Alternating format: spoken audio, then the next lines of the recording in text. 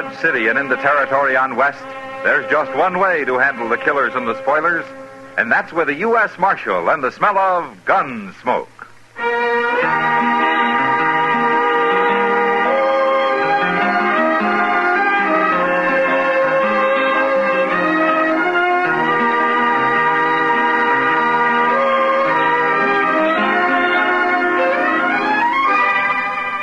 Gunsmoke, starring William Conrad. The French Grud story of the violence that moved west with young America.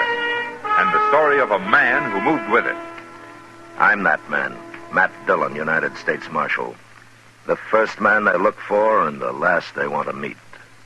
It's a chancy job, and it makes a man watchful and a little lonely.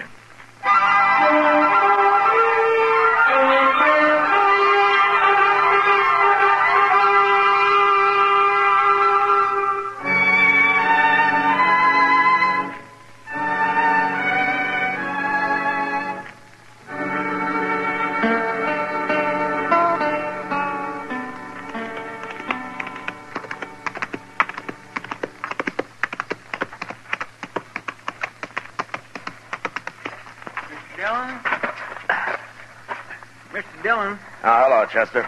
I sure am glad you're back. I've only been gone a couple of hours. Well, that's all it takes, a couple of hours. Only Becker's been shot. Huh? Oni Becker? You know him, that little sodbuster lives out near Clear Spring. Oh, yeah. He's up at Doc's. You want to see him? Yeah. Well, tell me about it, Chester. Well, sir, all I know is he was gambling this morning over at the Texas Trail. He left there a little afternoon, and then some fellas found him laying in an alley with a bullet in him. Well, can he talk? No, sir. He's been unconscious the whole time. But Doc's working on him in here. Oh, hello, Matt. How is he, Doc? He's dead, Matt. About 10 minutes ago. Oni Becker. Now, who'd have shot a harmless little man like that? Harmless is right. He didn't even have a pocket knife on him. And besides, he was shot in the back. Maybe it was an accident of some kind. Accident? Chester, I once tried to save a man who'd pulled a scythe across the back of his neck by accident. Yes, and I remember a boy who fell between the slats of a fence and got hung. But I never heard of a man shooting himself in the back by accident. Well, I meant maybe somebody else done it. Of course somebody else did it. I know that. I meant by mistake. Oh, Chester.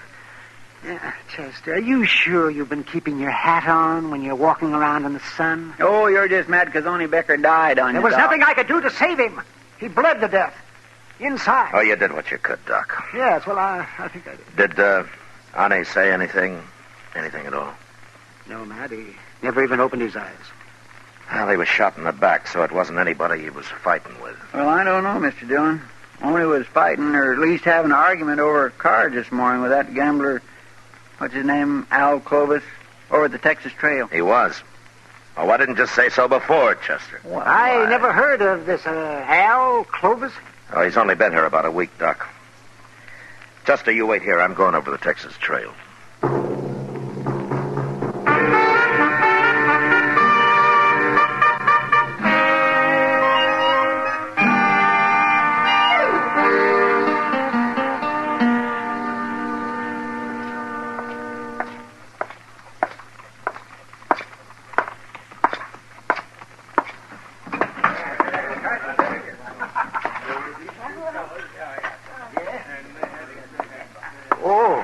Is that you? Oh, hello, Marshal. Hello, John. Looking for somebody, Matt? Oh, hiya, Kitty. Is Al Clovis here? I was wondering when you'd get around to him. What do you mean? I heard about Oni Becker, and Al Clovis threatened him this noon just before Oni went out and got shot. No? Almost seemed like Al was trying to start a fight with him, Matt. Where was Clovis when it happened, Kitty? He wasn't in here. Kitty, you know Al Clovis better than I do. Would you say he's the kind of a man who would murder Oni Becker because of an argument over cards? Shoot him in the back? I don't know him that well, Matt. Yeah, well, maybe he had another reason to kill him. If he did it. Shooting little Oni Becker's like shooting a pet deer. Makes about as much sense. Yeah. But usually when a man gets murdered, there's a reason of some kind for it.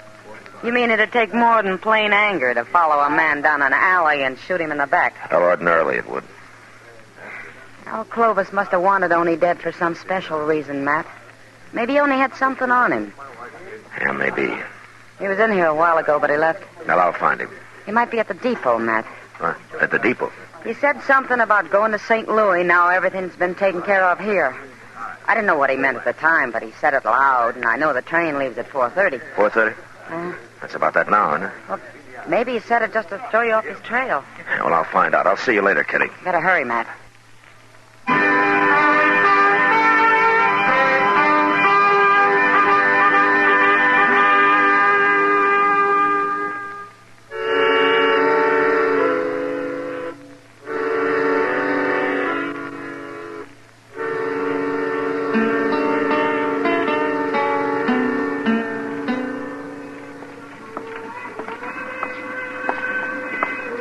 One more car to go, Mr. Dillon. If Al Clovis ain't in there, he ain't on this train. Well, he might have fooled us after all, Chester. Yes, sir. He could be riding west while we're heading east. We'll never find him if he is. Well, let's take a look into this car before we walk in, huh? Yes, sir. Well, I sure don't see him. Not in there, I don't. Yeah, unless that's him down there lying back with his hat pulled over his face. It could be. Well, it better be. Now, come on. Okay, sir.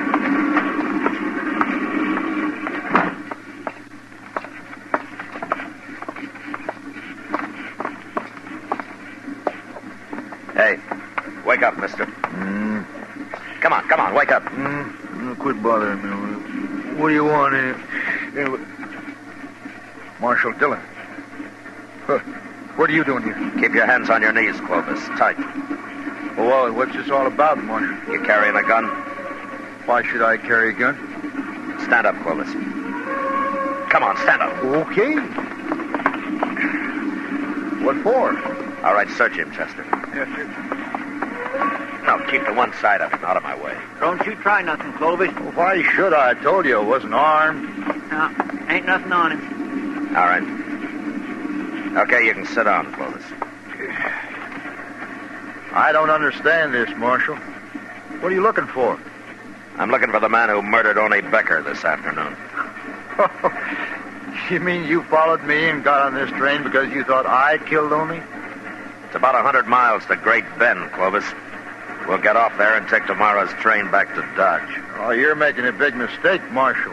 While you were riding up and down on this railroad, whoever did kill Oney Becker's leaving the country for good. You'll never catch him now. What you're trying to say is that you don't admit killing him yourself, isn't it? I'm not a murderer, Marshal. No, we'll see. Oh, I know what you're thinking. You heard Oney and I had a little argument this morning. Didn't you? Sure. That doesn't prove anything. I argue with lots of men. You threatened to kill him. Ah, that was just to scare him. He was being kind of stubborn about it all. You know what those farmers are like. I suppose it takes a stubborn man to grow potatoes. Well, if you're so innocent, why did you announce everything had been taken care of and that you were going to St. Louis? Did I say that, Marshal? You know, Clovis, I can always kick you in the head and take you back to Dodge in a sack. Now, why did you run? I'm not running. No reason why I should. That's the truth, Marshal. Where were you when Oney Becker was killed? I was wondering when you'd ask me that. I suppose you got an alibi. You know Mr. Boughten, don't you, Marshal? I ought to. Botkin's run the Dodge Bank ever since it was an old whiskey barrel. Well, I was with him in his office at the bank, Marshal. I suppose you'll take his word for it. Yeah, sure I will. Well, we were discussing the money I placed in the bank when I arrived in Dodge a week ago. $5,000, Marshal. Mr. Boughten is going to transfer it to St. Louis for me. Chester, Yes, sir. go up and tell the engineer to stop the train at Jane's Crossing. Stop the train. There's a ranch about a mile from there where we can borrow some horses. Well, I thought you said we were spending the night at Great Bend, Marshal. I changed my mind, Clovis. Your story doesn't make much sense, and I want to get back to Dodge and find out why.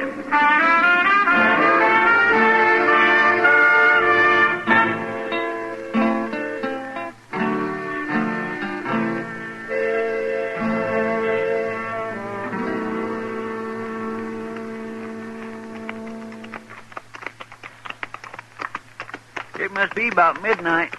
Sure is, and I'm tired. Haven't been on a horse in years. Oh, well, why didn't you say so, Clovis? We'd have borrowed a wagon for you. Never mind, Chester. Now, you take him on down to the jail and lock him up, huh? I'm going to stop here at Mr. Botkin's house. His light's still on. Want me to go into him, Marshal? I'll let you know what he has to say, Clovis. I'll be along a little while, Chester. All right, sir.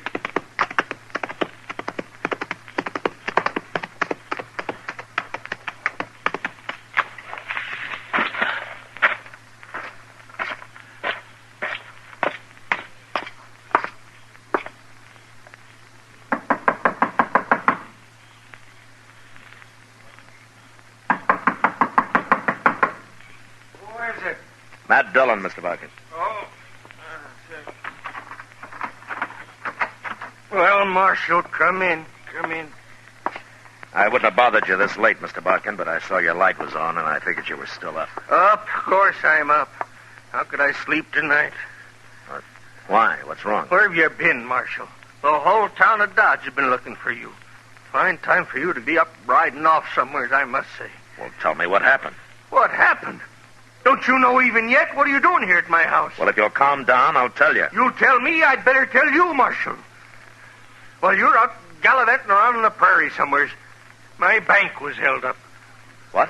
About 5 o'clock, just as we were closing. 3 men that got away with over $25,000. Every cent of cash I had in that vault, Marshal. Oh, didn't anybody try to follow him? No, they tied me and them cashiers up so tight they were miles out of town before we could get loose. A few men saw him leave, but they were afraid to do anything about it.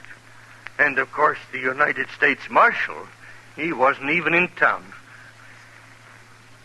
Did you get a look at him? No, they were masked. Nobody I found can even identify their horses.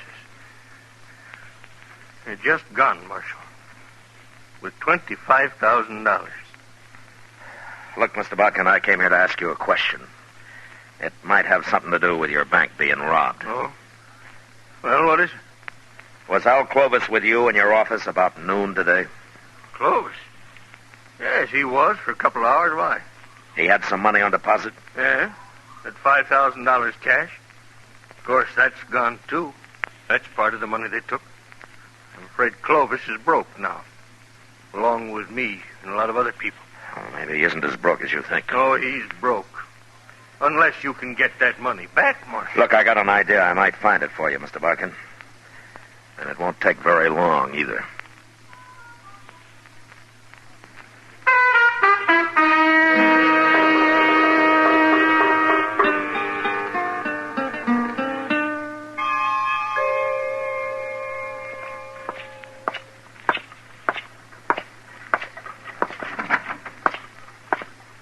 Got Clovis all locked up, Mr. Dillon. He won't be taking no more trains for a while. Good. What'd you find out from Mr. Botkin? And I'll tell you and Clovis at the same time, Chester. Well, he's right in the first cell.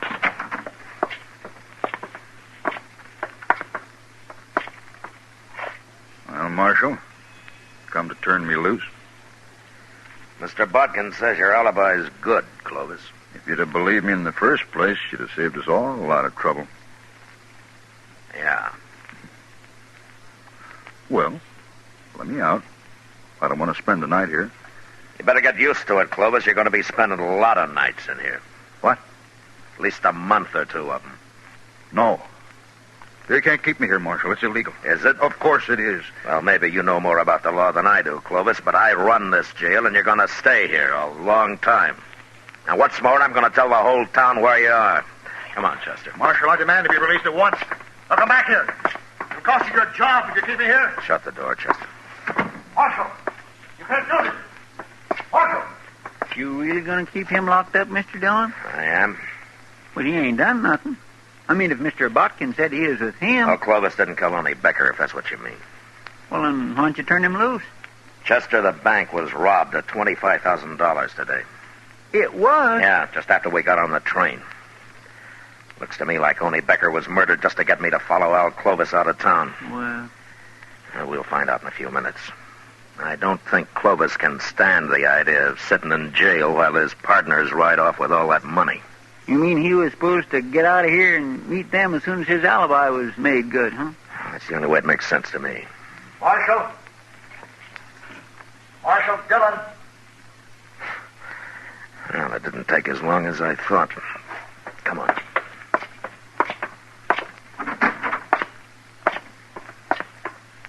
Marshal, I got to talk to you. All right, go ahead. You really going to keep me in jail here? You mean that? That's all you wanted? Don't bother me again. No, don't go, Marshal. What do you want, then? It's late, Clovis. I want to get to bed. Marshal, I'll make you a deal. About what? If I help you get back whatever was stolen from the bank today, can I keep my $5,000 out of it? How did you know the bank was robbed, Clovis? You're smart, Marshal. I can tell you got this all figured, holding me in jail and all. But I'm smart, too. Are you? Smart enough to know you need me as much as I need you. You'll never find those men without me, Marshal. But I can take you to where they are, and I'll identify them for you. Why? All I want out of it is my $5,000. Now, that's mine. You can do what you like with the rest. The court will have to decide about your $5,000, not me. Will you think there's a chance I might get it? Well, I don't know. But you're a gambler, aren't you? It'll help my showing you where they are, won't it? Yeah, it'll help. Okay. I'm supposed to meet them tonight or early tomorrow, Marshal. They won't wait longer than that. All right, who are they, Clovis? They're not friends of mine, Marshal. I never saw them before 2 weeks ago in St. Louis. And they're all hiding behind summer names. How far's away the meeting place? It's an old cabin, about 20 miles from here. They there now? Nobody stopped them here, did they? No. Thanks to you. But I'm helping you now, Marshal. If I find your partners, you are. Chester, go get our horses. We going out there tonight, Mr. Dillon? Would you rather try it in broad daylight, Chester? No, sir.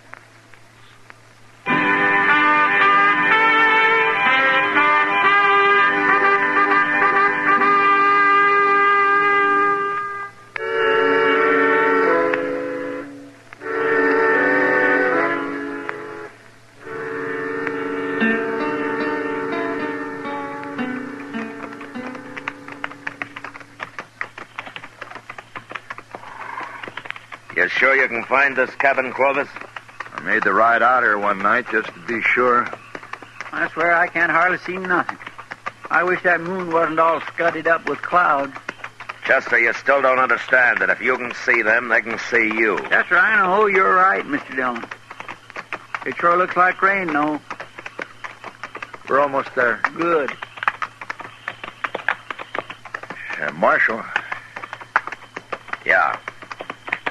how are you going to take them? 3 men. What's the matter, Clovis? You getting scared? You know what they'll do to me if you don't take them, Marshal. Like I said, you're a gambler, aren't you?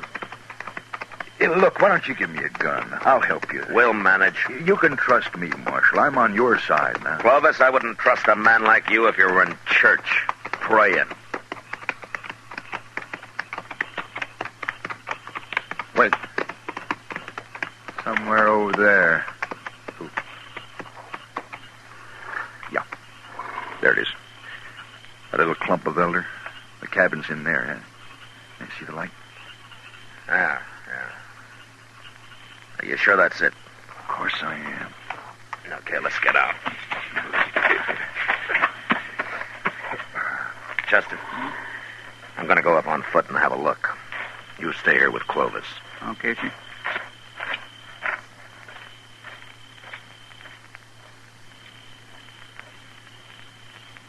What if they hear him and come out and shoot him?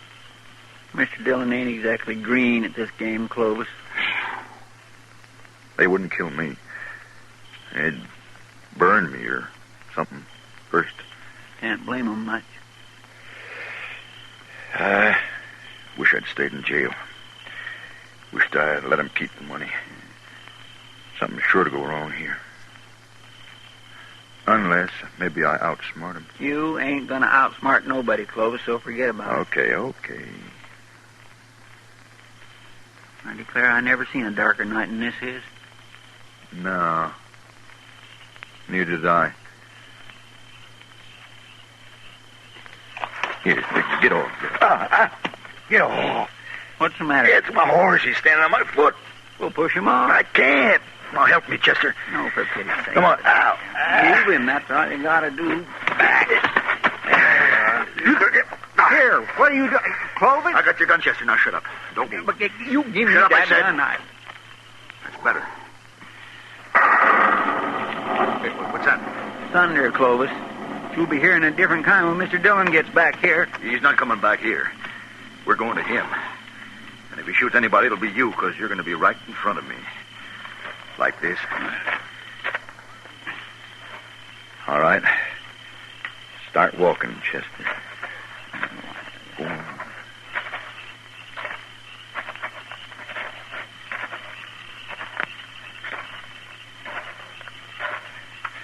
That's far enough. Stop here. We'll pick up the marshal now and go on to the cabin.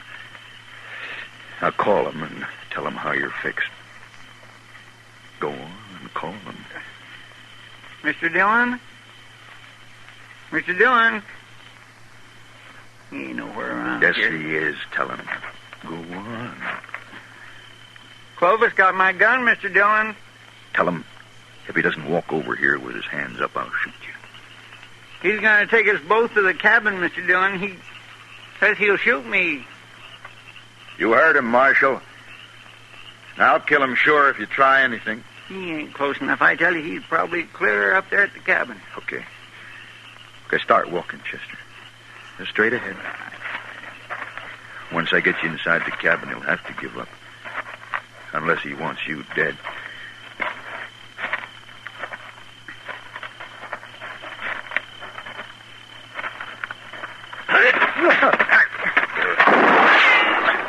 You hurt, Chester?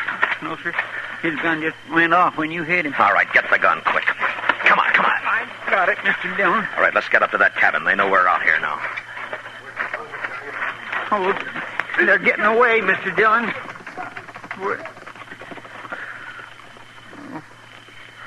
They're gone. Yeah. Oh, my goodness. I just don't know what to say. Then don't say anything. Let's try to find our horses. We'll get Clovis later. We'll never find them horses in the dark this way. Rain. Well, that's it. There won't be a track left now. Well, there go 3 killers and $25,000. Mr. Dillon, I just feel awful about this. How'd he get your gun away from you anyway? Well, he said his horse was standing on his foot, so I... Well, you walked up and let him pull your gun right out of the holster, huh? Yes, sir, that's about the way it happened. Mr. Dillon, you should have let him take me into that cabin. They'd have killed me, but you could have caught them. They wouldn't have got away like they did. Yeah, I know. I was close enough to hear what Clovis said. Well, then why'd you save me? Everything would have been okay. Oh, yeah. Everything would have been okay. Oh, most everything, Chester. Well, let's just don't stand here in the rain talking about it. Come on.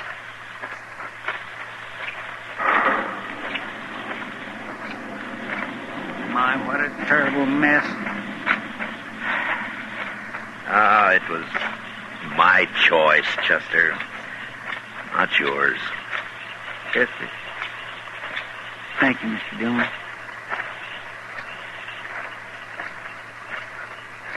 Mr. Dillon? Would you like a whorehound drop?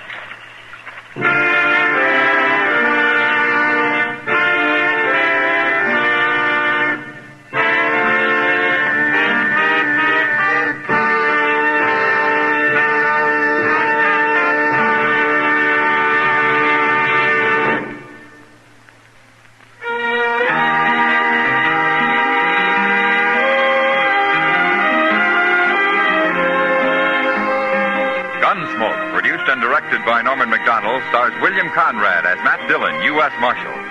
Tonight's story was specially written for Gunsmoke by John Meston, with music composed and conducted by Rex Corey. Featured in the cast were John Daner and Lawrence Stopkin. Marley Bear is Chester, Howard McNear is Doc, and Georgia Ellis is Kitty. Join us again next week as Matt Dillon, U.S. Marshal, fights to bring law and order out of the wild violence of the West in Gunsmoke.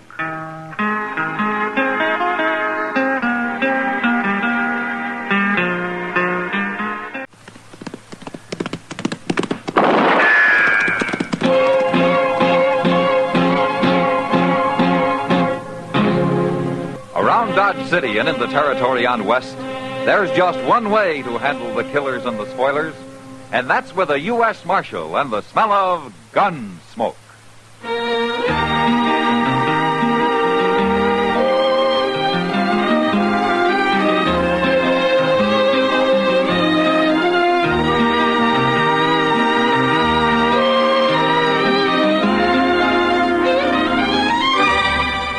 Gunsmoke, starring William Conrad. The transcribed story of the violence that moved west with young America. And the story of a man who moved with it. I'm that man, Matt Dillon, United States Marshal. The first man they look for and the last they want to meet. It's a chancy job, and it makes a man watchful and a little lonely.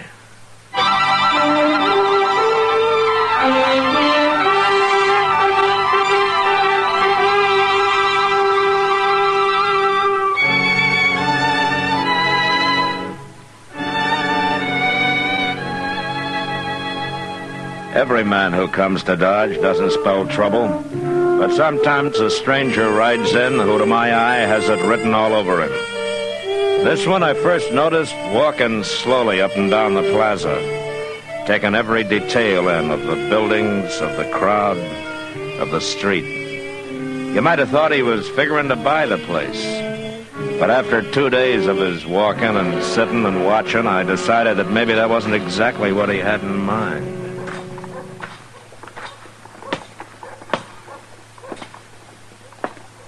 You looking for somebody, mister? You've been in Dodge long enough, stranger. You know who I am. Marshal Dillon. If there's anything about this town you haven't found out, maybe I can help you. This is the first civilization I've seen in months, Marshal. Just trying to get used to it again. By the way, my name is Cole Yankton. Well, it ain't no summer name, Marshal, if that's what you're thinking. What do you do that keeps you away from civilization, Yankton? Oh, I've been horse trading, around among the settlers, a few peaceful Indians. Uh-huh. But you're done with that now, huh? I sold what I had. Come out pretty good, too. You know, most men who come here with a stake spend it gambling. I haven't seen you near a saloon yet. I'll look them over later. You aiming to stay here long? I come here to take the Santa Fe to Wichita, Marshal. Well, it goes every day. You got something against me? No, not yet. I guess being a lawman, you gotta be suspicious of everybody, don't you? Not everybody. There's nothing wrong with me, Marshal. Now, don't you worry about a thing. I won't, Yankton. Good. I'm gonna let you do the worrying.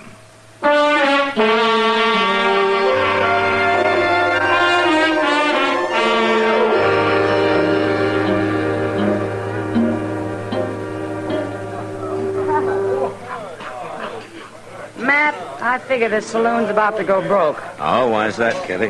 Well, they've almost stopped watering the whiskey. Oh? I swear they're pouring it at least half and half these days. Kitty, Sam's got to make it last, you know? 1 barrel for the whole winter?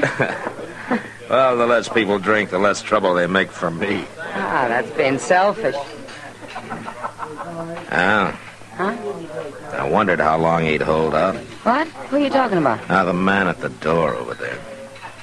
He's been in town 2 days, and this is the first time I know he's come into a saloon. What? Kitty, what's the matter? Nothing, Matt. Nothing. Oh, you're staring at him like he was a ghost or something. A ghost. Well, what is it, Kitty? Do you know him? Cole Yankton. Well, who is he? Well, what do you know about him? He's coming over here. Excuse me, Matt. No, wait a minute, Kitty. What?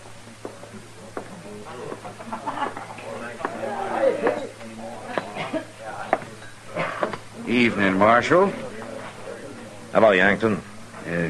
Your girl took off. Uh-huh. She's going out the back door. She's really leaving. Yeah, it looks that way. Now, why'd she do that, Marshal? I wouldn't know, Yankton. You ain't even curious? I don't figure it's any of my business. Maybe you're right, Marshal. Maybe it ain't. Like I said, Yankton, you worry about it. Good night. Good night, Marshal.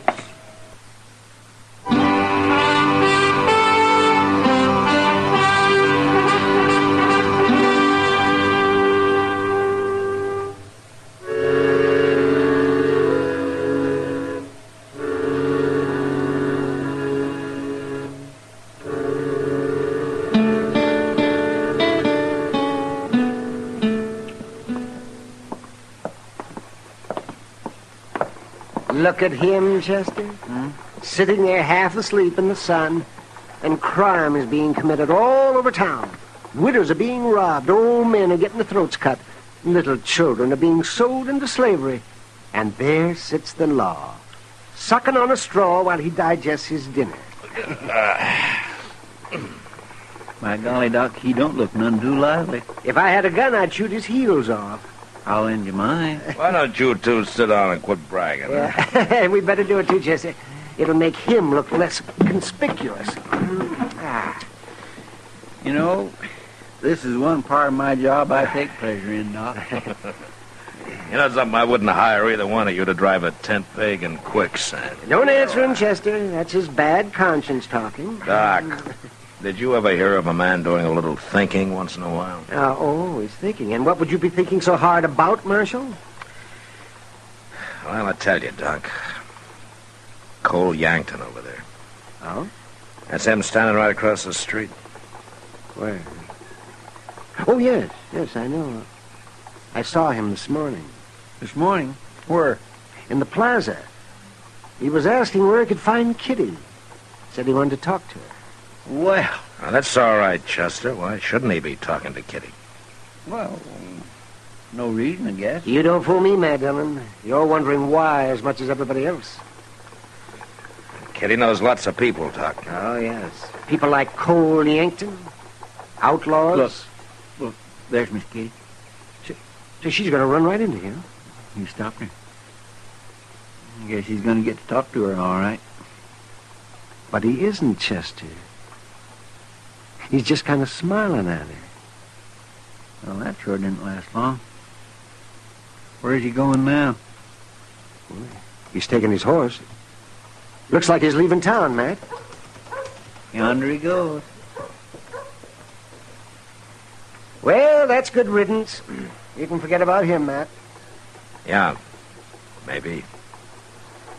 Why don't you ask Miss Kitty about him, Mr. Dillon? You said you was having supper with her tonight, didn't you? Yeah, that's right, Chester. I'm having supper with her.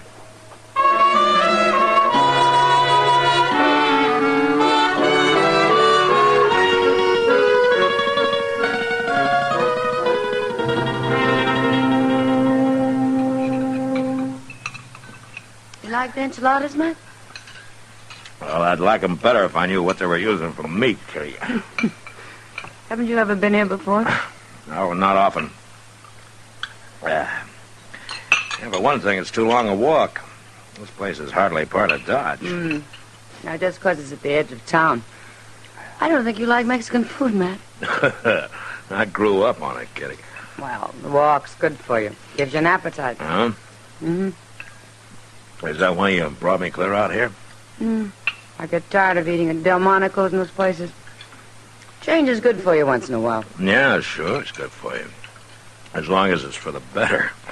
There's nothing wrong with this food. I think it's delicious. Uh-huh. Have you tried this coffee? Wasn't talking about the coffee. Well, you take cornmeal and molasses and you fry it together till it turns to powder. Then you boil that with water and you got coffee. Is that how they make it? That's how they make it here. Well, I like it. Well, you don't have to, you know. It's not going to cost me much. Then you ought to be grateful I made us come here. Oh, I am kidding. I sure am. Matt. Yeah. You haven't asked me about Cole Yankton. No, I haven't, Kitty. should I? Mr. Dillon, I swear I thought I'd never find you. What are you doing way out here? Is something wrong, Chester? Only the bank got held up. 3 men, they took over $10,000. When? A while ago, I've been looking everywhere for you. Was anybody hurt, Chester? There was a few shots fired, but nobody got hit, I know of. Well, any idea who it was? Yes, sir. One of them, anyway. Well, who? Cole Yankton. Matt. We'll talk about it later, I Kitty. brought your horse, Mr. Dillon, and we better get going or we won't never find him.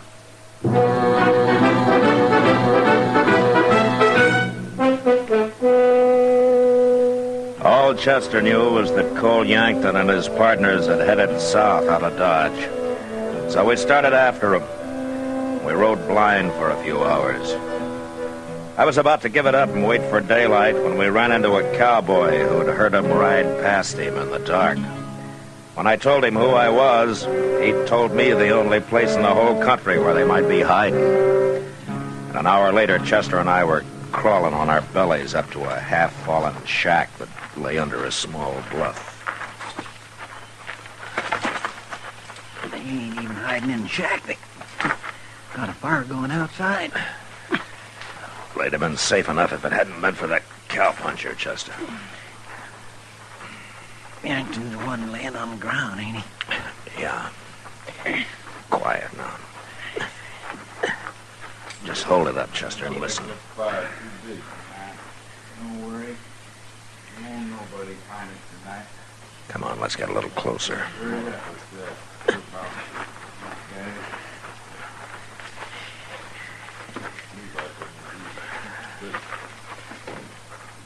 There's only 2 of them, Mr. Dillon.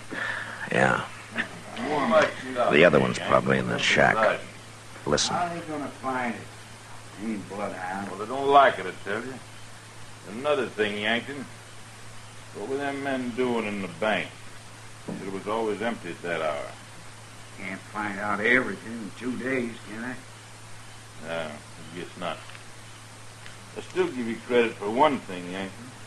At least that tin-horn Marshal never showed up. Don't give me credit for Why, he means So kid, hard Mr. to know Dillon. it's about. He means she was in on it. That gal help you out? What's her name? it. My name's Kitty, and I don't want to talk about it. Yeah, you talked about enough what we got to dodge. Look, the marshal was out of the way, wasn't he? That's what I said. And that's all you need to know. Now leave Kitty out of this. You're awful touchy about it, ain't you, Yankton? You shut up, or I'll put a Chester. bullet in you. Yes, sir. There You now, watch for the Brown. man in the shack. I'm going to move in on these 2. Are you ready? I'm ready. I will. All right, you men are covered. Get your hands up. Shoot him.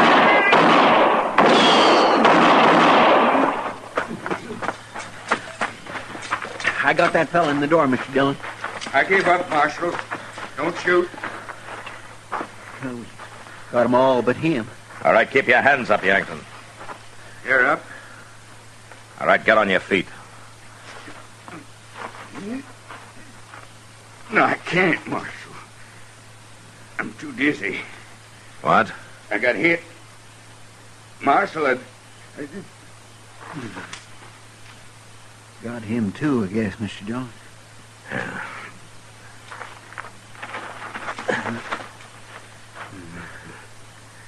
Yankton? He's bleeding all right, Chester, but he's not dead. Say, looks like an old cart of some kind over there, Mr. Dillon. If it ain't busted, maybe we can hitch it up and carry him back to Dodge. Yeah. Well, let's find that money first, then we'll try it. All right. Mr. Dillon, Yeah. What, Chester? it's kind of bad about Miss Kitty, ain't it?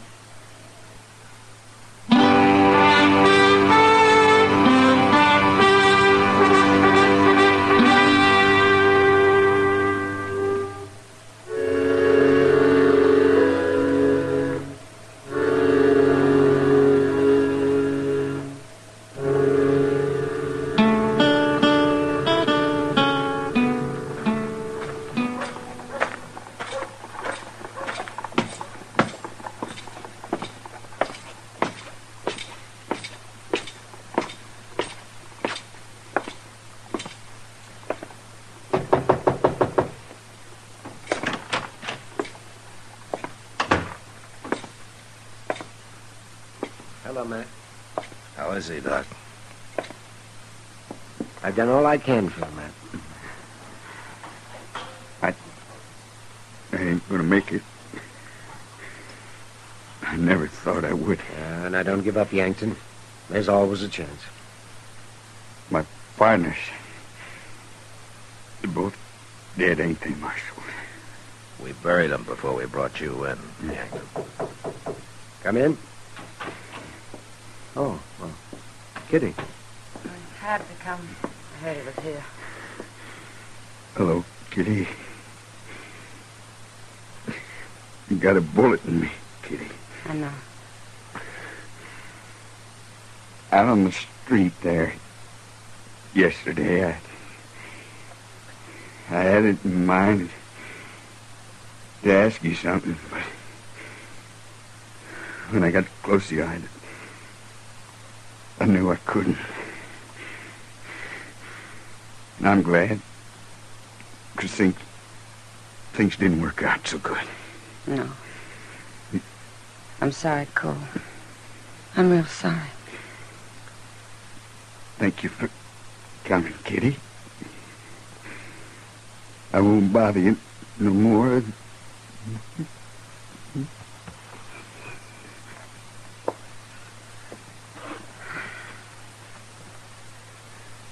He's dead. Here, I'll cover him up. Matt. No, Kitty. You don't have to explain anything. Yes, I do. I want you to hear, too, Doc. I'm listening. You both think I tried to help him, don't you? Well, it sure looks like you did, Kitty. No. I guess I'd have to hear you say it before I'd believe it. I stand with Matt, Kitty. Thanks, Doc. Matt. I'll tell you what, let's forget about it, Kitty, huh? No. I want to tell you something about Cole Yankton. He's been in California for years. That's why you never heard of him. Well, I've heard of him. I know what he's been doing, and I think he came here because he thought I'd help him. But then he did a nice thing, Matt. He didn't ask me to. He didn't make me say no. Well, then I guess he wasn't so bad after all, Kitty. Cole Yankton, New Orleans. I was just a girl. He's the first man I ever knew. The first grown man.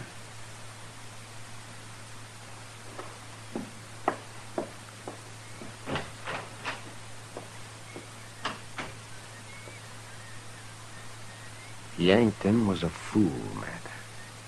Yeah. He should have stayed with that girl. Yeah, she's all right, isn't she, Doc?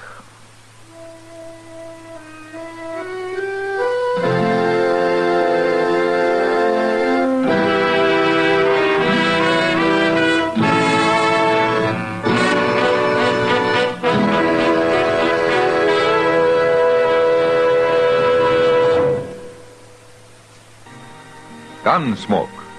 Produced and directed by Norman McDonald, stars William Conrad as Matt Dillon, U.S. Marshal. Our story was specially written for Gunsmoke by John Meston, with music composed and conducted by Rex Corey. Sound patterns by Tom Hanley and Bill James. Featured in the cast were Vic Perrin and Barney Phillips. Parley Bear is Chester, Howard McNear is Doc, and Georgia Ellis is Kitty.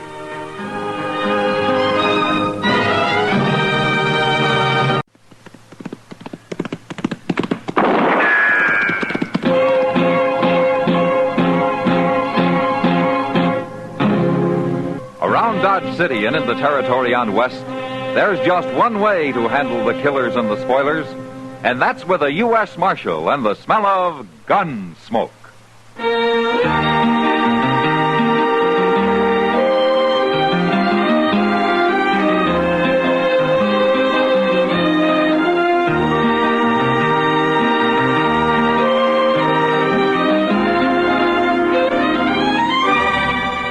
Gunsmoke, starring William Conrad. the transcribed story of the violence that moved west with young America, and the story of a man who moved with it. I'm that man, Matt Dillon, United States Marshal. The first man they look for and the last they want to meet. It's a chancy job, and it makes a man watchful and a little lonely.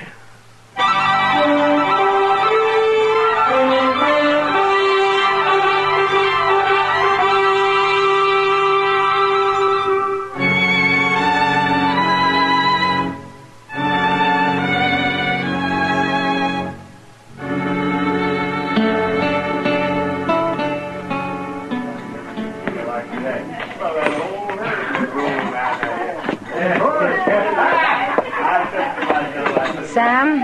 Kitty, what'll you have?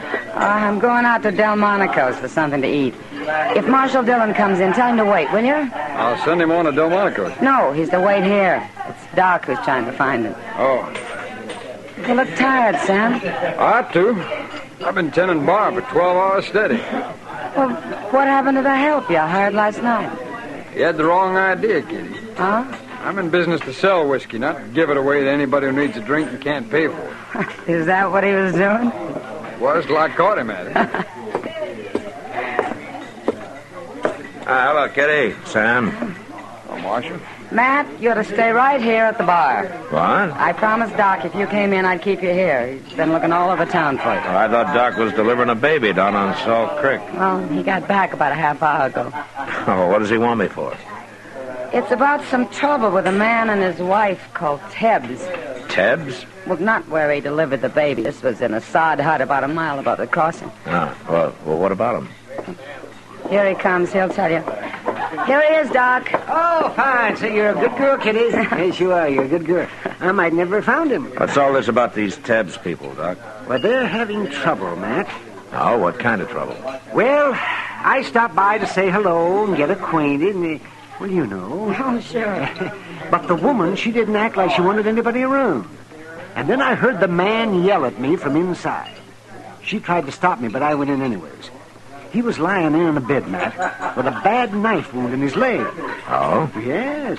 It's festered and it's given him a fever, and I don't think he can walk with it. Did he say what happened? Well, he claimed it was an accident, but he was holding a 6-gun under that blanket, Matt. Well, what for? For his wife. He's scared to death of her. I think she knifed him, and I think she's waiting for a chance to finish him off. You better get down there, Matt. Maybe too late already.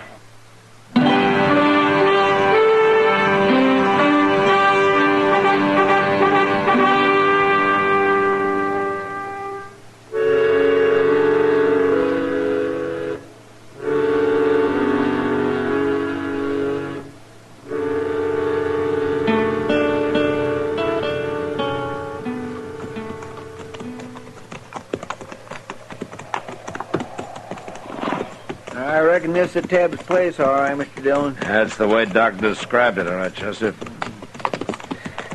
Including the wife out there hoeing in the dirt. She's letting on she don't see us. Yeah. I didn't expect we'd be very welcome here. Just wait till she finds out you're a marshal. And I'm not going to tell her, Chester. Not right off, anyway. Hello, ma'am. Hello. We were looking for a drink of water. Creek's over yonder. Yeah, but you got a well here. Water's no better than the creek. Okay, we'll use the creek. But, first I'd like to talk to your husband. My husband? What about? Oh, just, wanted to get acquainted. He ain't here. Ah. Well, we go get a drink, then we'll come back and wait for it. No. Who are you talking to, Florrie? Who's out there? Nobody. Now you stay quiet. He's feeling poorly, mister. I don't want nobody bothering him. Well, we won't bother him. You stay out of there. Well, then I'm coming too. You better wait outside, Chester. Yes, sir. That hut can't hold more than 3 people anyway. Hello. Oh, I knew I heard somebody. Your wife says that you're sick, Tebbs. I told you to leave him alone. I told you not to be troubling him. Well, I'm only being neighborly, ma'am. If he's sick, maybe I can help. So you're a neighbor, mister? Well, my partner and I are planning a homestead nearby. As soon as we can decide on a good piece of land. Now, you get it staked out, then you come see us, mister. Everything will be fine then. Now, Florrie, don't be that way. Me being sick and her having to do all the chores makes her kind of edgy, mister. And being up nights, that's what's hardest on her. I ain't complaining. Yeah, I know, Florrie, but I can tell. Mister, I got an idea. Said you wanted to help. Sure. Anything I can do. You willing to sit up with me tonight? No, Ben. You need some rest, Florrie. You see, I got a fever, mister. I get to tossing in my sleep. I throw off a blanket, all like that. You don't look like you've been sleeping at all. Huh. Will you do it, mister? Sit up with me? No. No, he ain't gonna sit up with you. Oh, why not, ma'am? I don't mind. 'Cause I ain't gonna sleep in here with no stranger about, that's why. Oh. Well, I didn't think she would. Look, I'll tell you what. I'll spend the night on the ground outside, if you don't mind. We do mind. Florrie, you ain't acting like a wife. You ain't acting like a wife at all.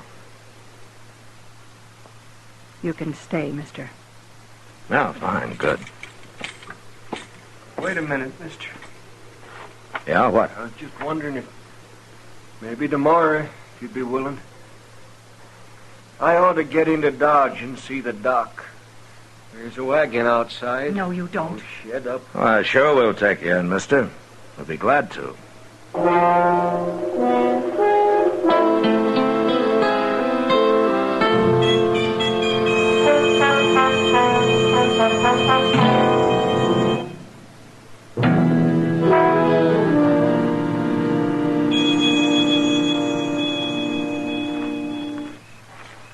We really gonna drive him into Dodge tomorrow, Mr. Dillon? Yeah, we better. Well, why don't she want him to go? Well, I guess Doc was right, Chester. She put a knife in him, and now she's trying to finish him off. Well, if he's got a 6-gun under his blanket, why don't he just shoot her? And who'd take care of him, feed him? He's getting more fever every day, and he can hardly walk anyway. Well, he sure can't last much longer, with him staying awake, trying to keep an eye on her all the time. Yeah. Chester, I think I'm going to go in there and tell him who I am and load him into a wagon tonight. This has gone on long enough. I reckon you better, Mr. Dillon. Yeah.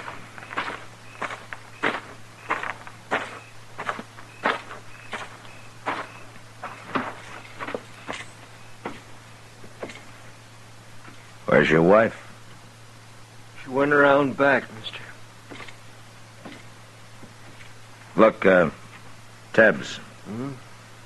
I'm going to take you into Dodge tonight. You are? Oh, that'll be fine.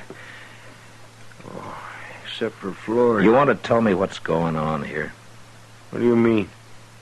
I'm not a homesteader, Tebbs. I'm a U.S. Marshal. Huh? That's right. And I'm going to take you into Dodge, Florrie or no Florrie. You need sleep and you need care. Oh, well... Now, you can tell me your story when you want to. No. There's no story. I just got hurt a little is all. Here, look here, Marshal. You got to understand, Florrie. She don't mean what she says. She gets all riled up over nothing. Well, you know how women are. What are you trying to say, Tebbs? Well, I'm fine right here. And Florrie, she's a good nurse, Marshal. You mean you don't want to go to Dodge? No, shucks, I'll be up and around in a couple of days. Don't you worry about me. All right. But I'll be back.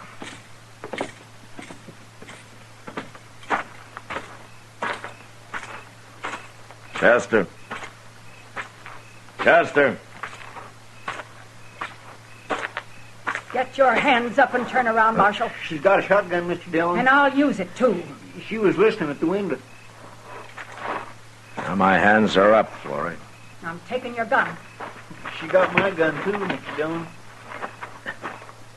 You're making a bad mistake, Florrie. I won't have you nor nobody else meddling where you don't belong. Now get your horses and ride out of here. All right. But we'll be back. I'm going to be sitting right by that door, Marshal. First thing I see or hear gets a load of buckshot. It won't be us, Florrie. But we'll be close enough to hear if you do shoot somebody.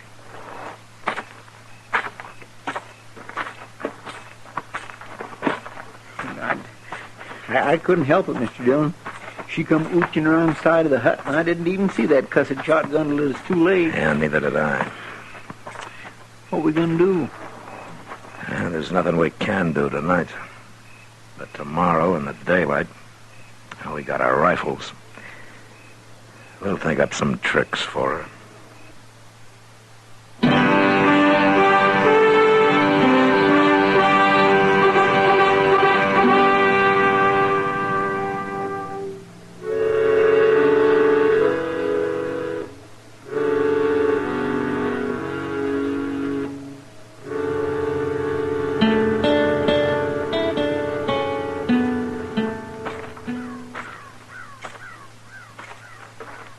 I don't see her around nowhere, Mr. Dillon. She must be inside the hut, Chester. Well, I hope she don't come charging out of there with that shotgun blade. It would be a bad way to start the day, wouldn't it? I can't think of none worse, especially on an empty stomach. Yeah. No, there she is. Hmm? Now, wait a minute. It's all right. She isn't armed. Come on over here, Marshal. Now, what's she up to? Yeah, it's hard to say with a woman like that. I thought you'd be back this morning. Yes, and I told you we would. We're going to take your husband into Dodge, ma'am. You're too late, Marshal. Too late. He died during the night. What? It was too much for his heart. He always did have a weak heart. Where is he, Florrie? Lying there inside, Marshal. Why? Don't you believe me? I believe you, but I want to have a look at him. What for? I got him all wrapped up in his blanket, ready for burying. I'll go dig a grave for him if you want to help so much. All right, we'll dig a grave after I've seen him. You got no respect for the dead, Marshal?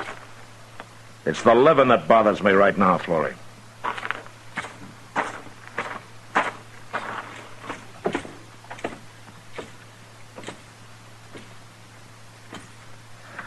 I'm going to have a look at him now, Florrie. You're no better than a coyote, Marshal. You don't have to watch. Oh, go ahead. I don't care.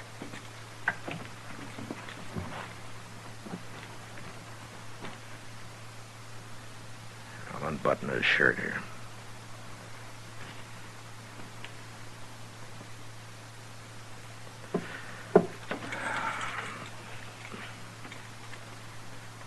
All right, what did you use, Florrie?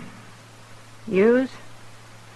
For what? I might have known he couldn't stay awake forever. He fell asleep and you stabbed him in the heart with a needle or something. That doesn't show much, does it? All right, I'll tell you. Don't matter none anyway. I killed him. Why would you want to kill your husband, Florrie? My husband? He wasn't my husband. He killed my husband, Marshal. We never seen him before. He rode by here and started trouble. Over me it was. My husband pulled a knife, but he shot him.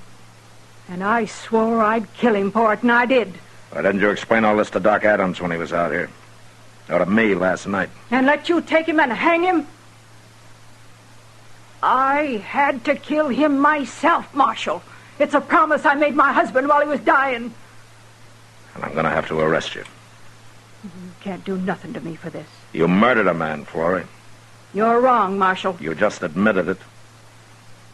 Well, I ain't doing no more talking. You take care of him and we'll go into Dodge.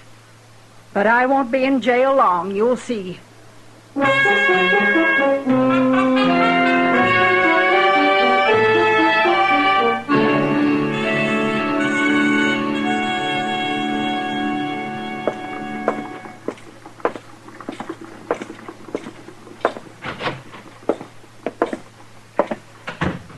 Good morning, Chester. Good morning, Mr. Dillon.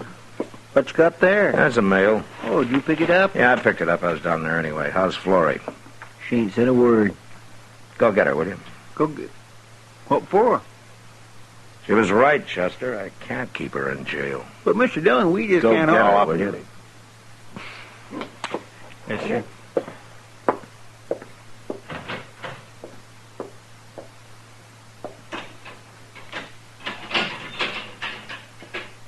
All right, come on out for it. You turning me loose?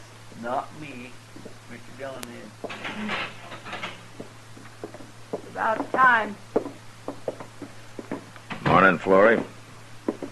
Not much of a jail you got, Marshal. Well, it's not strong enough to hold you. Of course it ain't. Florrie, the man you killed, you told me you've never seen him before, huh? I never had. What was his name? George Bassett. What else did you know about him? He was wanted. Dead or alive. He was wanted. I got a circular on him in the mail, Chester. It's there on my desk. A circular? Well, forevermore. How did you know he was wanted, Florrie? He said so. Now, that's hard to believe. Now, he told me. When he was bothering me. Before he killed my husband. He said one more wouldn't matter. I guess he planned to kill me, too, later. Only he hadn't figured on getting cut up. And he needed me after that. Yeah. Now, why didn't you tell me this out there, Florrie? I didn't think you'd believe me, Marshal. Yeah, well, maybe you were right. I never heard of George Bassett before. You heard of him now? Yeah. There's going to be some reward money coming, Florrie. Marshal? Yeah, what? You say it. Say what, Florrie? Please. Now. That you don't want the money? That you wouldn't take it? Thank you, Marshal. Thank you for saying it right. I feel some cleaner for that. Goodbye. Goodbye, Florrie.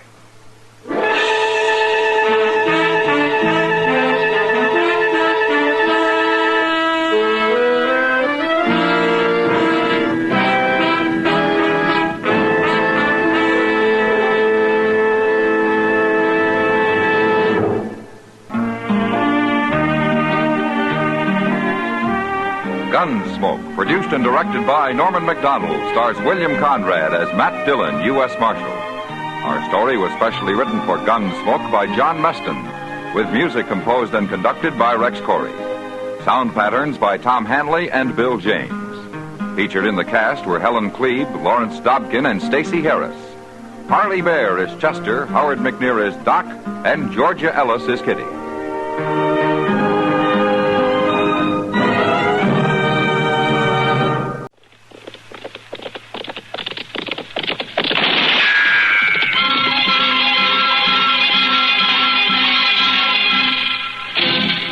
Around Dodge City and into territory on West, there's just one way to handle the killers and the spoilers, and that's with a U.S. Marshal and the smell of gun smoke.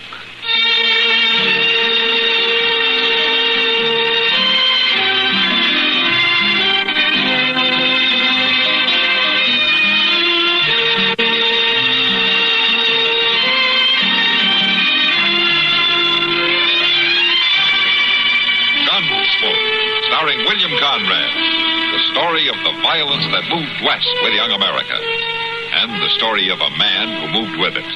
I'm that man, Matt Dillon, United States Marshal. The first man they look for and the last they want to meet. It's a chancy job, and it makes a man watchful and a little lonely.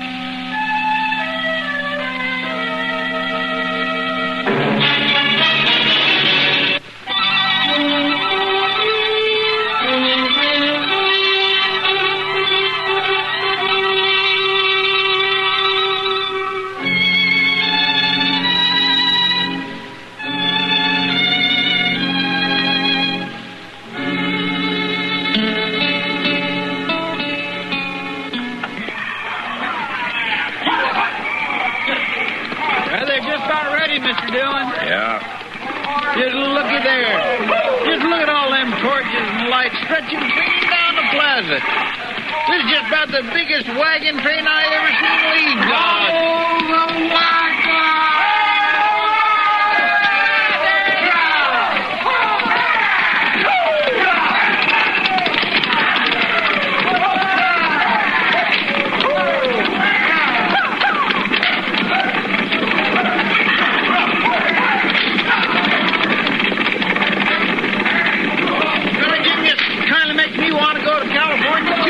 Dillon? Well, then why don't you? Well, no, I never really thought about it. And why are you saying you'd like to go? Well, it's all the excitement, I guess. The excitement will die down when the sun hits them tomorrow. Well, it's all this that makes me want to go and all that makes me stay. California! Yahoo! Oh, Chester, stop that. What's the matter with you? Do you have to do that right in my ear? Doggone it, Doc, I'm sorry. I didn't see you standing there. You didn't see me. Well, I didn't. Hello, Matt. Oh, what's the matter with you? You wish you were going along? No. Why not? A lot of good-looking women in that train. Yeah, you got a point there, Doc. Hey, Mr. Dillon, I'm going to ride out and follow along with him, will you? Do you mind? All right, Chester. I'll see you later, Doc. Yes, I'll see you later. Oh, listen to him. Come on, Matt. I'll buy you a drink. You're pretty flush now that you filched all you could out of that wagon train, aren't you, Doc? Not hardly. You can't get blood out of a turnip. You sure did try, though, didn't you? Oh, nonsense. That crowd's been here 3-4 weeks now, freeloading on Dodge. And you know it. They came clear from Ohio, Doc. I know that. Well, they got to freshen up their supplies somewhere, don't they? Oh, is that what they call it? You got a real burn, haven't you? Well, no wonder. I'm tired. I'm tired, man. I'm tired of all this heat, this dust, these nights that are hotter than days. Crying babies I've never seen before and I'll never see again. I'm glad that mob's gone, Matt. I'm darn glad of it.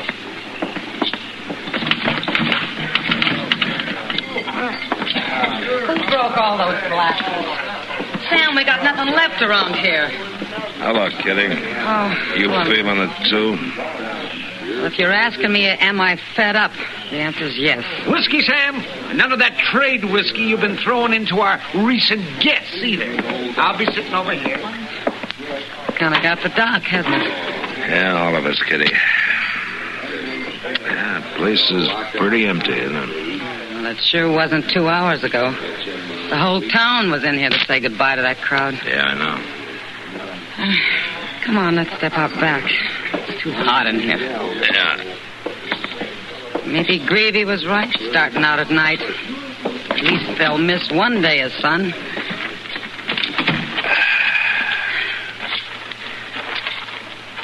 Matt, what do you think? About what? Their chances.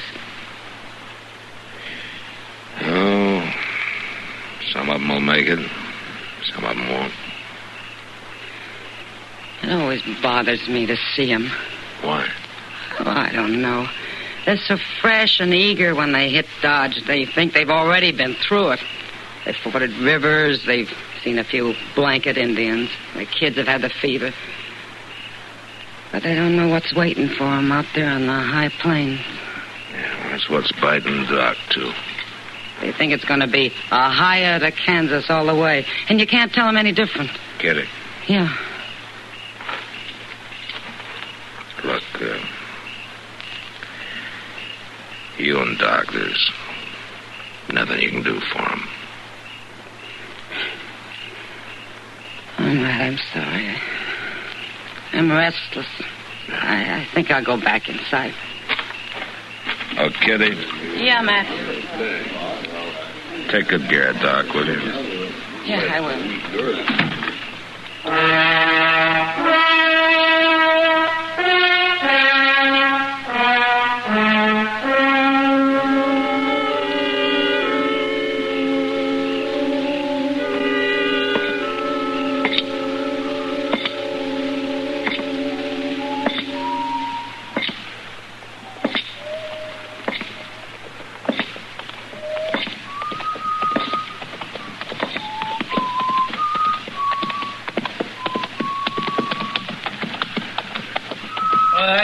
Dillon?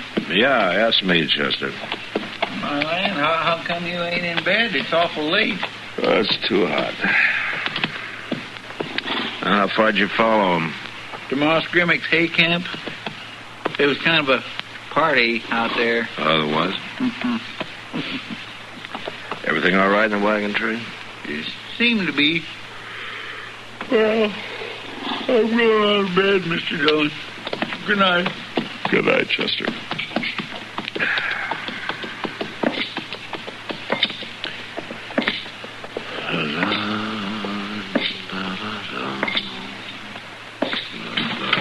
Can you make the duck?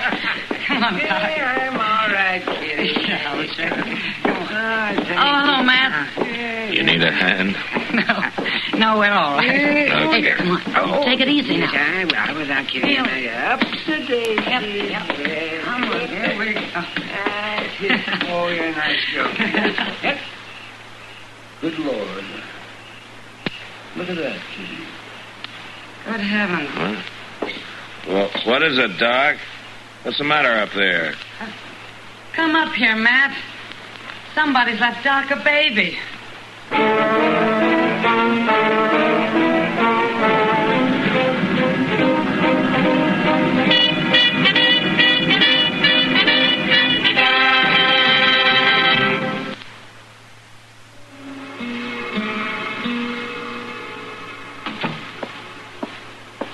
They all right, Kitty? Sure. Both of them. They're asleep. Yeah. Doc was sure feeling his liquor. But he still insisted on checking that baby before I could get him to lie down. Yeah. Imagine, Matt. It's a girl. She's awful little. Kitty, how much you know about taking care of a baby, huh? Less than you'd think. You know it's going to be your responsibility. Mine? Well, I mean, until we find the mother. Oh. She must be in that wagon train. Chester and I'll ride after him tonight. We can catch him by morning. Yeah, you better. Wait till Doc wakes up and finds that baby in his room. He'll never take another drink.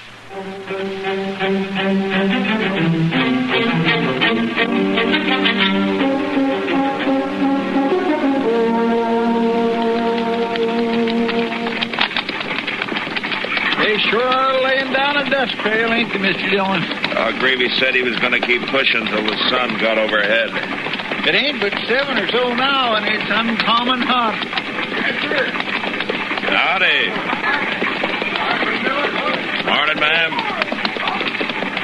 Hello, John. Mr. Dillon, there's Mr. Greavy way up ahead there. Yeah, I see him. Come on.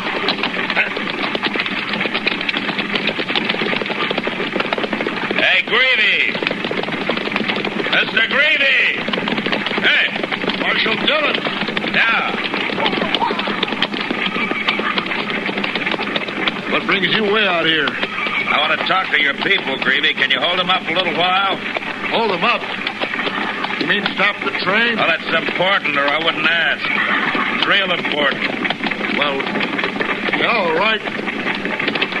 Hold it up, boys! Hold it! Hold it! Chester, go back down the line and tell everybody I want them to meet at the center of the wagon train, huh? All right, sir. What's this all about, Marshal? You gotta bear with me, Greavy. I gotta do this. Come on, I want you too.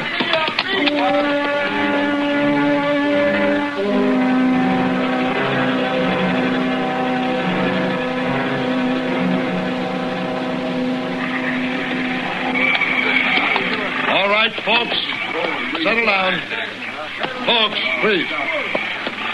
Hey, you all know Marshal Dillon.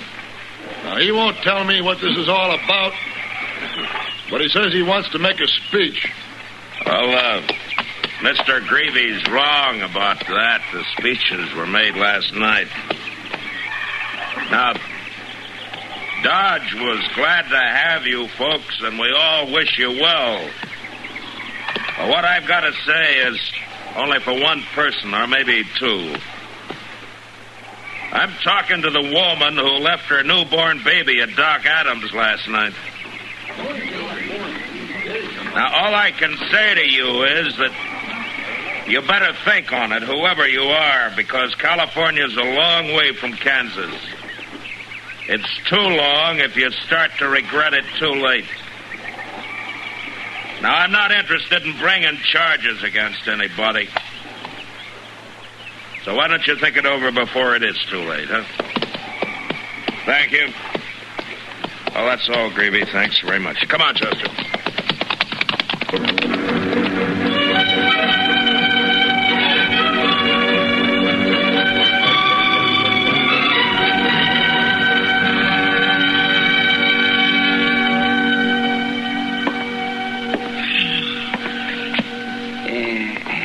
Sit down. How'd it go out the wagon train today, Matt? Well, I told him. That's all. Sit down. No. I'm going out the Long Branch for a minute. Now, you know that stuff's habit forming, don't you? For your information, I need sheets. Torn bed sheets. Oh. That. Yeah. That. You know, she's not going to show up, Matt. Oh, what makes you think so? Any woman who'd abandon her baby isn't going to be swayed by your brand of sentimentalism. Maybe not, Doc, but I'm going to be here just in case. All right. Suit yourself. Chester, what are you doing down here? Oh, now, don't worry, Doc. I'm going right back, but I just remembered something I ought to tell Mr. Dillon. Mr. Dillon? Did you just remember to tell me something, Chester? Oh, yeah, sure I did. See, there was a fellow that come by here, and he said he was a soldier. Oh? Yes, sir. It seems he just got his discharge. Well, what did he want? Well, he was asking about the wagon train. See, he thinks maybe his wife was with it. His wife? Yes, sir. He was supposed to meet her farther out at Cimarron Crossing, but he got to Dodge sooner than what he expected. Well, what did you tell him? Well, I told him they was long gone, but he could catch up with them easy, and so he rode off. Well, I guess ain't too important, but I feel bad I didn't tell you before. See, what with that new baby and all, my nerves is... Well, Mr. Dillon, I better get back up there before something happens. All right, Chester, go ahead.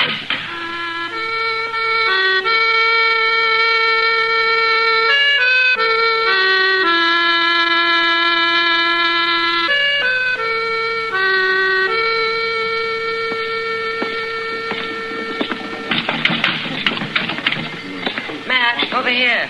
Hello, Kitty. Sit down. What'd you do with Doc? Very little. He got his sheets, but he'd hardly speak to Sam. Well, maybe he's blaming Sam for what happened. Well, Doc's got quite a homey problem with that baby. Yeah, I know. What are you going to do, Matt? Oh, let nature take its course, I guess. You always were an optimist. Well, in my business, I have to be. Say, Kitty, could you get me something to eat? Sure, Matt. Mr. Dillon? Yeah, what is it, Chester? She's here, Mr. Dillon. Huh? That little baby's mama is waiting for you over at the office.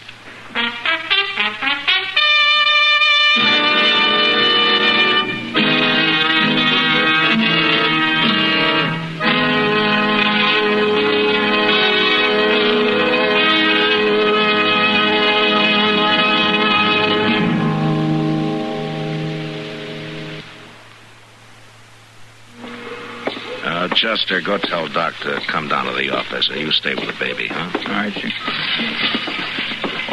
sir. This here is Marshal Dillon, ma'am. I'm Mrs. Bailey. You were with the wagon train, weren't you, Miss Bailey? Yes, I've come for my baby. Oh, where's your husband? Didn't he come with you? Well, Marshal, my husband's been away in the Army for 2 years. Oh, I see. That's why I left my baby. Yes, Matt? This is Dr. Adams, Miss Bailey. Oh, well... Matt, can I have a word with you? Well, right now, Doc? Right now. Marshal, I'm Clint Bailey. I rode all the way out to that wagon train. Jenny. Clint. Oh, hello, Clint. Good to see you. Marshal, this is my husband. But what are you doing here? Now, something wrong? Jenny, what is it? Marshal, you tell him. Oh, Mr. Bailey, your wife came for her baby. Came for a baby? What do you... Jenny. She could have left it, but she didn't. Is it true, Jen? Well, is it? Yes. But, Jen, we never had kids. All the years we've been married. I know, we never... Clint, it wasn't for me not wanting them. Well, what is this baby? It's a girl. Girl. That's good. That part's good. Can we keep her, Clint? I've been waiting 2 years to come back to you, Jenny. And I can't lose you now.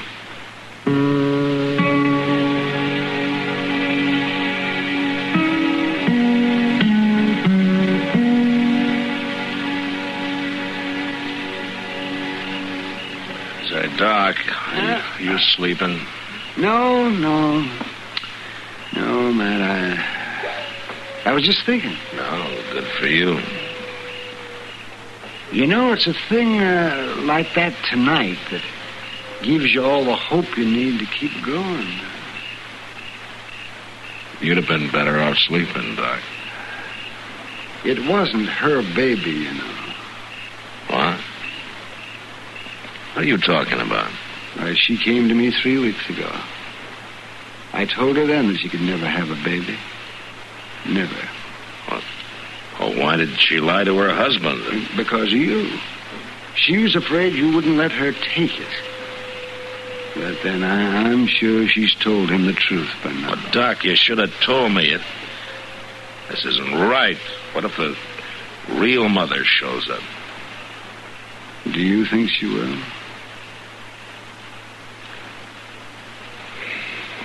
No, Doc. I don't. Can I buy you a drink, man? Just one, of course.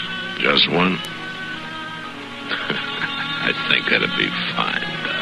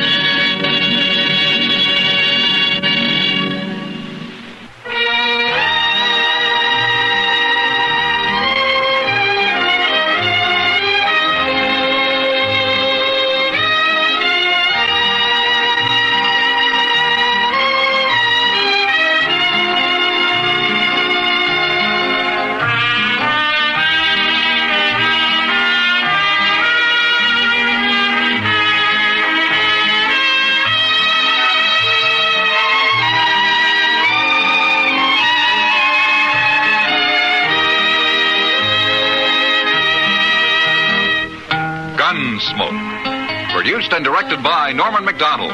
Stars William Conrad as Matt Dillon, U.S. Marshal. Featured in the cast were Parley Bear as Chester, Howard McNear as Doc, and Georgia Ellis as Kitty.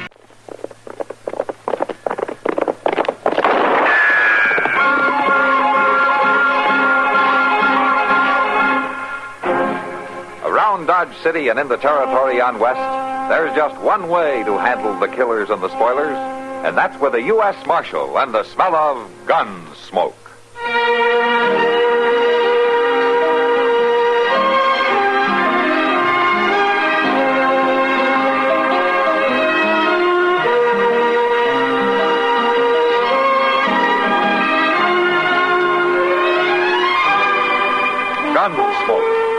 William Conrad, the story of the violence that moved west with young America, and the story of a man who moved with it.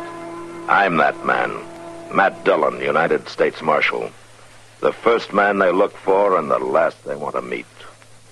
It's a chancy job, and it makes a man watchful and a little lonely.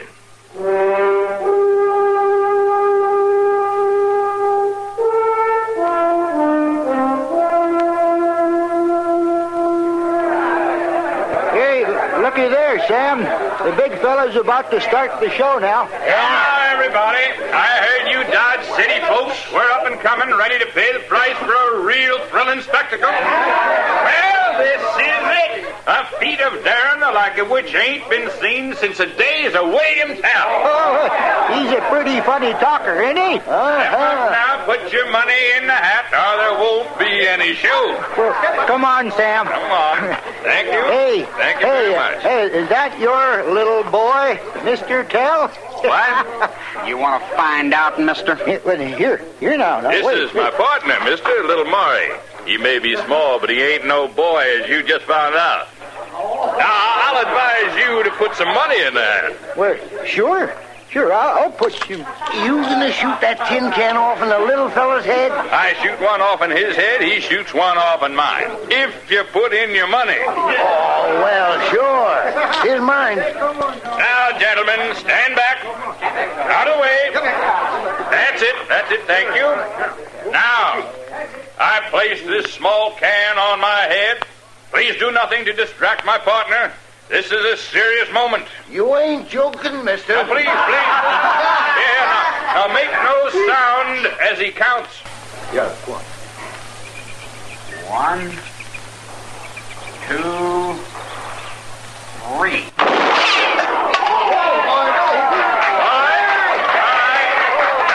Now he'll place a can on his head and... All right, hold it up a minute there. Well, what's the trouble, Marshal? There's a law about firing guns in the street here, mister. But, Marshal, this is an exhibition, a theatrical performance. You might say it's even educational. I don't care what you call it. There's lead flying, and it can kill somebody. One of you, even. Well, that's what makes a performance, Marshal. That's what they pay to see. You're risking a lot for that little hat full of money. We trust each other's marksmanship, Marshal. Nobody's that good every time. We're gamblers, Marshal. Well, you won this time. Go ahead and split the pot. But we haven't finished here. All right, everybody, the show's over. Move along. You won't let us go on? No. And suppose we move outside town. No laws, any against little target practice, is there? No. At this kind of target practice, if you miss, you'll face a murder charge. Well, I told you, we're gamblers, Marshal. We're going to set up a game here. Any objections? Not if your game is honest. What's your name, anyway? Grover Cranston P. at your service. And this is my partner, Little Maury. I hardly remember his last name, but I think it's Smith. Yeah, I'll bet. Like yours is Grover. Now, that ain't too friendly of you, Marshal. I'm not paid to be friendly, mister.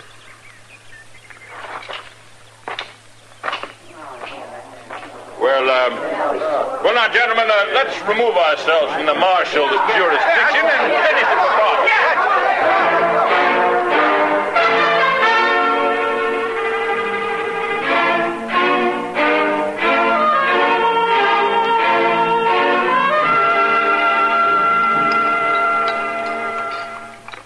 Oh, my, that choke cherry pie is good. Want another piece, Chester?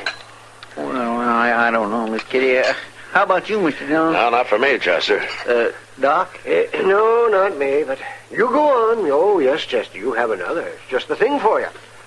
No, I reckon I better not, Miss Kitty. Oh, don't let him scare you, Chester. I'll go out to the kitchen and get it for you myself. Sure, she'll get it for you, Chester. And I'll start figuring what to charge to cure you. Oh, now, Doc. I mean it's just another inch around the middle and you're going to have trouble, boy. I noticed yesterday how short of breath you were, just walking out to the town limits. Huh? Oh, what do you mean? Oh, let the cat out of the bag. Oh, man, now, you knew about those two putting on their William Tell act again yesterday, didn't you? That's the first time in 2 weeks. Yeah, sure, Doc. I just didn't know that you and Chester were there, that's all. Well, Mr. Dillon, I figured maybe somebody ought to make sure that it's really over the line. Uh-huh. I hope you had a good first-row seat, Chester. Yes, sir. How about you, Doc? Were you able to see all right? Well, I thought that there might be a chance of my professional services, that they might be needed. Sure. That's exactly what brought a couple of hundred others out there. It's too bad they disappointed you. Here you are, Chester. Thank you, Miss Kitty. What I can't figure out is why they stay in that crummy boarding house where you steered them, Chester. Oh, now, Doc, Miss Gans runs a real nice place. What I mean is, well, it's real nice. Yeah, what you mean is the boarding house is bad and the food is worse. But the widow Gans is young and pretty. Would you please Marshal? pass the sugar a minute? Yeah, I'm all right. Well, you was watching our poker game last night. You have to do that? But I keep an eye on every game in town. You had any complaints about ours? If I had, you'd be in jail. We don't have to cheat. I hear you made quite a pile in the last couple of weeks. We done all right. Yeah, but you're greedy. You put on your act again yesterday, didn't you? And it was outside of town. You know, you'll go on till one of you is dead. I'll tell Grover what you said when I find him, Marshal. I saw him about an hour ago over on Bridge Street with Effie Gans. Effie Gans? Yeah. Thanks. Did I say something wrong? I don't know, Kitty. Well, you did seem a little sore about something. You know, Grover was sweet-talking Effie Gans. She's a widow. You figure those fellas might be pulling some game on her? Oh, I doubt it, Kitty. She's not rich enough. More likely to be the other way around, if you ask me. Oh, now, Doc, she's real nice. Oh, sure, and she's real pretty, too. But so's a rattlesnake, if you want to look at it that way.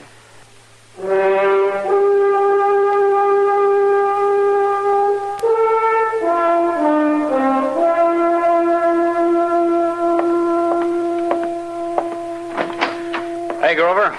Oh, hello, Maury. I was just going down to open up the game. You coming? I've been looking for you. Where you been all morning? Why, around town. Who with? What do you mean, who with? Lots of people. And everybody wants to see the act again. I think we ought to put it on this afternoon. The crowd gets bigger every time. You know why they keep coming back to see it? Sure. I hope someday we'll miss. And someday we will. Grover, let's get out of this town. Why, we're doing fine. I don't like it. And we got enough now, more than we ever had before. Let's go somewhere else and start a real business. What about it? Well, we'll talk about it tonight, huh? One more William Tell act this afternoon, maybe we'll have enough. Just one more, huh? See you down at the place. Yeah, I'll be along. I'm just going to wash up. Okay.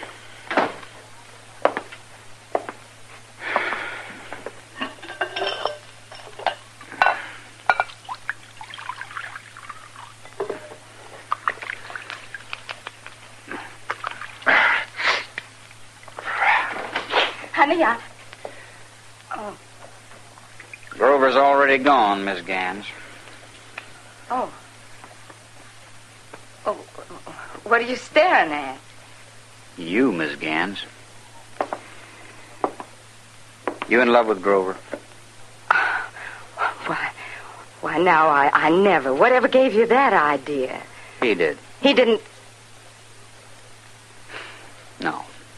But I know him pretty well, Miss Gans. Well, you're wrong. Now, I don't say I don't like him, but then I like you too, Maury. You mean that, Miss Gans? Why, sure. Most women don't like little men like me, Mrs. Gans. Could you find it in yourself to love me? Well, I don't know. If there wasn't no Grover, if there was only one of us, could you find it in yourself to leave here, go away, and get married? Now, where'd you get such an idea as that? I don't know what you're talking about. I don't like such talk. You'd better like it, Miss Gans. You'd better.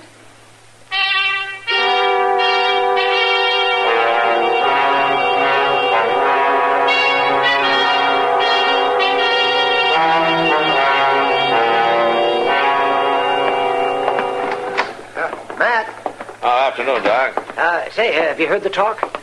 There's going to be another of those William Tell acts late this afternoon. Well, I can't stop it, Doc. There's something else I heard, too. Mr. Bodkin down at the bank says the widow Gans is leaving town. Sold her house for cash. And she might have some more saved up somewhere. What are you saying, Doc? Well, those two might be fleecing her, Matt. You said it'd be more like the other way around. A rattlesnake can be pretty if you see it that way. Oh, no, Matt. All right, if you want me to talk to her, Doc, ask her if she's being fleeced. You think she'll thank me for it? Yeah, more than likely she'll slap your face. Yeah, but I might find out something. I think I'll try it.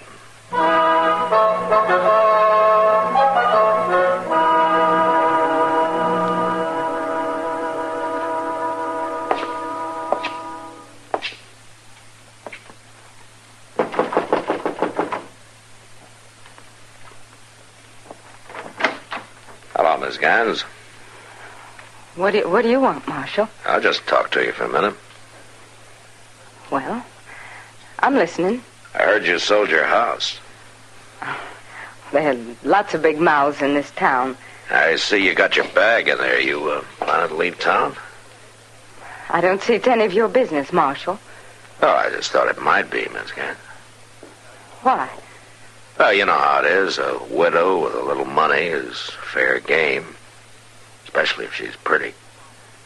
What are you driving at, Marshal? You've been seen around with this man Grover. He just might be planning to leave town with him. Now, you listen to me, Marshal. I'm a widow, yes, but I don't have to like it.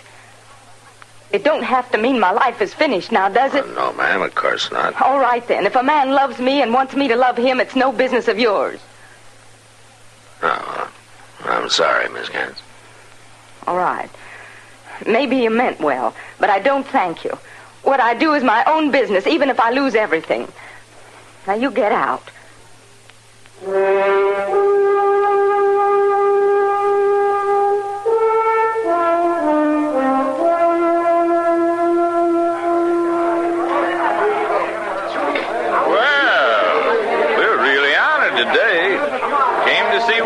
After all, huh, Marshal? That's right, Grover. Can you see good from there, Marshal? Yeah, I can see. Go ahead. All right. All right, Maury. You let me go first today. No. I'll go first. What's the matter? You nervous because of the law? I'm not nervous. Are you? No, of course not. Don't worry. I'll put the bullet exactly where I want it. Well, go ahead, then. Walk on out about 10 paces, Maury.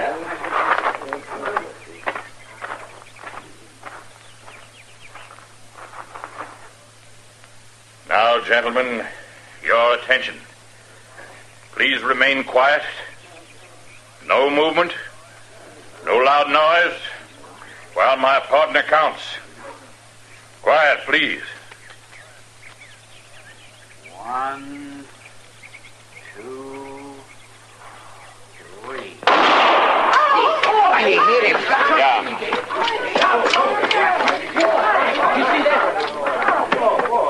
Is he dead? With a bullet through the forehead? Yeah, he's dead, Maury. Oh, poor Grover. Oh, this is terrible. Terrible. I'm arresting you for murder, Maury. What? No, it was an accident. Everybody here saw it was an accident. You said yourself it could have happened any time. And I said if it did, you'd stand trial for murder. Oh, now, look, Marshal. Do you really think any jury would convict me with all these witnesses here to testify for me? No. No, I don't. Well, then, are you going to lock me up? Or will you let me take the body of my partner and bury him? All right, go ahead.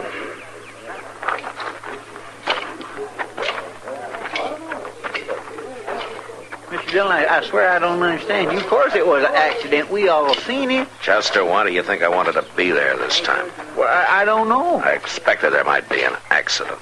You did? Yeah. I didn't figure it this way. Where are we going? To the widow Gans. I want to be there when little Maury shows up.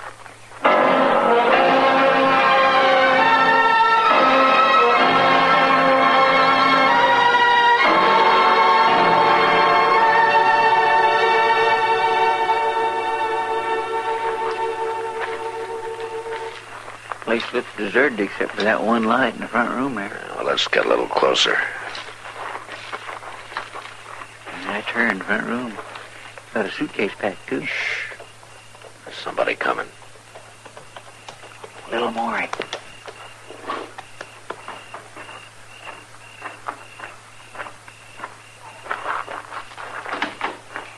Honey, is that you? Did it go all right? Is he dead? It took so long, I was worried. Well, come on in. Don't stand out there. I got the money all here and... Maury.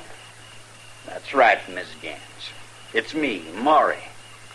I had the first shot, and I figured what you two was planning, so I just changed the plan a little. Oh, no. Grover's dead, all right. But that don't matter. We'll go instead. You and me with all that money. And there's more here from the act this afternoon. Oh, this one was a real killing. No, don't you touch me. You said you might could love me. Well, you will. Now, come on. No. All right, that's enough, Maury. Marshal, you heard what he did. And I heard what you were planning to do, too, Miss Gans. Turned out to be my business after all, didn't it? Oh, no. No, you wouldn't. Yes, I would. She's coming with me, Marshal. Oh, no. Let go of her, Maury. You can't stop us, Marshal. You know how I can shoot. You've seen me. Don't try me, Maury, even with a woman to shield you. Why not? Chester. Right here, Mr. Dillon. I can hit him easy. Now, you drop your gun, Maury. You call that fair? This is no game, mister. Now drop it!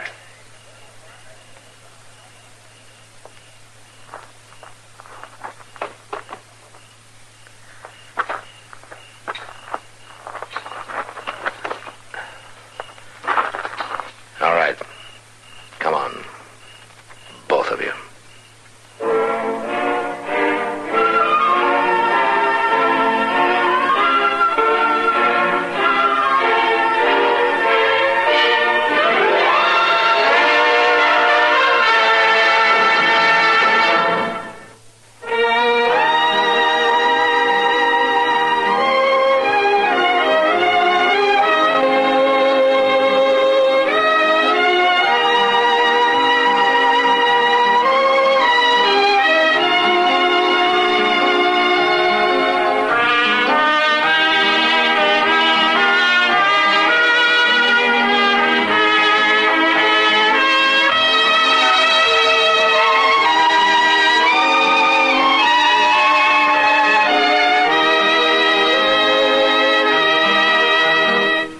Gunsmoke. Produced and directed by Norman Macdonald. Stars William Conrad as Matt Dillon, U.S. Marshal. Featured in the cast were Parley Bear as Chester, Howard McNear as Doc, and Georgia Ellis as Kitty.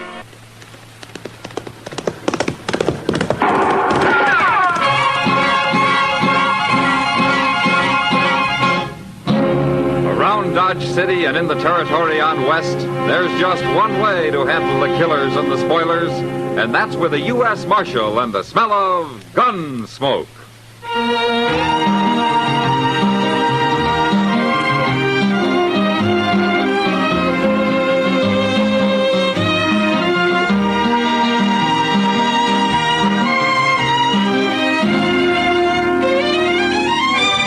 Gunsmoke, starring William Conrad. The transcribed story of the violence that moved west with young America. The story of a man who moved with it. Matt Dillon, United States Marshal.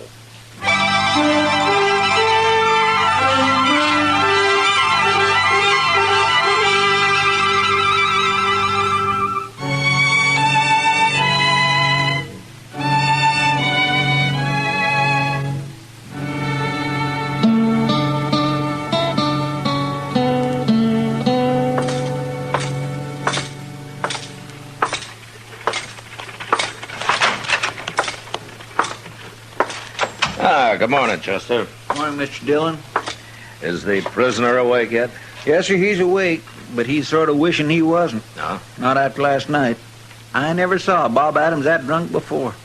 I gave him some coffee a little while ago, and you know what, Mr. Dillon? He wouldn't drink it before he poured about a spoonful of tobacco in it. That's mule skinner style, Chester. My. Bring him out here, huh? Yes, sir. Come on out into the sun, Adams. It's time to own up to your dark and evil ways. Well, I sure must have been drunk if I let you throw me in jail, Chester. I didn't throw you in jail. He did. But I coulda. Well, howdy, Marshal Dillon. I thought you was out of town. Well, I got back late last night, Adams. Just in time to stop you from blowing the roof off the Olive Braganza. Oh, well, I don't even remember. There's your gun. You turning me loose? You didn't commit any crimes. You were just getting worked up to some. Oh, well, thanks for stopping me, Marshal. I guess I was a little wild. Too much to celebrate, that's what. Oh, what were you celebrating anyway? Well, selling out. Selling out? Yeah. You mean you sold your freight business? Both wagons and all my mules, the whole caboodle. Yes, sir, I sold out just like everybody else. What? It happened while you was away, Mr. Dillon. Every freighter in town has sold his outfit to a man called Ivy from St. Louis. We all got a good price for him, too. More than he was worth. Well, what's this Ivy going into the freighting business so heavy for? Says he wants to invest all his money in one business, not scattered around. Well, what are you and the other men going to do now that he's bought you out? Oh, we'll blow our money for a while and then probably go to work for Ivy. You know how it is. Only man who hasn't sold out's Joe Trimble. And that's just because he won't get back to town till today sometime. There's nothing wrong with Ivy, Marshal. He's as nice a fellow as you ever met. But I don't much like that man he has following him around all the time. Cam Spiegel. No, I don't like him neither. Did you say Cam Spiegel? That's right. Where are they staying? At the Dodge House? Why, Marshal, what's wrong? I don't know, Adams. But if this Ivy has Cam Spiegel with him, there's plenty wrong.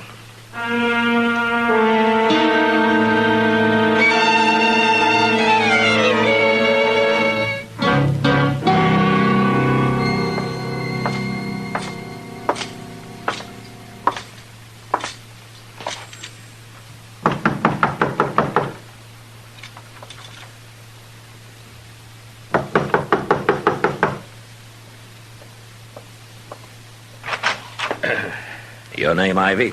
Oh, yes, it is.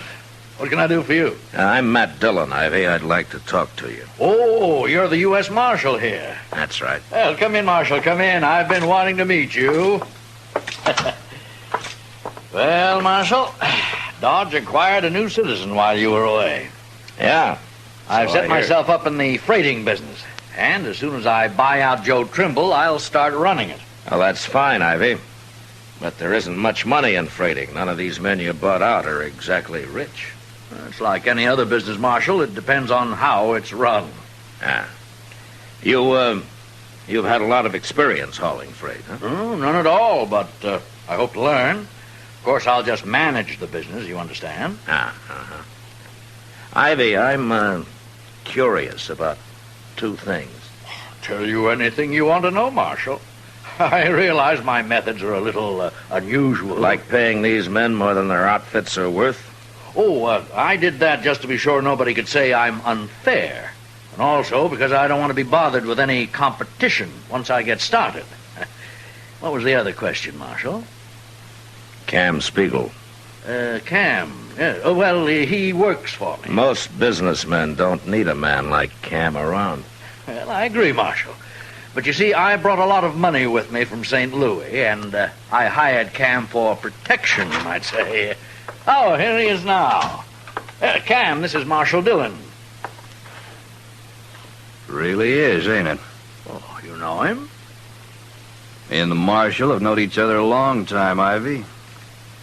Fact is, he run me out of Amarillo once. Ain't that right, Marshal? You give me the same reasons and I'll run you out of Dodge, Cam. Maybe I don't run so easy as I did then. Oh, come now, gentlemen. I'm sure there won't be any trouble. Marshal, Cam's hired as my bodyguard. And if he goes beyond that, I'll fire him. Might be too late by then, Ivy. But he can stay around. Both of you can. Till I find out what you're up to.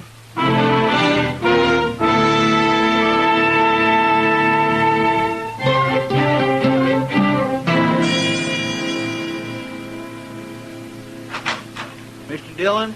Yeah, what is it, Chester? Joe Trimble just pulled into town. He's with his wagons outside here. He'd like to talk to you. Oh, okay.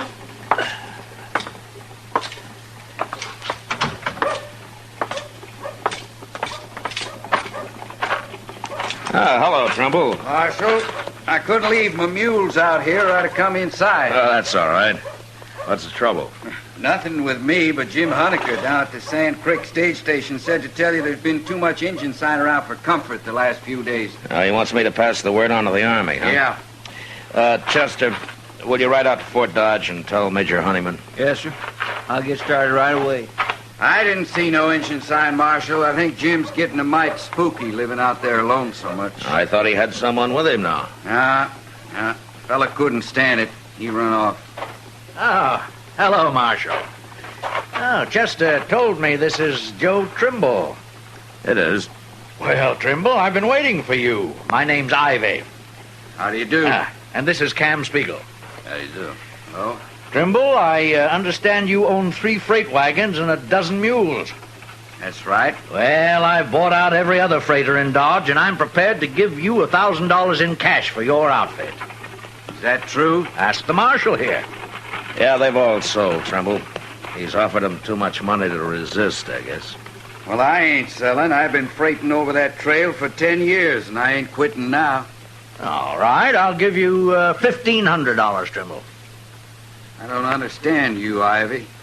If you bought out everybody else, what do you need my outfit for? Ain't you got enough now? Yeah, it's my way of doing business, Trimble. You accept the offer? Ivy, I got a little house at the edge of town. My wife's waiting for me there right now. Ain't much, but I built it out of the money I made hauling goods up and down the trail. Maybe someday I'll build me a better one. If I sell out to you, I won't have nothing after a year or so, and I ain't gonna do it. Perhaps this has been too sudden for you, Trimble. Why don't you think it over first and then let me know? I'm letting you know right now. You're kind of stubborn, ain't you, Mule Skinner? That's right, I am. That's enough, Cam. Well, you're the only competition I'll have, Trimble, but I'm sure we'll get along fine. There's plenty of business, Ivy. Of course. But anyway, if you change your mind, you just let me know.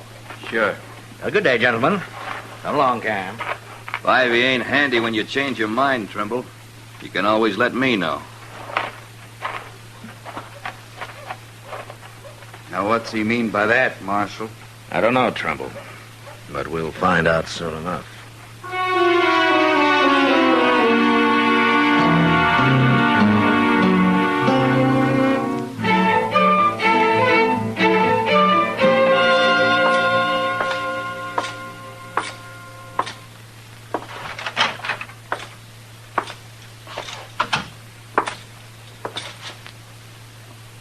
Chester, what are you doing? What is all this? Curtains, Mr. Dillon. Curtains? Well, what for? Well, sir, a girl I know got some new ones, and she gave me these, and I thought nailing them up would make this place a little more inviting, if you know what I mean. A jail inviting? Oh, well, Mr. Dillon, I don't aim to hang none in the I cell. don't aim for you to hang them anywhere. Now pull them down and throw them out. Yes, sir. But that little girl's sure going to be mighty disappointed. She threw him out herself, didn't she? Thrills. Marshal? Oh, hello, Chester. Hello, Trimble. You want to buy some... Chester. Marshal, you know what that man Ivy's done now? What, Trimble? Well, you remember yesterday how he tried to buy me out, and I couldn't understand why he needed every last freight outfit in Dodge? Now, you know now, huh? I sure do. Marshal, just this morning, Ivy's doubled the usual prices for freighting. Doubled? That's what he did. Every merchant in town's hopping mad about it, too. They all come to me and want me to do all their freighting, but of course I can't. Not with only 3 wagons. Yeah. So that's Ivy's way of running a business right. He come to see me, too. Well, what'd he want? He said if I doubled my prices, too, then everything'd be fine. But if I didn't, it'd be unfair competition for him. You gonna do it? Of course I ain't. I'm an honest man, Marshal. Then you're in trouble. Bad trouble. What for? When are you making your next trip, Trimble? Oh, we're getting loaded now. I'm leaving for Sand Creek in the morning. Yeah. I think I'll kind of ride along with you, Trimble. But don't say anything to anybody about it, huh? Oh. Oh, it's that other fella, ain't it? That Cam Spiegel. That's what Ivy hired him for, Trimble, in case he ran into somebody stubborn. Like you.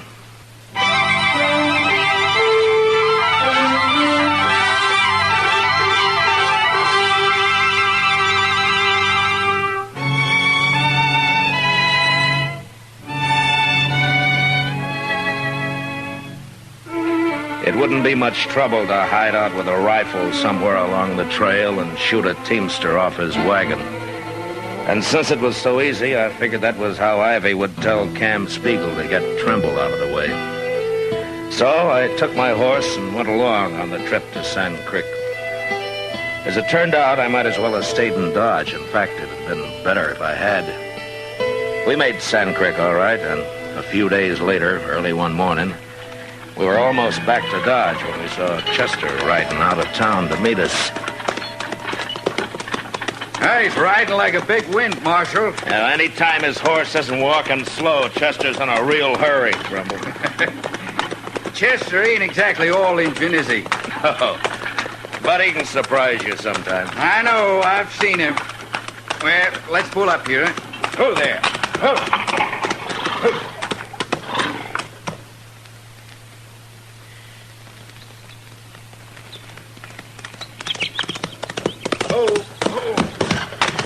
I was hoping I'd find you close by. Is there anything wrong, Chester? Yes, sir, there sure is. We had a fire in Dodge early this morning. What? Fire? Where? What burned?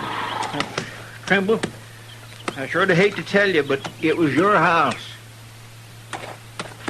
Was it bad, Chester? Plumb to the ground. My wife? Oh, Doc's out there with her now. She was still alive when I left. Oh. Give Trimble your horse, Chester. You can drive the wagon on in from here. Yes, sir. That's why I come to meet you. Here, Trimble. Thank you, Chester. Any idea how it happened, Chester? No, sir. Nobody has. All right, we'll see you in Dodge. Let's go, Trimble.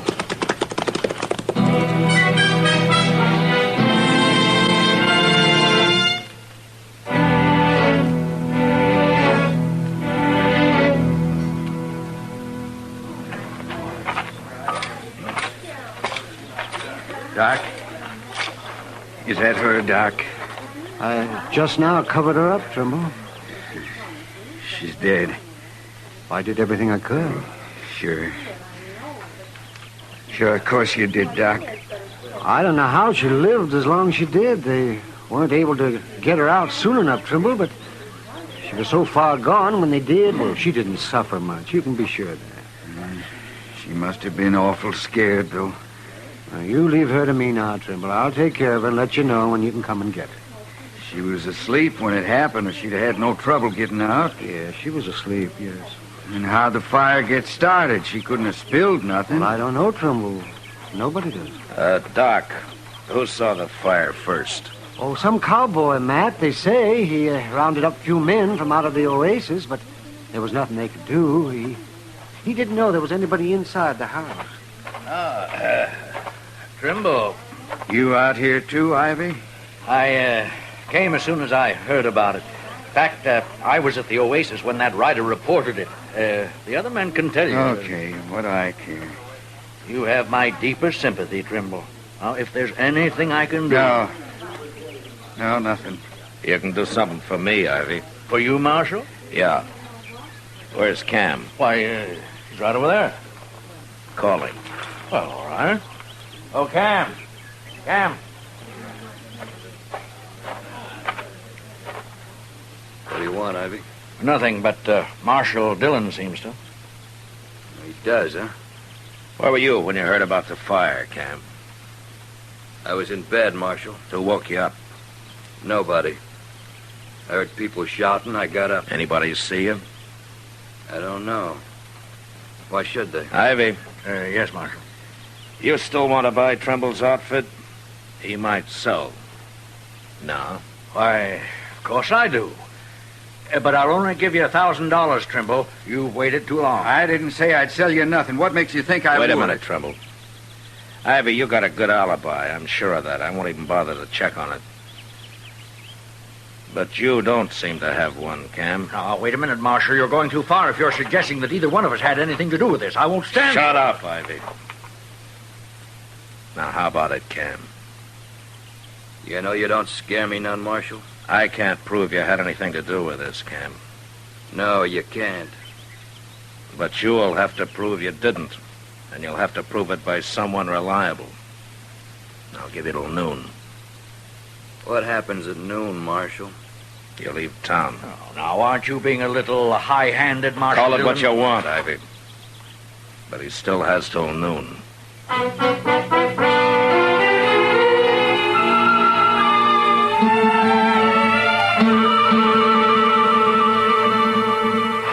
Matt? Yeah, what is it, Kitty? Matt, look at this. Huh? That's $300. Uh-huh. What's this for? I want you to take it and give it to Cam Spiegel. Cam? I got it from him. Along with a hint that if I didn't take it, I'd end up in a ditch with a bullet in my head. Oh. You were supposed to be with Cam last night, is that it? That's it. And the idea is that if I alibi for him, you'd believe it. Oh, Cam's right, Kitty, I would. It's up to you how you get the money back to him, Matt. But couldn't you stuff it into a shotgun and give it to him that way? I've often said it's a good thing you're not a man, Kitty. If I were, I probably wouldn't be any better than the rest of you. Well, it's almost noon. Matt? Yeah. I'll buy you a drink after. How can you? You just threw away $300. Oh, Matt.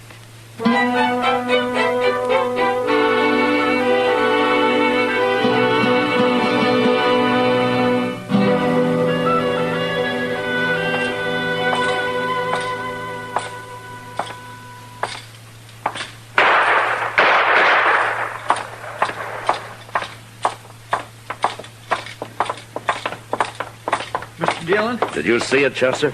Right in the longhorn there. Trimble come in, tried to shoot Cam Spiegel, and Cam killed him.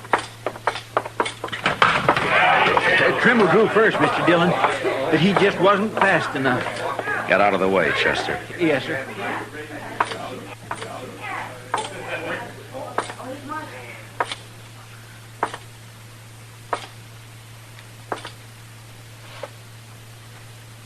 Tried to kill me, Marshal.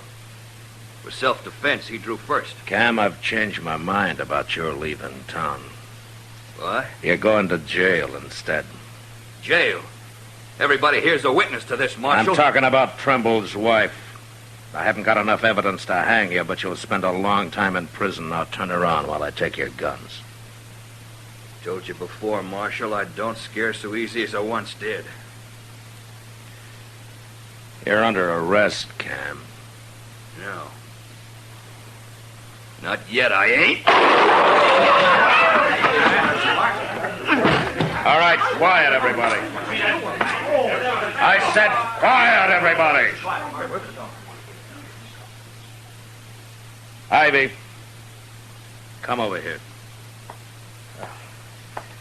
That was mighty fast, Marshal. But he had it coming. He shouldn't have tried to draw on you. Trimble's dead, too, Ivy. Trimble tried to kill him, Marshal. You know that. I guess Trimble figured he had a pretty good reason. That may be. But you can't prove I had anything to do with it. If I could, I'd throw you in jail. But I'm not even going to run you out of town. Okay? You've certainly no reason to. I'll see you later, Marshal. Just a minute, Ivy.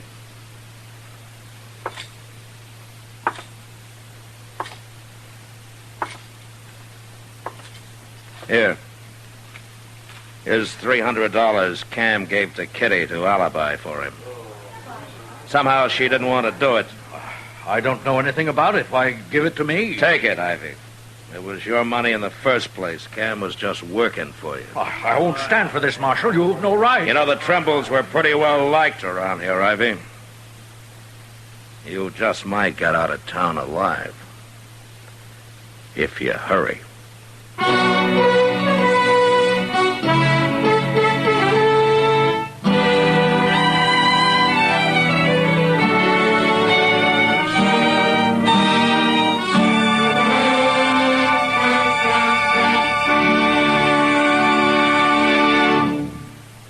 Gunsmoke, transcribed under the direction of Norman Macdonald, stars William Conrad as Matt Dillon, U.S. Marshal. Tonight's story was specially written for Gunsmoke by John Meston, with music composed and conducted by Rex Corey. Featured in the cast were Joseph Kearns, Herb Ellis, Vic Perrin, and Jack Crucian. Parley Bear is Chester, Howard McNear is Doc, and Georgia Ellis is Kitty. Gunsmoke has been selected by the Armed Forces Radio Service to be heard by our troops overseas.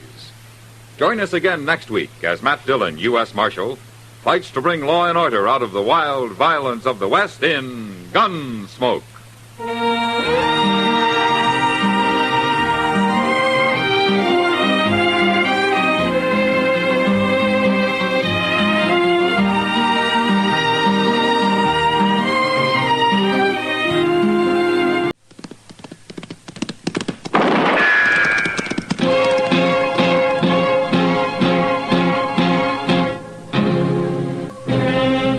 Around Dodge City and in the territory on West, there's just one way to handle the killers and the spoilers, and that's with a U.S. Marshal and the smell of gun smoke.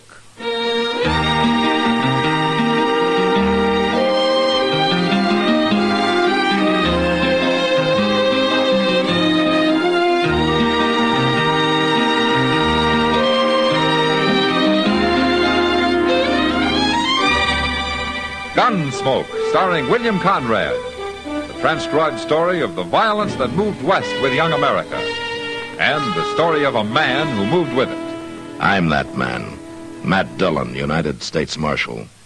The first man they look for and the last they want to meet. It's a chancy job, and it makes a man watchful and a little lonely.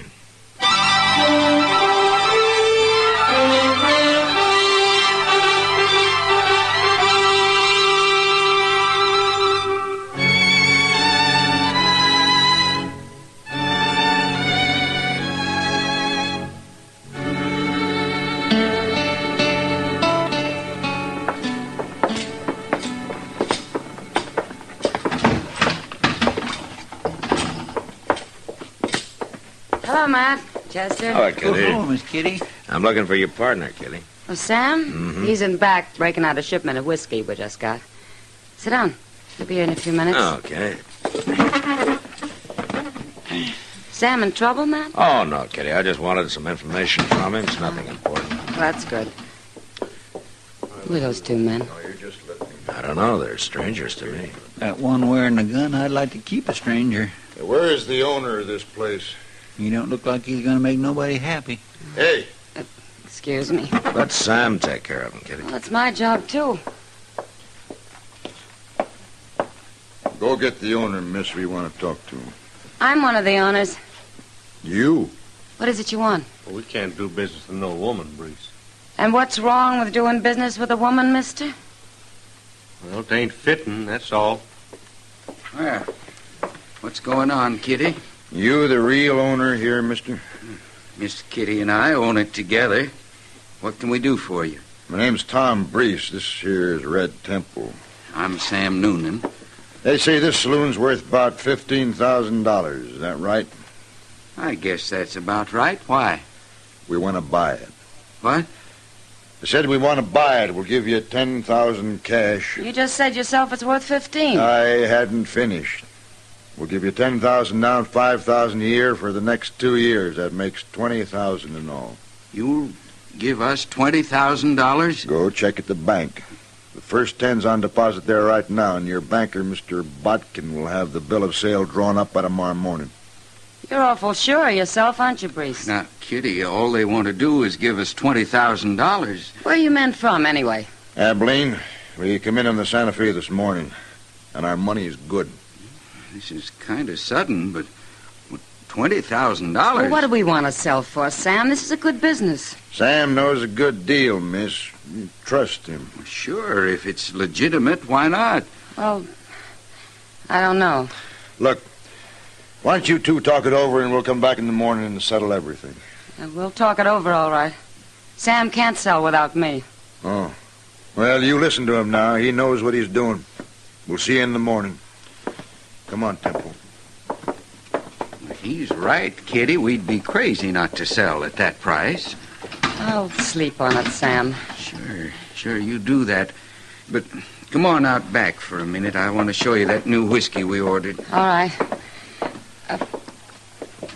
I'm going out back for a minute, Matt. Okay, Kitty.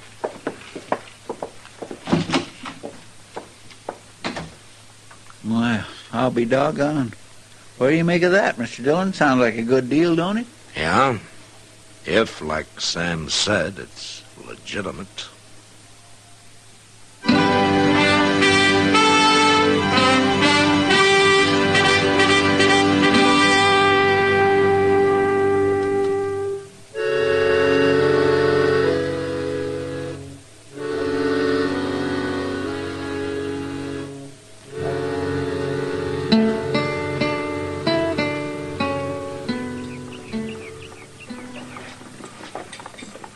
I just ate and I'm still hungry.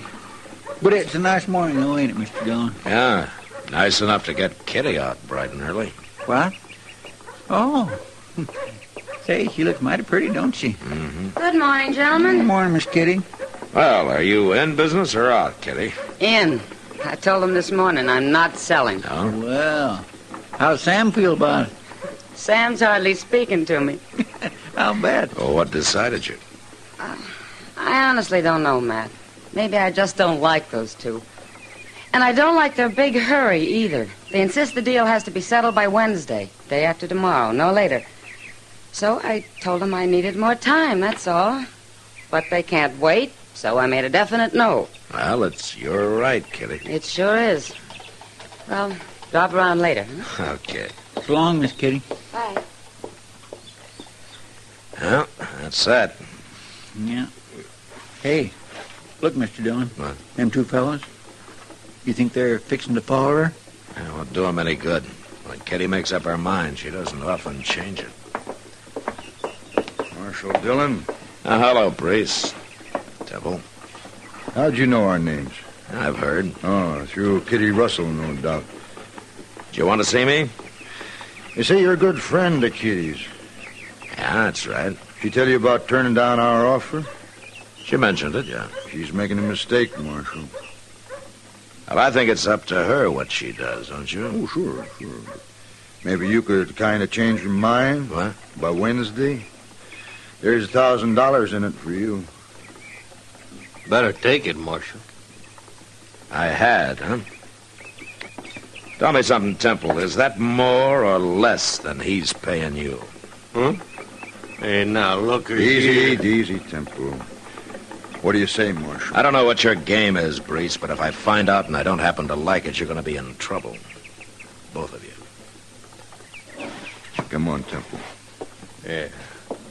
We'll meet again, Marshal. Anytime.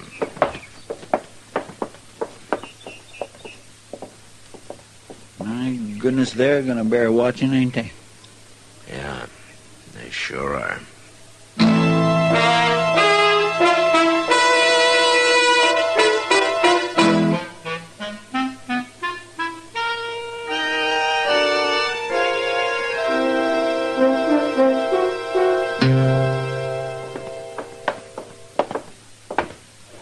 Well, this is number 9.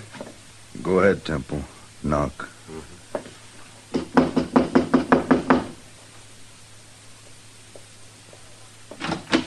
What do you want? We want to talk to you, Kitty. In private. Now, look here. Just be quiet. What do you think you're doing busting into my room Shut like up, this? else you'll get hurt. Oh, so that's it.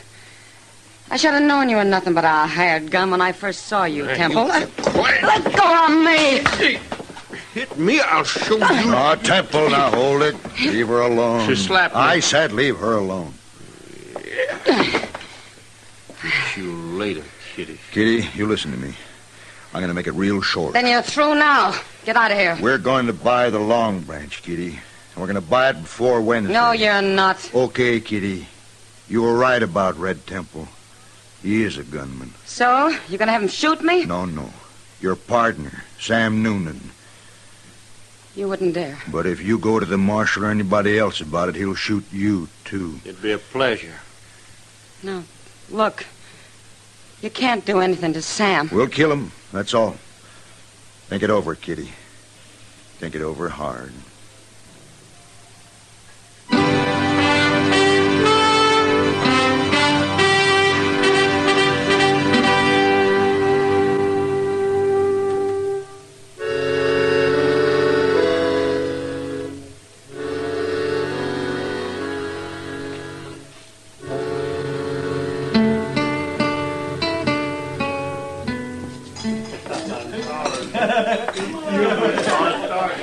Evening, Marshal. Hello, Sam. Well, did you hear the news? Oh, what news? Kitty.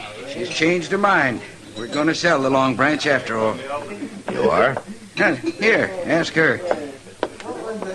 You tell him, Kitty. Well, about selling? It's true, Matt. Why should I turn down all that easy money? I was just being stubborn, I guess. Well, you had to think it over some, Kitty.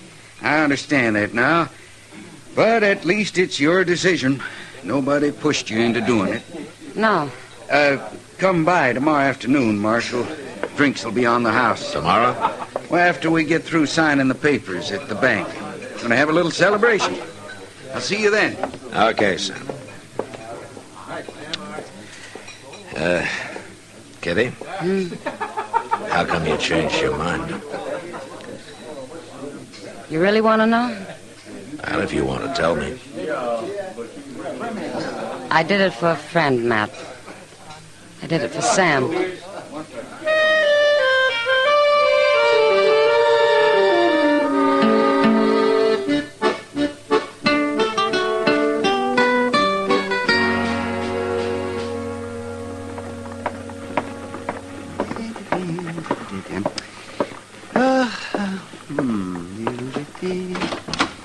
Well, good morning, Matt. It's past noon, Doc. Well, then it's time to go eat some dinner. All right. As soon as Chester gets back from the depot. Depot?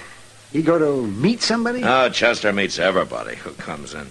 But his excuse is that he's picking up the mail. Oh, sit down, Doc. Thank you, Matt. Oh, that's good. Say, you know, Dodge ought to put Chester on the payroll as a kind of official greeter. Yeah, he'd like that. He wouldn't either. But it's kind of funny.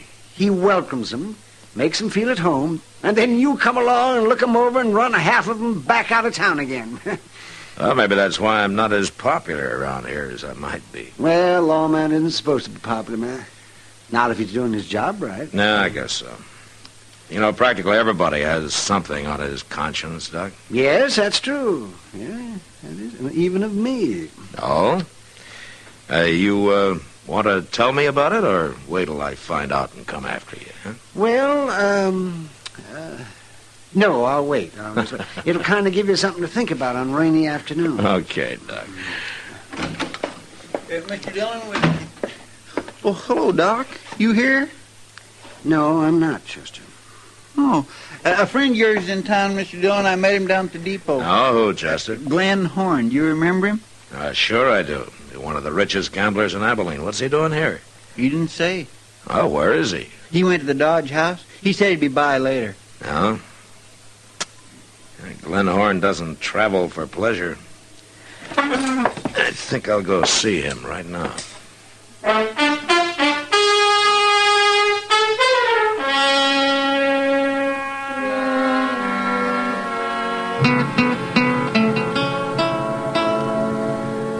Well, Glenn, the whole thing begins to make sense, doesn't it? Yes, it sure does, but I don't like being taken for a fool, Matt. And I won't be in the middle on any kind of a crooked game. You never have, I know of. I don't even know this pair, Brees and Temple. Well, the game works better for them that you don't. I'll admit I was talking some about my plans, but I never thought anybody'd try a trick like this. Anything for $1, Glenn. I suppose you've got some fool law here against shooting people. Well, you take him back to Abilene and shoot him. I'd rather have Bill Hickok worry about it. No, I'm serious, man. And you leave the fighting to me, Glenn. If there is any. You think this Red Temple's much of a gunman? Well, you never know till it happens. But if we handle it the way we plan, maybe there won't be any shooting. Men like them never give up easy, Matt. Well, let's find out. You ready to go? I'm ready for anything. Come on.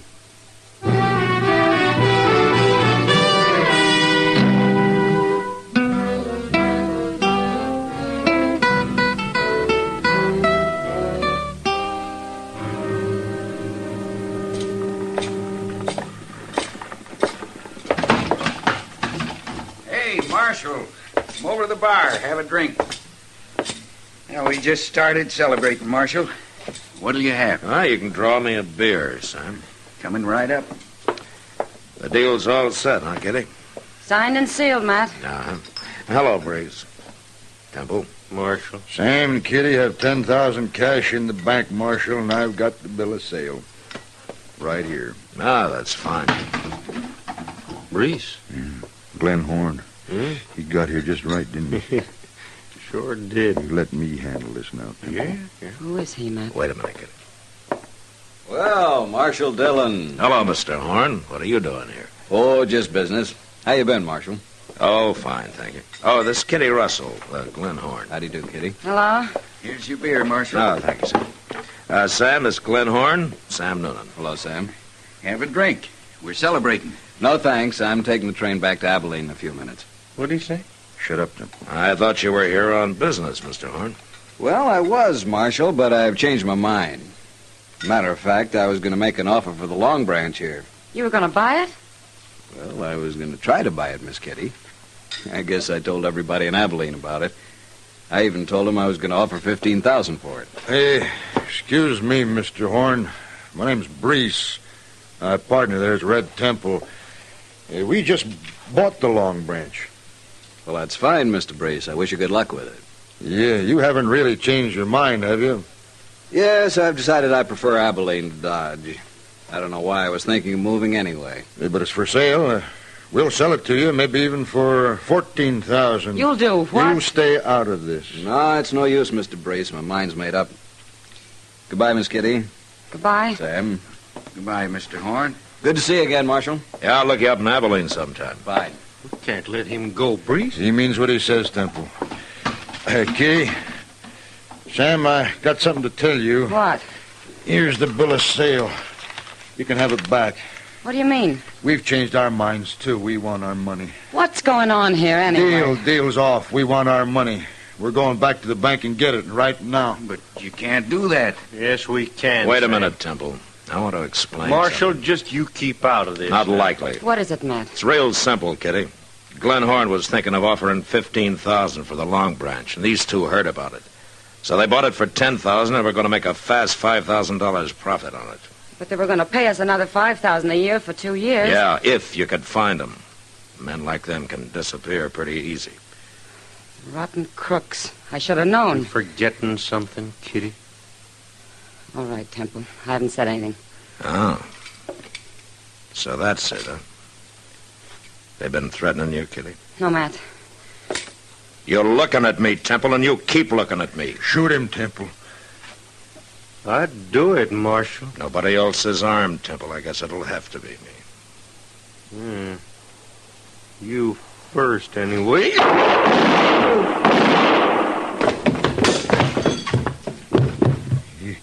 You killed him. You should have hired a better gunman, Brees. You can't touch me. I ain't done nothing illegal. No, but you're leaving town after we go to the bank. What? You want your money back, don't you? Kitty, you and Sam come along, too. Glenn Horn is waiting there with $15,000 if you still want to sell. No, that ain't fair. Brees, you're lucky to get out of this alive. Now, you keep quiet. You too? You still want to sell? But I ain't even going to the bank, Marshal. After this, I'm leaving all such matters with Kitty. Good. Then we're still going to be running this place, Sam. Let's go, Matt.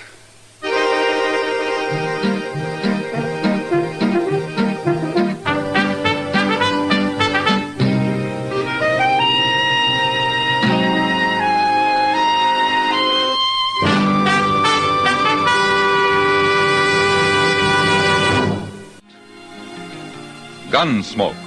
Produced and directed by Norman Macdonald, stars William Conrad as Matt Dillon, U.S. Marshal. Our story was specially written for Gunsmoke by John Meston, with music composed and conducted by Rex Corey. Sound patterns by Tom Hanley and Bill James. Featured in the cast were John Daner, Lawrence Dobkin, Vic Perrin, and Harry Bartell. Harley Bear is Chester, Howard McNear is Doc, and Georgia Ellis is Kitty.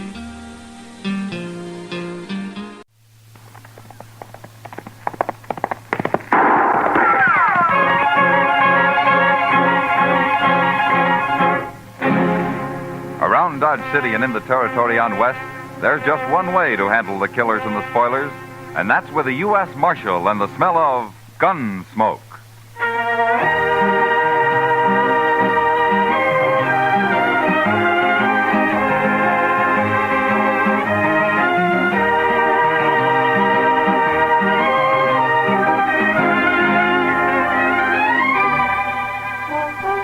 Gunsmoke, starring William Conrad. The story of the violence that moved west with young America. The story of a man who moved with it. Matt Dillon, United States Marshal.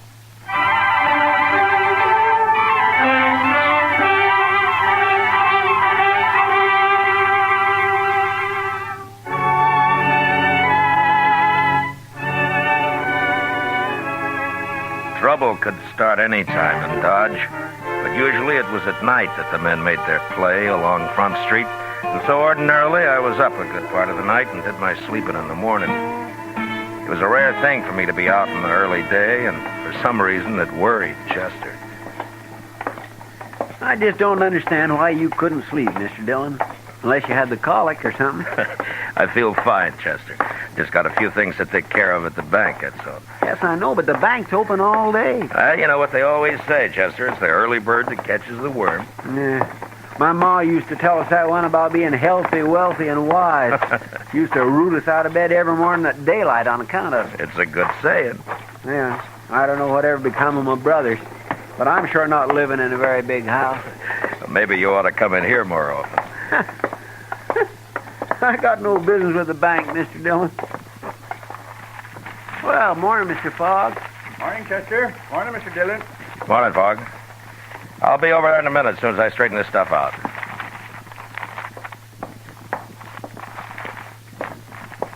Good morning, Marshal. Good morning, Mr. Pap. You taking money out, Marshal, or putting it in? Neither, Mr. Pap. This is government business. Oh, I see.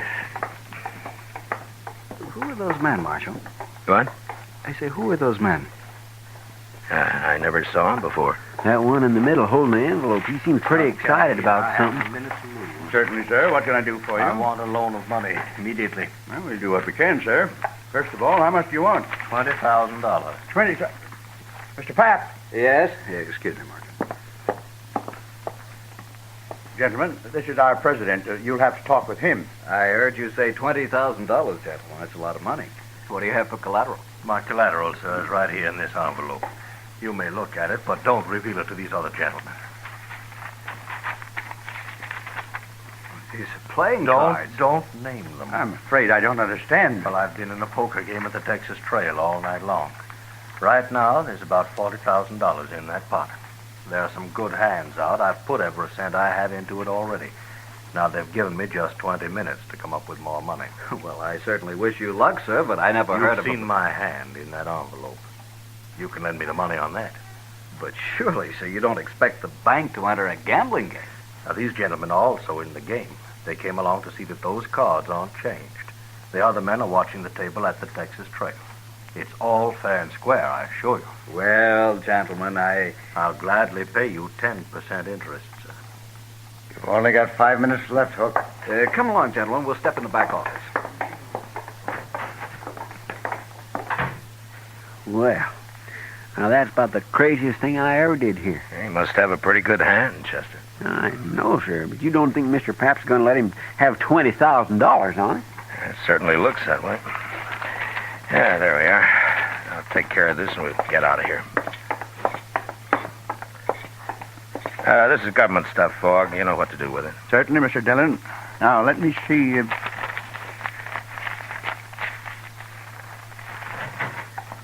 Marshal, I want you to come with me.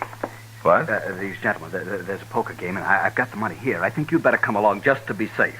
You mean you gave him his $20,000, Mr. Peck? Yes, of course. Now, come over here, Marshal, I'll tell you. All right. Marshal, that man Hook there has 4 aces and a 10 in his hand. It's a sure thing. Why, the bank stands to make $2,000 on this loan, and it won't take but a few minutes. You run the bank, Mr. Pep, but are you sure you ought to take a gamble with other people's money this way? I can't lose. There's not a chance in a million. But I want you to protect this money till I get it back here. Well, all right. I'll see nobody takes it at the point of a gun if you think that'll help. Good, good. Now, you come along, men. Hook's only got a few minutes to get back in the game.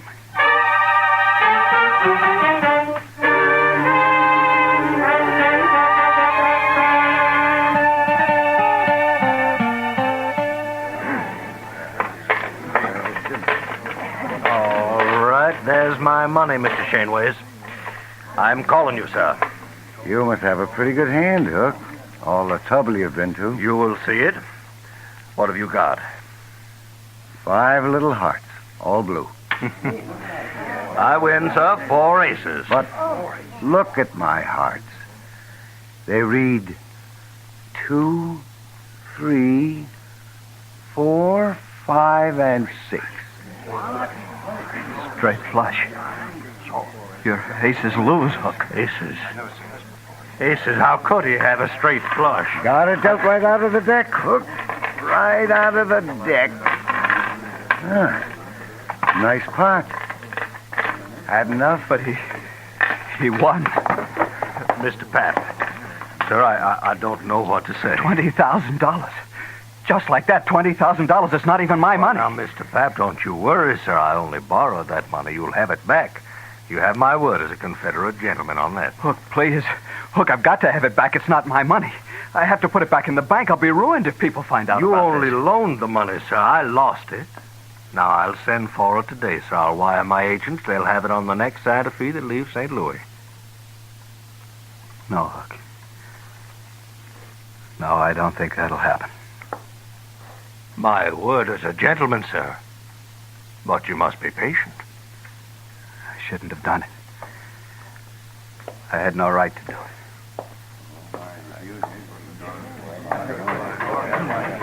Chester. Yes, sir. Go tell Doc I want to see him. Yes, Mr. Dillon. All right. Everybody. Now listen to me. All of you. Now, I don't want a word said about this to anyone. The bank's important to Dodge, and this could ruin it.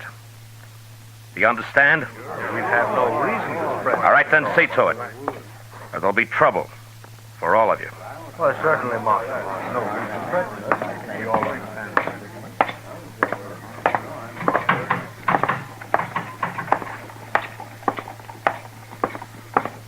Mr. Pap, hold up a minute, will you? Mr. Pap? Marshal, I should have listened to you. I'm ruined now. Now, look, Mr. Pap. Maybe Hook's got money, I don't know, but if not, we'll figure something out. People will give you time. No. No, they won't. As soon as they hear about this, there won't be any bank. They won't trust it anymore. But they have to. It's the only bank there is. What'll Joanne think? My kids. I can't face it, Marshal. I just can't face it. Now, look, you just go back to the bank and tell the cashier to keep his mouth shut about this. You just got to give it time. Sure, Marshal. I'll go. I'll go.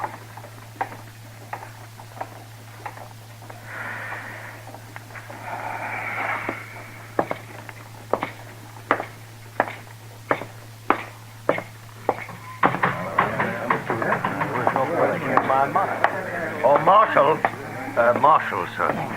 I am sorry for that man, but he has no reason to worry. I'll send for the money at once. Yeah, you do that, Mr. Hook. Send for the money. Gentlemen, what are your names? My name's Shaneways, Marshal.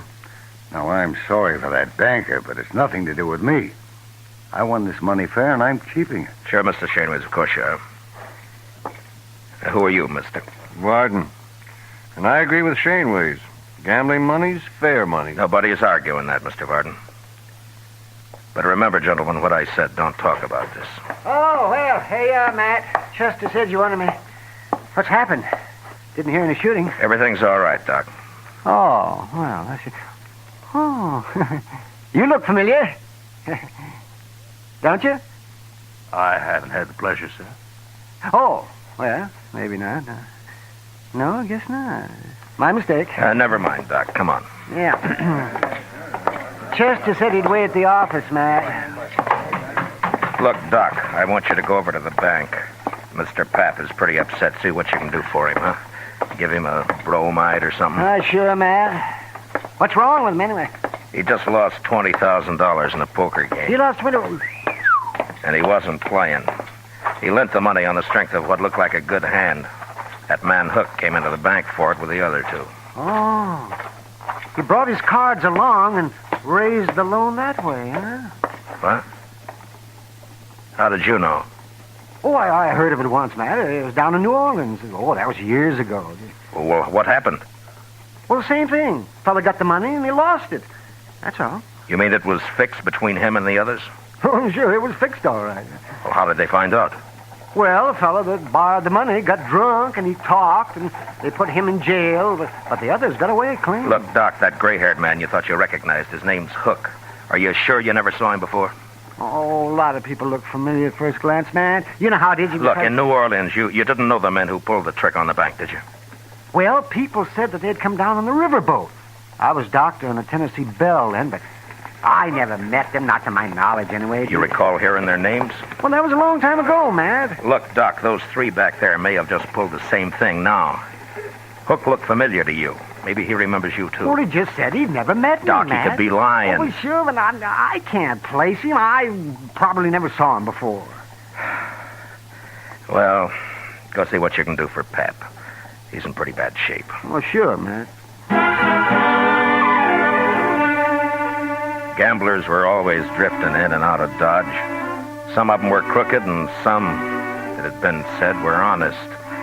Ordinarily, it didn't matter much one way or the other. Most men could take care of themselves. But now the bank was involved, and the citizens of Dodge had their faith in that bank, as well as their money. I gave it a lot of thought the next hour or so, and finally I had an idea that seemed like a start anyway. I explained it to Chester, and together we went back to the Texas Trail. Shaneways and Varden were idly cutting cards, and Hook was at the bar talking to Kitty. Hello, Matt. Kitty? Hi, Miss Kitty. Do you know Mr. Hook? This is Marshal Dillon. We met earlier, Kitty. Why, yes, indeed. This morning? I must have smelled trouble, Kitty. I got up early. You're always smelling trouble, Matt. Yeah. Leave your beer, Hook, and come with me. What for? Just do it. Whatever you say, Marshal. Miss Kitty, I'll be back. Yeah, sure. All right, Varden, Shaneways, get up and follow Chester. What? Is this an arrest? Now, what would I be arresting you for, Mr. Shaneways? What? Nothing. You've no reason. That's right. All right, come on, let's go.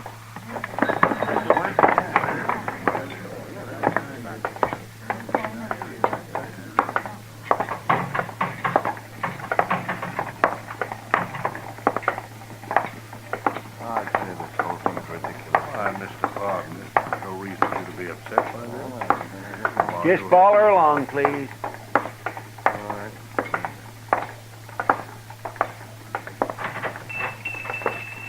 What is the idea of bringing us in here, Marshal? Well, good morning, gentlemen. What can I...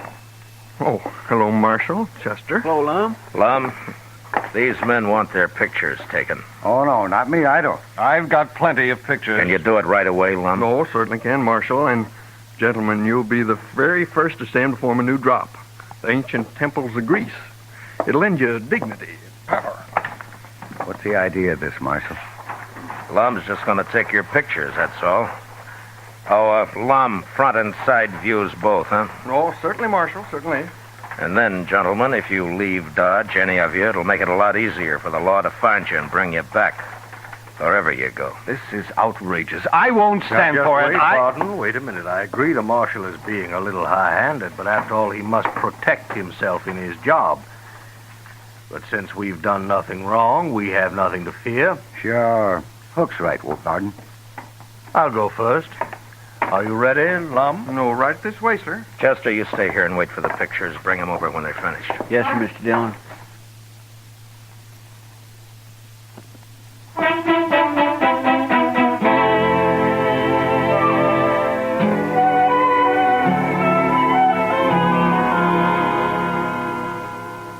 You're a pretty good photographer, Mr. Dillon. Yeah, these aren't bad.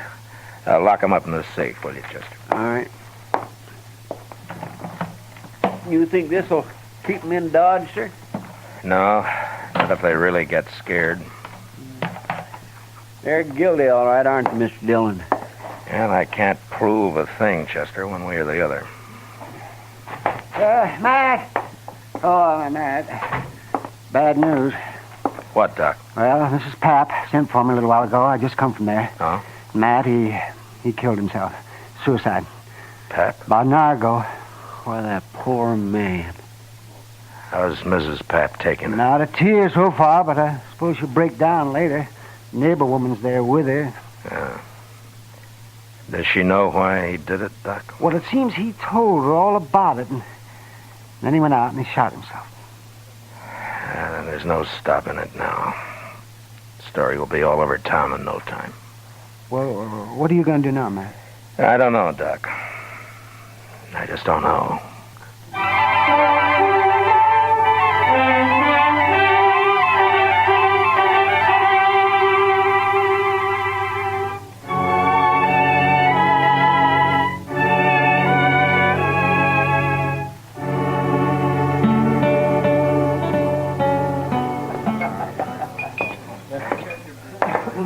I'll buy you a drink, Kitty. Gosh, I'd like it, Matt, but I just said I'd join Hook over at his table. Well, I'd like to talk to him, too. I'll just sit with you for a few minutes. That's fine with me. I don't know about him, though. I don't think he'll object. I just have time for a smoke, Mr. Hook. I didn't think you'd mind. Why, no, of course not. You're quite welcome, Marshal. May I buy you a drink? No, thank you. Marshal, I want you to know I sent for that money today, just as I promised. Oh? You're a little late. Late? Mr. Pap shot himself. He did? You mean Mr. Pap, the banker? Yeah. But why, Matt? He would always seem so quiet-like. Maybe Mr. Hook will explain it, Kitty. Well, now, Marshal, you can't hold me responsible in any way at all. I didn't say I could, Hook. But you seem kind of nervous about it. Well, naturally, I'm upset. After all, that man did me a great favor. Yeah, sure. But I don't think the people in Dodge are going to like it much when they find out. Tell me something, Mr. Hook. When were you in New Orleans last? New Orleans? Mm-hmm. Well, why do you ask that, Marshal? Just curious. Well, sir, I've never been in New Orleans. Does that answer your question? Yeah, it's good enough. For now. Goodbye, Kitty. I'll drop by later. Sure, Matt. And, Mr. Hook, it still goes about not leaving town. I like it here, Marshal. Yeah. Yeah, you should.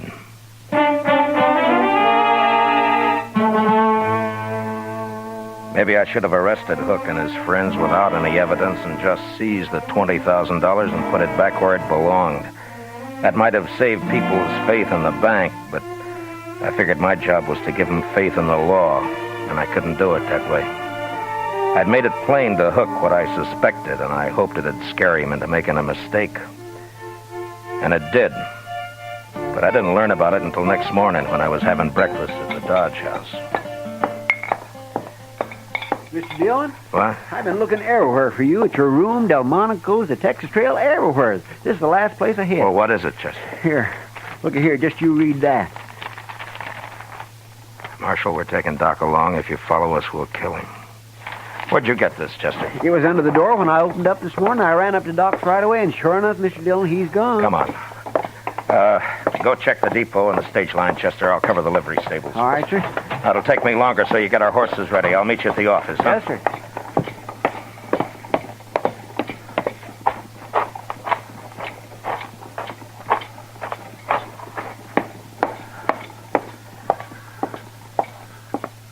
Well, it's the Marshal.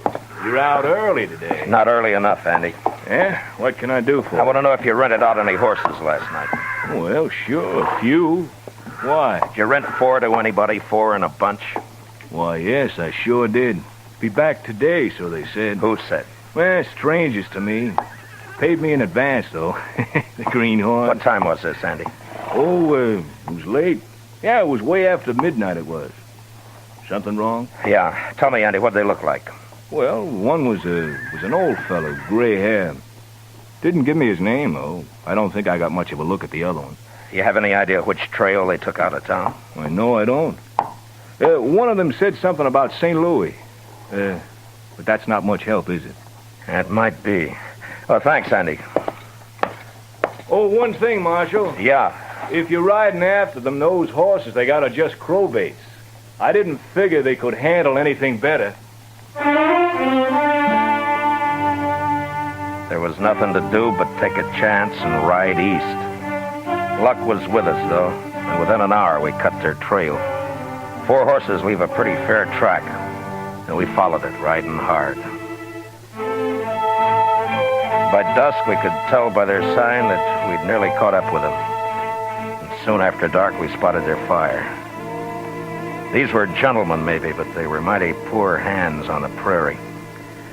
We left our horses and went ahead on foot. We gonna shoot it out with them, Mr. Dillon? Yeah, we can't chance it, Chester. They'd kill Doc. Now, hold up a minute. That's their horses just ahead. They sure staked them a good piece from camp. Yeah. Lie down, Chester. What'll we do, Mr. Dillon? We just wait. Those men are mighty green at this game. I think we can steal their horses without any trouble at all. Just leave them afoot, huh? Yeah. Now look, Chester, when we get those horses, I want you to pick up ours and take the whole bunch out of sight. I'm going to crawl into that tall grass just to the left of the fire there and hide until morning. Mr. Dillon, why can't I go with you? Every time we get in trouble, you always send me off alone somewheres. You always do everything alone. Do as I tell you, Chester. Yes, sir. You just wait till you hear gunfire, and then ride in fast and bring all the horses. All right. Good luck.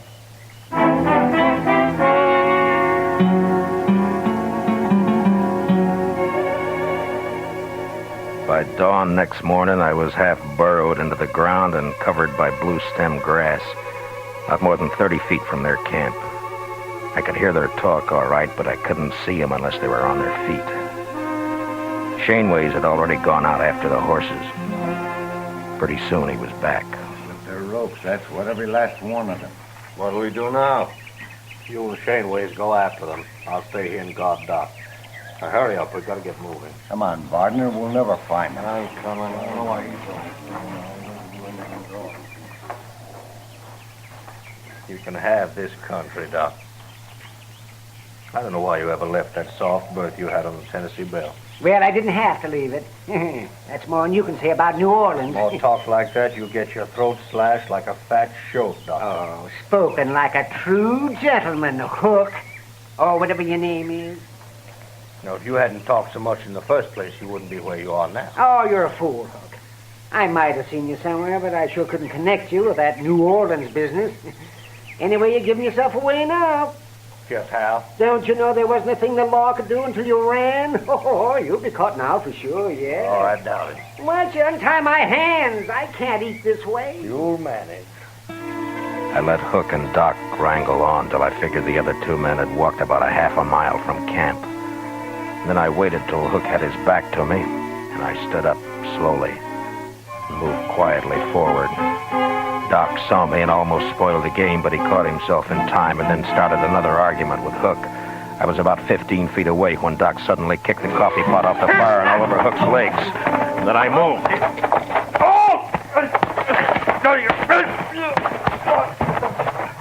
Hit him again, Matt.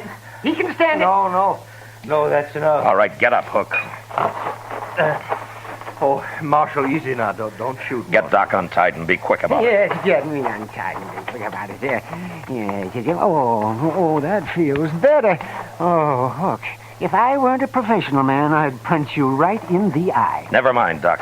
Here, put his gun in your belt. I'm just mad enough. I'd like to have an excuse to use this. Matt, what are you doing? You'll see. Matt! Why, you'll have them back here in no time. I got a surprise for Hook, but he's not going to like it much. Huh? Oh, Where they got the money, Doc? He in that saddlebag, right over there. The yellow. All right, get it. Will you quick? Hurry up. Them two didn't get very far away. All right, Doc, if you got the money, get up on the horse. You too, Hook. Come on, quick now. Come on. Look, yonder they come. You see him, Mr. Dillon? Yeah, I see him. They're shooting at us. Well, I'll fix that. All right, hold it, Chester. They can't hit us from there. Come on, let's ride. You just gonna ride off and leave them, Matt? Oh, we got you, Doc, and we got Hook, and we got the money. Oh, but they'll die out here, Marshal. There's none of us know how to live on this prairie. Well, maybe they'll learn. It's a good way. You're murdering those men. Oh, they'll be all right for a few days, Hook. You'll all meet in prison.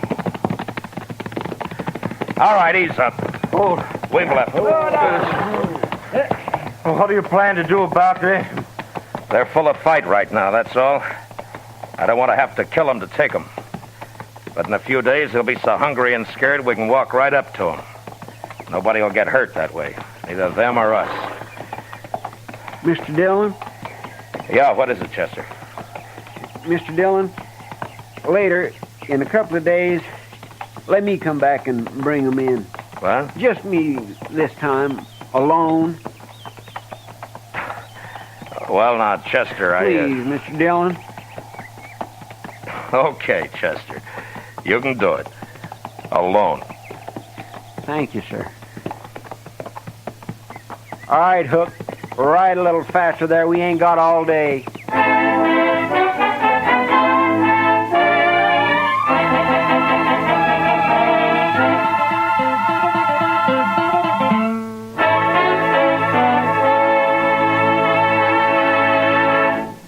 Gunsmoke, under the direction of Norman Macdonald, stars William Conrad as Matt Dillon, U.S. Marshal. Tonight's story was especially written for Gunsmoke by John Meston, with music composed and conducted by Rex Corey. Featured in the cast were Lawrence Dobkin, Harry Bartell, Ralph Moody, James Nusser, Joe Cranston, Paul Dubov, and Peter Leeds. Parley Bear as Chester, Howard McNear as Doc, and Georgia Ellis as Kitty. Gunsmoke is heard by our troops overseas through the facilities of the Armed Forces Radio Service. Join us again next week as Matt Dillon, U.S. Marshal, fights to bring law and order out of the wild violence of the West in Gunsmoke.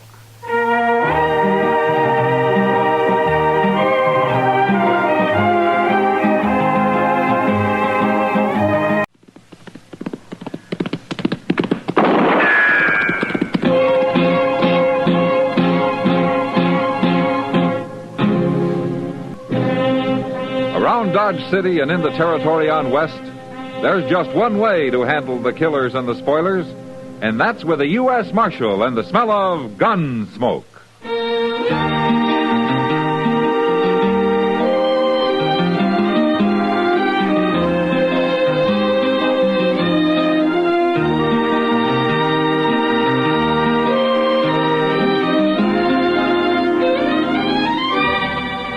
Gunsmoke, starring William Conrad.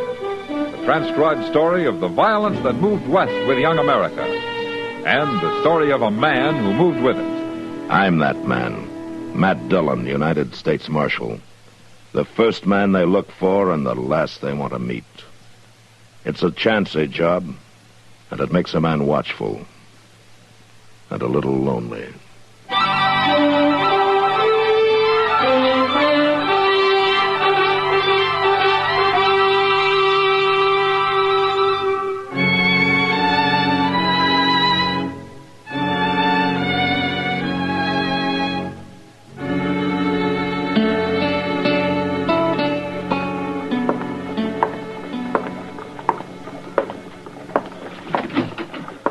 Well, did you get the mail, Chester? I sure did, Mr. Dillon. And if that railroad gets any slower, yesterday's train's going to start getting into Dodge tomorrow. Well, that's happened a couple of times. Is anything important? I ain't had a chance to look. What? Well, it took Will Borgler so long to get them mailbags sorted. Oh, say, he's coming over here in a little while, Mr. Dillon. Huh? Will is? What for? I don't know. But he's got something on his mind he's about to bust his britches over. He said it had to do with Jim Rankin. Jim Rankin? Well, I hated to bring it up, Mr. Dillon. You and Jim Rankin being close friends like you was. I can't figure what Will Borgler'd know about Jim's murder. He never gets out of that depot except to eat. Well, maybe he's heard something from El Paso, something over the telegraph. There's nothing to hear, Chester, and there won't be. He was killed for that payroll he was carrying. But they never did find the body. Well, they buried him somewhere out there on the desert, more than likely, and then jumped the border. They sure could get a long ways south on $60,000, all in banknotes. Wouldn't be no weight to it. Wouldn't even fill a saddlebag. It's funny, I was always joshing him about that. A full-grown man being a messenger boy for Wells Fargo, going around carrying a little old hand case with him. And being a target for every hold-up man west of St. Louis. I know. I never had no call to be plaguing him. When I think of it now, I could just kick myself. Jim knew you didn't mean it, Chester. Yeah, you know, he was one of the best. I rode a lot of country with Jim Rankin, back when he was a lawman. Evening, Marshal. Oh, come on in, Will. What's this news about Jim Rankin? Well, just that you and everybody else is wrong, that's all. Oh, why so? Because all of you figured them killers must have headed south after they murdered Rankin. But they've come north, Marshal. What makes you think so? These. Couple of banknotes, $10 silver certificates, American Federal Bank of Boston. Chester, give me that Wells Fargo list of serial numbers, would you? Yes, sir. Already checked them, Marshal. They're on the list. Where'd you get these, Will? They turned up in my cash box at the depot. Somebody bought a ticket with them. Who? Do you know? It was Miss Lily over to the Long Branch. Lily? That pretty one with the yellow hair. She bought a ticket on the Santa Fe to Kansas City. Said she was aiming to go back there on a visit. Why, them killers might be right here in Dodge, Mr. Dillon. I hope so, Chester. I sure do hope so.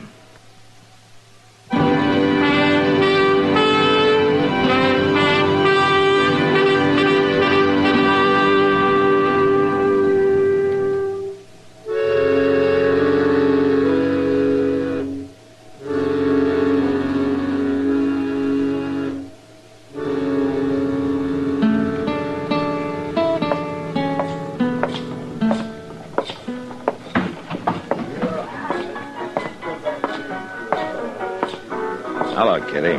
Well, good to see you, Matt. You've been a real stranger the last month.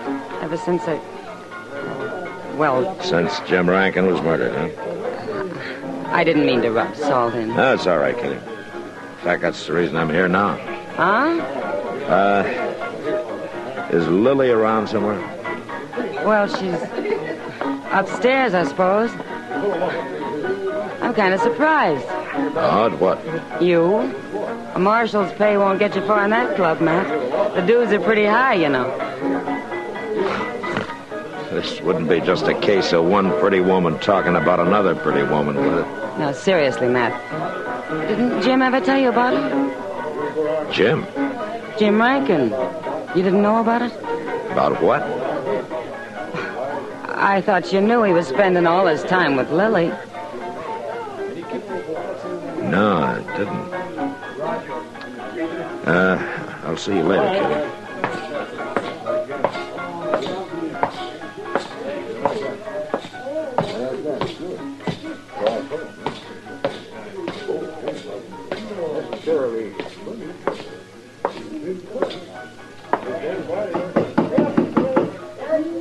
Come in. Marshal Dillon. How are you, Lily?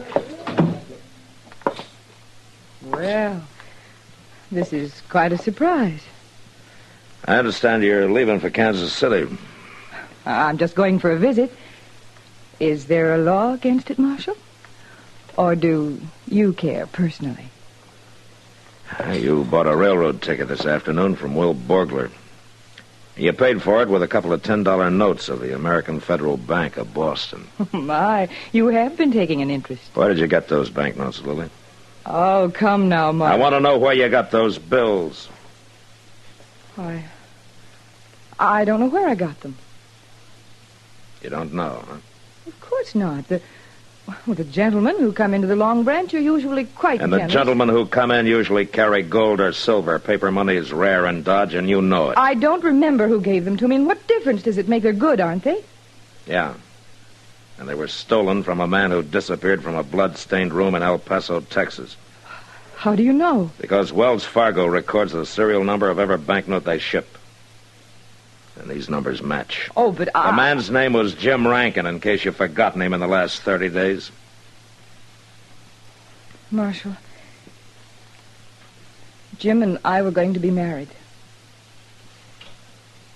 We're going to be married.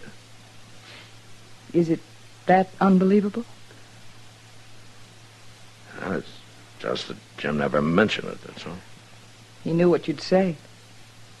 When did you see him last, Lily? 10 days before he got killed. He went from here to St. Louis and then straight to El Paso. Did you know his plans, where he was going to stay in El Paso, how much money he was carrying? What are you trying to say? I just asked you if you... Sorry I couldn't make it any sooner. Will you get out of here, mister? You've got the wrong room. What? Yes, I have. Sorry, folks, I was looking for Wait somebody just else. a minute. You're a gambler, aren't you? Houseman over at the Elephant. That's right, Marshal. Deuce McCoy. Who were you looking for? Nobody. I'll not bother you folks any longer. McCoy, you wouldn't happen to have any banknotes on you by any chance, would you? Banknotes? I'm strictly gold standard, Marshal. I got caught with some of that worthless paper trash during the rebellion. My apologies, ma'am, Marshal.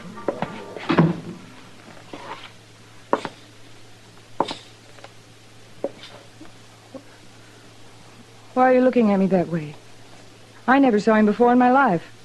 Lily, if you're in the clear, then I'm sorry for misjudging you. You should be. But if you're not, if you did have anything to do with Jim's murder, I'll bring you in for it if it takes me the rest of my life.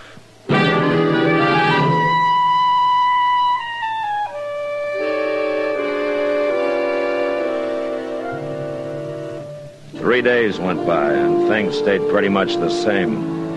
I found out Jim Rankin had told a couple of people that he was going to marry Lily. And she could have been telling the truth about the 2 banknotes. Maybe she didn't remember where she'd got them.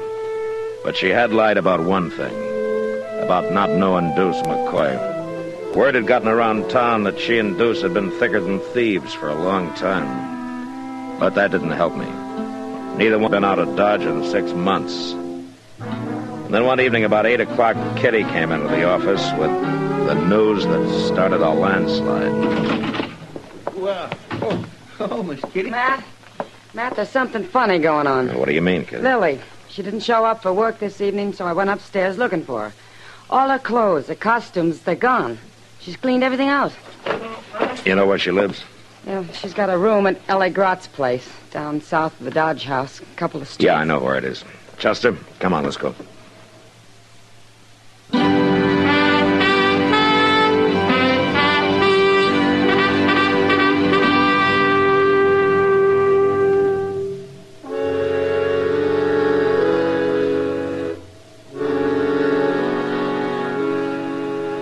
Lily wasn't at the rooming house, and nobody there had seen her since mid-afternoon. So Chester and I went back and took a look at her room in the Long Branch.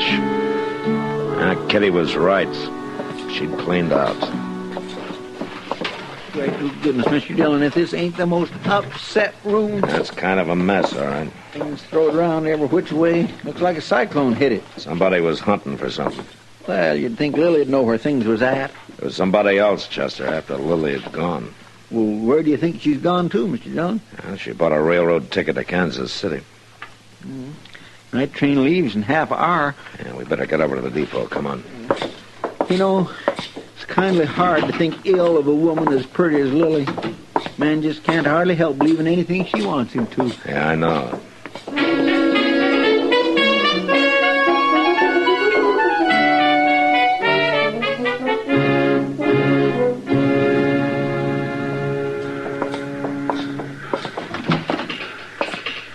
Marshal, hey, I'm glad you're here. I was just aiming to send a boy over to tell you. Tell me what, Will?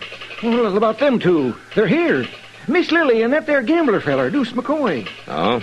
Yeah, he's the one that brought the trunks in, but part of them's hers. He wasn't fooling me none. Are they both leaving? Is he going with her? Well, I reckon so. Bought herself a ticket to Kansas City, same as hers. Didn't pay for it with no banknotes, though. He used gold. Uh-huh. Where are they now, Will? Well, they've been hanging around down there at the end of the platform. Stayed clear of the light, I figured. Maybe you don't want to draw no attention to themselves. It ain't like Miss Lillian either. Ordinarily, she'd have herself rigged out fit to kill. Be a strutting around here bold as grass, but... That was down the platform. Yeah, come on, Chester. Straight ahead, Marshal. There at the end. Yeah, I see. Look, Mr. Dillon, somebody jumped on a horse. Yeah.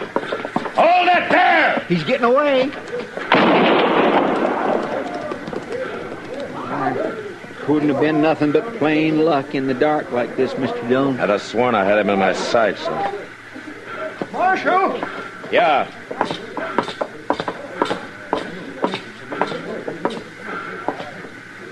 It's Miss Lillian and that gambler feller.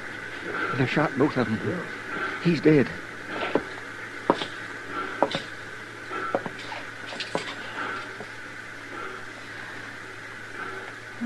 No. Who was it, Lily? Who shot you? He came back. Who? Jim. Jim? I never thought he...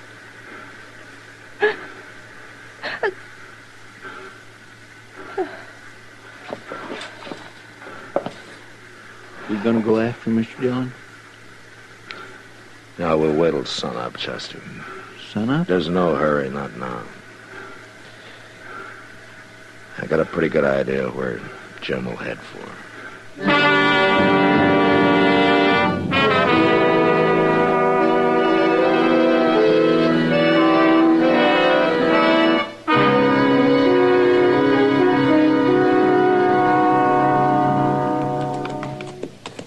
Mr. Dillon, how can you be so doggone certain he's out here somewhere? Because I know how he thinks, Chester. Sir, I never see such a country. Rim rock, gullies, mesquite, plum thickets.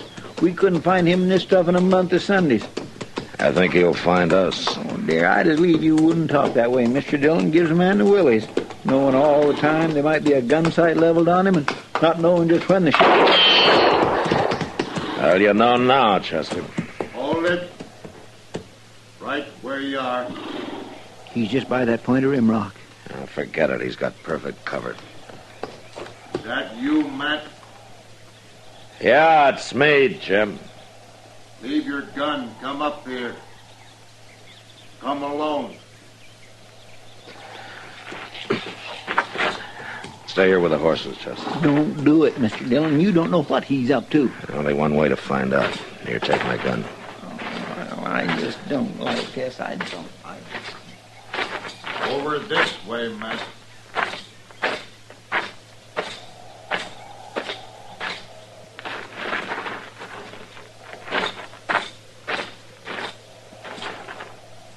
Matt, you're a fool.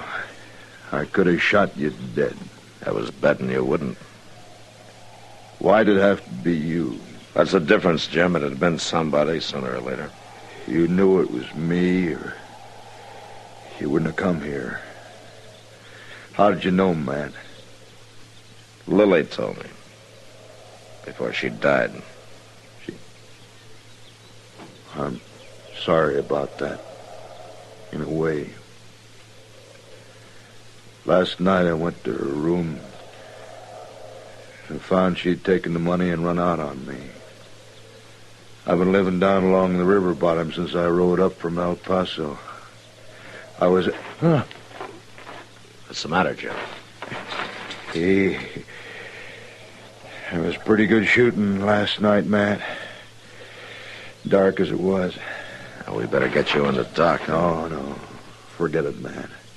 I know how I stand. Lily never did mean to marry me, man. She told me last night there on the station platform. And then she laughed.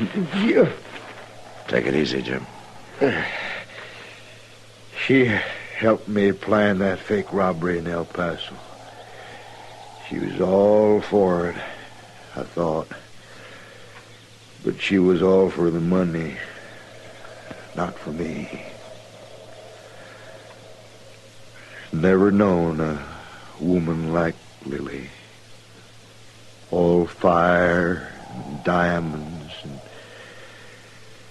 soft as a kitten. Yeah. You're funny. I know I'd do the same thing again. If she asked me to, what do you think of that? I'm not your judge, Jim. Matt, remember the time we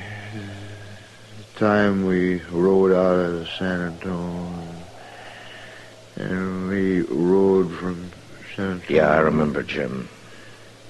We were planning to ride down to Laredo and see if we could. Jim. Jim?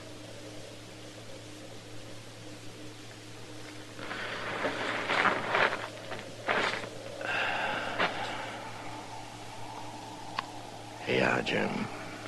I remember.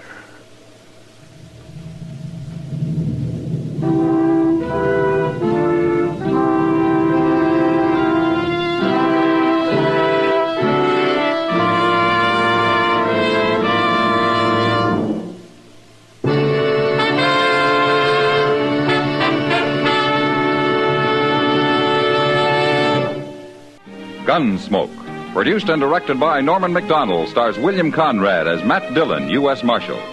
The script was specially written for Gunsmoke by Les Crutchfield, with editorial supervision by John Meston. The music was composed and conducted by Rex Corey.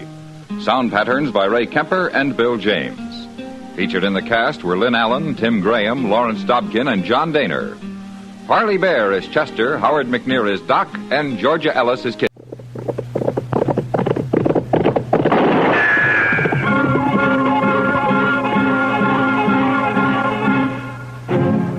Around Dodge City and in the territory on West, there's just one way to handle the killers and the spoilers, and that's with a U.S. Marshal and the smell of Gunsmoke.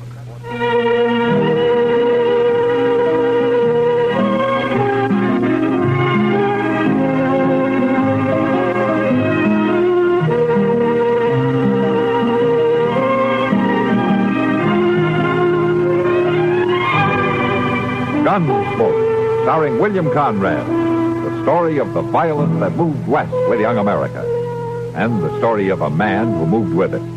I'm that man, Matt Dillon, United States Marshal. The first man they look for and the last they want to meet.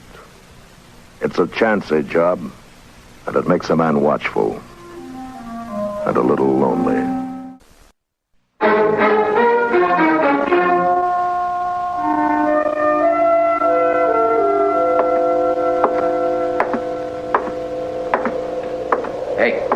Hey! Over here.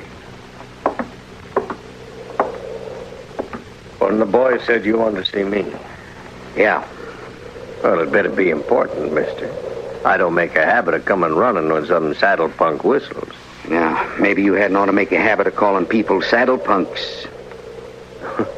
No offense. Just an expression. Sure. I came up from the Pecos country. Been here in Dodge about a week. Maybe you've seen me around. I seen you. I've been talking to people. Oh? Everybody tells me you was a big shot back in Abilene. Had all the games sewed up. 3 or 4 saloons paying off. A couple of hotels and so on. Then the boom busted and you come here.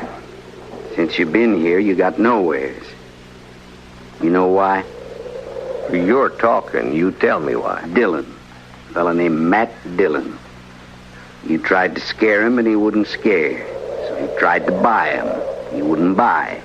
Tried breaking him and he wouldn't break. So? Be worth $1,000 to you if I kill him? It might. All right.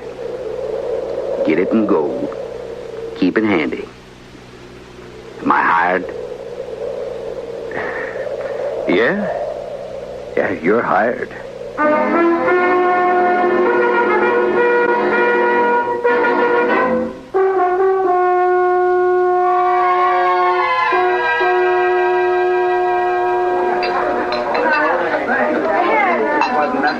You know, Chester, you haven't said 3 words in the last 20 minutes. That's not like you. Well, Mr. Dillon, did you ever get a funny feeling that somebody was keeping an eye on you? Yeah, but... Well, I got one right now. You know, Chester, I think you got a touch of the heebie-jeebies. As far as I can see, there's nobody in the whole place paying any attention to it. Somebody is. I had the same feeling the day the Butler brothers come back from Santa Fe. Yeah? I didn't even know they was in town, but I knew somebody was getting ready to call us. And about 6 o'clock that evening, they made their play. You remember? Yeah, I remember. I was one of the pallbearers next day. Well, it's the same doggone thing right now. You know, I think you've got the wind up over nothing, Chester. Town's never been quieter. Jail's been empty for 2 weeks. The only new faces around is that bunch of trail drivers that came up from the Pecos. They're all strangers. Oh, Marshal. There you be. What?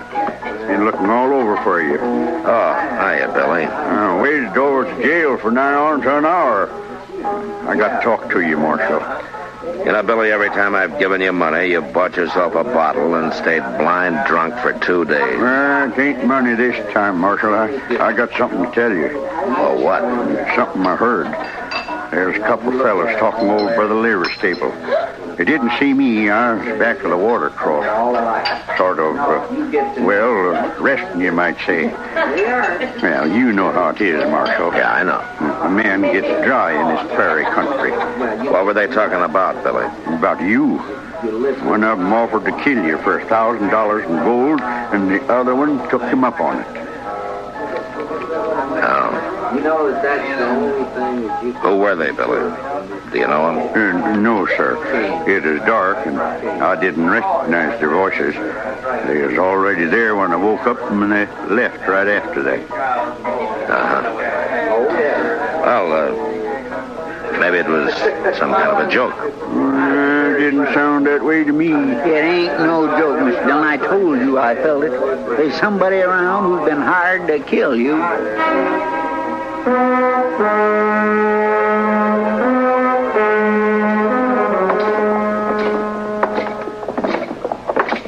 Can you figure who'd want to do such a thing, Mr. Dillon? Well, I can figure a dozen or two, Chester. Well, I mean... Now, here we are.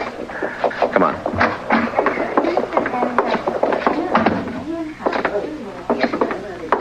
Well, good morning, Marshal. I haven't seen you since the robbery last month. Attempted robbery, Mr. Boughten. So it was, thanks to you. Well, Marshal, the bank's at your service. What can I do for you? Give me some information, if you will. Well, if it isn't confidential. It is, but I want it anyway. Well, I hardly know what to say. Perhaps we'd better step into my office. All right. This way, gentlemen. Thank you. Now, just what was it you wanted to know? I want to know whether one of your customers has drawn $1,000 in gold from the bank in the last few days. Any particular person in mind? Oh, that's what I want to find out. Well, I hope this won't go any farther, Marshal. Who was it, Mr. Boughten? I certainly wish to make it clear that I don't approve of this man, but after all, he is a good customer, and it's not my place. Yeah, I know. Who was it? Lawson Hale. Lawson Hale? He took the gold out just this morning, as a matter of fact. Said he was working on a cattle deal of some sort. I do hope you'll regard this as confidential, gentlemen. Yeah, sure. Well, Chester, we know who one of them is now. But who's the other? The one who's actually going to do it? Some punk who wants $1,000 bad. Doesn't care much how he gets it. That sure don't narrow it down any. No. I know.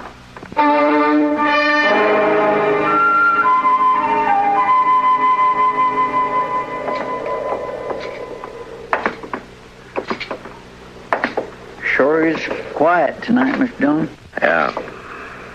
Ain't many people out. No, not many. That moon's throwing quite a bit of light. Mm-hmm. Yeah, I guess it is. Kindly makes a target out of a man. Yeah, it does, kind of. If somebody was out to shoot somebody, this would sure be a good night for it. Yeah, I suppose so. Mr. Dillon, would you mind if I make a comment? I thought that's what you were doing, Chester. Let's go on back to jail and stay off the streets.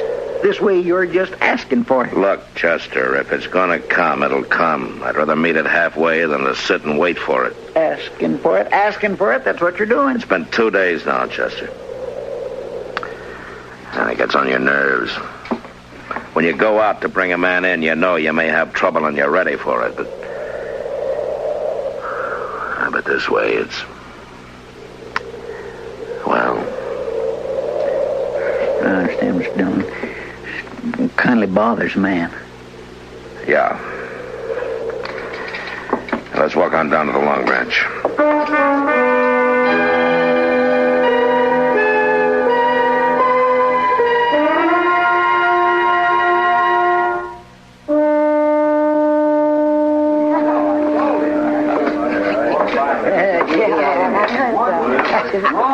Hello, Kitty. Doc. Hi, Matt. Oh, it's good to see you, Matt.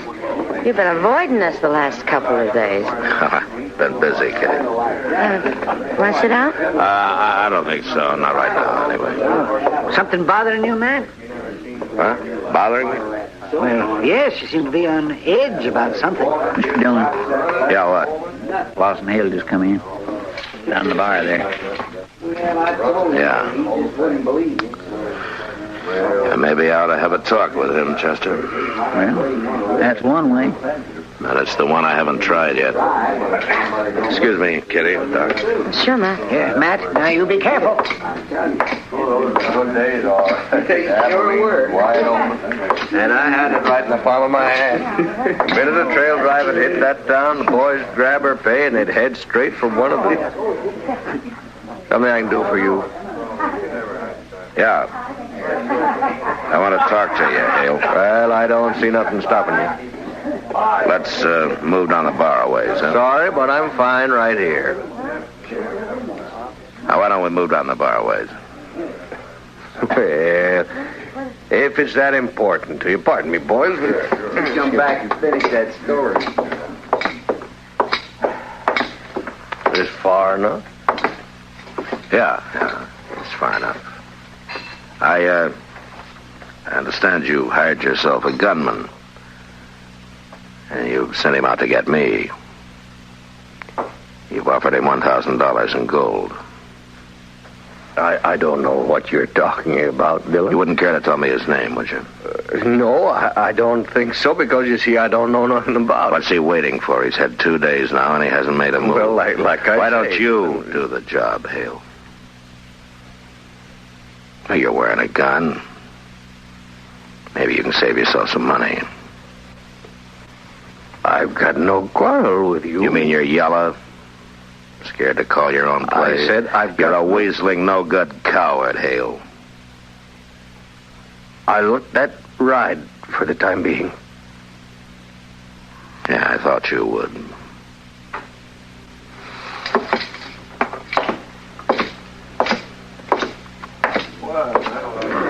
Come on, Chester. Let's get some fresh air. All right, sure. See you later, Kitty. Doc. All right, Matt. Well, I guess he just ain't the kind to take chances, Mr. Dillon. He doesn't need to, Chester. He's got a hired killer prowling somewhere around. Yeah, if I only knew who he'd hired, I could force the play myself. This business of having to leave it up to the other man. Over there by the stable. Yeah, I saw the flash. Reckon you got him, Mr. Dillon? I don't know. Let's move in. Now watch yourself. He may be playing possum. Yes, sir.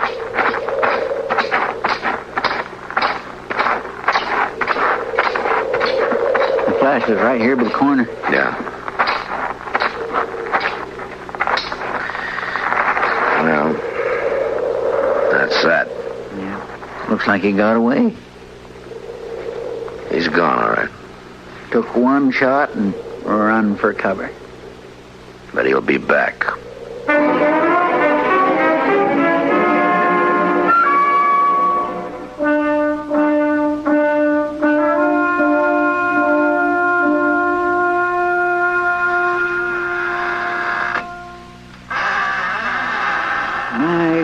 that fire feels real good. Yeah. Old jail seems kindly cozy. Anyway, it's a lot better than prowling them streets waiting for somebody to put a bullet in your back. Chester! Will you stop squeaking that chair? Sorry, Mr. Dillon. 2 more days gone by and he hasn't made another move. Yes, sir. That cottonwood sure burns up fast. I guess I better shake down the stove and throw another chunk. Wait a minute. Might be a way at that, Chester. Loss and hail. That's the only fact we're sure of. Loss and hail. It'd be kind of hard to prove anything, Mr. Dillon. Who said anything about proving it? I got an idea. Come on.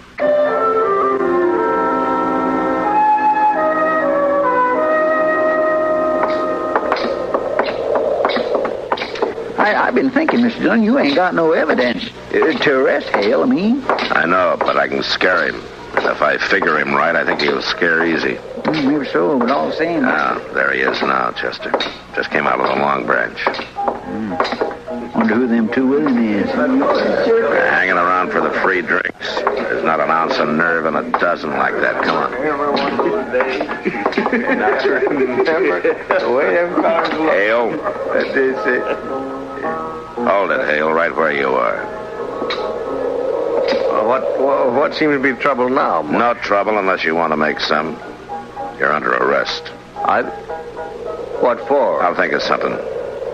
Well, you taking me in without even making a charge? I'll remind you there's witnesses here. Yeah, so I noticed. When they're not hanging around you, they're after somebody else. What have you done, Hale? Hired them, too? I asked you what the charge was, Marshal. Vagrancy. Vagrancy? As far as I know, you've never had any visible means of support as long as you've been in I'll Dodge match City. any dollar of yours with 100 better ones. Fine. That'll help pass the time. Now, look at here, Marshal. Shut up. All right, boys, break it up. The party's over. You had your last free drink out of this pump. Now let's go to jail.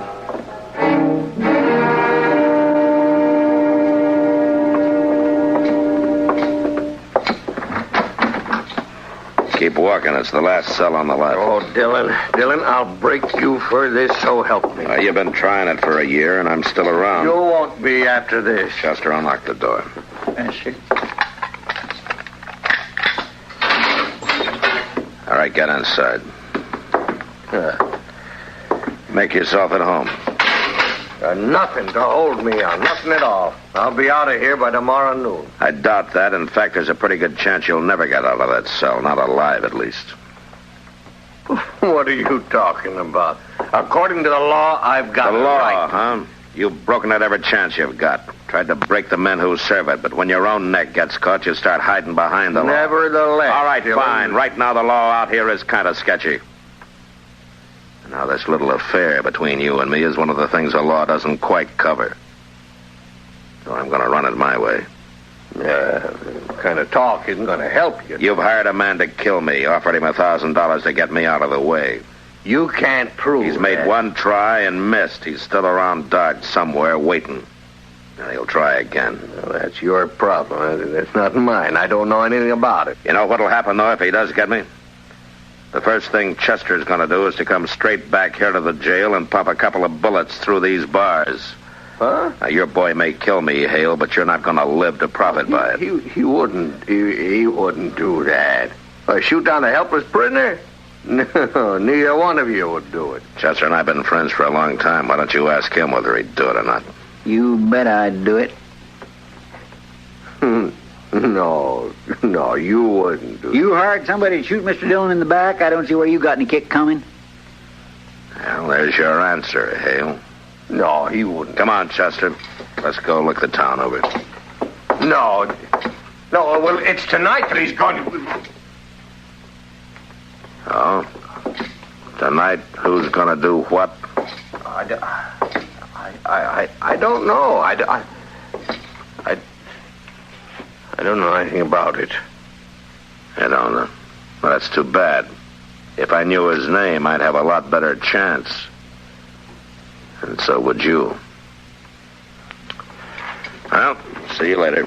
Or anyway, Chester will. No, Dillon, you can't do it. Dillon, you can't go out in the street. He'll get you sure. Dillon, no. Wait a minute. I'll tell you his name. All right. He's a trail driver. He came up from the Pecos last week.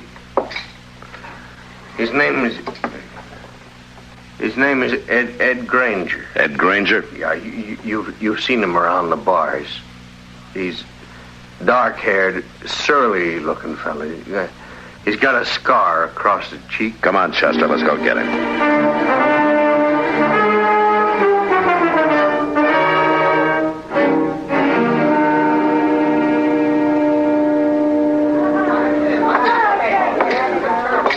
He's here, all right, Mr. Dillon. Over there by the end of the bar. Yeah. Looks like he's by himself. What are you going to do? Arrest him? There's no evidence, Chester. Only one way I see is to make it personal. You stay out of it. Just cover me, that's all. Yes, sir.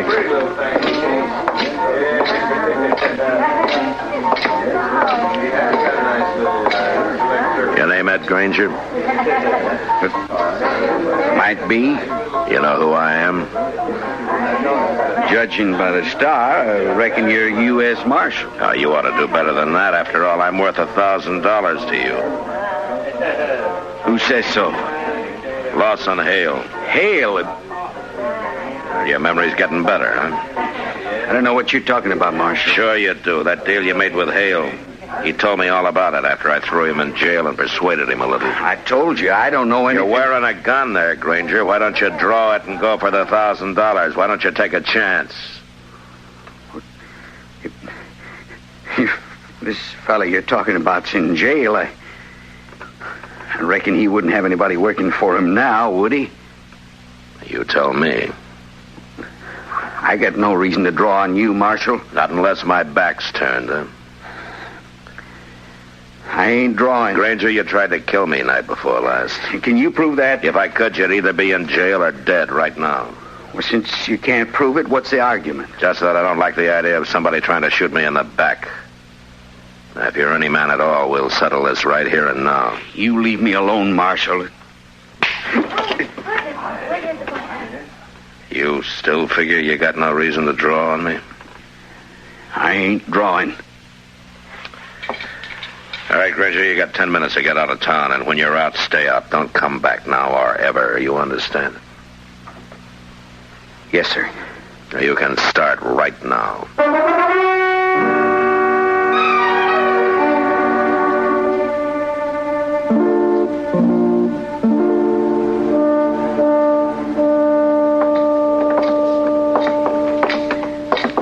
Must be nearly midnight, Mr. Dillon. Yeah, about that, I guess. I declare this is sure one day I'm glad is over. Yeah, so am I. At least I can breathe a little easier now. I'll just get the fire built up a little. No, leave it, Chester. Take care of the prisoner first. You still ain't got no evidence. What are we going to do about him? Same as with Granger. Turn him loose, run him out of town. I should have done it months ago. Go on, get him, huh? All right, sure.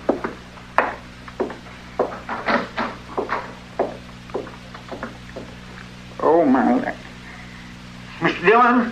What?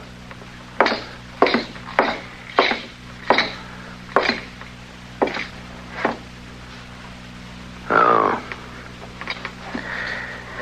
Granger must have stopped by here on his way out of town. Looks like he got Hale over at the window for a talk and grabbed him and cut his throat right there. Yeah. Figured Hale had sold him out. Get a bulletin on the wire, Chester. Wanted for murder, Ed Granger. All right, Mr. Dillon. I guess Hale got pretty much what he bargained for. He hired himself a killer in order to kill him. He got it.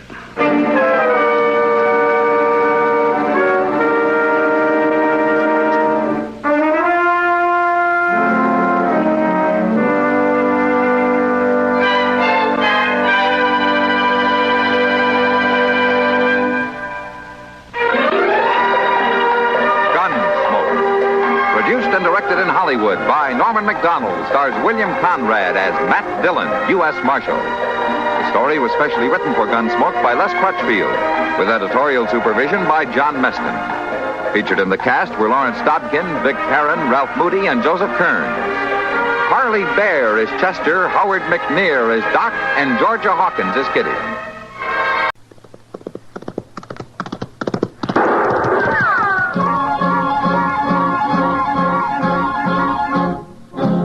Around Dodge City and in the territory on West, there's just one way to handle the killers and the spoilers, and that's with a U.S. Marshal and the smell of Gunsmoke.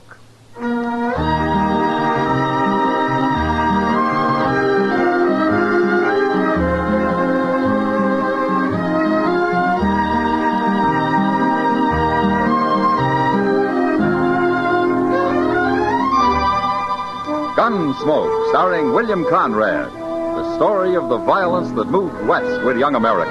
The story of a man who moved with it. Matt Dillon, United States Marshal.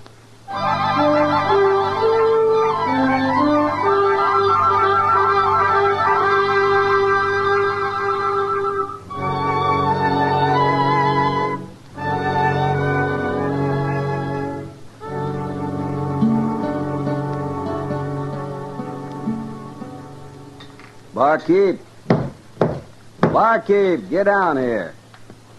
His name's Sam, mister. That's so. What's your name? Neil Butler. Ain't you pretty young to be drinking so much hard liquor, Neil? I'm 19, but I've been around Dodge longer than you have. Kind of sassy for a kid, ain't you? Man enough to ride for Fate Ender. Fate Ender? You never heard of him? Maybe I have. Anybody that's ever been near a longhorn steer has heard of Fate Ender. Sure. He's a hard man to work for, though. How's that? Well, he eats one meal a day and don't drink or smoke. So he has a big advantage over the likes of me and you. Mm-hmm. Does he pay regular? You looking for a job, mister? It ain't mister, it's Lee Shin. Okay, Shin. And I'm looking for a drink, not a job. Sam! Hey, Sam! You had about enough, Neil. You ain't my nursemaid. I'm buying a drink for me and Lee Shin here. I've been yelling for one long enough. Sometimes I'm hard of hearing. You know, I've seen barkeeps with their heads all busted open. Shin, huh? And, where would you have seen that, Shin? Texas, maybe. Well, you ain't in Texas now. Lay off of him, Sam. He's new around here. Fetch them drinks. I just don't believe I will. Now, looky here. You don't pull much weight around here, do you, Neil? He's had enough, Shin, and don't you egg him on. He can take care of himself. Of course I can. Sam, you give me a drink or by heaven I'll bore a hole in you. Now take it easy, kid. You don't think I will, huh? Well, you better not try. I'll try. All right, you hold it, mister. Watch him, Marshal. I ain't made a move. No, but you was about to. It'd have been too bad for you if I had, Bart. Never mind that. Throw some water on Neil there, Chester. Right, Mr. Dillon. You got any water, Sam? What kind of place you think I run? Well, give me some beer, then. You paying for it? Mr. Dillon? Forget it, Chester. The kid's coming to anyway. You're a stranger in Dodge, mister. Supposing I am. Don't start any trouble, that's all. I ain't done a thing. I just been standing here. It's that mean-tempered barkeep started it. You want me to break a bottle over your head, Shin? See? Blast you, Sam. What'd you hit me with, anyway? The usual. If you try that again, I'll hit you twice. You sure sobered me some. Sobered you, did he? What were you doing drunk in the first place? Now, Mr. Render... Shut up, Neil. I can tell what's been going on here, and I don't like it. It's all right now, Mr. Render. You, going to arrest him, Marshal? No. I got nothing to arrest him for, Fate. Drunkenness? He won't cause any more trouble. You're trying to protect him, huh? Well, it ain't going to work. He's sober now. Look at him. Sure, he's all right, Fate. I just had a little argument with him. Wasn't nothing. I'm not blaming you, Sam, but a man has to learn to hold his liquor or not drink at all. It's a lot easier not to drink at all. The way you do, Fate. Maybe. But I remember the time I felt I'd come to the estate of man when I'd learned to drink 1 1/2 quarts of whiskey daily. That's a lot of whiskey. But I quit. 15 years ago, I quit. You ain't had a drop since? Only once. A friend of mine who was a candidate for office tempted me into a glass. I felt like I'd stolen a sheep. Well, you can't expect everybody to feel the same way, Fake. I don't, Marshal. But I recognize the weakness for liquor when I see it. And young Neil here's got to learn. Mr. Ender, I ain't been drunk in 2 weeks. Till today. 2 weeks? Neil, if you ain't man enough to stay away from it longer than that, you ain't man enough to work for me. You mean I'm fired? You'll draw your pay tomorrow morning. Good day, gentlemen. Mr. Ender. That old mosshead. He needs shooting. You start thinking about finding a job, Neil, not shooting somebody. Maybe I'm tired of working. Say, where'd that fella Shin go? It's plumb disappeared. Never mind about him. Look, Neil, they're looking for some help over at the OK Stables. Maybe it'd keep you in feed till you find something else, huh? Thanks, Marshal. But I got some thinking to do first.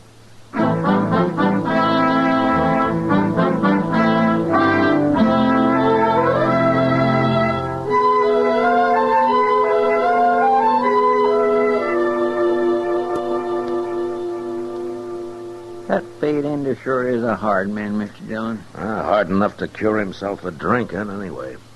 Yeah, but he needn't have been so mean with Neil the other day. He could have gave him a second chance. Oh, Neil can get another job. Yes, I know. But I don't cotton to a man being so self-righteous. I'll bet old Ender's made lots of mistakes in his time. People say he has. Only nobody's caught up with him yet. What do you mean? Well, back in Texas, he used to spread a mighty wide loop, Chester. I expect it was a long time before he paid money for any calves. Oh, well, I never heard he was a thief. Oh, he isn't. Not now. That was just after the war, when everybody was branding anything in sight. Cattle were running wild then, what with so few men to look after them. Yes, sir, I know. One of my brothers got caught at it. Oh? You never told me that, Chester. Well, it's something us proudfoots don't bring up very often, Mr. Dillon. No, of course not. No, sir. My brother wouldn't like it. What? Well, he's a banker now. A banker? Yes, sir. At a place called Pavo. That's over west of San Antone. Real dry country there. He likes it, but I sure don't. My goodness, the wind and the dust is just Matt! Hello, Doc. So you better come upstairs. Oh, what's the trouble? Fate Ender. He didn't want to see you, but I sneaked down anyway. He didn't want to see me about what? I just took a bullet out of his arm, Matt. What? And he's talking about killing the man that put it there. Who? He didn't say. Wait here, Chester. I didn't hear about no gunfight, Mr. Dillon. Neither did I. Is he hurt bad, Doc? I didn't even break the bone, Matt. It'll be a mite painful for a while. He's resting a little right now. That's how I got away. Well, I'm glad you did. I might have known that's where you went, Doc. No man comes in here carrying a bullet without my telling the Marshal, Fate. How'd this happen, Fate? I'll skin my own snakes, Marshal. Not around here, you won't. I've killed men before, and I don't need no help to do it again. Somebody took a wild shot at you, is that it? Not so wild it didn't hit me. Well, maybe he wasn't trying to kill you. He didn't get close enough for any such trick shooting. Little coward. Oh. You think it was Neil, huh? Of course it was. And I'll kill him. I'll kill him sure, Marshal. Why do you think it was Neil, Fate? I know it was. Tried to kill me while I was crossing the Arkansas on my way into town. He was a quarter mile off, behind a bluff.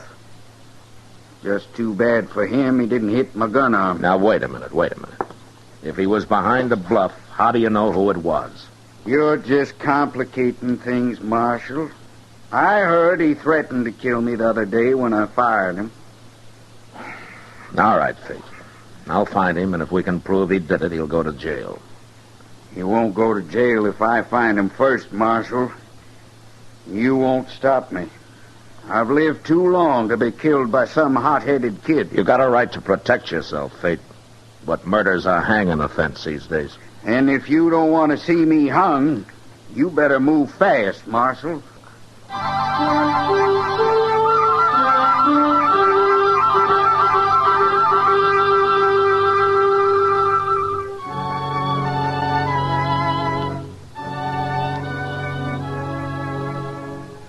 For all his hard-headedness, Fate Ender was as good a citizen as any around Dodge. And in some ways, a lot better. In any case, I didn't want to see him hung any more than I wanted to see young Neil shot. And since Fate wasn't the kind of a man you could argue with or throw in jail to cool off, I went looking for Neil. He wasn't at the OK stable, but a small boy there told us that he'd be right back. So Chester and I sat down in one of the stores and waited. Mr. Dillon, you don't think Neil's going to admit trying to stage an ambush, do you? Well, he'd be a fool if he did, Chester. Mm-hmm. And what are you going to do with him? I don't know. Maybe he'll do it by himself. Just What? like I told you before. Yeah, maybe this is him. Man deserves to die, Neil. It don't matter none who kills him. Hey, it's that fella Shin. Be quiet, Chester. Well, sometimes I think it'd be worth hanging for, even if I did get caught. That's more like it, kid. Don't you let nobody bluff you. He ain't all bluff. I've seen him. Neil, Fate Ender's like a Confederate dollar. Like 500 Confederate dollars, in fact. He's just that no good. Well, I don't know.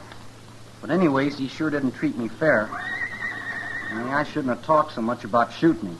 Don't you worry, kid. They can't do nothing to you. They can't prove nothing at all. Of course they can't. What's there to prove, Neil? Marshal. Take your hand off that gun, Shin. Why, sure. Shouldn't jump out at a man like that, Marshal. Well, my being here wouldn't bother most men. What do you mean? I take it you've heard about Fate Ender getting shot. I heard. And he's saying I did it, too. Well? Don't tell him nothing, kid. You don't need no alibi. Suppose you stay out of this, Shin. Well, why should I? I'm the only friend Neil's got around Neil here. can talk for himself. Everybody's got a rope on the kid. It ain't That's fair. enough out of you. He's just trying to help me, Marshal. But he don't need to. I can prove I wasn't anywhere near there. Oh? Well, how do you know where it happened, Neil? A friend of mine met him on the way into town. Ender told him all about it, and he come straight off and told me. Ender says it was at noon, Marshal. You want to know where I was at noon? Yeah, where? At the Texas Trail, talking to Kitty. I'm going back there right now and get her to prove it before Ender find me and tries to kill me. Now, wait a minute, Neil. Let him go. It won't do any good, kid. Of course it will. Darn fool, kid. Shin.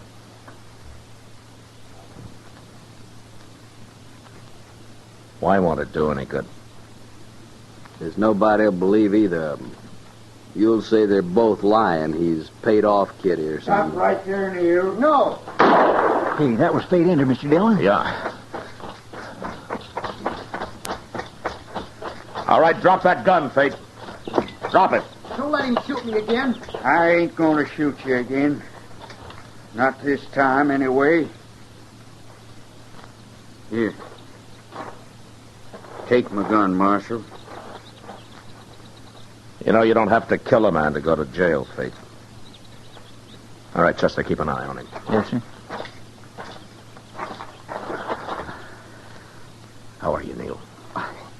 busted my shoulder, Marshal. You're lucky. I seen him coming and I got scared. But I wasn't fast enough. You weren't fast enough? I know him. He'd never bother saying so. But I drew first, Marshal. I gotta admit it. Now, Chester. Yes, sir? Give Neil a hand here, huh? Taking up the docks. Okay, Mr. Dillon. Shin can help you, Chester. He's run off, Neil. Seems like he's kind of gun shy. All right, now, come on. Put your arm around me here. Be careful, put it under. There we are. Well, walk some, Neil. It's your shoulder hurting.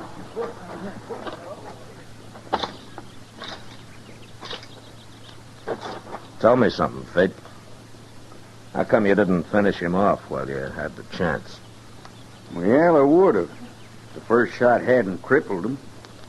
I ain't no murderer, Marshal. But you'll kill him when he gets well. Is that it? I'll kill him.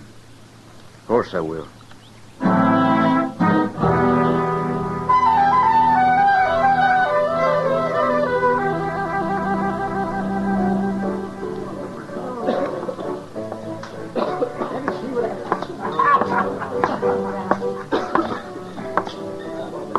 Hello, Matt. Hiya, Marshal. Kitty. Sam. I can tell you're not going to make any money off him today, Sam. Have a drink on the house, Marshal. No. Kitty's right, Sam. I didn't come here for pleasure. I heard about Fate Ender being shot. Is that what it is, Matt? Yeah. Kitty, young Neil claims that he was in here at noon talking to you. Yeah, he was, Matt. Funny thing is, he was talking about Fate most of the time. Sam was here, too. He heard him. Yeah, sure did. If what he was saying is true, Fate's about the sharpest dealer I ever heard of. Oh? What do you mean, Sam? Oh, it's just a story about Fate when he was still in Texas. Go on. You tell him, Kitty. Tell him. Well, seems Fate owed a man $500 when the war broke out. But he told him he'd keep it for him so he'd have something when he got out of the army. That was during the Confederacy, of course. So when the fellow came back to collect his money, Fate shoved a whole barrel of it at him and told him to help himself. Ain't that something, Marshal? Fate claimed the debt had been made in Confederate money, so that's what he paid off with. Pretty foxy of him, don't you think, Matt? 500 no good Confederate dollars. Kitty. Did Neil say where he'd heard this story? Oh, that new friend of his, Shin. He told him. Why? Hey, it's a good story, Kitty. It's a real good story.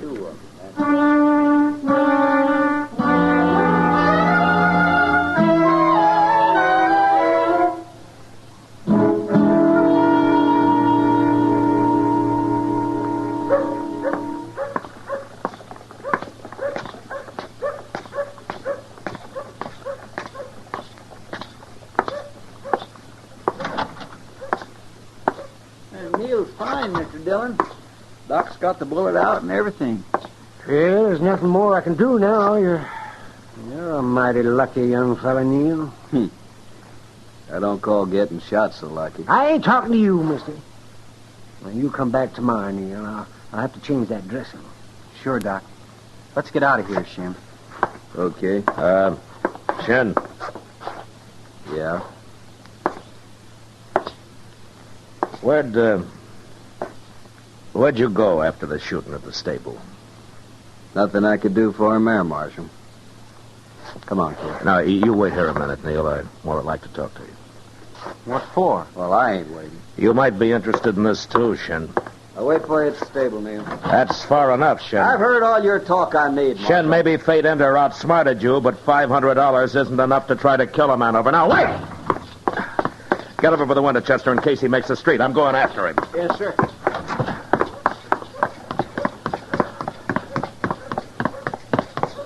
Look at him, Mr. Dillon. Right there. What? I got him. What? Oh, did you shoot him, Chester? I didn't hear anything. No, sir. That chamber pot there. I dropped it right on his head. What? A bullseye, Mr. Dillon. Yeah. Well, he's your prisoner, Chester. Come on down and lock him up. Yes, sir, I'll be right there.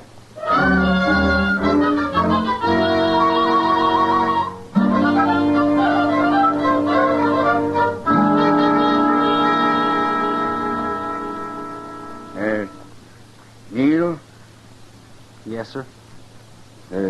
Marshal here told me the whole story. Looks like we both made a mistake, Mr. Render. Shin wasn't much of a friend, was he? Trying to hide behind you all the time. I took up with him when I was drunk. That's the whole trouble. Neil, I'm kind of old. Sometimes I guess I forget what it's like to be young. Yes, sir. And Well, that's all right, Mr. Render. No, it ain't all right. Maybe what he's trying to tell you, Neil, is that he went and paid Doc for fixing you up. He did? And Doc says it'll only be a couple of weeks before you can ride again. Couple of weeks is too long for a little wound like that. I won't have no namby-pambies riding for me. You hear? Yes, sir. I hear.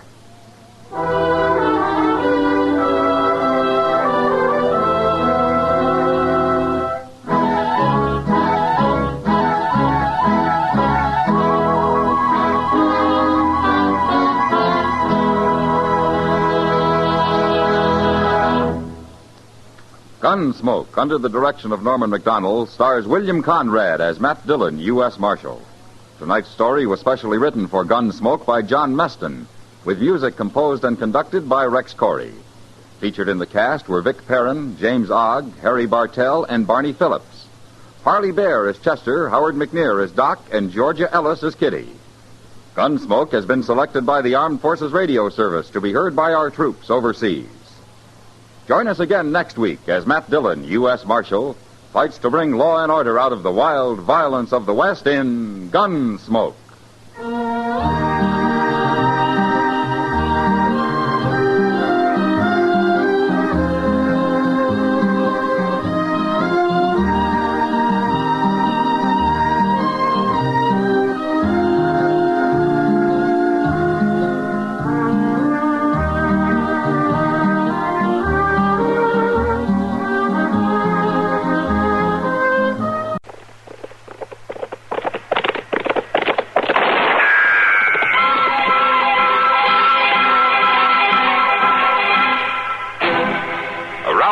City and in the territory on West, there's just one way to handle the killers and the spoilers, and that's with a U.S. Marshal and the smell of Gunsmoke.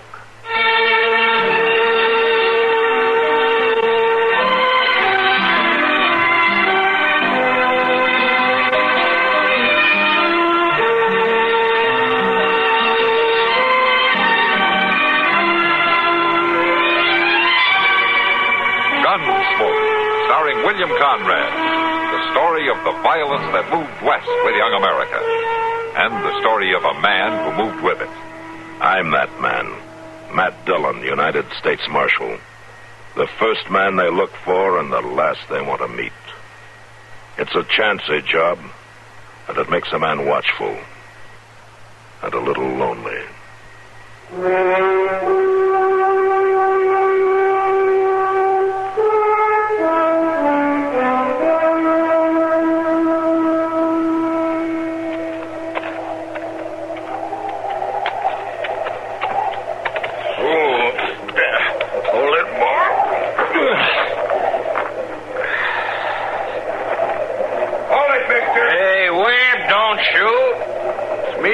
Guthrie. What, Hank? I had a hard time finding you, Wib. Nothing but a dugout in the snow. Finally seen your smoke. Well, can I come in? I ain't stopping you.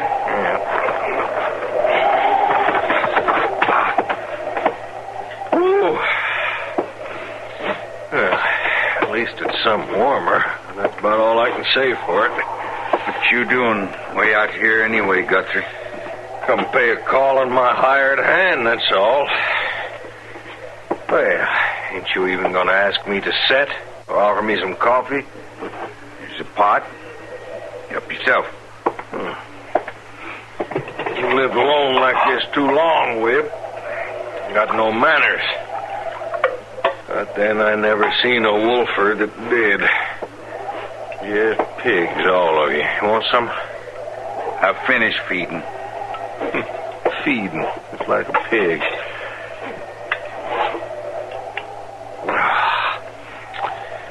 Whew, I needed that. Must be below freezing even in the sun.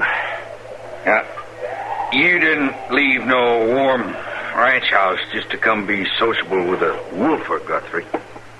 No, not dang likely. You got some bone to pick with me? Start picking. All right. Webb, what am I hiring you for? Clean the wolves off in your land? Right. And I see you got pelts enough. You got muskrat and bobcat, and you got badger. You got everything but wolf. I'd turn in plenty of wolf skin already. You seen it? That's just what I mean. Shot a raft of wolves before you was here 2 months. Seemed like maybe you got most all of them around. Told you I would. Yeah, that's right. You lived up to your reputation, best wolfer on the plains. Only if you got them all, how come there's 5 of my best colts laying out there with their bellies ripped? You tell me that? I seen them. Yeah, I bet you did. All right, if it wasn't wolves done that, maybe you can tell me what it was. It was a wolf, right enough. A wolf? More than likely a whole pack. No, just one. Big one. Splayed foot. You trying to tell me one wolf done all that? He's big, Guthrie. Maybe the biggest I've seen in all my years. Well, if you seen him, why don't you get him? Well, he ain't easy. He's big. He's smart. And that splayed foot, he's been trapped before. There's other ways to take a wolf. Mean one to track, too. You don't get but a glimpse. Not enough for a sure shot. Where are you trying to tell me there's a wolf that you can't catch? Maybe. This one's white, Guthrie. White? What's that mean? Cheyenne say. Oh. Cheyenne say the white one's his big medicine spirit. Oh, dang Injun talk. Unless you're being raised by the Injuns 20 years, well, you're more Injun than white. Maybe. Maybe you're dreaming this wolf up. Maybe that's it. What do you mean?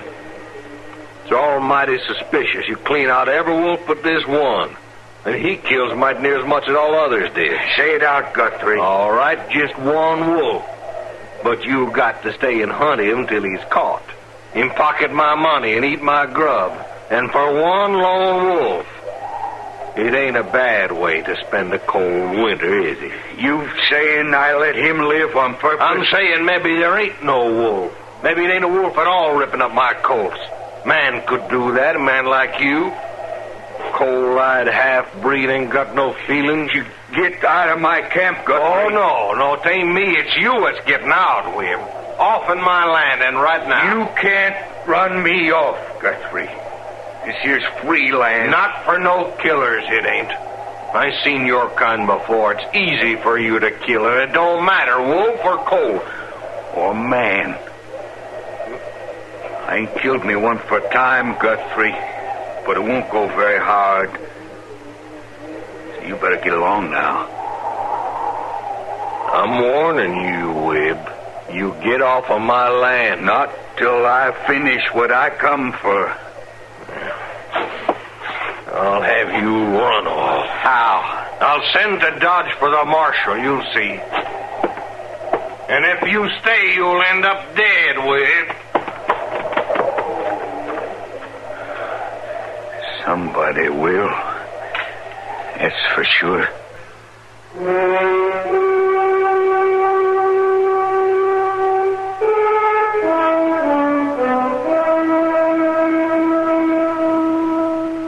Matt, you know that this is the first time we've had a chance to eat dinner quietly and quite a spell. Yeah, I guess it is.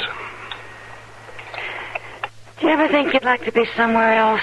You know, just travel. Travel? Yeah. Places like Philadelphia, Washington, Baltimore. Why would I want to be there? Well, I should think you'd like to see something besides Fort Dodge and Fort Wallace, James Crossing and Fort Larned. Prairie and Army camps get pretty dull, don't they? What would I do in Washington? Call on President Grant? Well, why not? You're a famous man. Oh, sure. I couldn't wear the clothes, that's why. I bet you'd look handsome. All duded up like that? Well, Bill Cody does real fine. Look, Kitty, I know what you're after, but I'm not going anywhere. I would. If I had anyone to go with. You'd be safe enough, traveling by yourself. Well, now, that isn't what I meant. I know what you meant. You want an excuse to go, and you'd like for me to chaperone you. That's it, isn't it?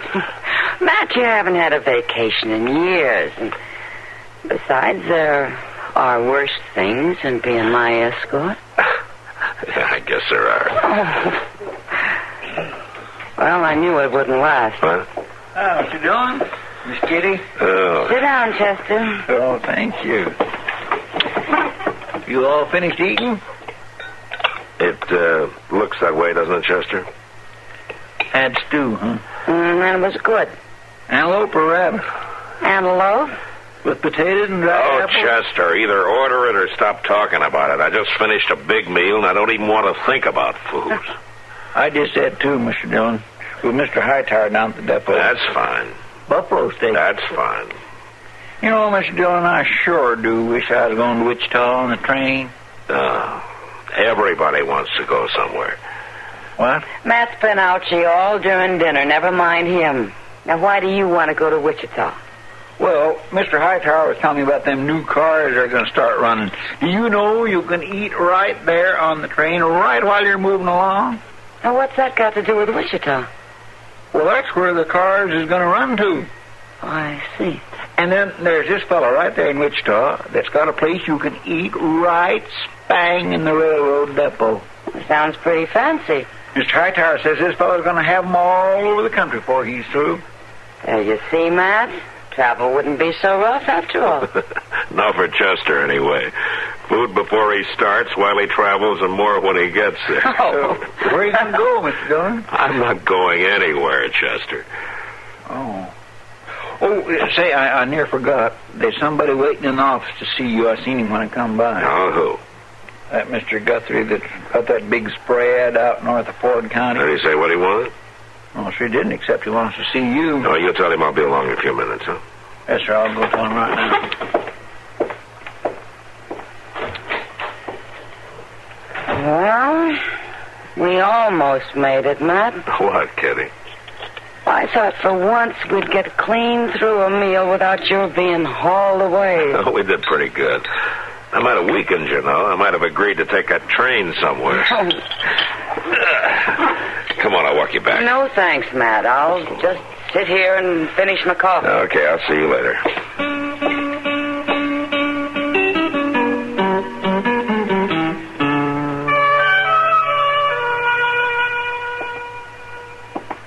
I tell you, he's a bad one, Marshal. Maybe so, Mr. Guthrie. Now, just think of that. Webb Edmonds killing them cold. Now, we're not sure about that, Chester. You have any proof it's Webb and not a wolf killing your stock? Well, I don't need no proof. Marshal, you go take one look at that half-breed there in his stinking dugout. You'll see what he is. Now, look, Guthrie, just because a man doesn't keep clean or live in a house, that doesn't make him a killer. But this man is, Marshal. You can see it right in his eyes. They're cold. They're wide open. It's like a snake's. You think you're just looking to measure you for your grave. I need proof, Mr. Guthrie. Unless you can prove that Webb has broken some law, there's nothing I can do. Well, you can run him off of my land. You're using that land, Guthrie, but it's not yours. It's open range. And Webb has every right to camp there if he wants to. I'm warning you, Marshal. You better run him off before there's trouble. And if you're thinking of getting up a party to run him off... It ain't that, Marshal. You can bet my neighbors would be glad to cooperate. They've been losing stock, too. Well, everybody has, Mr. Guthrie. It's been an awful bad year for wolves. You ought to thank Webb for cutting your losses. All right. All right. But it'll be on your head, Marshal. Don't say I didn't warn you. About what, Guthrie? That man hates me, Marshal. He's threatened me. He even said it was just as easy to kill a man as a wolf. Now, you think I'm going to wait for that half-breed to come shoot me in the back? That's murder you're talking about, Mr. Guthrie. I'm talking about self-protection, Marshal. Now, if you don't want trouble, you get him off my land. Reason or no reason, just get him off. My. Now, there's a riled-up man, Mr. Dillon. He might just do it. Yeah, he might. Say, is it really true about Webb being part Cheyenne? Well, I know he doesn't look at Chester, but it's true. He lived with him till he was about 20. Maybe he should have stayed with him. Well, any man wants to get back to his own people. You ask me, Webb Edmonds don't quite fit in with any people, white or Indian. Well, I'll admit being a wolfer isn't a very fancy way to make a living, no matter what, man. Anyway, we better ride out and have a talk with him. In this weather? Would you rather wait till somebody's murdered, Chester? All right, come on.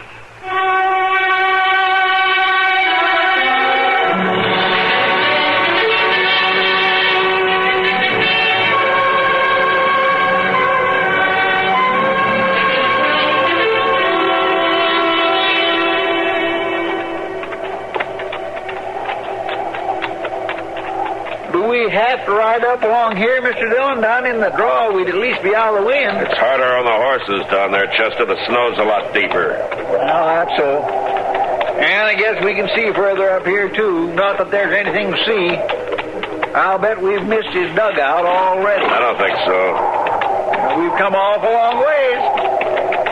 That old Guthrie sure claims a parcel of land, don't he? Yeah. Now, look there. Well, it's a horse. It's a colt. Sure standing funny, ain't it? It's staked out, Chester. Staked out? Out here in this weather, whatever for? Bait.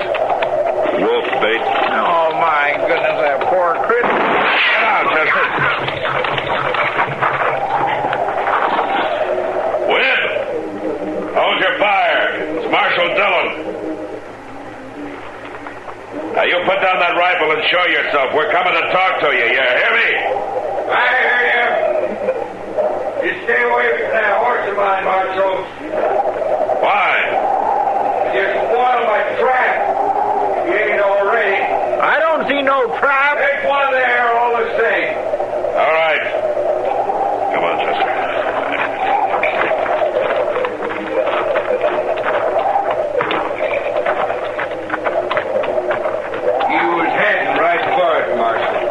So you tried to shoot us, huh? I'd only warn you. I'd wanted to down you, I could have, easy enough. Get man smell around a trap, it's spoiled. Well, you don't have much trouble with that, do you, Webb? That may be, Chester. I don't care much for man smell myself nowadays.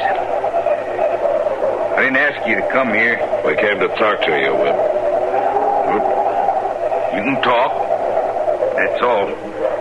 Dugout's over the crest. Follow me. You gonna leave that poor colt tied up to get at? He won't get hurt if the trap works.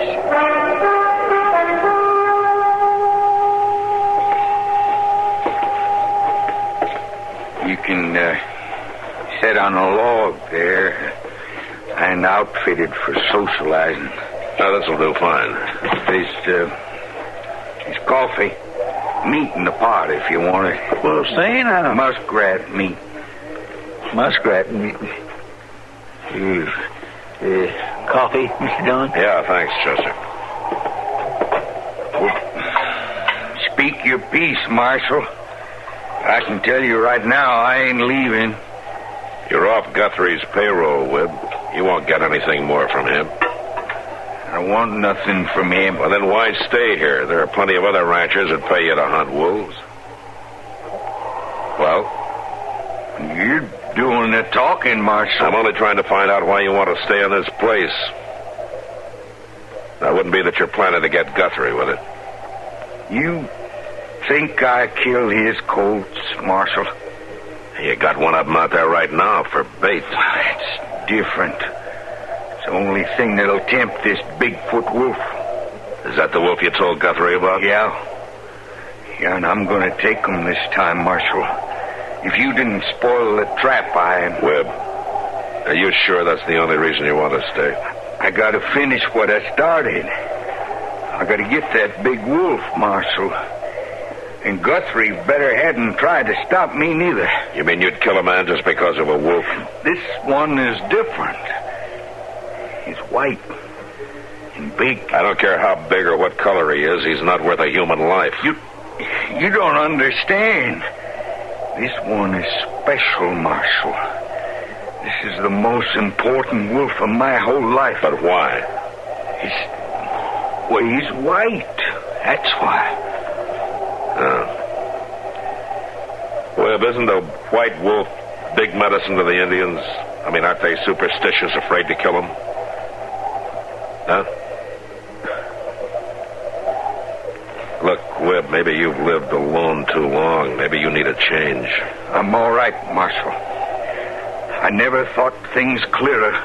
Any man needs to be around other men some. Maybe I got no use for men, Marshal. It's sure they got none for me. You don't give them much chance, Webb. Even before you became a wolf or when you were killing buffalo, you wanted alone, always. Sure I did. Maybe someday I'll tell you why, Marshal. But right now, all I got to say is I ain't leaving here. And if you stay, there'll be a killing. I will spend the night here, Webb. And in the morning, you're coming back to Dodge with us.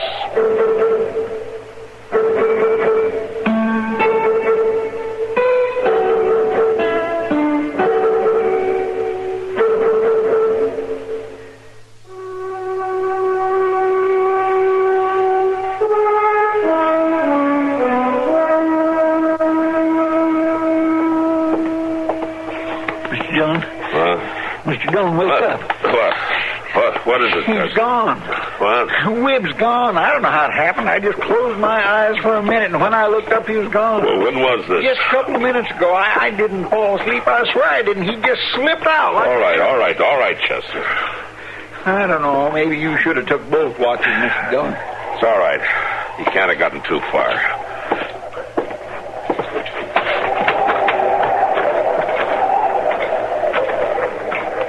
Well, there's our horses. At least you didn't take them. Wait a minute.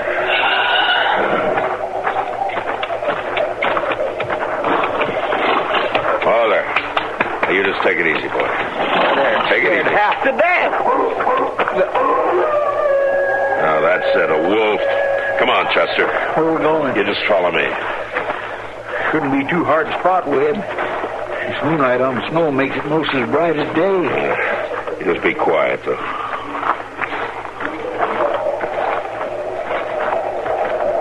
Wait a minute. What is it? Over there. Why, it's Webb. Going down to that trap of his. Yeah. You reckon maybe he's caught that wolf? I don't know.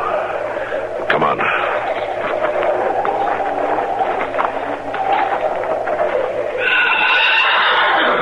There's a colt. He's still all right. Yeah, listen to that. That's a wolf. Where is he? In that pit in front of the colt. The wolf's in it? Yeah, has to be the way the colt's acting. Yeah, listen to him. He's trying to jump out. So he might have near made it, too. Come on, let's move up closer. Look, there's Webb right at the edge of the pit there. He's got a rifle. Why doesn't he use it? Look at that animal jump he's done. Shoot him, Webb. Shoot him. Oh, he's just standing there. What's the matter with you? Shoot him. You got a rifle? Use it. We should have brought ours. He's out. The wolf's got him. Stay back, Chester. I'm going over there with a 6-gun.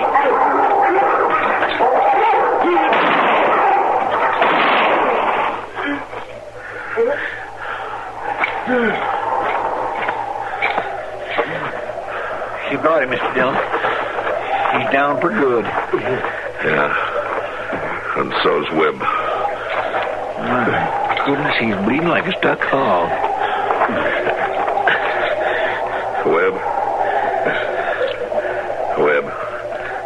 It's all over. I killed him. Well, Mr. Dillon, that wolf tore him up something fierce. Yeah. I'm done for, Marshal. Why didn't you shoot him, Webb? You were standing right there with your rifle. White wolf is big medicine. Well, what did that have to do with it? 20 years with Cheyenne. Tried to go back being a white man. Never could. Stayed on here to kill the white wolf. You mean you wanted to kill that wolf to prove to yourself that you'd stop thinking like an Indian? Miss Cheyenne never killed a white wolf. The white wolf is strong medicine. I couldn't shoot. I couldn't act like a white man.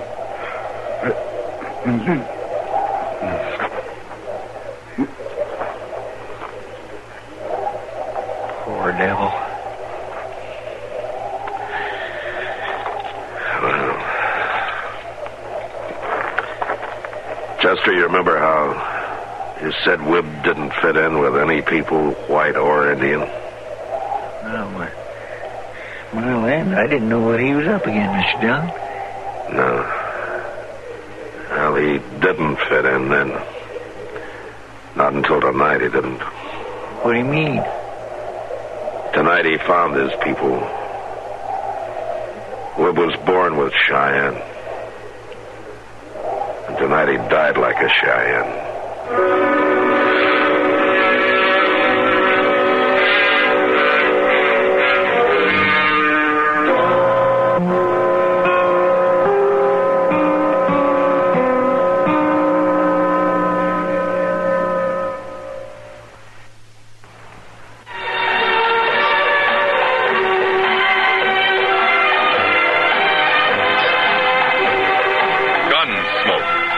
Produced and directed by Norman Macdonald, stars William Conrad as Matt Dillon, U.S. Marshal. Harley Bear as Chester, Howard McNear as Doc, and Georgia Ellis as Kitty.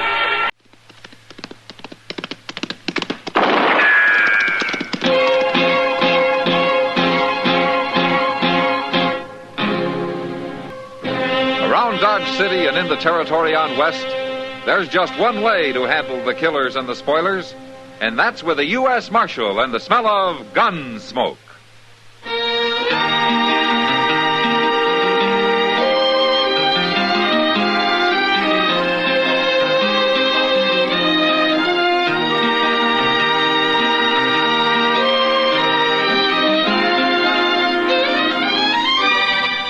Gunsmoke, starring William Conrad. The transcribed story of the violence that moved west with young America. And the story of a man who moved with it. I'm that man. Matt Dillon, United States Marshal. The first man they look for and the last they want to meet. It's a chancy job, and it makes a man watchful. And a little lonely.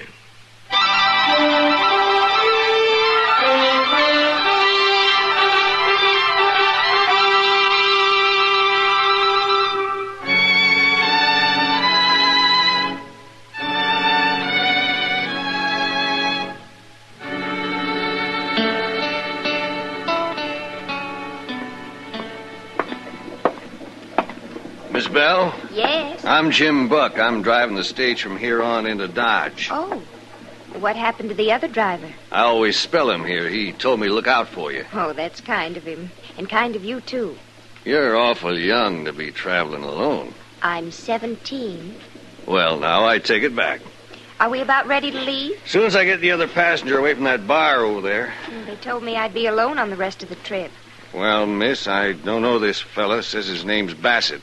But if he's drunk, I promise you he ain't riding. How do you expect anybody to ride sober if you're driving, Jim? Marshal Dillon, what are you doing in Pawnee? Oh, I had some business up this way, but I'd sure like to get back to Dodge. You got any room? Sure have. Oh, this here's Marshal Dillon, Miss Bell. How do you do, Marshal? Miss Bell? It's Linda. All right, Linda. When are you leaving, Jim? Soon as I round up that Bassett fella. Well, get him, whoever he is. Huh? And drive easy, will you, Jim? I wore out a horse getting this far, and I sure need some sleep. I'm glad you're riding with us, Marshal.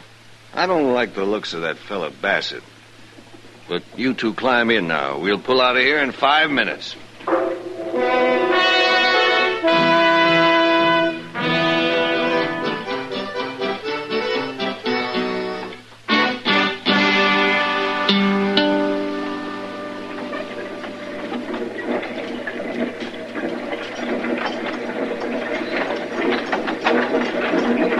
Nice day. The lawman's asleep. It's you I'm talking to, Missy. It's a nice day, ain't it? Yes. That's better. As long as we're riding the Dodge together, we better get acquainted. My name's Joe Bassett. How do you do? Well, there's no cause to be bashful, Missy. I ain't gonna hurt you. You staying in Dodge? Yes. Well, now that's just fine. Please, I'm rather tired. Oh, you are. You have dancing girl or something? Ah, you're too young for that, ain't you? Ain't you? Please. Hey, I know. I got a bottle here. Here, have a drink. No, Say, mister. What do you want? You're making it awful hard for me to sleep. Oh, I am, huh? And I'm pretty tired. Well, that's too bad. Now, it's going to be a long ride, so why don't you just sit there and look out the window, huh?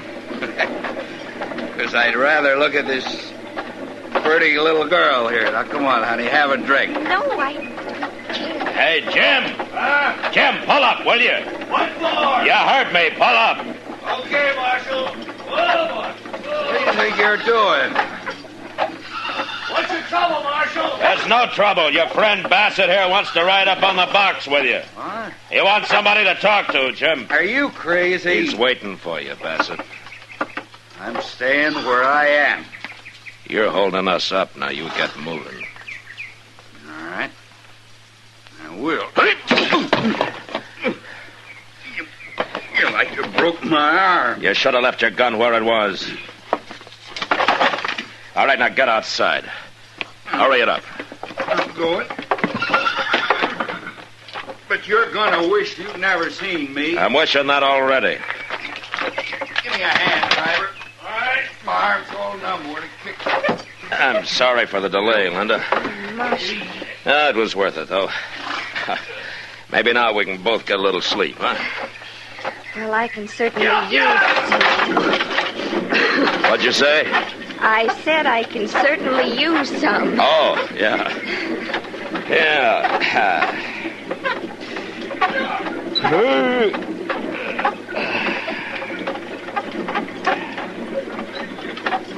You know, I feel as though I hadn't slept since I left St. Louis.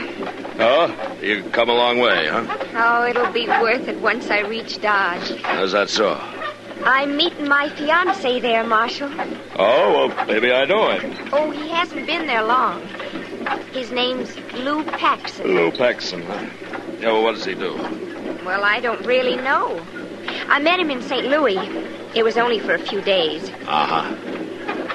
I see.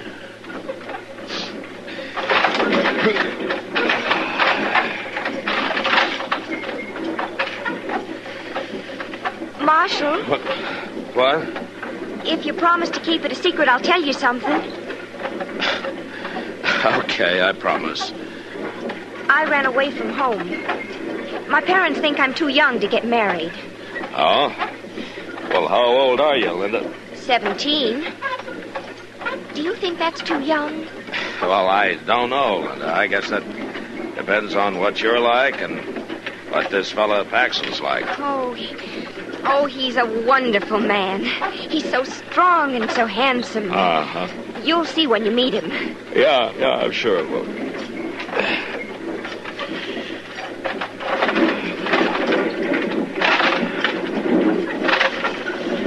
Marshal,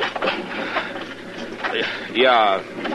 are there a lot of men in Dodge like that man, Bassett?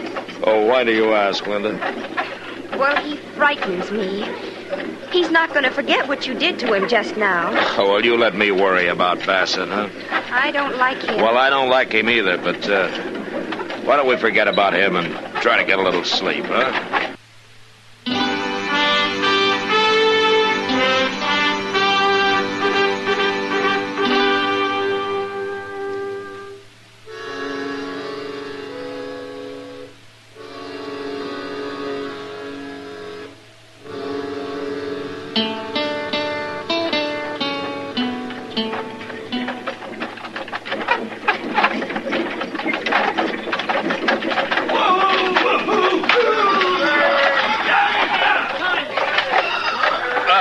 I don't see Lou. Oh, we'll find him, all right. You want me to give you a hand? Yes, thank you. Okay. There we go. Come home, Mr. Dillon. Oh, hello, Chester. Oh, Linda, this is Chester Proudfoot. How do you do, Chester? How do you do, Miss? It's Linda Bell, Chester, but she likes it simple. Oh, you look good. There he is, Marshal. There he is. Huh? Lou!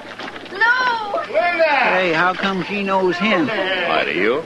Yes, sir, Lou. Oh, Linda. Oh, Lou, I made it, and I never thought I would. Oh, I knew you would. No, it might have been bad, too, except for Marshal Dillon here. Well, you're Marshal Dillon. Yeah, that's right. Lou, it was that man right over there. He was What? trying to make me drink with him and everything. Which man? He's coming this way. Him. Marshal? Where? His name's Bassett, Lou. He was annoying me. You worry about him, Linda. Ah, so this is who the little girl was coming to see. She's my fiancée. I'll be darned. I mean, she didn't say she was coming here to get married. Well, it's true. Sure. What do you want, Bassett? You got my gun in your belt. You aim to steal it? You aim to sell it? What do you mean by that? You look like a gunman to me. Where you from? Wichita. Now, what are you going to do about that? Here, catch it. You didn't have to throw it at me. And I wanted to see how you handled it. You move pretty fast when you're sober. What are you prodding me for, Marshal? You aim to stay here long? No. Not long. Good. And while you are here, I'm going to be watching you. That won't bother me.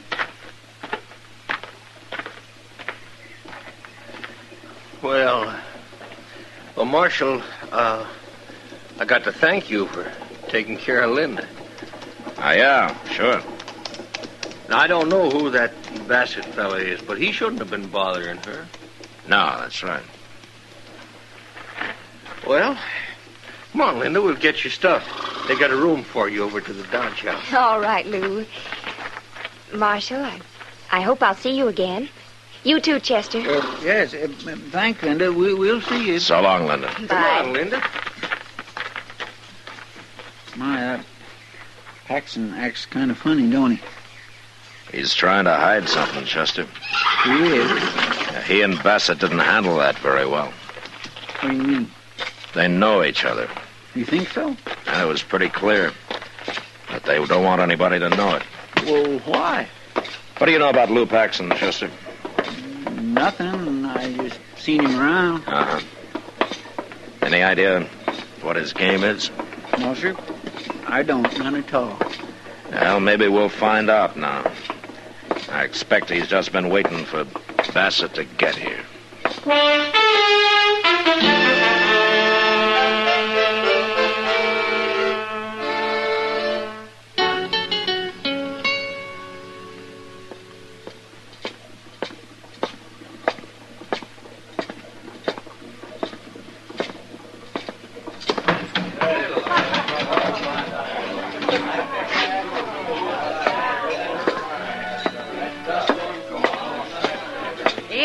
Matt. Well, hello, Kitty. I heard you got back this morning. Yeah? Sit down. Oh, thank you. You know, you've been gone most 2 weeks. You know something? It seems a lot longer than that to me. I've also heard what happened on the stage. Oh? You did? Yeah. Linda told me. Linda? How come you know her? She's sitting right over there. What? Well, it kind of surprised me, too. But Paxson brought her in this afternoon and made Sam give her a job. Sam didn't like the idea much. She's only 17, Matt. Yeah, I know, Kitty. What's this Paxson up to, anyway? Well, I don't know, and I don't care. But you gotta get that girl out of here. This is a terrible place for her. That's not my affair, Kitty. Since you're the only one who can do it, it is your affair. Now, Kitty, I can't interfere in a thing like this. Why? Because nobody's stolen anything or killed anybody? Because there's no law against it? Is that why? No, that isn't why, but... But nothing. You know what can happen to that little girl? Look at her, Matt. She's scared half to death right now. You wait till midnight. Wait till it starts to get really rough in here. You know what some of these horn-handed, drunken wild men are likely to do? You can't let it happen, Matt. You gotta get her out of here, and if you're any kind of a man at all, you do it right now. Well? Well, Kitty, All right, ask her to come over here, huh? Sometimes I get a feeling that maybe you're not all bad, Matt Dillon. Yeah. I'll bring it back.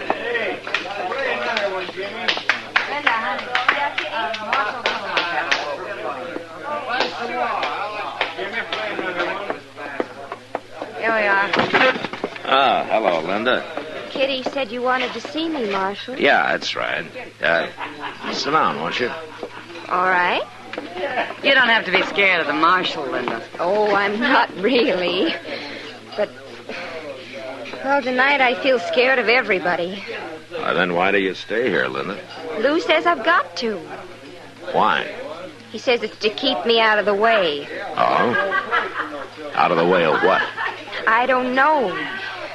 But if I'm here, he knows where I am, and he can always come to find me. But I don't like it here, Marshal. I'm not used to men like these.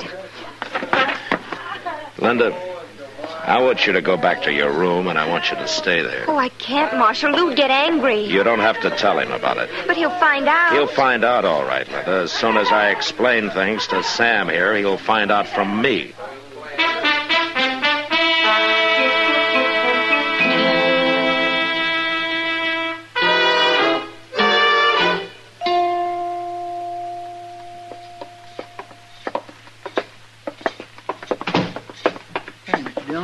Down at the end of the hall, there goes that fellow Bassett. Yeah. I didn't know he had a room here.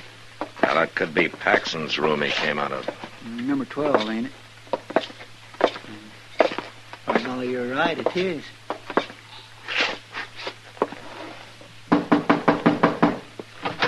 Now, listen here, Oh. Thought it was someone else. Bassett's gone, Paxson. What do you want, Marshal? I want to talk to you. Oh. What about? Why did you pretend you didn't know Bassett at the stage this morning? I don't know him. Well, he just walked out of your room.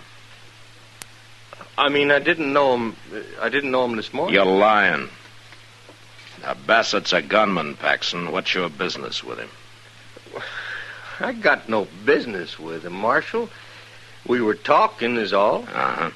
About how much are you going to pay him? I got nothing to do with him, I tell you. All right.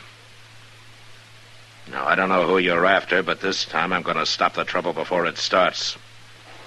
Chester, when's the next stage leave? Not till day after tomorrow, Mr. Dillon. But there's a Santa Fe out in the morning. I'll be there to see that you're on it, Paxson. I can't leave, Marshal, you got no right to make me. You're leaving, and you're leaving alone. What? A man who'll put an innocent 17-year-old girl to work in the Long Branch isn't going to keep her if I can stop it. I got her out of there, Paxson, and I told Sam she's not to come back. Well, I got I got good reason for her being there. Oh, and what are they? Well, it's none of your business. Marshal, you're interfering in something you got no right. As far as Linda's concerned, maybe I am, but I'm doing it anyway. That you and Bassett are different.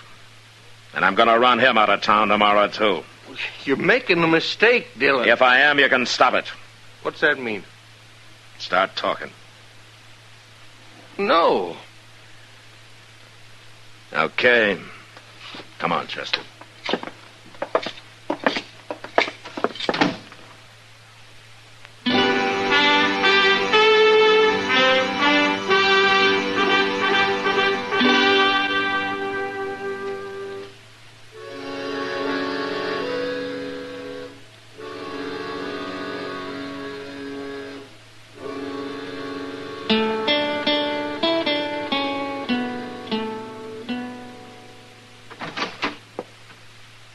Still up, man? Oh, come in, Doc. Come on in.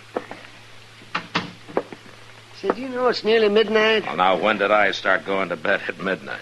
Well, you should. A man needs to sleep. Then what are you doing up? I'm looking for somebody to argue with. Well, I'm your man. Start up. Yeah, what? Sounds like somebody beat us to it. Yeah, come on. Yeah, see? That came from right down the street. Down by the Alfraganza. Yeah, it sounded like it. Mr. Dillon! Mr. Dillon! Over here, Chester. What happened, Chester? Lou Paxson. They shot him. He went into the back room at the Alfraganza wearing a mask and carrying a gun in his hand, but they shot him before he could run off with any money. He didn't even try to shoot back. Well, is he hurt bad, Chester? I don't know, Doc. I didn't wait to see. Well, I'll go see that he's taken up to my office. Give him a hand, Chester. Yes. I'll come up there in a few minutes. Well, where are you going? There's a man across the street I want to have a little talk with. Where? Oh, Bassett. Yeah, that's right.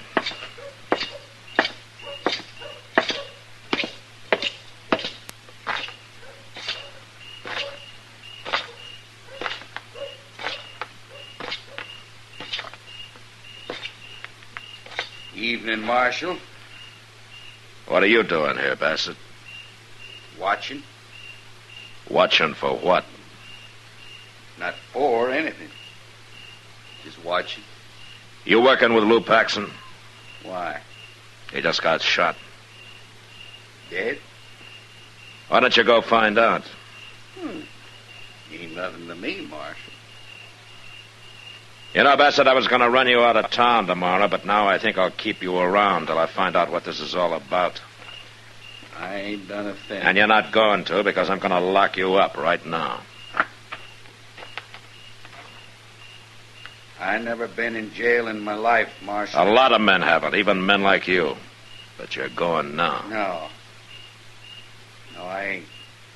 You leave your gun alone. Then get out of here and leave me alone. There's been one shooting already. That's enough.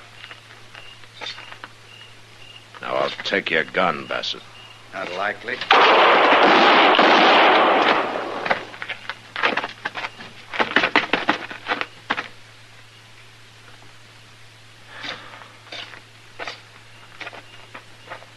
He missed you, Mr. Dillon.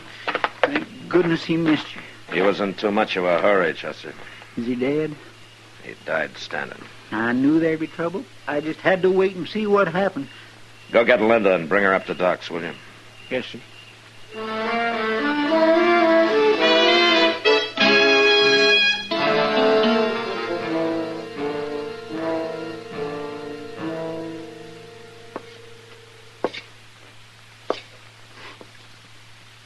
How is he, Doc? He's not good, man. One bullet in the neck, another in the chest. I'm sorry, Paxson. There isn't much I can do for you. No, I can't live this way. Not for long. Paxson, Chester's gone for Linda. She'll be here directly. Yeah, poor little gal. How did you expect to hold up the Alfraganza like that? Was Bassett supposed to help you? Him? No. He was just waiting for the money. What? I tell you, it don't matter. It's what he come here for. We robbed a stage up north. And I run off and I spent the money in St. Louis. And he followed me here. He found me. No wonder you didn't want to tell me what it was all about. He said he was going to hurt Linda if I didn't get the money, so I figured she was safer where there was a crowd around. Bassett's dead, Paxson. Is he? So am I. Just a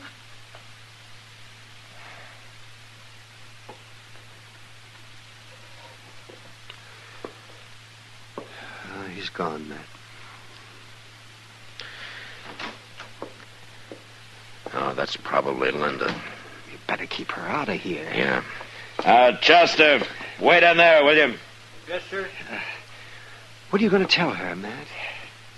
I'm going to tell her the truth, Doc. The whole story. Oh, that would be awful hard on her, wouldn't it? Finding out what kind of a man Paxson was? No, you could spare her that. Linda got off easy, Doc. Married to an outlaw, she'd have been in real trouble. But all this won't do her any good at all if I don't send her home a lot smarter than she left. And that's what I'm going to do.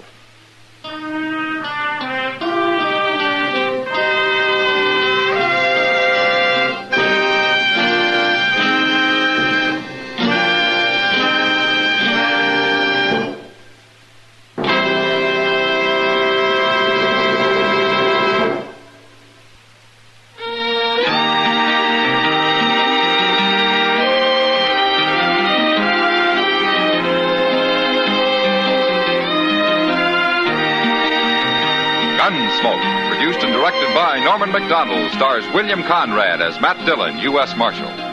Our story was specially written for Gunsmoke by John Meston, with music composed and conducted by Rex Corey. Sound patterns by Tom Hanley and Bill James. Featured in the cast were Eleanor Tannen, Vic Perrin, Lawrence Dobkin, and Paul Dubois. Parley Bear is Chester, Howard McNear is Doc, and Georgia Ellis is Kitty.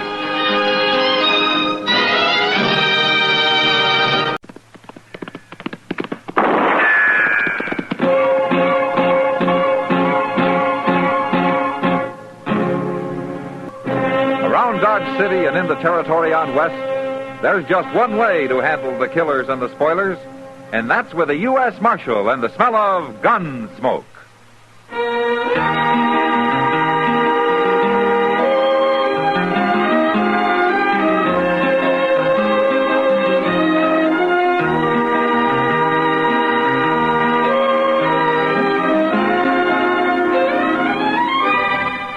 Gunsmoke, starring William Conrad. A transcribed story of the violence that moved west with young America. And the story of a man who moved with it. I'm that man. Matt Dillon, United States Marshal. The first man they look for and the last they want to meet. It's a chancy job, and it makes a man watchful. And a little lonely.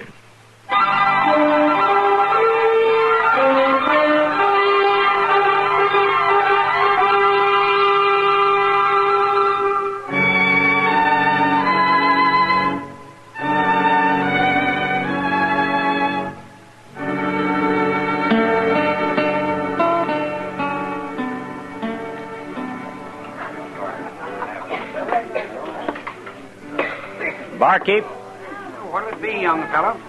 Draw me a beer, will you? Got it right here. That looks mighty good. Right, far?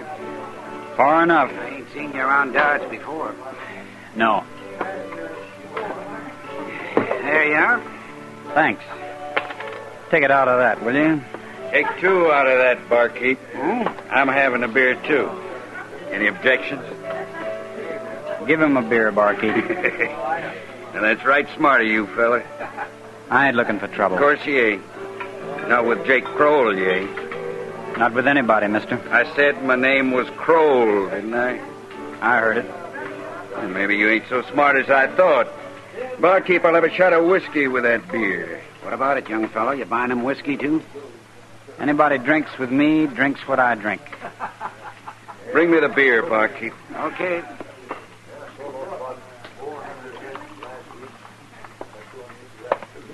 There you are. Now, young fella, I'm going to show you what happens to people that don't do as I tell them. Watch how I drink your beer. Sticky wet, ain't it, young fella? Yeah. Yeah, it is. Hit me, huh? Now I'm going to have to kill you.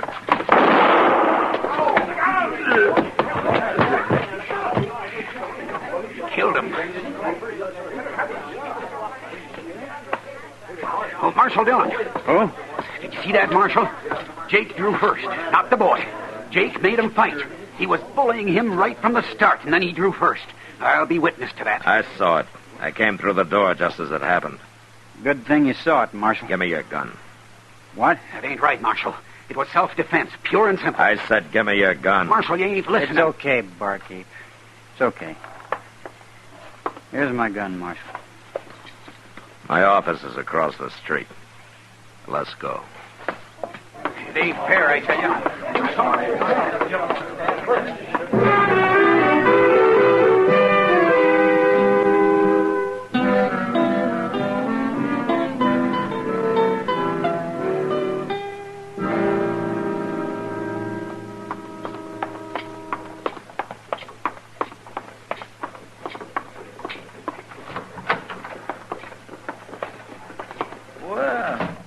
Who's this you got, Mr. Dillon? I don't know, Chester. I heard the shot. Did he fire it? Yeah. Sit on there, fella. Anybody get hurt? Jake Crowell. He killed him. He did? It was self-defense, Chester. Well, then why'd you arrest him? I'd kind of like to know myself. What's your name? Andy. Andy Travis. Where you from? On west of here. I'm just drifting. How old are you, Andy? 20. Where'd you learn to use a gun? What do you mean? Jake had his halfway out of the holster before you even started. He did? Well, say now, you must be pretty fast, He's man. real fast, Chester. That's why I brought him over here. What? I'm not arresting you, Andy. I wanted to see what you're like. What I'm like? Why? It happened to me once, Andy. And it's happening to you. Anybody that can use a gun the way you can has to make a choice. You can go on using it, or you can quit before you got blood all over you. I don't like killing people, Marshal. I've done it before. I had to, same as today. But I don't like it. How'd you get so good? Practice. All my life I've practiced. I don't know why. It was fun at first, but it ain't fun now. It just leads to trouble. That's all I ever got out of it. Trouble. Then why are you still wearing it? I don't know. I wouldn't feel right without it, I guess. Yeah. How long you been in Dodge, Andy? Just got here today. And you've already killed a man, huh? And the barkeep is going to tell everybody in town just how fast you are. And the first thing you know, you're going to have a reputation. It won't be very long before somebody tries to cut you down for it. You're going to have to go on killing the rest of your life. However long that is. It's too late already, Marshal. No, it isn't. You're not a killer, Andy. I know a killer when I see one. No. No, I'm sure not. But you're going to have to kill. One man after another. I know. Well, I'm not going to watch it. You take your gun off and you leave it off or you get out of Dodge. You go do your killing someplace else. Marshal, you think I could find a job here? Chester. Yes, sir. Moss Grimmick's looking for a man over at the stable. Yes, sir. On your feet, Andy. I'll show you where it is.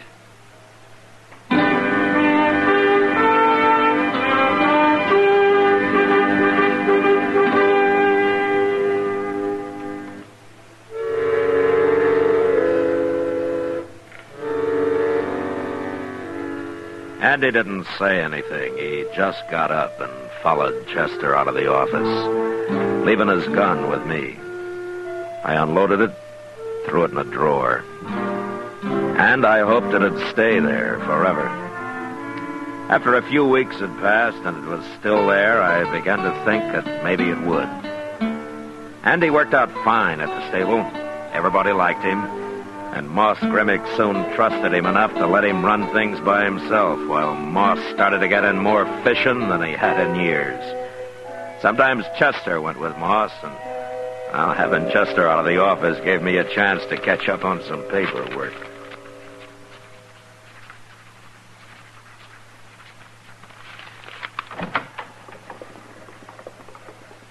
This the marshal's office? Yeah, come in. You the marshal? What can I do for you? Remember me. What? Remember me next time you see me. I mean it. Take a good look, Marshal. Who are you, mister? Joe Kite. All right, Kite, say your piece. I did, Marshal. I want you to know me. I want you to know my name. Why? Because I don't want you to shoot me or buffalo me or treat me in any kind of hurry at all next time you see me. Why? Because I might have to shoot a man.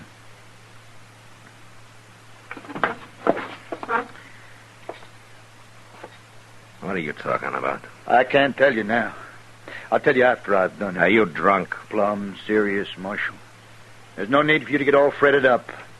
I'm not going to do anything wrong. Shooting people around here is wrong, mister. Kite. Joe Kite, Marshal. What are you trying to tell me? That I may have to shoot somebody. But if I do, there won't be nothing wrong about it. And I want you to know in case you come running up with your finger on the trigger of a shotgun or something. You look like a bar bum to me, Kite. I doubt if you even own a gun. Oh, I'm going to get one, Marshal. I see you wearing a gun, and I'll take it off you and throw it away. Now, Marshal, that's no way to Get talk. out of here. All right. But you're going to talk different, Marshal. Keep moving. You'll see. You just wait.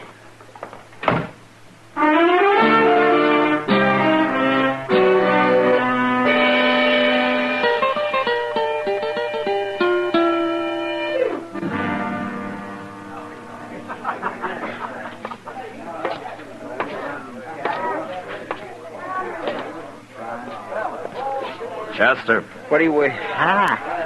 Hello, Mr. Dillon. What are you looking so guilty about? Well, I'm not. Nothing. A man spends all day out fishing. He deserves a little beer afterwards, doesn't he? Yes, sir. Where's Moss Grimmick? Well, he went back to the stable so Andy could get away for a while. Andy's sitting over there with Miss Kitty. Oh. Did you catch any fish? Yes, sir. Yes, we did. We got a whole sack full, Mr. Dillon. All catfish. Good. Well, you finish your beer, Chester. I'll be back in a few minutes. Okay, sir.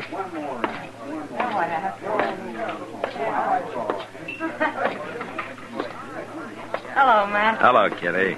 Andy. Oh, Marshal, take a chair. Thank you. I hear your boss is loaded with catfish, Andy. He's over at the stable now, trying to give them away to anybody who'll have them. Well, if he and Chester are going to keep on, we ought to fix up a fish model one of these days. A fish muddle? I never heard of that, Miss Kitty. Oh, then you've never been in Kentucky, Andy. I've seen them making in 20-gallon batches down there. It's, kind of a fish stew, I guess. But it's awful good. Say, I'd like to try that. Let's do it, huh? Next week sometime. First day Moss and Chester can guarantee the fish. I'll tell them about it. I better get back to the stable now. See you later, Miss Kitty. Okay, Andy. So long, Marshal. So long, Andy. He's an awful nice boy, Matt. Yeah, I think he's going to make out fine, Kitty. He already has. It sure bothered him at first, though, not wearing a gun. You know, he told me he'd been working with a gun since he was about 12 years old. Yeah. You know, he's a natural, Kitty. Some men can practice all their lives and never be any good. Well, it's sure nice to know one man that wants to live peaceful. Yeah. He's mighty lucky he ran into you. What's that? You better stay in here. Don't worry. Everybody but Chester, stay right where you are. You want me to guard the door, Mr. Dillon? No, follow me.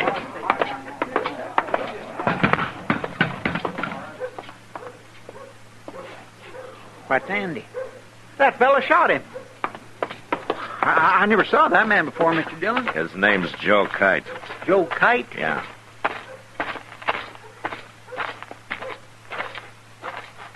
Hello, Marshal. You gonna use that gun again, Kite? No, of course I ain't. That's too bad.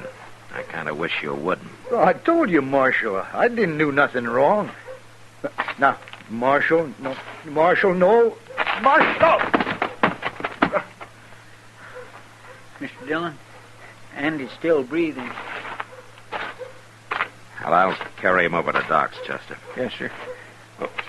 When Joe Kite comes to, you kick him into jail, huh? It'll be a pleasure.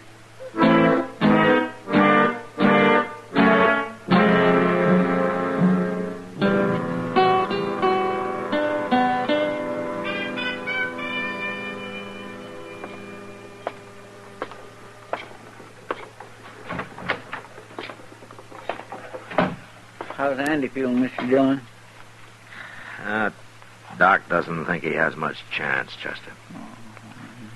Won't even let me talk to him. Clean murder. That's what it was. Did Kite say anything? He started to, but I told him to shut his head or I'd buffalo him. Well, I'll talk to him now.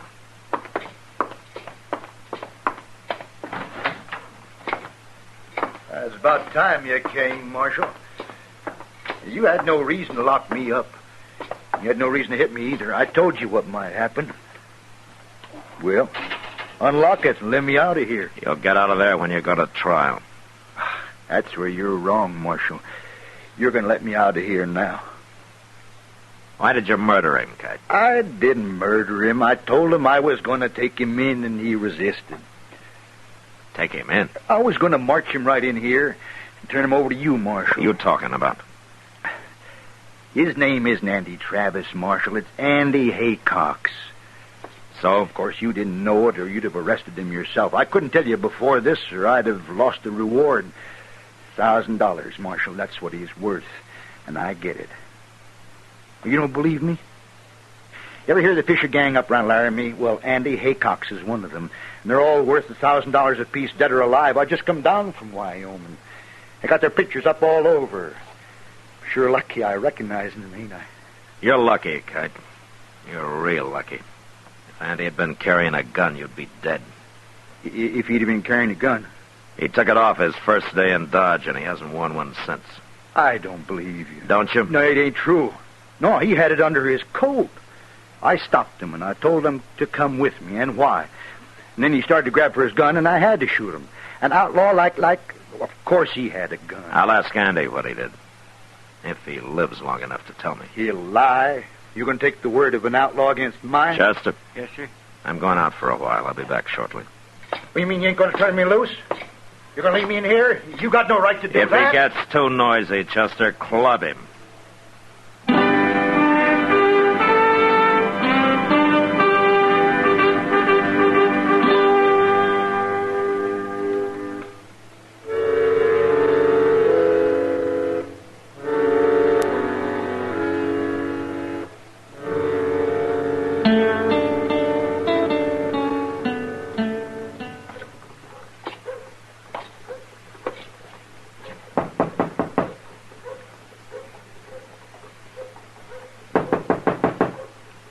Who is it? It's Matt, Doc.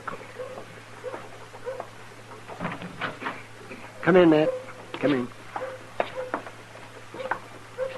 How is he this morning, Doc? Oh, about the same, Matt. A little talking hurt him. And if you don't get him excited, talk too long, I guess it won't matter. It won't matter. Well, he thinks he's in fair shape, Matt, but one hemorrhage and he's gone. It can happen anytime. Now. You go see him. He's in the back room there. Okay, Doc.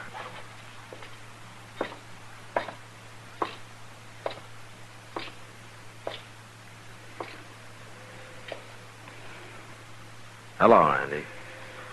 Marshal, Well, I hear you feel pretty good. I still got a bullet in me. Oh, well, Doc will take it out as soon as he can. It wouldn't be there if I hadn't forgot I wasn't carrying a gun. I just naturally went for it, and it wasn't there, so he shot me. Yeah. I guess he's told you about me, Marshal. He said that you're wanted up in Laramie. Dead or alive.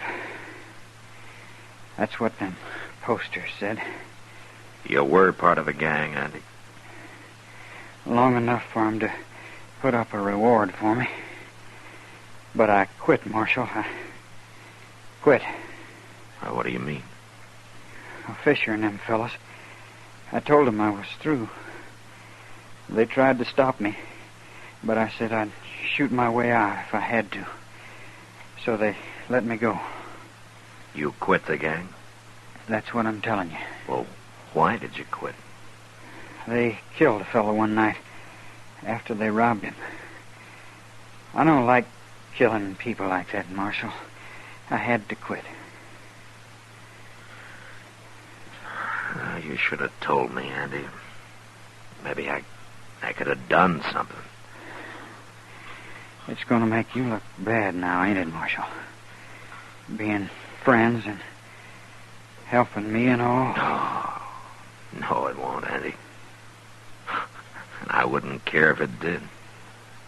First time in my life anybody ever done anything for me. I'm sorry it didn't work out, Marshal. Everything's going to be just fine, Andy. Don't you worry about it. No. No, it ain't, Marshal.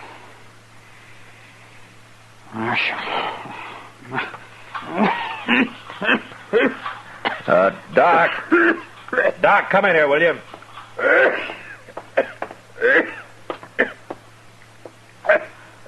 Well, do something for him, Doc. Well, I'm sorry, Matt. I just...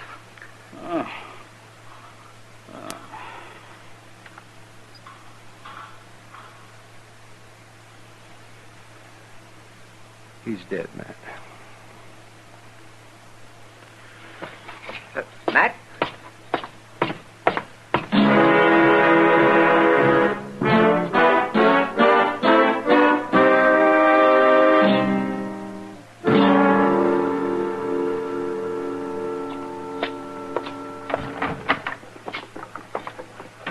Chester? Yes, sir. Bring Joe Kite in here. Okay, Mr. Dillon.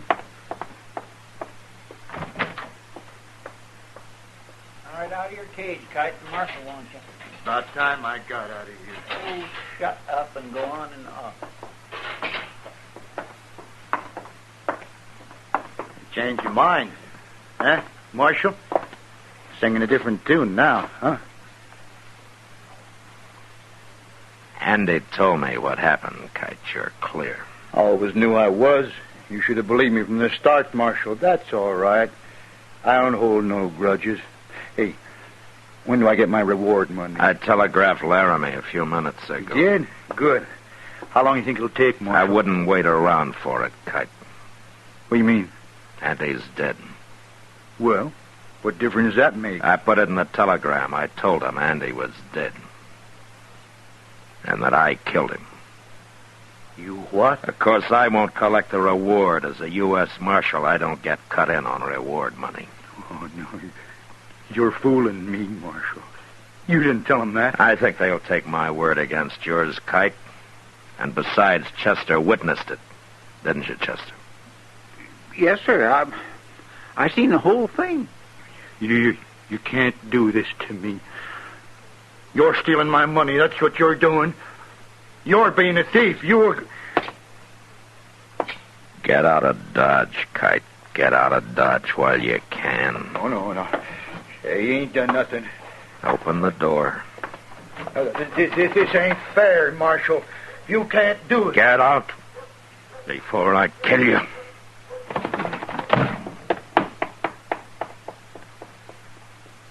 Mr. Dillon, I'm sure am sorry to hear about Andy.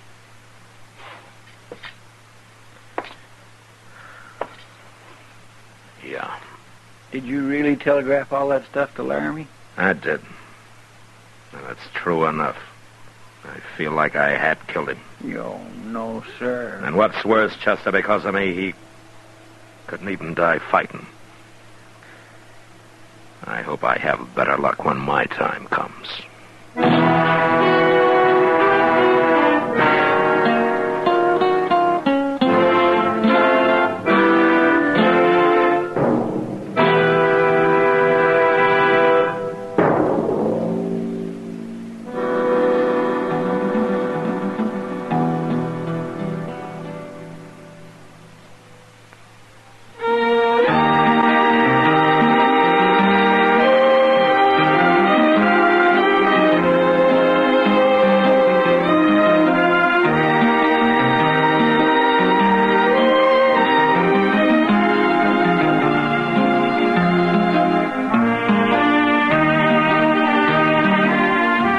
Gunsmoke, produced and directed by Norman Macdonald, stars William Conrad as Matt Dillon, U.S. Marshal. Our story was specially written for Gunsmoke by John Meston, with music composed and conducted by Rex Corey.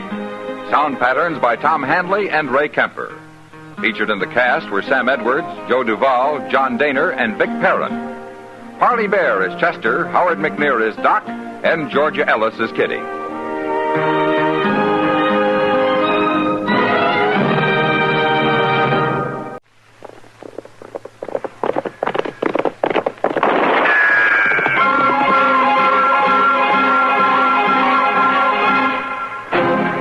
Around Dodge City and in the territory on West, there's just one way to handle the killers and the spoilers, and that's with a U.S. Marshal and the smell of gun smoke.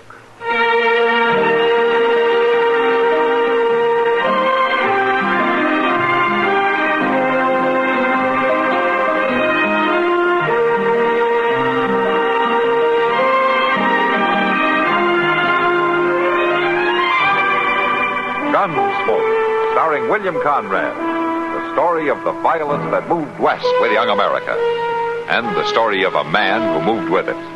I'm that man, Matt Dillon, United States Marshal. The first man they look for and the last they want to meet. It's a chancy job, and it makes a man watchful and a little lonely.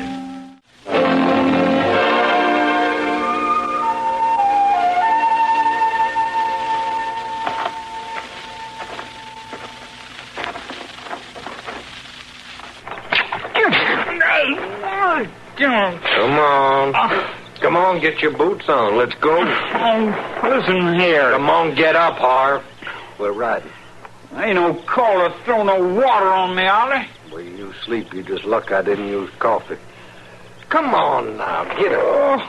All right.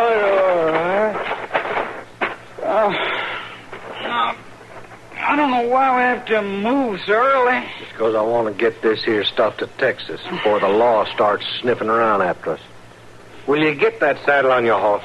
Well, all right. But Molly won't even be up. We ain't gonna wake her neither. What do you mean we ain't? I mean, we're heading straight for the border, and we ain't making no stops. Well, listen here, Ollie. You told me if I come into this with you, I could take Molly along. Well, I decided different. You just hold us up. It wouldn't do no such thing. Molly can ride even with you any time. A woman gets in the way. Now, that's all there is to it. I ain't going without her. Oh, you young pup. I ain't, Ollie. And you need my horse, too, to help carry that gold, but you can't have it without we stop for Molly. She ain't even got a horse to ride. We took 'em both. All right, then. Let's get her a horse. You're good enough at stealing. Oh, I should have never took you on this job. Well, you couldn't have pulled it without me, Ollie. And I ain't going all the way to Texas without... All right. All right. But just get a move on. And if we don't find a horse by noon, the deal is off. That's fair enough. But I'll find one. Don't you worry none about that.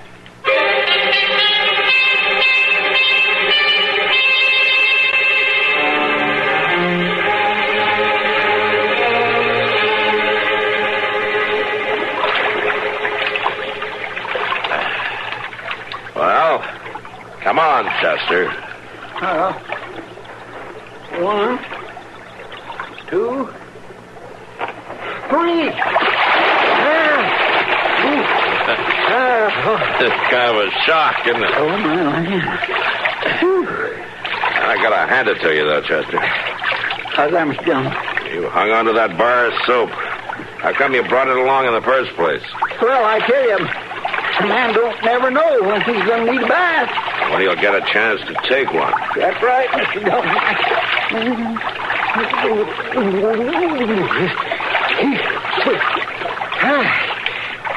Well, sir, that is exactly right. And by jing, I believe in being prepared. Well, that's fine, Chester, but how about letting me use it for a while? You're pretty well lathered up. Well, sure thing, Mr. Dillon. I didn't mean to make a pig of myself. Cool. More like a mad dog. Thanks. It's a nice little fool, ain't it? Yeah. Pity water would look good after that 3-day ride. Sure, I guess you're right. Can you swim good, Mr. Dillon? Well, I can keep afloat. That's real nice. I can swim real strong myself. Well, let's see you do it. Well, there's just one thing wrong. I swim so strong I keep going under the water. You better stick to the land. Oh, yes, sir, I mostly do. Hey, somebody's coming, Mr. Dillon. Yeah. Maybe somebody else wants a bath. I reckon they do. They're coming towards us right enough.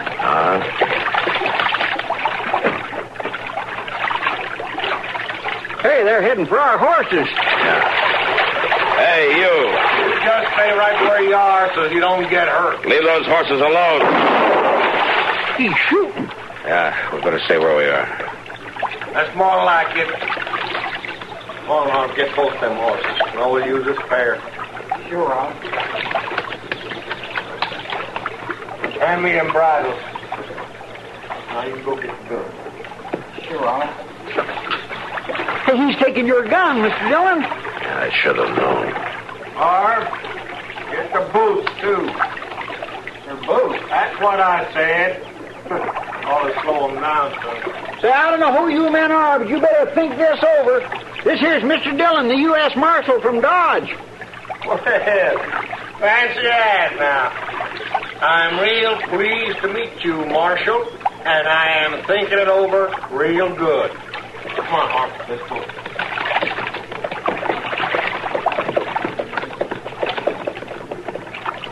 They're getting away, Mr. Dillon. Yeah, I know it, Chester. We're not in a position to do much about it.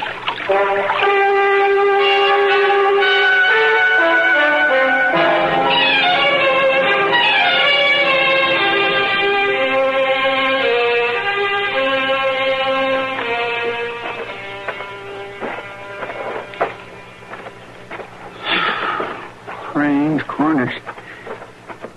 I declare I'm telling you the truth, Mr. Dillon. I didn't never think we'd make it this far. I've saw folks who was mean in my time, but I ain't never saw nothing beat this. Yeah. Taking a man's boot, leaving him stranded way out on the prairie, why, that ain't hardly human. All right, Chester. What do you mean by all right? All right, that's what I mean. Well, there ain't nothing all right about it. Having your stuff stored like just that. quit talking about it, Chester? Well, Mr. Dillon, all I'm a whole trying to... day and a night of bellyaching ought to be enough for you. Well, all right, sir, Mr. Dillon, if you feel that way about it. That's exactly the way I feel about it, Chester. That's right. Very well, sir. Then I just won't talk none at all. Good. Never. I won't even mention how terrible bad cut up my feet are. Chester. And swell up and... Yes, sir.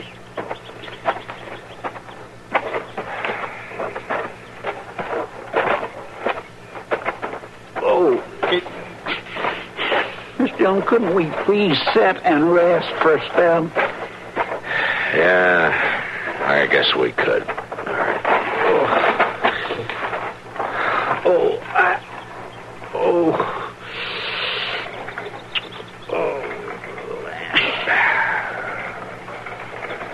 Mr. Dillon, you hear that? Yeah, I hear it. You don't suppose it could... Yes, sir. Yes, sir, it is. It is, Doc! Doc!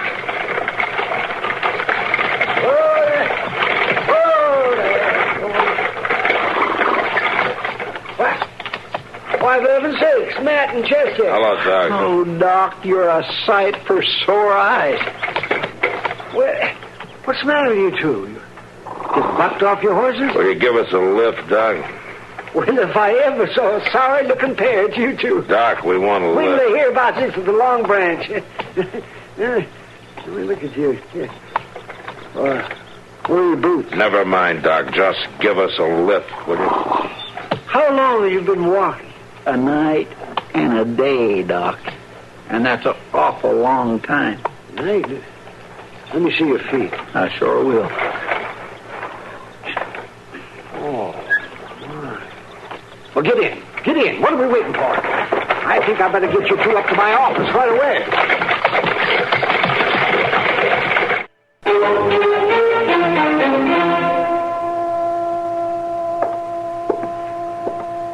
Here you are, Matt. Here's some more hot water for you. Thanks, Doc. It feels good. Now, here's some for you, Chester. Thanks. That's hot, Doc. Well, it's meant to be. Hot. I tell you, I've never seen a pair of feet that beat these. I suppose you quit talking about it and write it up in a medical paper instead. I'm sorry, man. Yeah, I guess you'd just as soon not hear any more about it. Yeah. But you've no idea who did it. I never saw him before. Would you recognize him? I'm not sure. The light wasn't very good. We weren't exactly close. Well, I ain't never going to forget him, I can tell you that. Chester, when you spot him, you just let me know. That's all I ask. Yes, sir, Mr. Dillon. I sure will do that. Well, you both better hope you don't spot him. For a few days, at least. Oh, how's that? You're not going to be able to do much walking. Well, I can walk, Doc. Not very much, you can't. Those feet of yours are in bad shape. And I'll just tell you something else. Now what? You're not going to be able to get your boots on for about a week. Oh, what kind of a doctor are you? I don't know what kind of a doctor I am, but I know one thing for sure. Yeah? What's that? I never had to walk home from any place without my boots. Now listen, Doc. That's just easy about... over, Matt. No, see, you spill that water.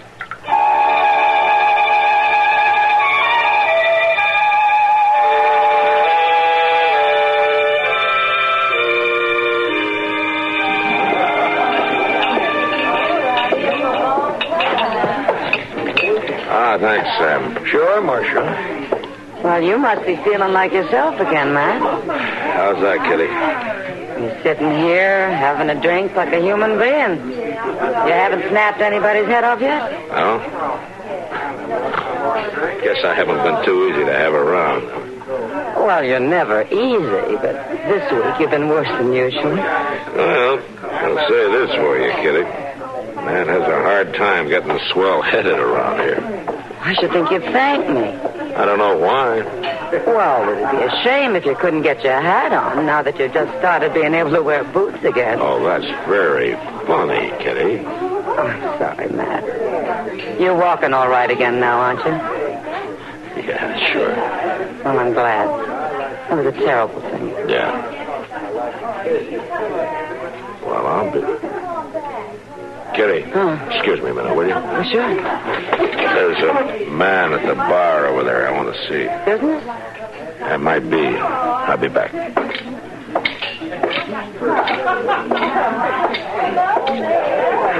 Want another drink, Marshal? No, thanks, Sam. Not right now. No, anytime.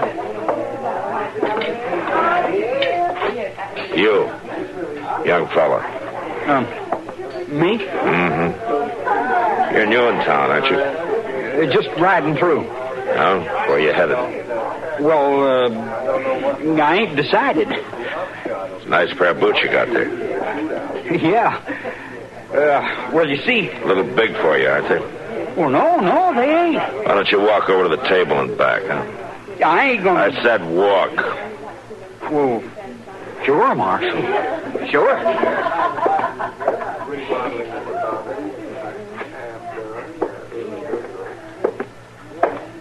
Yeah, they're a little wobbly, all right. Where'd you get them? They was my pa's. Pa gave them to me. They're mine, aren't they? Well, now... They're my boots, and your name's Harv. Yeah, Marshal, you're right. I'm glad you found out. You weren't very anxious to help me find out. Yes, I was. I was scared is all. I was even thinking to come to see you. This isn't my office. Well, I figured maybe a couple of drinks and I wouldn't be so scared. All right. Tell me the story. I want to lead you to him, Marshal. Oh? Who is he? He's my brother, Ollie. He told me if I'd help him with the hold-up, I would never have to worry no more. I see. And you're worrying? He's run off from me. For the money? Well, I don't care so much about the money. Thing I can't abide is he run off with my girl. Oh, do you know where they went? Sure I do. There's an old spread my pa used to work in Texas. That's where he's heading. And you want me to go get him, huh? Now, I sure do, Marshal. He ain't got no right to my girl. How about the money? Well, like I say, I don't care too much about the money, Marshal. Uh-huh. Can we start today? They got an awful good start on us. I'll let you know. You stay around till you hear from me, huh? Sure, but ain't we wasting time? You just do what I say. Don't leave town. All right, Marshal, if you say so. I say so.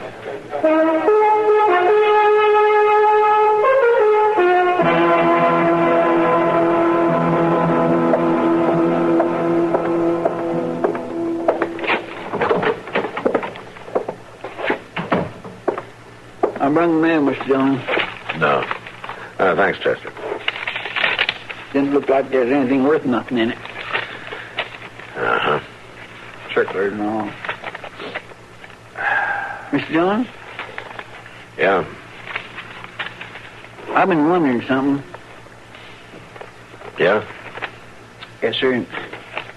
Well, I figure when I get to pondering like this, I might just well come right on out with it. All right, Chester. Come right on out with it. What is it? What do you want? What is it? Well, sir, I've been wondering why we were just sitting here in Dodge instead of heading to Texas after that Ollie Bean like his brother wants. Well, it's a long way to Texas, Chester. Well, sure it is, but my gracious, Mr. Dillon, he's a hold-up man, ain't he? Oh, we're not sure of that. Not sure of that. He stole our horses and our guns and our boots, didn't he? Yeah, he did that all right, but I'm not sure the government would think I ought to ride all the way to Texas after your boots. Well, but what about the hold-up? Well, that's just it. What about it? What do you mean by that? I mean, we don't even know if there was a hold-up. Or maybe just trying to get us to go after Ollie with him. Well, but why would he make up a story like that? Well, he could have done it to get even with Ollie for running off with his girl, couldn't he? Well, yes, sir, you could be right about that, but... Well, hello, Miss Kitty. Hello, Chester. Matt. Hello, Kitty. Is it time for me to take you to lunch already? Oh, you don't sound very eager. I just had breakfast. Well, as a matter of fact, I came about something else. Oh, how's that? I was passing the telegraph office, and Mr. Hightower asked if I'd bring this to you. Oh. Here you are. Oh, thank you.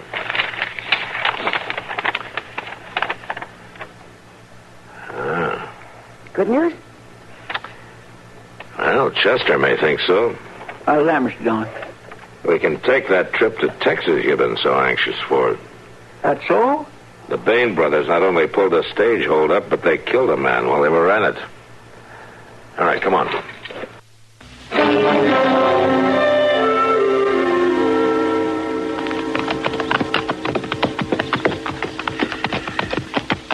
You're right, Mr. Dillon.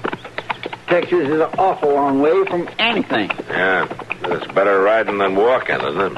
Yes, sir, it surely is that. Well, I reckon that was a pretty mean trick, taking your boots away like that. Pretty mean? A man that'd think up something like that is no more than a cannibal. It was Ollie's idea. Then I don't think much of your brother. I didn't think much of him anyway, of course, but... Oh, Ollie's a mean man. Why did you put in with him then, Harp?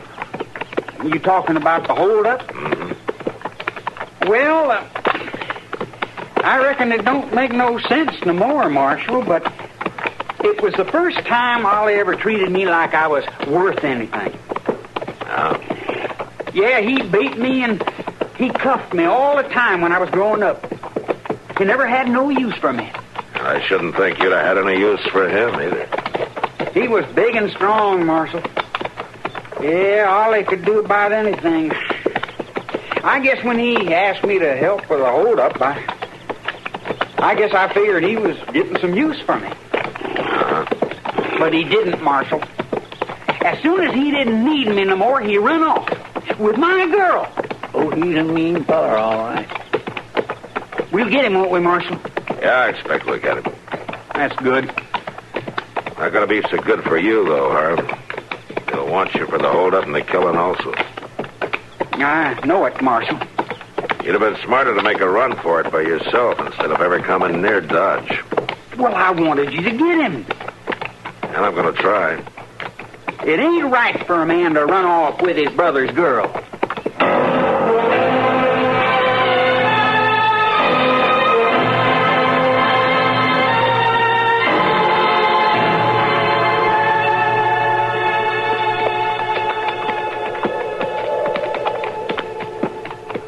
From what you said, we must be getting pretty close.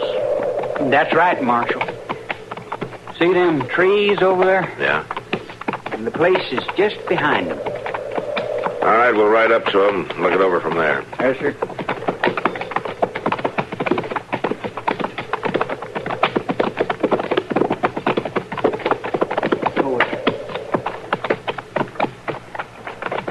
See?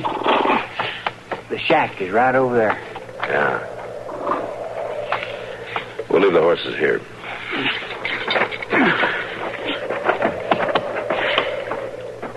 Take care of them, will you, Chester? Yes, I will. Come on. I'm going up there, Marshal. That might not be too smart, Harv. I just want to go and get my girl before the shooting starts. Man has a right to do that. Yeah, I guess he has at that. All right, go ahead. Thanks, Marshal. Wait a minute. What's the matter? I want you to remember something. If you don't come right out, I'll have to come in after you. Sure, I know that. I'll come right back. I can see you, Harv. I come for Molly. Well, go on back. She's mine. Not no more, she ain't. Go on, Harv. Go on, you better beat it while you still got a horse. I'm coming to get her. I warn you, Harv, go on back. I'm coming on. Mr. Dillon? He shot that boy. Cover me, I'm going up there. He'll shoot you, too. I'll stick close to the trees, now cover me. Yes, sir.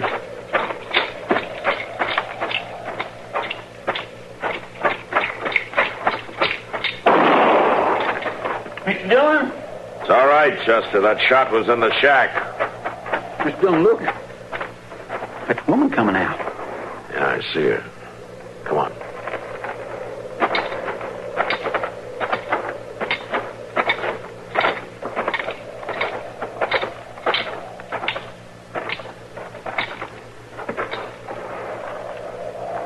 You can take this gun now. You fired that shot? I killed Ollie. Never shot a gun before, but I killed Ollie. Take a look, Chester. Yes, sir.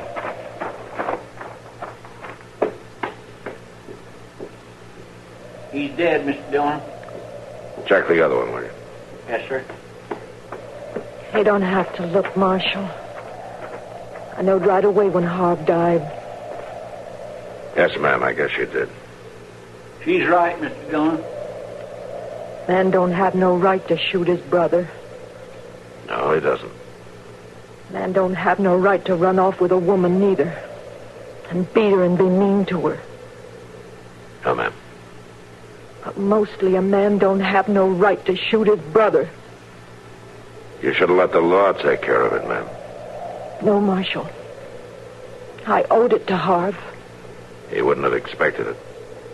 I could have helped him before, and I didn't. I thought it was smart to come with Ollie. Ollie. He wasn't fit to shine Harv's boots. No, Marshal. I owed it to Harv. Whatever it cost. Well, ma'am, I just hope it doesn't cost too much.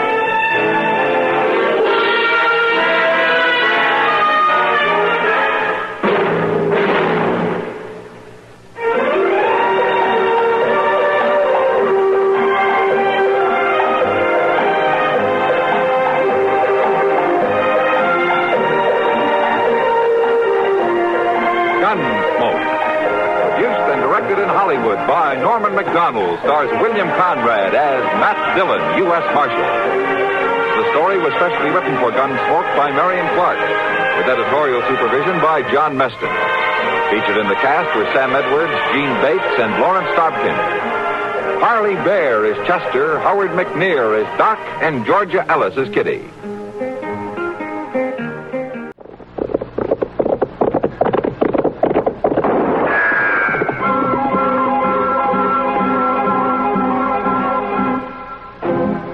Around Dodge City and in the territory on West, there's just one way to handle the killers and the spoilers, and that's with a U.S. Marshal and the smell of Gunsmoke.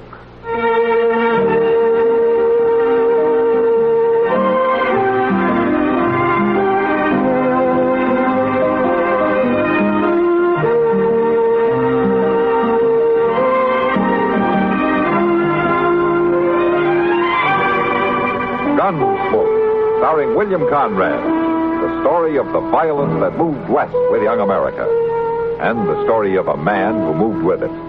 I'm that man, Matt Dillon, United States Marshal. The first man they look for and the last they want to meet. It's a chancy job, and it makes a man watchful and a little lonely.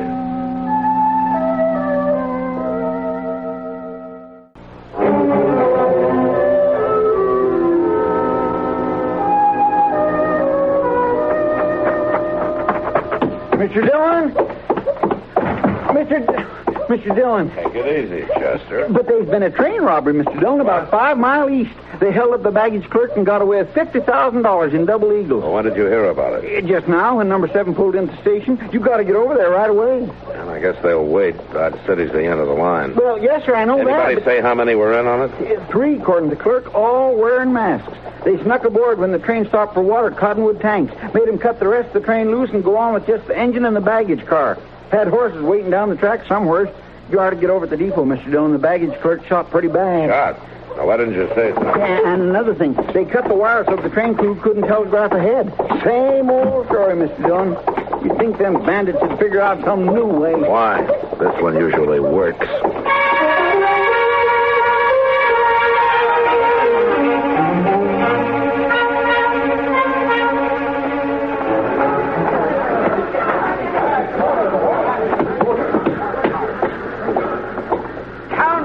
I said to keep that mob out of this baggage car. They're out, Doc. Huh? Well, who are you? Oh, I didn't know it was you, Matt. How is he? He caught one through the lung. I wouldn't give you a plug nickel for that. Yeah. I want to find out where it happened. I can tell you exactly, Marshal. Oh? About 100 yards east of milepost 314. It's on the curve where the line swings in toward the river bottom. You one of the passengers? Oh, I'm a legal agent for the railroad and for the bank that owns that money. My name is Crocker, J.L. Crocker. And I want immediate action on this matter. I want that money back at once. And I want the guilty parties brought to justice. Are you getting all this, Chester? Yes, sir. I'm making mental notes. Well, now, Marshal, I don't believe you quite understand who I am. Sure, you're the legal something or other for somebody, and you're bothering me. Now, will you stand back? Doc, is there any chance of talking to him? Well, you can try. All right. Mister, can you hear me? Yeah. Did you recognize any of them? No. They wore masks. Only one said anything. Gave all the orders. He's the one who shot me. Man, about 50.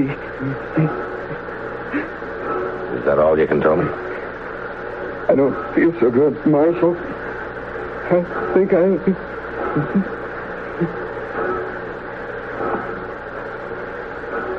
That's it, man. Yeah. Chester, go get our horses saddled up. We'll ride out to milepost 314. With luck, we can get there before dark. Maybe pick up their trail some way. Aren't you? Well, now, Marshal, in my opinion, you ought to form a posse and go after these criminals. Mr. Crocker, I don't care about your opinions. I think I'll have a little talk with your superiors when I get back to civilization. Good. Find out what's happened to my checks. I haven't been paid for 2 months.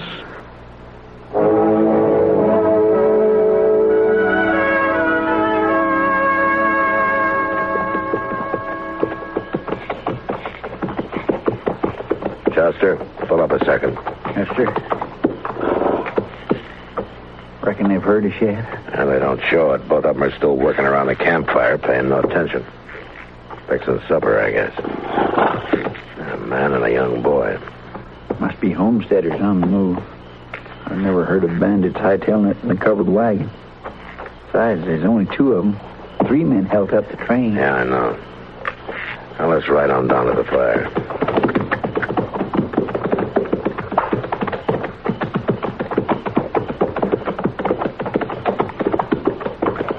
Well, now, howdy, strangers. Evening. Climb down and sit. Have some supper ready here in a spell, such as this. Keep your eye on that coffee, Jerry. I'm watching it, Pa. Huh. You men pushing cattle? No, hunting killers. What? Had a train robbery this morning. Now, I'm a U.S. Marshal out of Dodge. My name's Dillon. Proud to know you, Marshal Dillon. I'm Dan Everly. This is my boy, Jerry. How are you, sir? Jerry, how are you? Well, we're heading for Dodge ourselves. How far we got to go yet? About 9 miles. You planted a homestead? That's right. Had a place back at Newton, but it didn't do so good. So, somebody robbed a train. Mm-hmm. 3 of them. Got away with $50,000 in gold. Have you met anybody today? No, nary a soul. Now, Marshal, you just rest yourself there now, and we'll have some side meat and hominy in a few minutes. Oh, fine, thanks. Yeah, you got enough there, Jerry. This is it, Chester. We found them. These 2? How do you figure? Their horses. Saddle stock, never meant to haul a wagon. And the 3rd one's over to the right in that thicket covering us. Saw a glint on his gun barrel. What do we do? Move fast. You roll to the left, draw, and cover the 2 by the fire, and I'll take the one in the brush. You got it? Yes, sir. All right, then. Now. Don't move, you 2. You're covered. You there in the brush. Come out with your hands up. Well, now, wait, Marshal. Don't shoot. All right, then. Tell him to get out here with his hands up. They got us. There's no use fighting. Come out, like he says.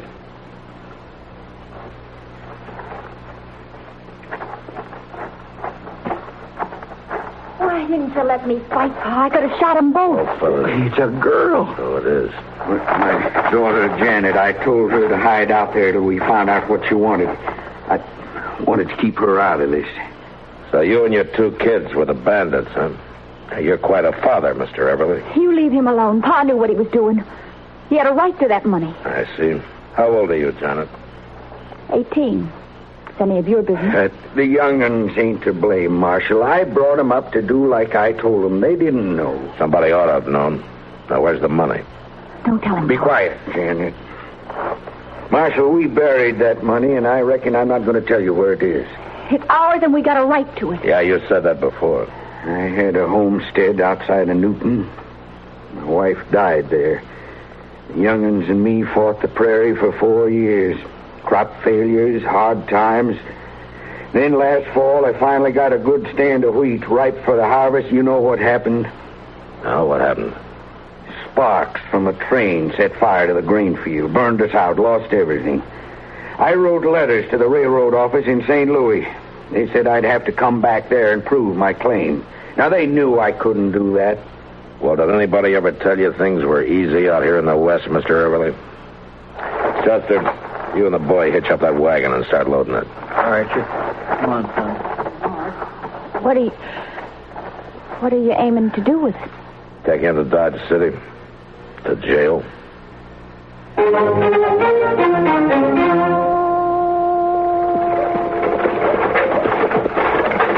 All right, pull up, Everly.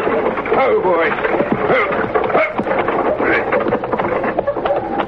All of you get on.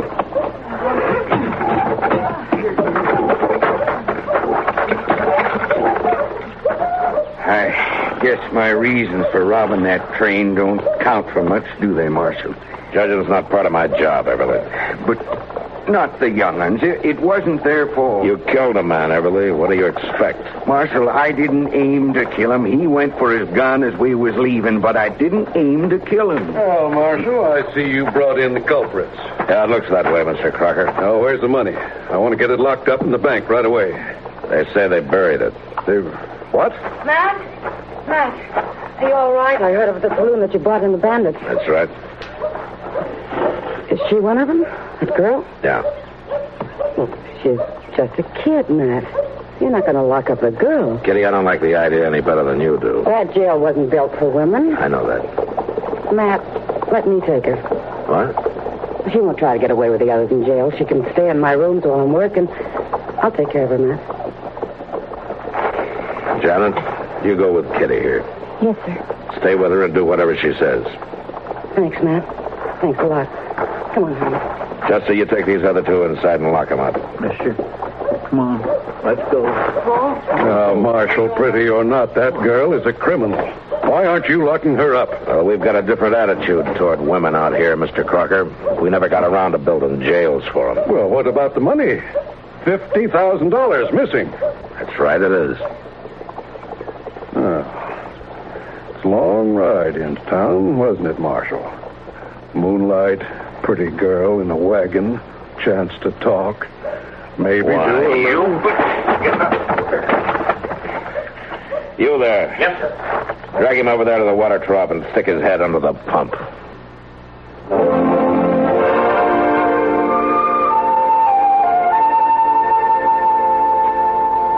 How are you and Kitty getting along, Janet? Oh, just fine. She's been wonderful. The noise downstairs bother you? Keep you awake at night? No, the only thing that keeps me awake is worrying about Pa and Jerry. What are you going to do with us? And I got no say about that. There's no proper court here. I'll probably get orders to send you up to Hayes City for trial. Oh, they won't understand. Maybe Pa was wrong. I guess he was, but he thought he was doing right. Sure, we all think that. He was doing it for us, for Jerry and me. And he didn't mean to kill that man, Marshal. Really, he didn't. Well, I better be going now. Sure. Goodbye, Janet.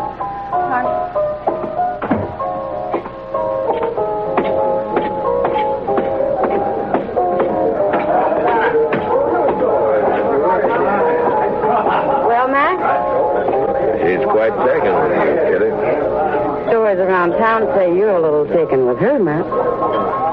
That's Mr. Crocker's doing. He's been shooting his mouth off for a week now. He's offered a $1,000 reward for the return of that money, no questions asked. Yeah, I know. But how much do you know? What do you mean? Well, people will know you don't pay any attention, Matt, but some of these hangers-on around the saloon wonder if you did make a deal for that money. Who cares what they think? But it's bad, Matt. Crocker keeps prodding them. Some of them are beginning to say that Everly's might remember where the money is if they had ropes around their necks. Lynch mob, huh? Yeah, they're going to have to move fast. I got orders about an hour ago to send the three up to Hayes City in the morning. Oh, Matt. Does she know about it? No.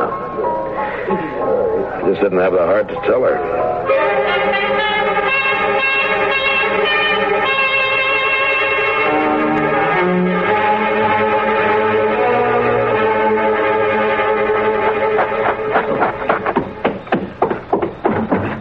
Mr. Dillon? Mr. Dillon. What's the matter, Chester? Miss Kitty sent me to get you. Oh? That fella Crocker's over at the Long Branch. He's got a bunch of the boys all liquored up. They're talking about crashing the jail. Well, usually the best way to stop that kind of trouble is to break it up before it starts. Well, that girl's just upstairs right over the head, Mr. Dillon. Yeah, I know. They hadn't bothered her, had they, Chester? Well, they hadn't when I left. All right, you let me handle it. You stay clear and cover my back. Yes, sir, I will. All right, come on. A man that holds a deal like that ought to be run out of town. And you're just the boys to do it. Now, it's about time somebody took the star off of that tin horn Marshal and shoved it down his throat. And as far as I'm concerned, Go on, Mr. Crocker. You're doing real fine. There's quite a crew you picked up. All the bums, barflies, swindlers, and bushwhackers in Dart City. Well, your friends don't seem to be as talkative as they were a couple of minutes ago, Mr. Crocker. Dillon, if I had you in St. Louis for 1 hour, you'd be in jail, not running. All right, boys, the party's over. Now move on. Now, you got no right to order those men around, Dillon. I don't hear any of them objecting. Matt, she's gone. What? Janet's not in the room. She's gone. Well, where would she go? I can tell you, Matt. You had a jailbreak. That girl got her dad and brother out, and they just left town on their horses.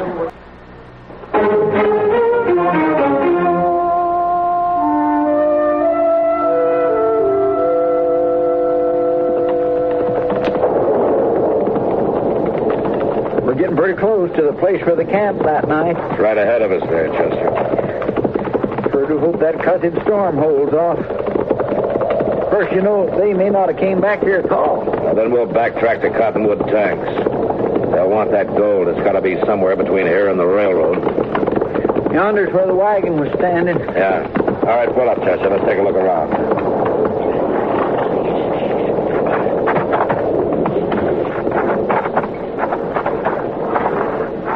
Mr. Dillon, look there. What? A hole dug in the ground, right where they had their campfire that night. Yeah. Well, they buried the gold there, Chester, and built their fire right on top of it. Get out! It came from that thicket over there. I'm going to fire and roll away, maybe draw a shot. Now, you keep your eyes open. Sure, I will.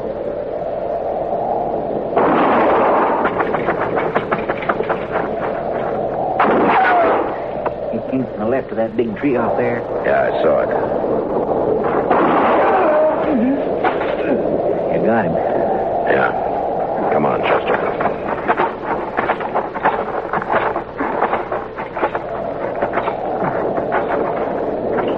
Everly. Now, you're covered, Everly. One move and you're finished. I'm finished anyway. I'm sorry I had to do it. No matter. Want the young'uns to have a chance. They rode on with the money, I suppose. Let them go, Marshal. It's their money. I had a right. Maybe, but you had no right to kill. I didn't aim to, Marshal. The law has to go by acts, Everly, not intention. Storm coming up. Yeah, it looks that way. Hope the young'uns find shelter. Jerry caught cold there in jail. Used to worry his mother when he coughed. So she's dead now. Died back there. Back. Yeah.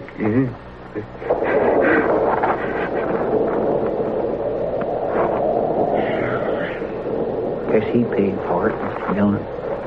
Yeah, he paid. Well, let's try to pick up the trail of the other two before that storm. What is it? Horses. A couple of horses coming in fast. All right, hold it. It's all right, Marshal. Wait on.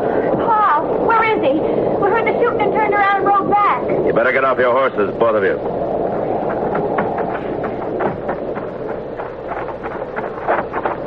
Tell me, what happened to... I'm sorry, Janet. I knew when he made us right on ahead that we'd never see him again. Alive. You kids carrying the money? It's there in my saddlebags. Get it, will you, Chester? Yes, Mr. Dillon. He thought he was doing the right thing. He thought he was doing it for us. I know, but he was wrong. And now there's the two of you to decide about. Here's the money, Mr. Dillon. Chester, count out $1,000. Yes, sir. You know, technically, I guess I ought to take you back to Dodge. But I figure everybody's got certain rights. And it's my job to try to keep all those rights sorted out and evened up. All I can do is call them the way I see them. Chester, give him the $1,000. There you are. But I don't understand. Crocker offered $1,000 and no questions asked for the return of his money. Well, you returned it. And there's the reward. Yes, but Now, if you ride north and keep bearing west, you'll eventually hit Wyoming. I hear it's fine country, plenty of range land, homesteads. The two of you ought to do all right. And Jerry. Yes, sir? You take care of her. Yes, sir, I will, Mr. Dillon. I understand what you're doing for us. And Now go on, you two. Get out of here before I think it over and change my mind. Now go on. Ride. Thank you, Marshal. Thanks. Go on. Goodbye, Mr. Dillon. And Go on. Get out of here. You better get a move on, Mr. Dillon. It's starting to rain. I hope they find shelter somewhere. Mr. Dillon, it's starting to rain, Mr. Dillon. You better get a move on.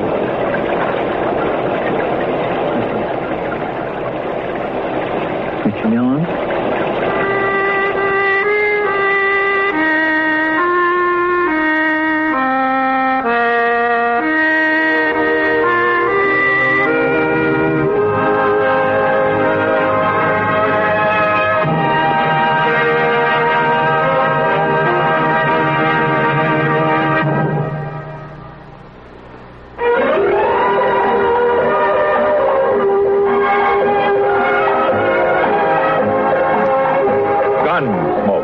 Produced and directed by Norman Macdonald, stars William Conrad as Matt Dillon, U.S. Marshal. The story was specially written for Gunsmoke by Les Crutchfield, with editorial supervision by John Meston. Featured in the cast were Vic Perrin, Barbara Eiler, Sam Edwards, and Bart Robinson. Parley Bear is Chester, Howard McNear is Doc, and Georgia Ellis is Kitty.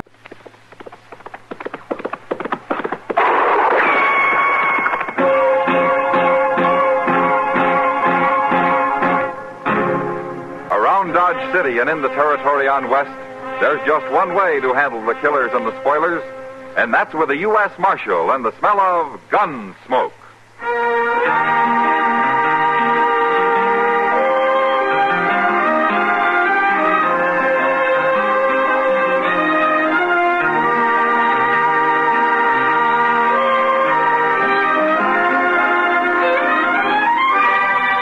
Gunsmoke, starring William Conrad. Transcribed story of the violence that moved west with young America, and the story of a man who moved with it. I'm that man, Matt Dillon, United States Marshal. The first man they look for and the last they want to meet. It's a chancy job, and it makes a man watchful and a little lonely.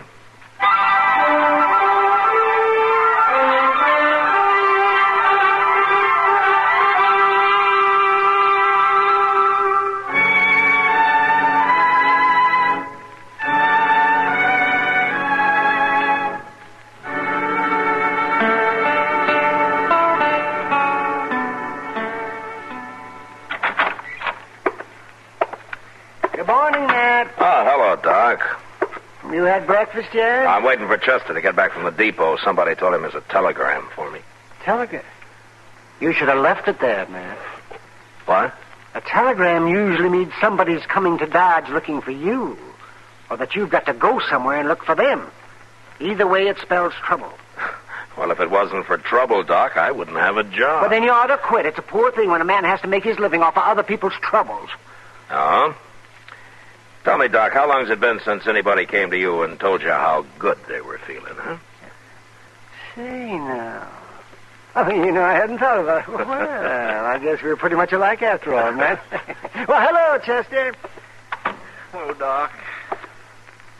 I got it, Mr. Dillon. Well, what are you looking so glum about, Chester? What does it say? Well, you better read it. It's kind of private-like. Huh?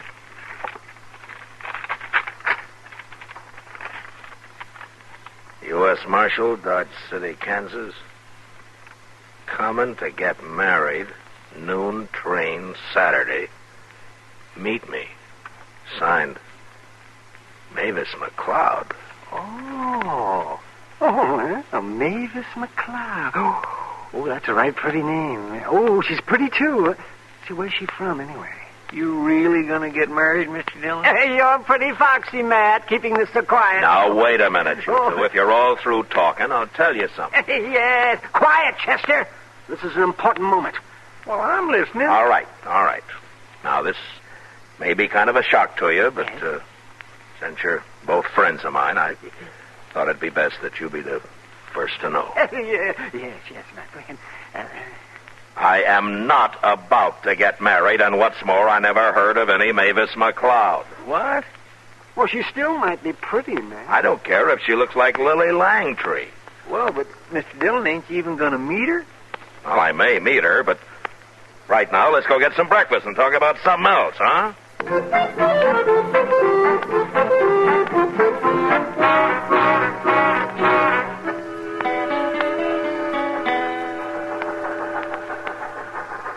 Oh, look at that, Mr. Dillon. Straight up noon, and there comes the Santa Fe right on time. Yeah. That's troubling you, ain't it? No. I think trains should run on time, Chester. Yes, sir, that's what I mean. Hey, look. There's Miss Kitty going into the depot there, see? What? Chester. No, sir, Mr. Dillon, I swear I haven't said a word to her about this. She's probably expecting some mail or packages or something. Anyway, she didn't see this. Say, how are we going to tell Mavis Mccloud from anybody else? I don't know. Look at there. There's a girl. Would that be her? Well, I told you I never even heard of her, Chester. How would I know what she looks like? That little girl's right pretty, Mr. Dillon. She's the only female there. Okay, let's go ask her. I'd judge her to be about 18, wouldn't you? Yeah, about. Oh, my. I say, she is pretty. Excuse me, miss. Yes? I'm Matt Dillon. Oh. Well, maybe you can help me. Well, maybe. I'm looking for the U.S. Marshal here. Do you know him? Oh, I'm the marshal. Oh, you are? Well, then you got my telegram. Yes, I did. I say that's right. You didn't have my name on it, did you? Well, of course not. How would I know your name? Oh, my goodness. You didn't think I was coming to marry you, did you? Oh, how awful. I mean, how awful for you. Well, I'm still a little confused, Miss Mccloud. Excuse me. This is Chester Proudfoot. How do you do, Chester? I'm proud to know him, ma'am. Miss. Oh, I'm so sorry, Marshal Dillon. I guess I should have explained more in the telegram. That's all right. Who did you come here to marry? I don't know. You don't know? Well, not yet. I just got here. You two are the only man I've met. Chester. Yes, sir? Yeah, go over to the depot there and see if you can find Kitty, will you? Yes, sir. I sure will. Tell me something, Mavis. How old are you? I'll be 19 in December. Uh-huh. Where are you from? I won't tell you. Well, why not? Because it isn't polite for a gentleman to ask a lady so many personal questions. All right. But why did you send me that telegram? Because I thought I'd be safe with you helping me. Well, helping you do what? Get married. Oh, don't look like that. I'm not crazy. They need women out here, don't they? Well, don't they? Yeah. They need them. And I'll make a good wife, too. But, of course, it'll have to be the right man, Marshal. I won't marry just anybody, you know. And you can stop shaking your head like that. I found her, Mr. Dillon. Oh, man. Oh, Kitty, this is Mavis Mccloud. Hello, Mavis. Welcome to Dodge. Why, thank you, Kitty. Kitty. I know, Matt. Chester told me all about it. Don't mind the marshal, Mavis. Sometimes he's a little slow to understand these things. He most certainly is. Why, he's been looking at me as though I were a bug of some kind. You take care of her, will you, Kitty? And I'll go try to figure something out. She'll be okay, Matt. And, Kitty, don't... don't worry. I won't take her to the Texas Trail. Yeah, good. You let me know if you need anything, Mavis.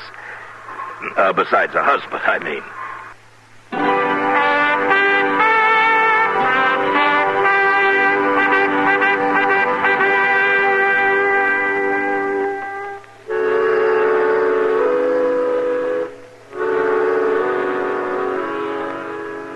The next few weeks, I thought and worried about Mavis a lot. But I should have known I was wasting my time. She met a young fellow called Barney Wales, and 3 days later, they got married. Kitty called it love at first sight. But anyway, I knew Barney, and he was a sober, hard-working cowboy who'd started a little spread of his own not far from Dodge. It was a good match, and it looked like they were going to make out fine. At least I thought so, until one day when I was sitting in the office trying to keep cool. I'm looking for Marshal Dillon. Oh, come in, fella. It's not fella, it's Mister. Mr. Oh? Remember that, huh, Chester? Oh, yes, sir, I surely will. From St. Louis, Marshal. Now, let's not waste any more time, if you don't mind. Oh, I don't mind, Staley. Who are you looking for? You know who I'm looking for. Mavis Mccloud. I thought so. Well, what do you want of her? That's my business, Marshal. Oh, maybe. Where is she?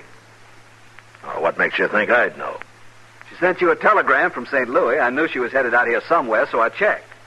Mavis isn't the kind to arrive in a place unknown. I see. Well, are you going to tell me where she is? Well, not till I know why you want to see her. And I'll find her myself. She's around here somewhere. She's married, Staley. What? She's married. Now, why don't you go on back to St. Louis and forget about it, huh? Who'd she marry? What difference does it make?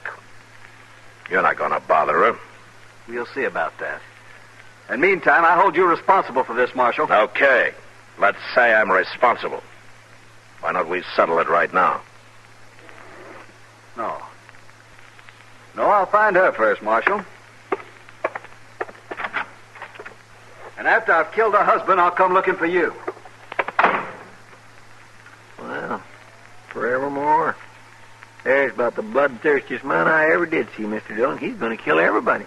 Well, he might try it, Chester.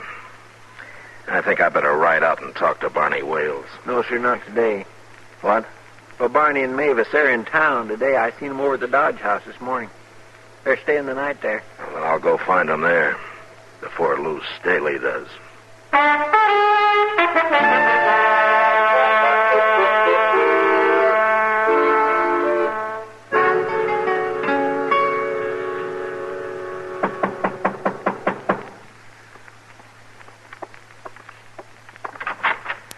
Hello, Barney. Marshal Dillon, come on in. Hey, Mavis, it's Marshal. Hello, Marshal. How are you, Mavis? Oh, I'm fine. I mean, we're fine. Aren't we, Barney? We sure are. You got to ride out and have dinner with us some Sunday, Marshal. Mavis here is the best doggone cook you ever saw. Oh, it'd be strange if a girl from St. Louis couldn't cook. Why'd you say that, Marshal? Mavis ain't from St. Louis. Leastwise, she never told me she was. It doesn't matter where I'm from, does it, Barney? Of course not. But how did the Marshal know? There's only one way. Lou Staley told him. Lou Staley? Who's he? Well, I don't know, Barney, but he says he's going to kill you. What? For marrying Mavis. Oh. He loves you, too. Is that it, Mavis? No. Not exactly. Well, what then? I made up the name Mccloud, Barney. My real name's Staley. There's only one thing I want to know, Mavis. Yes? You love him? I hate him. Okay. Let him come, Marshal. I'll fight him. No. No, you go out to your ranch. I'll take care of Staley. I never run from a fight in my life, and I don't aim to start now. Please, Barney, It's no use arguing. If this Staley's looking for me, he can find me. What's he armed with, Marshal? 6-gun. Carries it in his belt. Okay. I'll go about my business here like always. But I'll sure keep one eye open.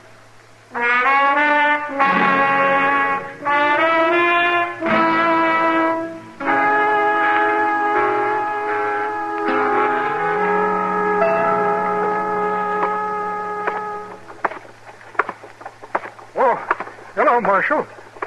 Oh, hello, John.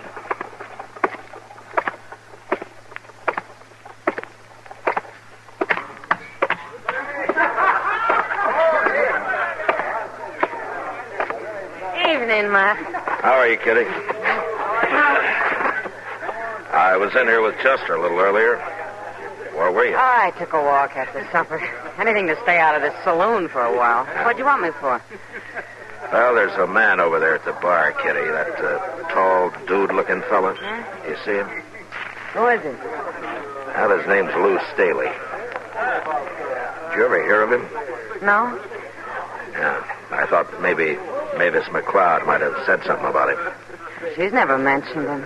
But I've hardly seen her since she got married. What's it about, Matt? Well, Staley's kind of disappointed over Mavis getting married. Says he's going to kill Barney and me and, well, I don't know who. He is? Yeah, he followed her out here from St. Louis. So that's it. Jealous ex-lover, huh? Mavis' real name is Staley, Kitty. It is. Well, I guess Mavis kind of fooled all of us. I can understand Staley wanting to kill Barney. That's not my business how Mavis messes up her life or anybody else's, but murder's wrong, Kitty. No matter what the cause, it's wrong. Matt, look. Yeah, I see her. She's seen us, too. Hello, Marshal. Kitty. Sit down, Mavis. You shouldn't be in here, Mavis. I know, Kitty, but I had to come. Where's Barney? He's talking business with some cattle buyers over at the Dodge House. He doesn't know I'm here. It's no place for you, you know. It's good enough for Kitty, isn't it? I work here. I explained all that to you. Well, I didn't come here for fun. I ran into Chester out in the plaza, and he told me I'd find Lou Staley here. I've got to talk to him. Probably won't do any good, but I've got to try. Well, he's over there at the bar. I know, I saw him. But I didn't dare walk up to the bar, not with all those men watching. Okay, Mavis, I'll get him. No, I guess I won't have to.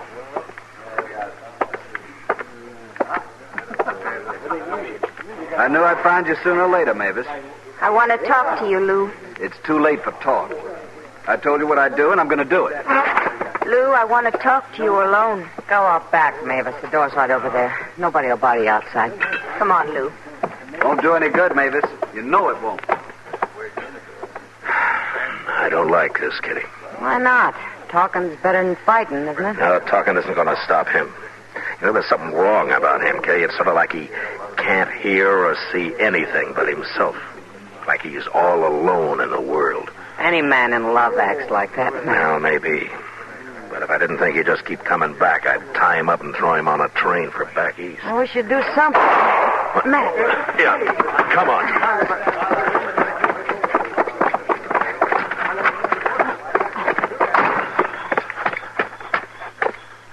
Matt, look, it's Mavis. Yeah.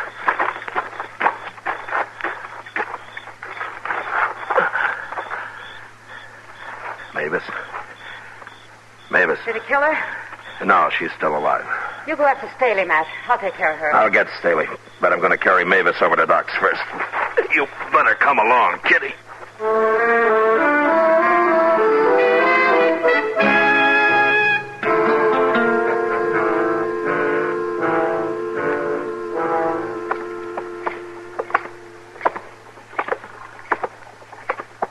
Well, Mr. Dillon, that's the worst thing I ever heard of. Shooting a woman. Well, Doc says she's got a fair chance, Chester. You're going to tell Barney about it, then go after Lou Staley, huh? I'm going to do more than that. You are? What? You'll see. Well, I hope Barney's still here at the Dodge House. I hope so, too, Chester.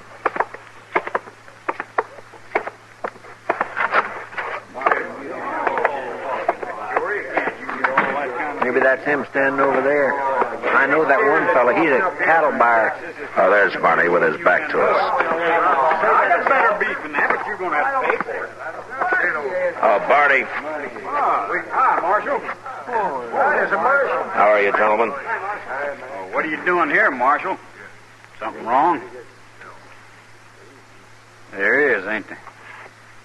I can tell. Yeah, there's something wrong, Barney. Well, what is it?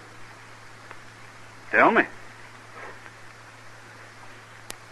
Where's Mavis? Now, wait a minute, Barney. Look, do you trust me? Well, sure I do, Marshal. Of course. Why shouldn't I? Well, no reason, but I want you to think about it when you wake up. All right, gentlemen, don't interfere in something you don't know anything about. Chester. Yes, sir. Go get a rope and tie him up, but fix it so he can walk. And when he comes to, take him to jail. Well, Mr. Dillon, he... Do it. Okay, sir.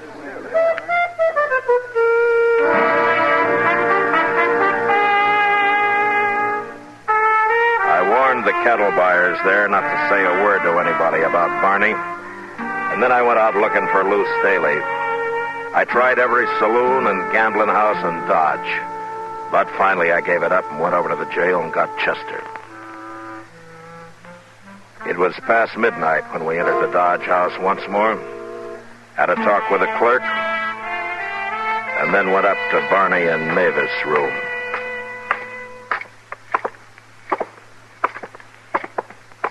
You think Staley's run off, Mr. Dillon? No, Chester, he won't run till he does what he came here to do. Now, here it is. Okay, get inside. Yes. All right, you stand over there, Chester, so you'll be behind the door when it opens. All right. Staley's sure going to be surprised if he does come here, ain't he?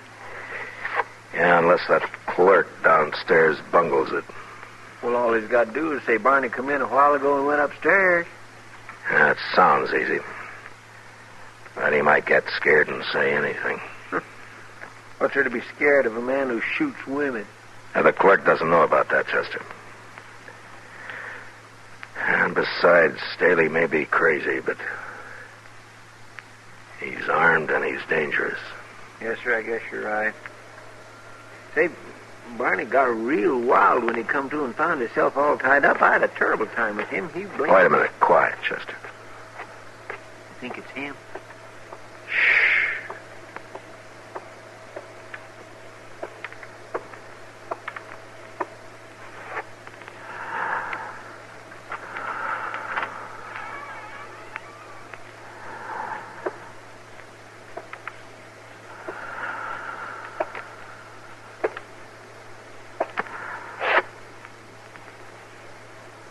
All right, Wales, you coward. Where are you? Hold it right there, Staley.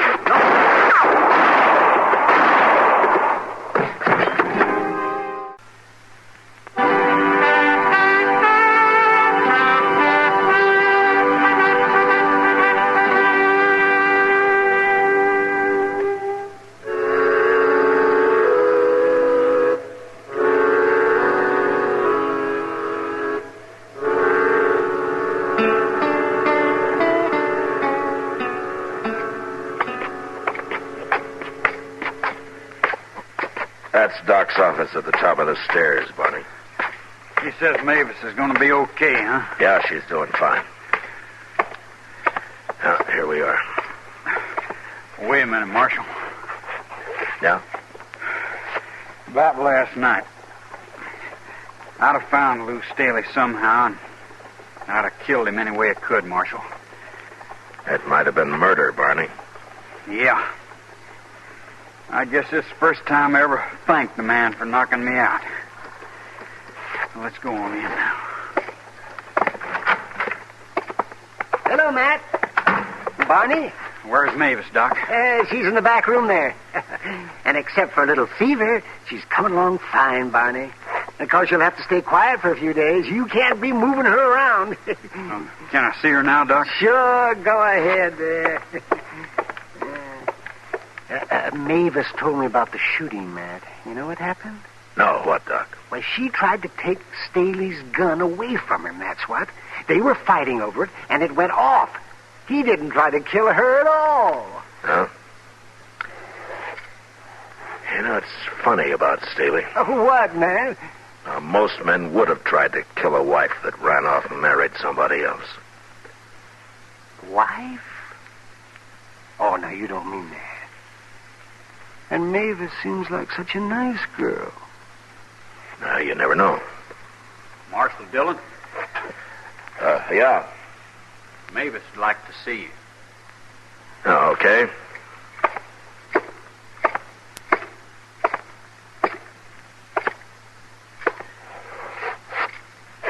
Hello, Marshal.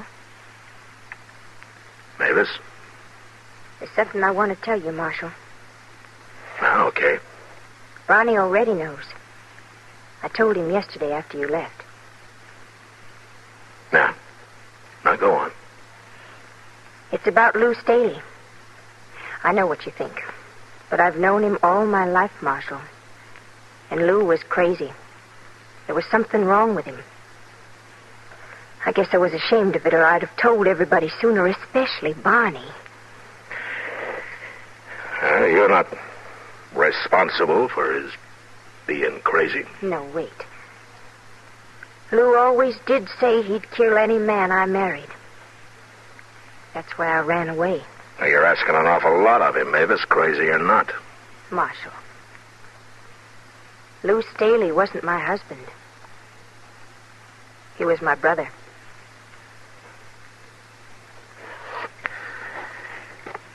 Mavis, you've been nothing but trouble to me ever since I got that telegram. And I don't want to ever see you again. Unless it's across your dining room table some Sunday.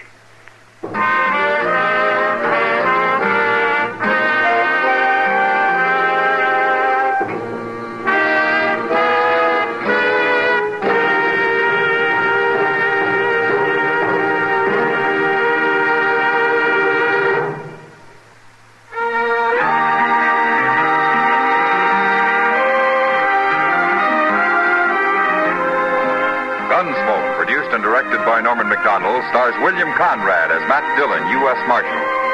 Tonight's story was specially written for Gunsmoke by John Meston, with music composed and conducted by Rex Corey.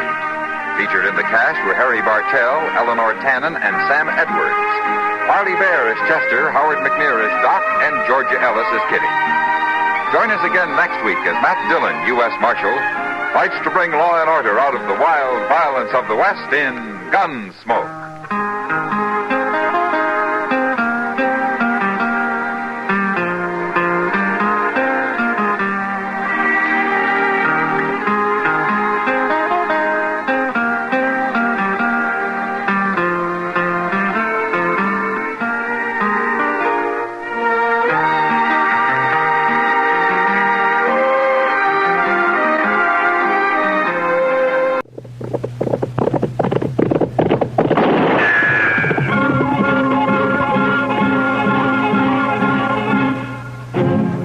Around Dodge City and in the territory on West, there's just one way to handle the killers and the spoilers, and that's with a U.S. Marshal and the smell of Gunsmoke.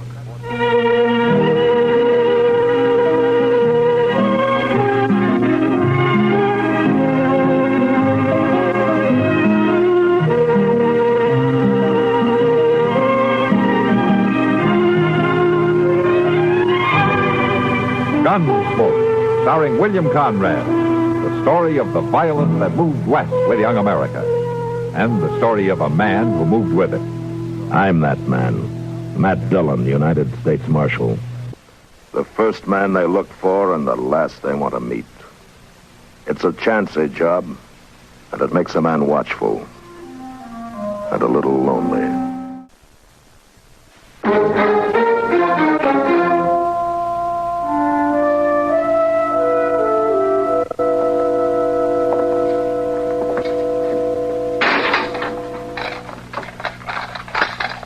All right, Tom, he's all yours. And we'll take good care of him for you.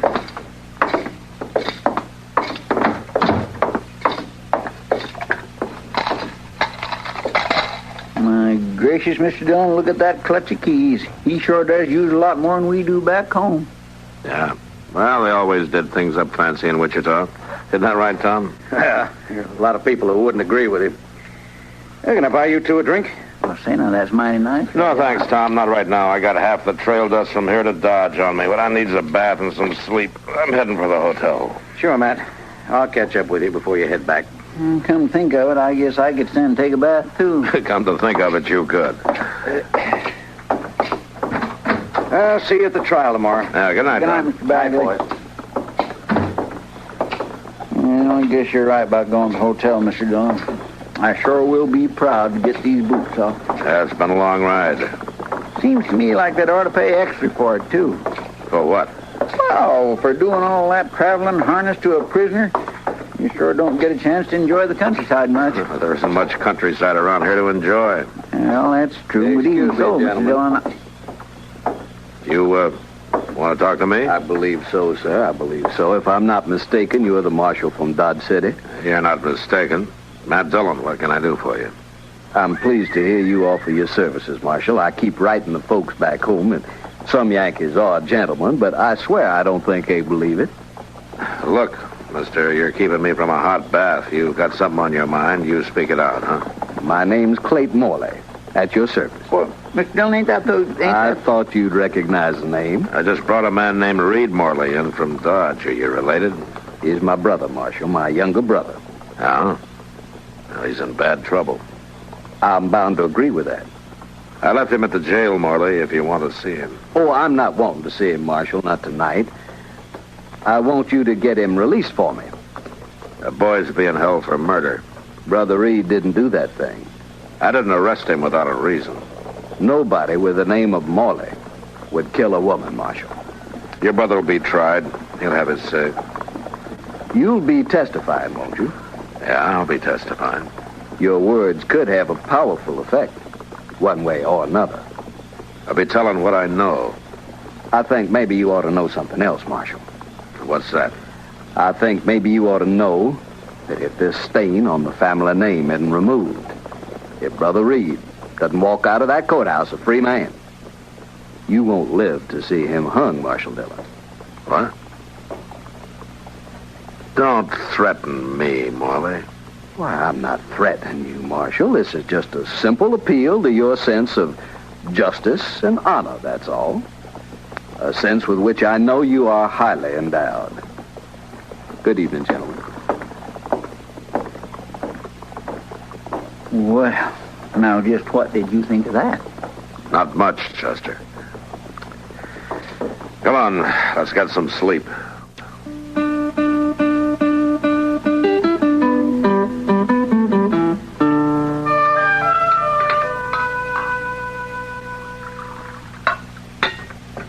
You know, Mr. Dillon, that place we're staying at ain't one bit better than the Dodge house.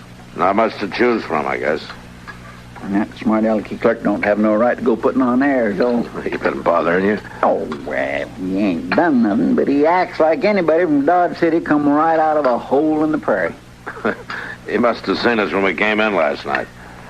Well, yes, I know, but I got cleaned up as nice as I could. Never mind, Chester. Just eat your dinner. And that's another thing, Mr. Dillon. This piece of beefsteak just ain't worth the fat to fry it in. Oh? You haven't had much trouble eating it. Well, no, sir, I was hungry. But I'll tell you something. Back at Delmonico's, they really know how to fry up a piece of meat. That's not the way you talk back in Dodge, Chester. Yes, sir, and I've been thinking about that, Mr. Dillon. I'm sorry to hear that. I guess it must be all this traveling around the country that we do. Up to Larned, over to Hays City, all the way here to Wichita. Now, what about it? Well, it just kind of teaches a fella about things in the world. Makes him really appreciate a place like Dodge City. Oh, eat up, Chester, and let's get out of here, huh? I trust you gentlemen are enjoying your dinner. Well, if we was, we ain't now. You, got something else on your mind, Morley? Why, no, Marshal, nothing new. Just my continuing interest in your health and welfare. Well, don't worry about it. I'm just hoping that you'll worry about it, Marshal. I told you not to get in my way. Well, now, I wouldn't want to. This is just a friendly reminder, Marshal, that I'm still in town.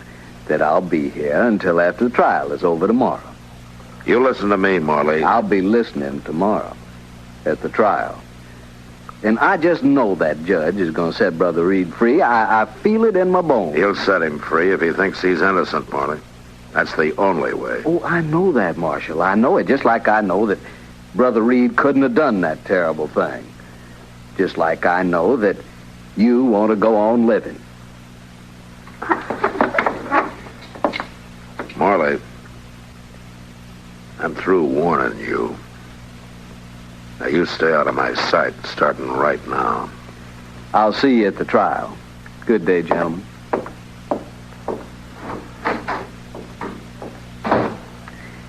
That's swear he's acting clear crazy about all this. It ain't your fault if that boy gets himself hung. No, it isn't, Chester, but Morley thinks it is. That's enough for him. Well, it don't have to be enough for you, Mr. Dillon. I hope you're right, Chester.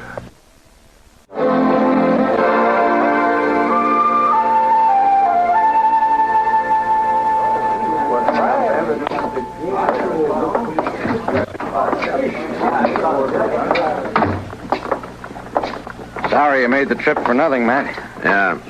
Well, old Bowers never has been a hanging judge. I thought this case would hold up, though. I was sure the boy was guilty. I don't think my testimony was much help to you. You couldn't help that, Matt. You weren't even in on it until a week after the murder. All you did was make the arrest when we asked you to. Yeah. And he didn't have any evidence on it. I hope he didn't do it. The law says he didn't. That's all we have to worry about. There's still a woman's death unanswered for. Sure there is. We meet again, Marshal. Stand aside, Morley. Well, now, that's not very manly of you, pushing aside a man who's come to thank you. I don't want any thanks from you. But you got thanks coming to you, Marshal Dillon. Brother Reed's a free man. And in the name of the family, I want you to know that we're grateful. Listen here, Morley. I didn't do anything for you or for your brother or for your family. That was very nice testimony, Marshal. Nothing incriminating in it at all. Yes, sir, we are all grateful. I want you to get something straight. What I told the court was just exactly what I know about this case, no more, no less. You didn't influence me, and I didn't try to influence the verdict in any way. Of course not, Marshal, of course not. We're just glad to see that you believe in Brother Reed's innocence like we do. I don't. What? I don't believe in your brother's innocence or his guilt any more than I did before, but the judge says he's not guilty, so that's all there is to it. Now, you get out of my way. I don't take kindly. I'm through listening to what you take kindly. Now, Marshal... And if you know what's good for you, you'll stay out of my sight. Want me to lock him up, Matt? For disturbing the peace? You do what you want, Tom. It's your town. But I'd just let him lie there. It may do something for his family honor.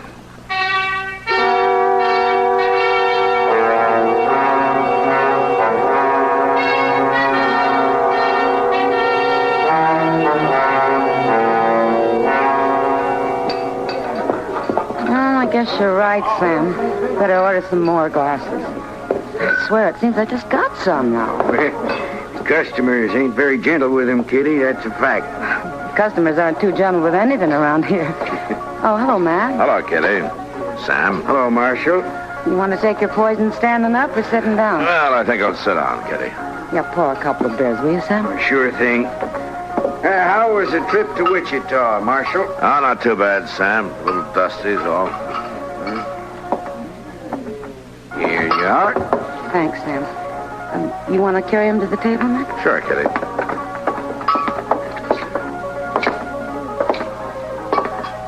There we are.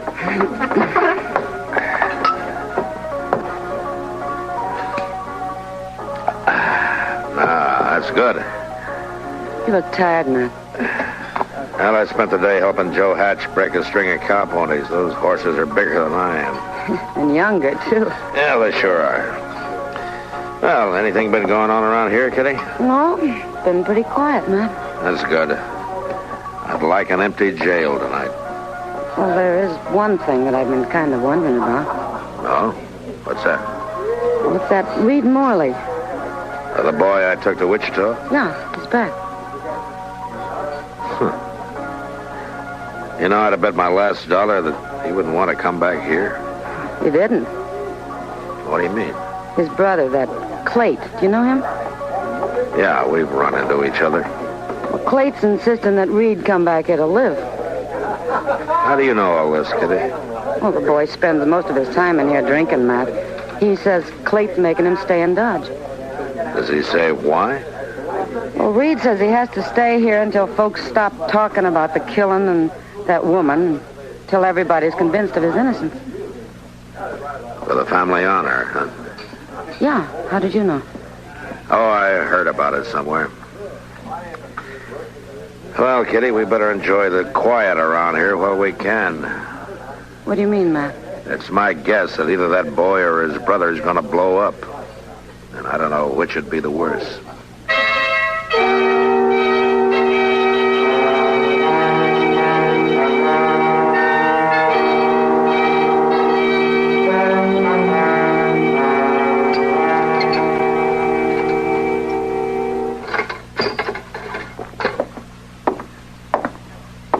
Here you are, Mr. Dillon. Burning good and bright now. Thanks, Chester. I'm sorry it fizzled out on you that way. I could have swore I put coral oil in it just yesterday. No, that's all right, Chester. No, sir, it ain't all right at all. Fellow ought to do the job he's being paid for, to my way of thinking. Mm-hmm. Of course, there's some jobs that's got just too many little details in them for a man to keep up with proper and all.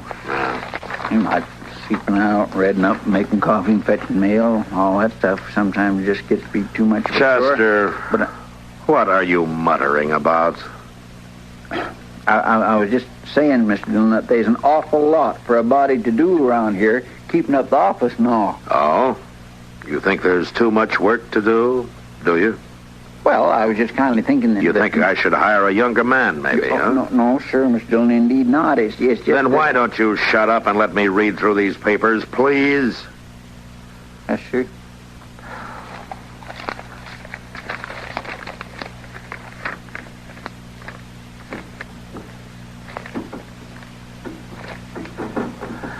Chester, quit that rattling. Will you settle down someplace? It ain't me, Mr. Dillon. I am not doing nothing at all. All right, Chester. I guess it was the wind.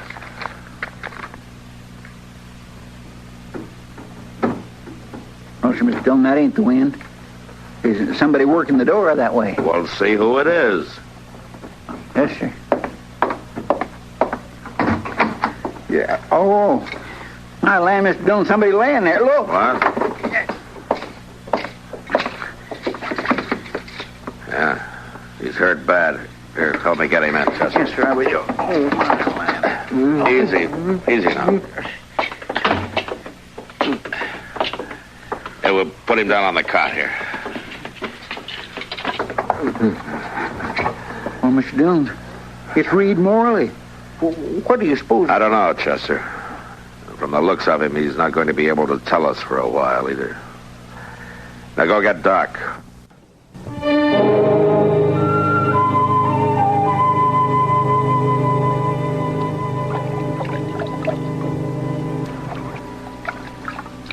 Yes, sir. Uh-huh. That's better. I tell you, Matt, that's about as bad a beating as a man can take. Yeah. Is he going to be all right, Doc? Oh, yes, I think so, but he's going to be sore for a while. Awful sore. Hey, look, Doc. Looks like he's about to come to. I shouldn't wonder with all that water I splashed on it. There we are. That'll do. I won't be needing any more hot water, Chester. You can take the rest of these things out. Okay, Doc. Can he stay here for the night, Matt? He should be able to limp away by morning. Oh, yeah, Doc, sure. Can I talk to him? Oh, talk shouldn't hurt him. Just don't go slapping him on the back, though. And I'm going to go back to the office. Try not to have any more riots tonight, will you, Matt? I'm short on sleep. I'll try, Doc. Matt. Yeah, Doc. You better hope that this fella was the loser in that fight. Because if he wasn't, the other man is sure to be dead. Thanks, Doc. Good night. Good night.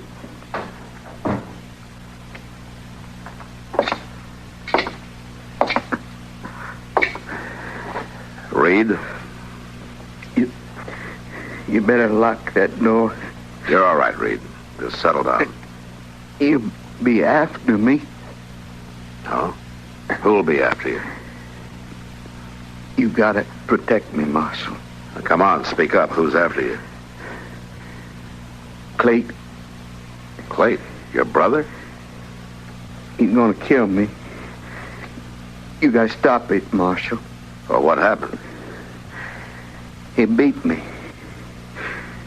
And he says he's going to kill me in the morning. He'll do it too, Marshal. Now, you got to stop him. He was trying to save your neck back in Wichita. Yeah. He found out. Well, what did he find out? About that woman. Oh. You killed her, huh? Didn't want to tell him, Marshal. I bet you didn't. I was drinking. I ain't been able to do nothing but keep on drinking since I got back to Dodge.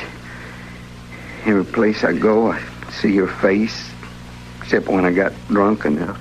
And Clade was making you stay here? Yeah, Marshal. Yeah, I didn't want to. I wanted to go anywhere else. That's what happened tonight. Go on. I was trying to get him to say I could go away. Just move on. He was being bullheaded the way he's always been. Going on about the family name the way he does. Well, I wanted to shut him up about it. So you told him? Yeah, I told him.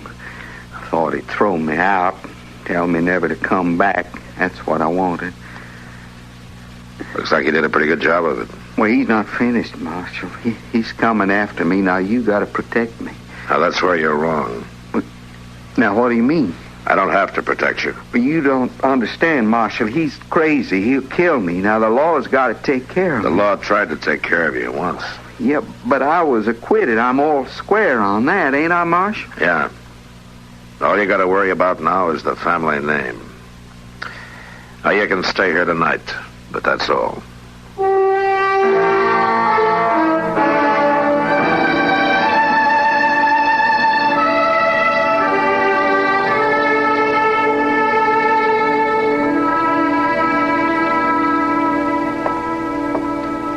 Morning, Mr. Dillon. Morning, Chester. I land that Reed Morley back there sure sleeping like he was dead. He ain't showing no sign of moving at all. He's sleeping off a bad beating. Oh, say, did you mean to leave that cell door open that way? Yeah, I meant it. He isn't a prisoner, Chester. I can't think of it. I guess he ain't at that. Funny thing, ain't it, Mr. Dillon?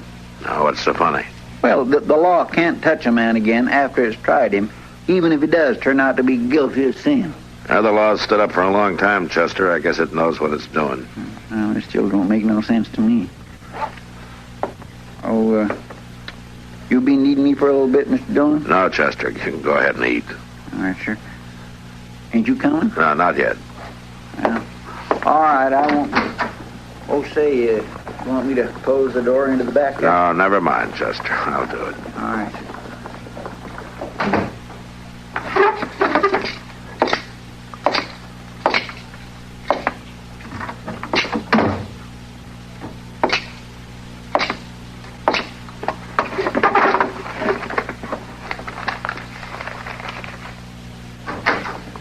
Marshal Dillon? Hello, Morley. This is not an easy call for me to make. No, I guess not.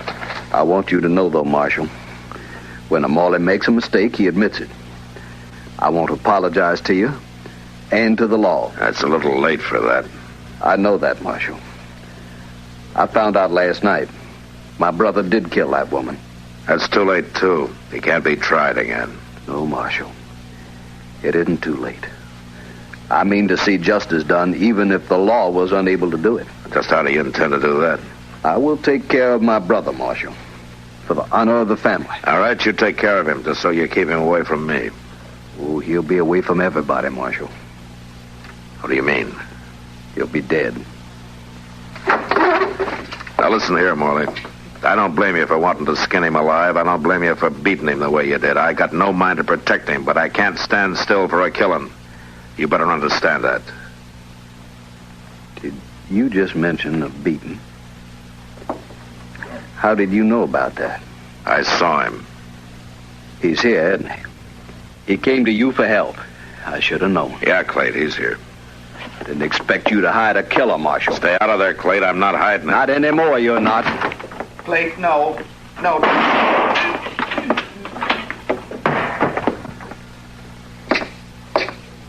You're a fool, Morley. You've killed him. Had to be done, Marshal.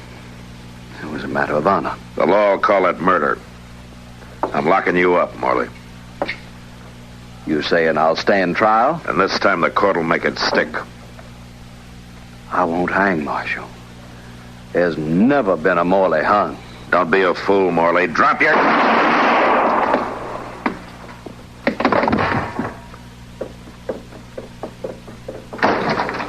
Mr. Dillon, I heard them shots. My gracious, are you all right? Yeah, I'm all right. They both dead? Yeah. It's like he was saying. A Morley is never hung. It's a matter of family honor.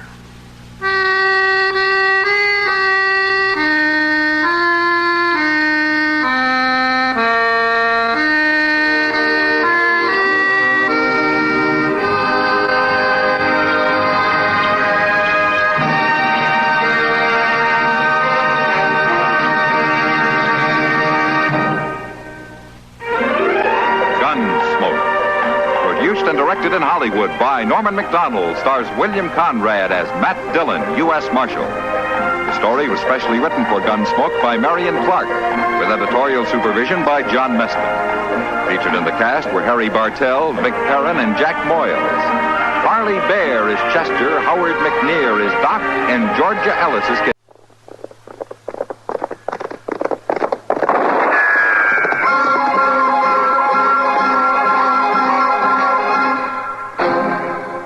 Dodge City and in the territory on West, there's just one way to handle the killers and the spoilers, and that's with a U.S. Marshal and the smell of Gunsmoke.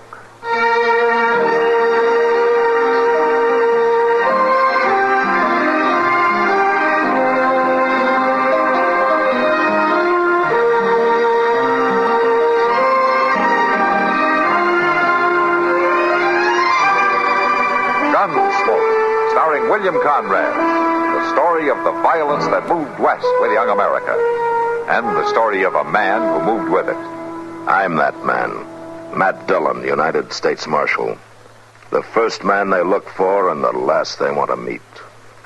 It's a chancy job, and it makes a man watchful. And a little lonely.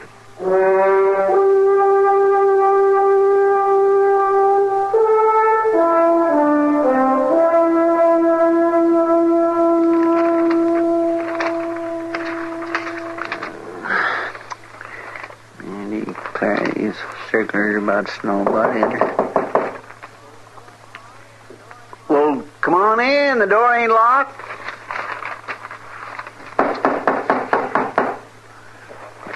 Oh, forevermore. Like a body could open the door for theirself. Good morning. Oh. Well, come on in, mister. I want to see the marshal. Well, he ain't here just now. He rode out south of town a little piece. Something I can do for him, mister? Are you a good man? How's that? They say the marshal's a good man. Are you good likewise? No, I don't rightly know. I can tell you one thing, though. I expect I just do about the best I can. Can you open the lockup? Well, of course I can, but I don't know what that's got to do with it. I want you to unlock it. Well, now, that just don't make sense. Ain't even nobody in there. I want you to put somebody in it. Oh, well, that's different. Where's he at? What's he done? I want you to lock me up. You? You wanted somewhere? You giving yourself up, are you? My hands are clean. Well, then what in the world? Vengeance is mine, saith the Lord. Well, of course. My... But I can't just go throwing somebody in jail without they've done something. There's probably a law again there. There's the Lord's law. Well, I know that, but what's that got to do with Thou shalt not kill. Yes, but you said yourself you ain't done nothing. It's heavy upon me to kill a man. I want you to lock me up to stay my hand. Look here now, mister. You don't have to kill nobody if you just set your mind to it. Leastways, locking you up won't do no good. What about when you come out? It will be safe by tomorrow. You will have left town by tomorrow. Well, now, I don't know that I can go around putting... Oh, Mr. Dillon, you sure are a sight for sore eyes. Hello, Chester. What's the matter? It's him, Mr. Dillon. He wants me to lock him up. He claims he feels like killing somebody. Oh? Anybody in particular? Well, he ain't said. I was just fixing to ask him. Oh, never mind, Chester. See to my horse, will you? I'll take care of this. Yes, sir.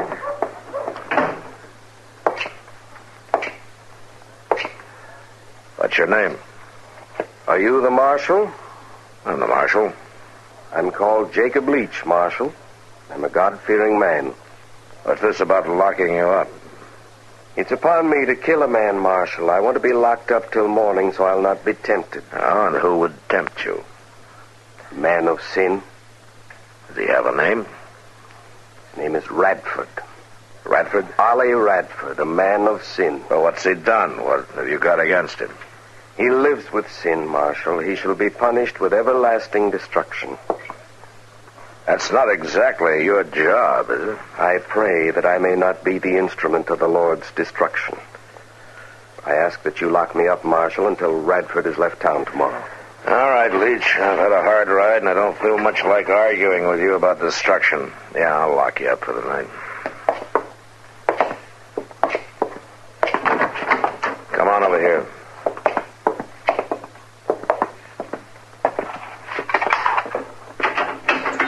All right, go on in.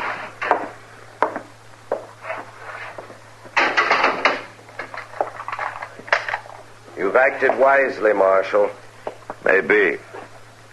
Well, let me tell you something.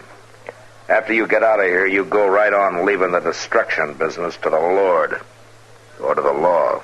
The sinner shall surely be put to death. Yeah. Well, so shall the murderer. You might remember that. Well,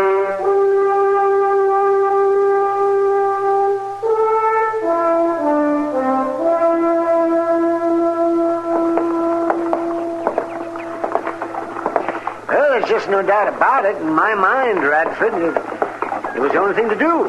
Yes, I suppose so. Oh, I know it was a hard move to make, but it was the only thing to do. Whatever is right for her, Doc, I'm going to do it. Well, you've done it, Radford. I expect living in one room at a boarding house is a little cramped after ranch living. Oh, well, we've lived in one room before. Anyway, it won't be forever. No, well, I guess about a month at the outside. Oh, morning, Matt. Yeah, see, that's Marshal Matt. Morning, Doc. Yeah. You're out early. You looking for business? Oh, I've got so much business I don't have time to look for it. Oh, Matt, this is Ollie Radford. Marshal? Radford, huh? I haven't seen you around here before, have I? No, Marshal, I don't get to town very often. I set up ranching out near Cimarron a few months back. No? You got business in Dodge?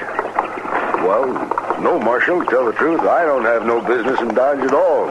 But my wife has, don't she, Doc? Yes, you see, I moved the Radfords into Ma Smalley's for a few weeks, Matt. Mrs. Radford's expecting. And she's not very strong. I just want to kind of keep an eye on her. And they'll be here for a while, huh? Oh, 3-4 weeks, I figure. Yes, well, I'll see you two later.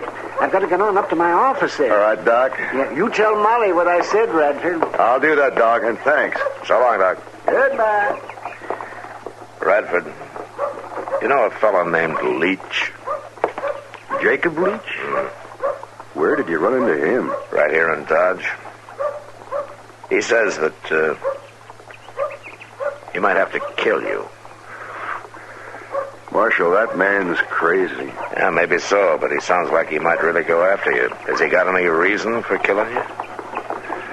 4 years ago, back in Missouri, I was married to his sister. Oh. Don't you go off and leave her or something? No, Marshal. She died. I see. Leach blamed you for it, huh? Well, he said I killed her. She died trying to have our baby. That's why I want Doc close by this time. Doc's a good man with babies. Does Leach know that you're married again? Well, if he's here in town talking about killing, he must have found out. Oh, he'd think it was a terrible sin, Marshal, me marrying again. Yeah. Well, he thinks you're just in town to pick up supplies, and they're heading back this morning. We'll just try to keep him thinking that way. I'd be obliged, Marshal. I've never been afraid to meet a man in a fair fight, but This don't even make sense. You can't even reason with that man. Yeah, I know. That's what makes it dangerous. You know, Radford, it might be a good idea if you'd stay off the streets for the next day or two, and I'll try to encourage Leach to go back where he came from. Marshal. Yeah? I ain't a man to want to get into trouble, but I can't stay off the streets and hide it from him forever. There ain't no justice in that. I'll fight him if I have to. Radford, I'll tell you just about what I told him. What's that? You let the law handle justice.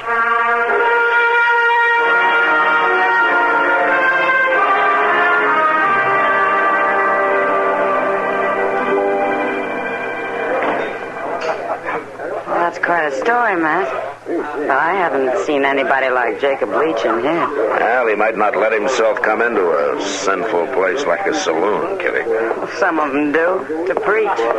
Well, anyway, you send me word if he does come in here, will you? Yeah, sure will, Matt. Just want to keep track of him if I can. He's a fanatic. You can't tell which way he's going to jump. Did he say how long he'd be in town? Well, he's going back to Missouri in 2 or 3 days. So if I can keep Radford out of his sight, I think we'll be all right. Matt? What? Doesn't look like I'll have to send for you. How's that? I think that's your man coming in the door right now. What? Oh, yeah. Hello, Leach. They told me you'd be here. This is a strange place to find a good man, Marshal. What's on your mind? I was thinking to tell you goodbye, Marshal. I have a call to leave this town of temptation. Oh? That might be a good idea. You set a sinful example, Marshal, frequenting this den of iniquity. Why don't you let me worry about that, Leach? With this woman, this brazen woman. Now, just a minute. All right, come on, Leach. I think it's about time you got out of here. Mr. Dillon? My word shall be heard. Mr. Dillon? Mr. Dillon, you know where Doc's at? Not right now, Chester. Why? Well, it's Ollie Radford's wife over at Moss. Chester. She all took right. sudden and she took back. Okay, all right, Chester. I'll help right you look away. for it. Come on. Kitty, you listen to what Leach has to say now. Right. Understand? Sure, Matt. Sure. Did he say Ollie Radford? I didn't hear him, Mr. Leach. Don't you want to go on with what you were saying? Don't lie to me, woman. They all lie. They lie and they sin. But it's clear now. Mr. Leach. There's no other way. He is here. I must seek them out and kill them. I can no longer shirk my duty. Them? Well, no. I must kill Ollie Radford and the Marshal. He is no better than the others. He lied to me. He protected a sinner. Mr. Leach, do you want to help save a sinner? Woman, it is my cross to bear to seek out sinners and save them. I must find my way to this Ma Smalley's. I must ask my way and seek them out. Mr. Leach. What? How can I be saved? Saved? I'm afraid it's too late for you. But if I helped you find him, if I showed you the way? A Jezebel come to repent? Why not? Yes. Jacob Leach is indeed the instrument of the Lord. Well, then let me take you there. You won't have to ask your way. Yes, woman. You lead the way. Lead the way and we will save the sinners. Come on, then. We'll go out the back way and come up behind them. I sure want to help save those sinners.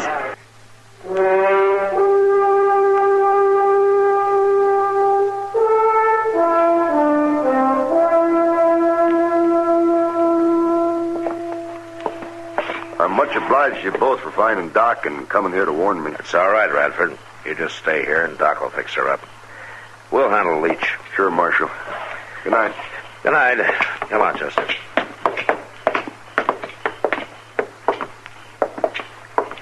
Miss Kitty sure moved right in and took over with old Leach, didn't she? Kitty's a smart girl, Chester. You got a plan about him, Mr. Dillon? Well, I just hope I can sort of ease him out of town. You push that kind too hard, and they're likely to go wild on you. Then people get hurt. I declare I don't know why I didn't have no more sense than to just blurt out Radford's name like I did. Well, maybe he didn't hear you. No, but what if he did? We just have to hope that Kitty can handle it.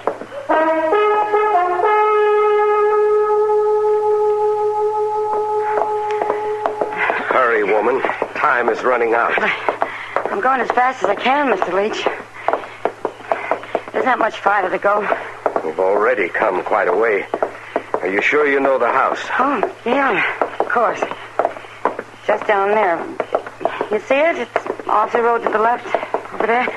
Judgment approaches. The sinners shall be punished. We shall not fail. I hope not. I see no lights. Are you sure of where you're leading me? Well, Ma Smalley doesn't encourage callers this time of night. There'll be lights in the back room where Ollie is. And the marshal. The marshal must be there, too. I hope you'll be there, too, Mr. Leach. Just as much as you do.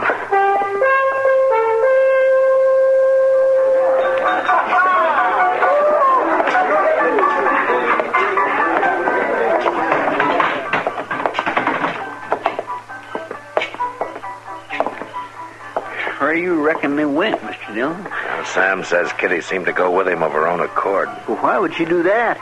To keep him from following us. Well, one thing's sure, she's not leading him to Ma Smalley's. Yeah, but if we don't know where she went, how are we going to find her? I don't know. Mr. Dillon? Yeah, Chester. This Leach, would he kill Miss Kitty? Yeah, Chester, I think he would.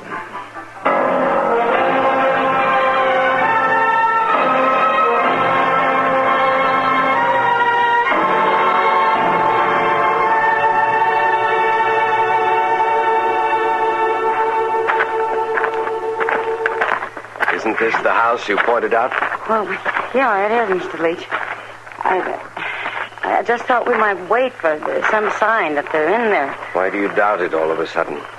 You promised me you'd lead me to the sinners. Oh, I've led you to them, all right, Mr. Leach. It's just... We'll go in. Well, Come. You go up the steps with me.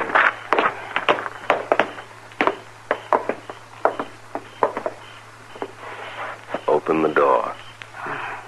Yeah.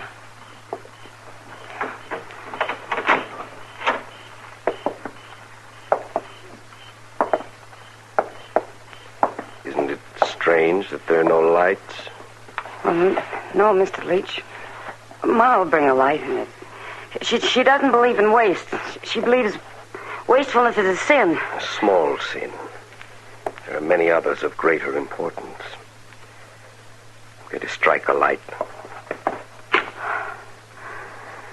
It's empty.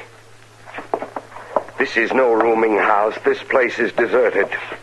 Woman, you have led me astray. I must have been mistaken. It was no mistake. You are indeed a Jezebel. Now I must punish you, too. Stand still. The light went out. I need no light to see you, to carry out your punishment. You lay a hand on me, I'll scratch your eyes out. Woman of sin, you're going to die.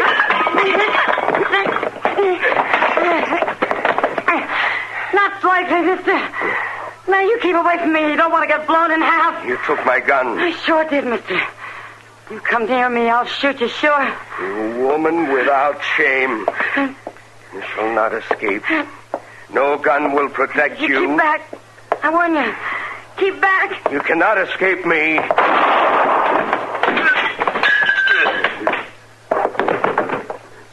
Shot him. I shot him.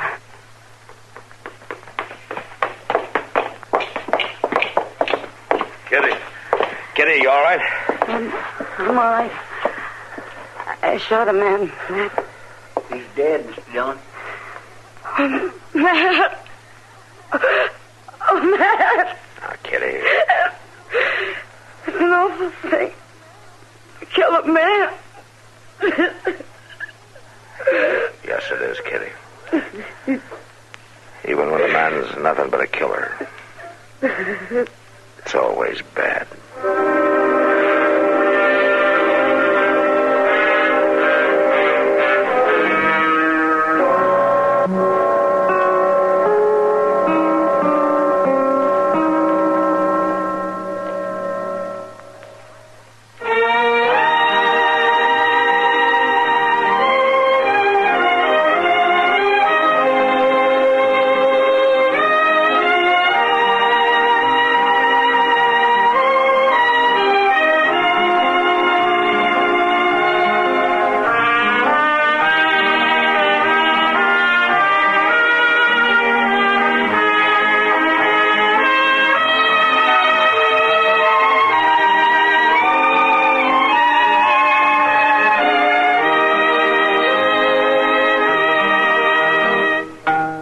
Gunsmoke. Produced and directed by Norman Macdonald. Stars William Conrad as Matt Dillon, U.S. Marshal. Featured in the cast were Parley Bear as Chester, Howard McNear as Doc, and Georgia Ellis as Kitty.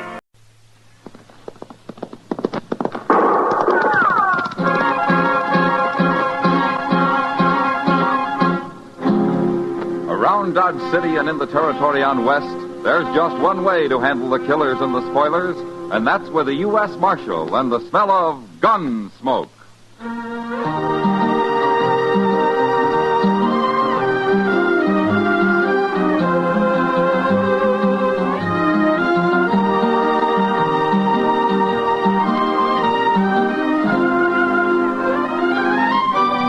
Gunsmoke, starring William Conrad. The story of the violence that moved west with young America. The story of a man who moved with it. Matt Dillon, United States Marshal.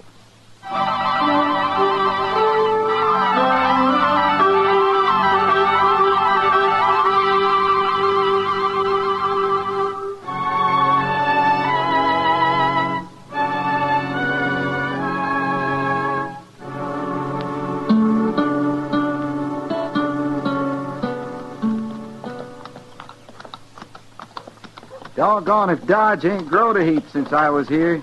It is very big, Front Street must have 7, 8 saloons.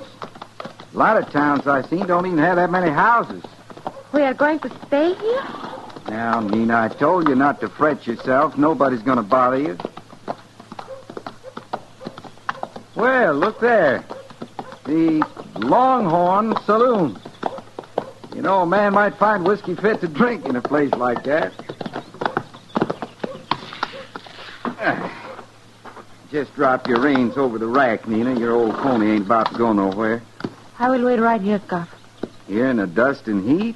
Come on, get down off that old horse. You've been riding so long you need to walk around some. All right. Anyway, it's cooler inside. If they got a ladies' parlor, you can sit in there. Well, sit on the porch. Come on.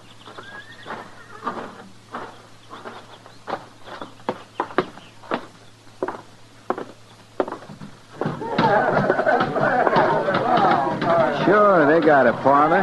There's a side door over there, Nina. You go on in and wait.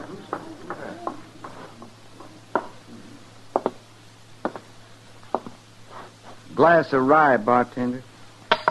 Hold that drink, bartender. Maybe you picked the wrong place to drink, mister. That's so? Places down along River let Mex women come in and sit. I've heard tell. Maybe that's where you better go. Bartender, I ain't got my drink yet. Mister, you don't understand what I said. That bartender ain't gonna give you no drink. Maybe he is. No, he ain't.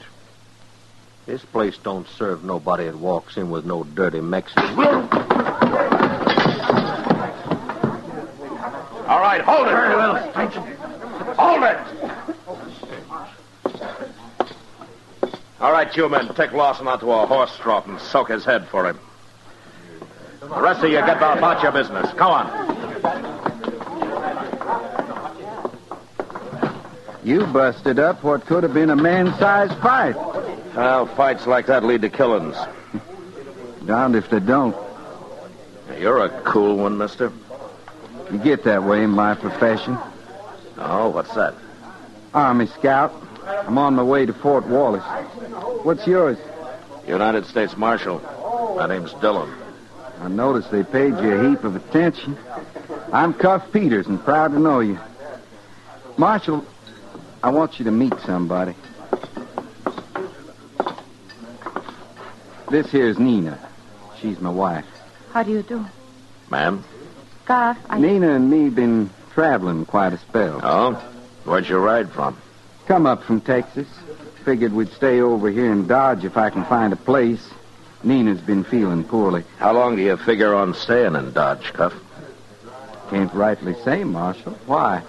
Well, you made trouble for yourself when you hit Hank Lawson. That right.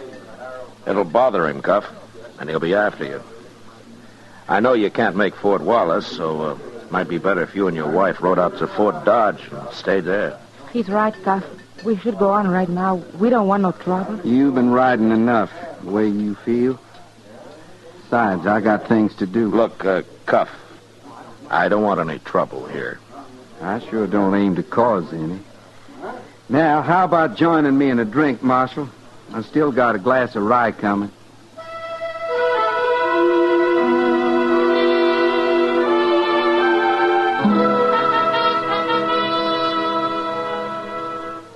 Dodge was real quiet for the next week, except when a drunked-up cowboy tried to burn the town down because he lost at a faro table.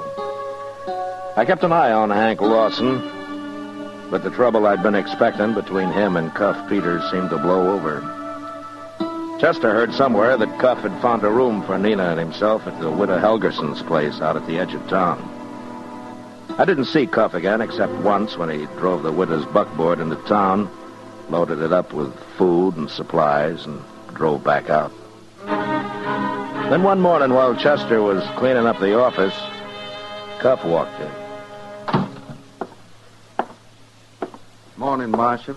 Hello, Cuff. I never did get a chance to pay you back for that drink you bought me. The time will come, Marshal. Cuff, this is Chester Proudfoot. Cuff Peters. Well, sir, I'm that proud, Mr. Peters. Howdy. Mr. Dillon told me how you knocked old Hank Lawson across the bar at the Longhorn. I sure do wish I'd seen that. Chester isn't too fond of Hank. Well, if I'm going to hit him again, I'll let you know. Well, thank you. Marshal, what I come for was to get your help. Oh, what is it, Cuff? Well, I don't know much about doctors and all. And they say you're a good friend to the one in town. Oh, I've known Doc for a long time. What do you need? Well, I'm not ailing, but Nina's feeling real puny. Oh? I think maybe someone should have a look at her. We ain't been married but 5-6 months, and I don't understand much about women folk and their ailments. Chester, run up and get Doc, will you? Yes, sir, Mr. Dillon.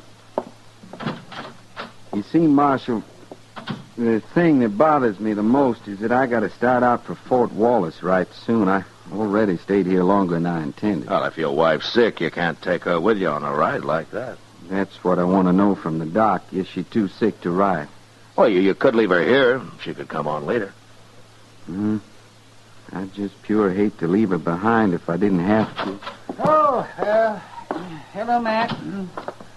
Where's the patient? Doc, this is Cuff Peters, Doc Adams. Howdy, do, Mr. Howdy. Mr. Peters wants you to have a look at his wife. I'm ready. My bag's by the door there. Doc, maybe you ought to know before you come with me. My wife's Mexican. Well? The only reason I mention it, some folks here seem to take exception. Oh, for heaven's sake, standing here talking isn't going to help Mrs. Peters any if she's sick, you know. You ready to go, young fella? I'm ready, Doc. Marshal, I want to thank you. Sure, Cuff. Goodbye. So long. See you later, man. He's a nice little fella, ain't he, Mr. Dillon? Yeah, he seems to be, Chester. What's he do for a living? He's an Army scout, he says. On his way out to Fort Wallace. I always had in mind that scouts was more tricky. Shucks, he's no more sly than me. Yeah, don't let Cuff fool you, Chester. He's small, but he can take care of himself.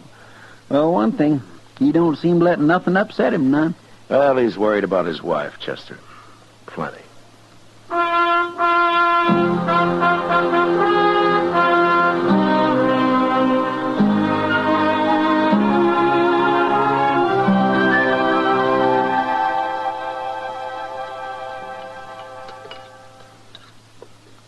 Chester, you're going to get a bellyache.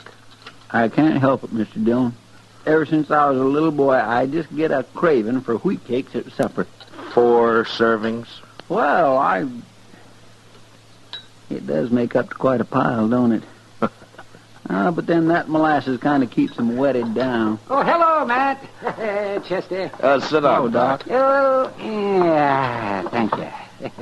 Yeah, you going to eat? No, Matt, no. I ate out at Widow Helgerson's with Cuff and his wife. How is she, Doc? She's resting, isn't she? She's a pretty little thing, Matt. Just as nice and sweet. Yeah, she is. What was wrong with her, Doc? Nothing that won't be right in about 6 more months. Well, that don't make sense, Doc. She's going to have a baby, Chester. She is? Yeah, well, it only took a minute to see that. I guess Cuff meant it when he said he didn't know much about women. Well, I should think a baby be easy enough to tell about. Chester. Oh, yes. Cuff sent a message to you, Matt. He's going on out to Fort Wallace. Says after he reports into the colonel and gets the place ready out there, he'll come back for Mrs. Peters. Now, that's a 10-day ride there and back, Doc. Well, I know, man. A little while.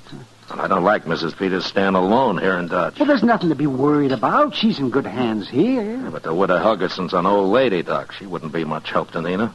Well, what kind of help would she be needing, Mr. Dillon? More than an old lady could give her. If Hank Lawson finds out that she's alone here.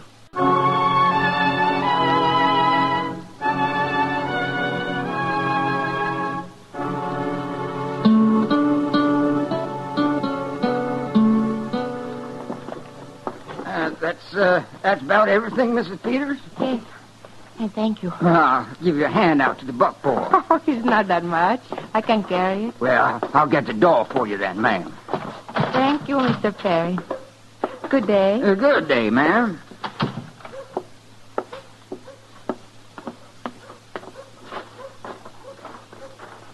Well, if it ain't Mrs. Peters come to town to do a week's shopping. I beg your pardon? Excuse me, ma'am, I ain't being very polite. This here's Cane Twig. I'm Hank Lawson. What do you want? Now, surely you remember me, ma'am. You ought to. I was the fellow your husband hit in the mouth his first day in town. I remember you. Now let me pass. Well, now, ain't I being a miserable cuss letting you carry all them heavy sacks? Yeah, I help you some. Please. Just put him in the wagon for you. Oh. Oh, that was mighty careless of me to slip plumb out of my hands. I hope there was nothing in there to break. Leave me alone, please. Well, now, Miss Peters, I don't know why you're upset. You know I wouldn't do nothing to harm a fine lady like you. Besides, your husband might try to give me another lesson in manners, and that scares me real bad. I just want to show you how much I learned. Now, you go on and get into that buckboard. Go on. All we're going to do is just start you for home, Miss Peters. Untie them lines so we can face that team down the street. Sure. Now, like I say, ma'am, I don't want you to fret. Stand aside, Twig. All right, ma'am. Hang on.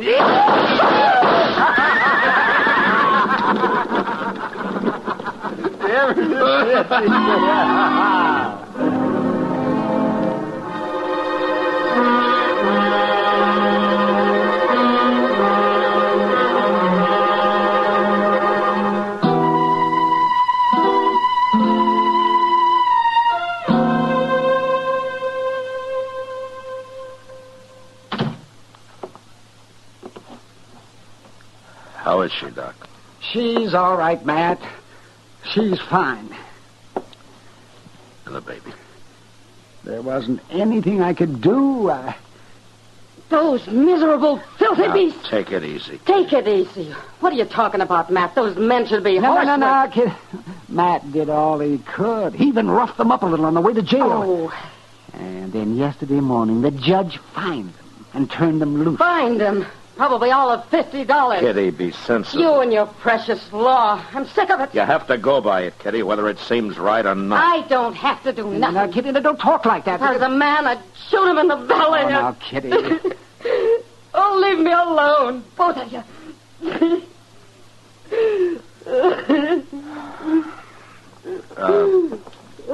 Kitty. Look, Kitty. Why don't you go in and talk with her, huh? She needs another woman, huh? Go on.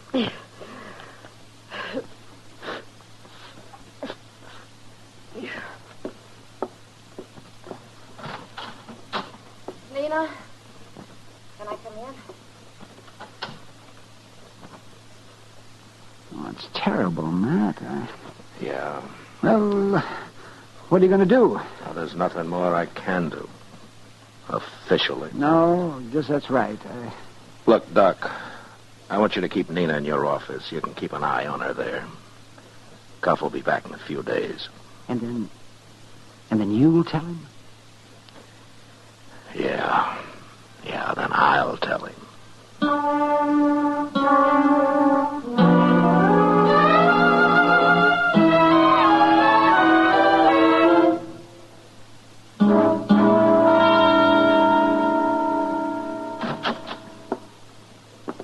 Hello, Marshal.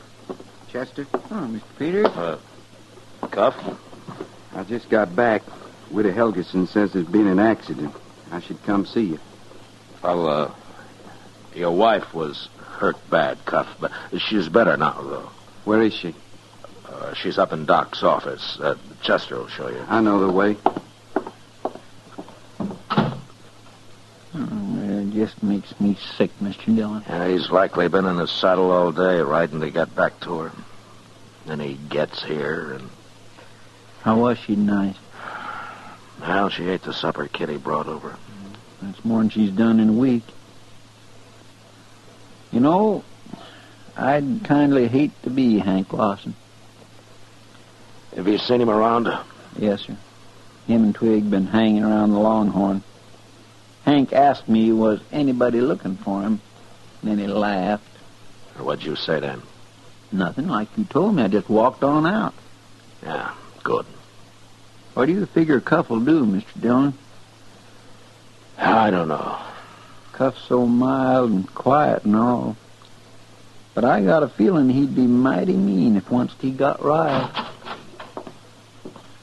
I want to thank you, Marshal, for all you and Chester and Doc done for Nina. I'm sorry, Cuff. Now, I wonder if you'd hold my gun for me? Well, what are you going to do? I'm going to look for Hank Lawson, and I'm going to mock him. Mock him good. That way somebody's going to get hurt. That's a fact, Marshal. Look, Cuff, I won't stand for a killing. Now, Nina's well enough to travel. You could start for Fort Wallace. We'd fix a bed and a wagon for you. I'm going to start for Wallace, all right. But not until I've seen Hank Lawson. Well, will you hold my gun? Till you come back for it. Thank you. Oh, Cuff. Yeah? Chester and I were just talking about going up to the Longhorn for a drink. We thought maybe we might walk with you. The company'd be fine, but it's my deal. Sure.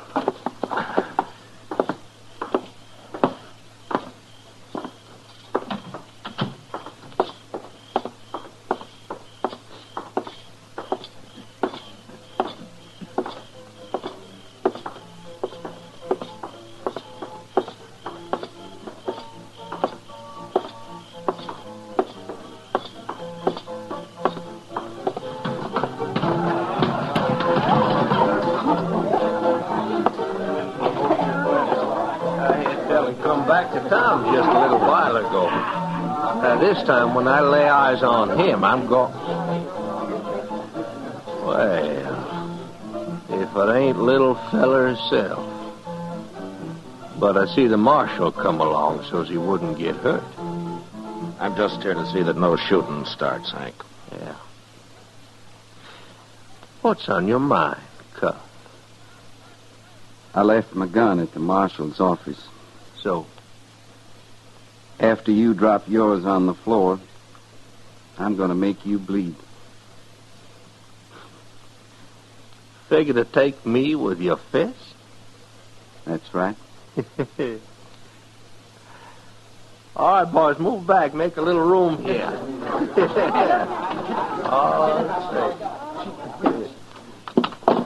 All righty, Cuff. Load my gun down. Chester, just so Hank's friends don't get too excited and maybe want to help him out, move down to the end of the bar. Yes, sir, Mr. Dillon? There'll be no gunplay here, Hank. What's between you and Cuff, you'll settle yourself. Right in here. That's good enough for me, Marshal. All right, little fella. Come and get it.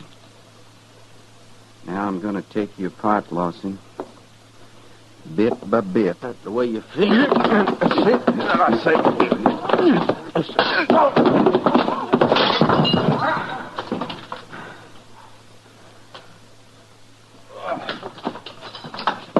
Lucky punch is all that was. Just a lucky punch. That won't happen.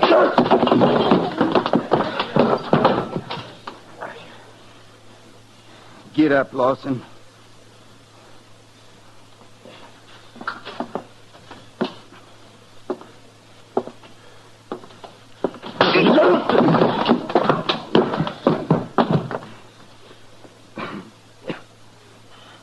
You dirty little pig. I'm going to slit your throat. Drop that knife, Hank. Never mind, Marshal. He's going to fight with a knife. I'll fix me one, too. Yeah.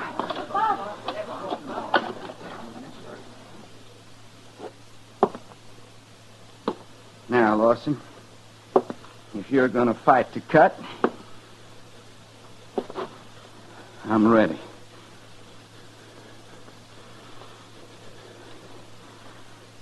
Fight or drop it.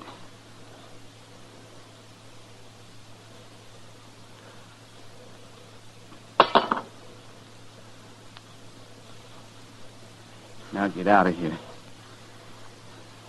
Because if I see you again before I leave, I'm going to finish what I started. Oh.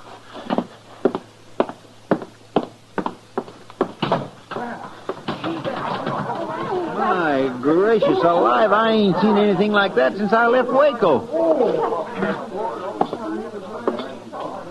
Cuff, as soon as you get your breath, I'd like to buy you that drink I owe you. Thank you, Marshal. I figure I could use it. Because my wife and me's got a long ride ahead of us.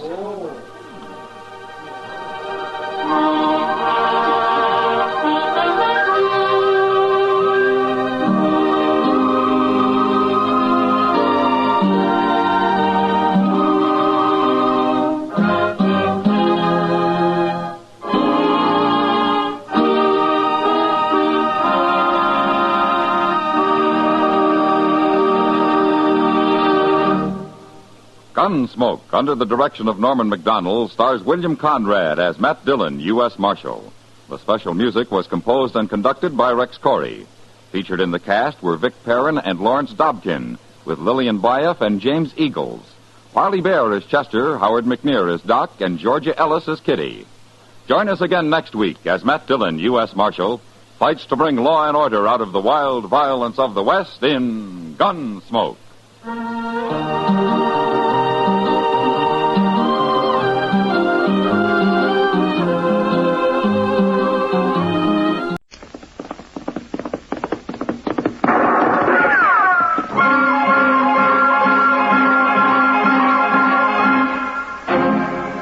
Around Dodge City and in the territory on West, there's just one way to handle the killers and the spoilers, and that's with a U.S. Marshal and the smell of gun smoke.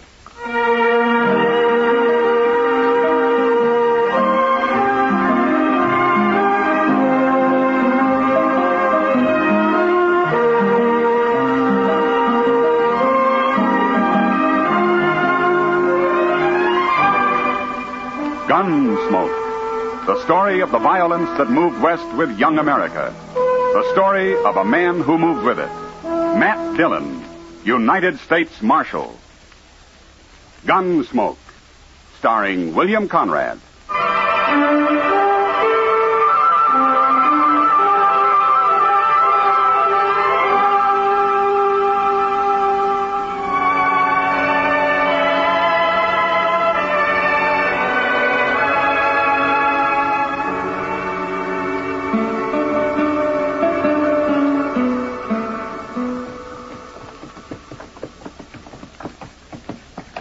Hand me that bottle, Zach.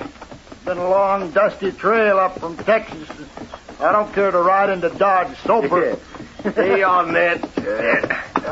Now, don't kill it. I come up the same trail you did. I'm just as dry. I hope I never see another moss-horn steer. I'm going to settle down and be a bartender or something easy like that. Tomorrow you'll wish you was back trailing cattle. You wish you never seen dogs. Hey, come on, my turn on that bottle. So by tomorrow, maybe there won't be no Dodge. Maybe we'll have torn it plumb apart. Oh, yeah. Hey, hear the cougar howl tonight. Yeah. Hey, then look yonder. What? That there's Alafragansett. Let's start with it. Hey, tell them we're here, Zach. Show them how we live in Texas.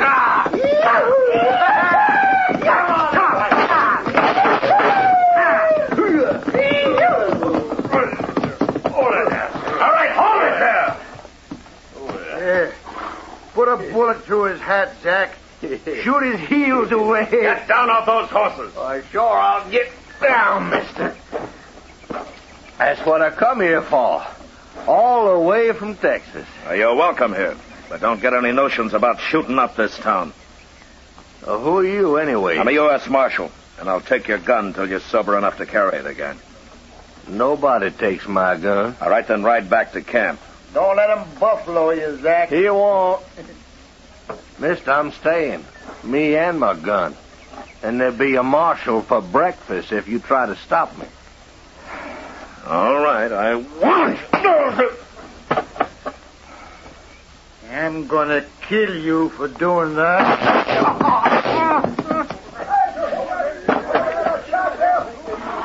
That was awful close, Mr. Dillon. I saw the whole thing. Yeah, another drunken cowboy with more fire than sense. Well, you had to kill him. Yeah. Take his gun, Chester. Yes, sir. Give me that. Don't shoot me. No, nobody ain't gonna shoot you, mister. Get on your feet. Yeah, come on, get it. Oh. You busted my head. You'll be all right. But your friend tried to shoot me. He's dead. Huh? You killed him. To keep him from killing me. There'd be trouble about this, Marshal. No. Don't you get anything like that started. Oh, not me. His brother, Howard Bulow. He's out the camp. I know him, Marshal. He'd come after you. All right, I'll be here. It won't be like that. Howard wouldn't face no gunfighter. He shoots you in the back or from alley at night. I know him, Marshal. It'll happen. You want to bury your friend here or take him back to camp? I'll take him back to camp. All right, we'll help you tie him across his horse. We can use his rope, Chester. Yes, sir.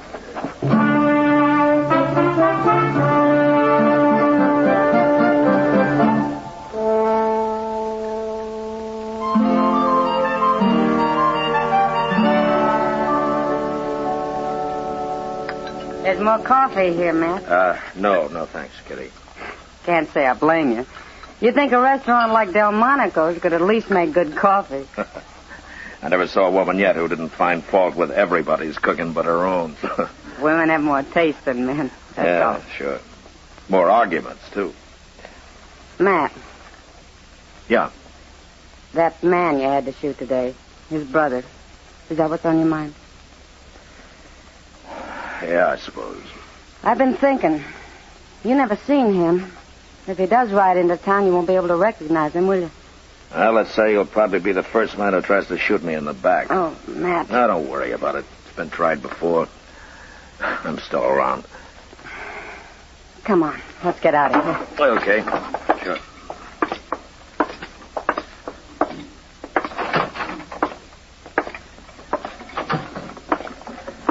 Front Street's not very crowded tonight.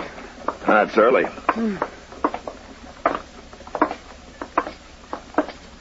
Now, wait a minute. Huh? What is it? Now, that man leaning up against the post up there. Wait till he turns his head. I want to get a look at him. Someone you're after, Matt? Yeah, there. Yeah. No, it's someone who's after me. Bulow's brother. Are you sure? I'm pretty sure. Sure enough to ask him anyway. You stay here. All right.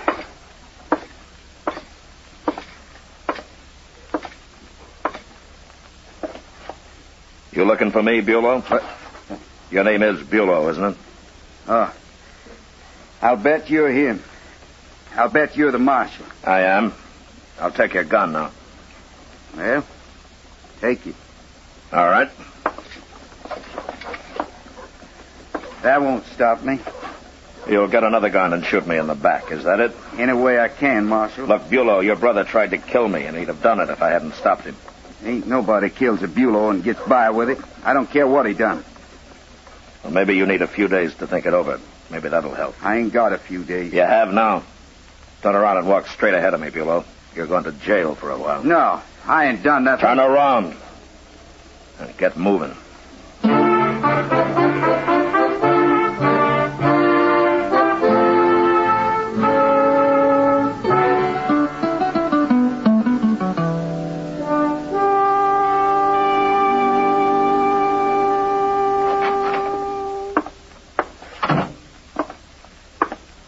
You the marshal? What can I do for you? My name's Will Jacklin. I'm boss of the drag our herd. We're holding up river. I come for Howard Bulow. Oh? I see. Well, turn him loose. No, I can't turn him loose. He didn't do a thing last night. He was just standing on the street the way I heard it. He threatened to shoot me in the back, and he says he's still going to do it. You killed his brother, didn't you? In self-defense. Don't matter. You'll have to look out for yourself. But none of my men's gonna lay in a Kansas jail when he ain't done nothing. None of your men's gonna walk free waiting to put a bullet in my back, either. I got 8 men outside, Marshal. I got 10 more with the cattle. We come a long way. We had a hard drive. We're all Texans, and no Dodge City marshal's gonna rub our nose in dirt. Nobody's trying to, Jacqueline. Fine thing they hire men like you to kill cowboys on a little spree. You call shooting me a little spree? You could have crippled him up. I wish that were true, but I couldn't take the chance. Another shot and he'd kill me. Talking's a waste of time. I want Bulow out of here. I'll do this. I'll turn him over to you when you've sold your herd and are headed back to Texas, if you promise to keep him with you. I want him now. No, not as long as he's set on killing me. 18 men I got, Marshal. Not counting myself. 14 of us will be back tonight, and we'll get him. Jacqueline, don't try it. And after we get him, we'll really shoot your town up. You people have mistreated the last Texas cowboy. You're going to. Tonight, Marshal.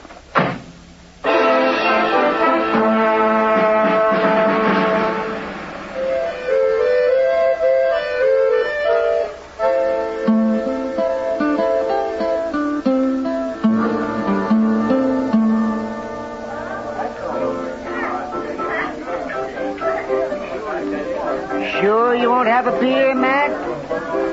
I'll even buy you one.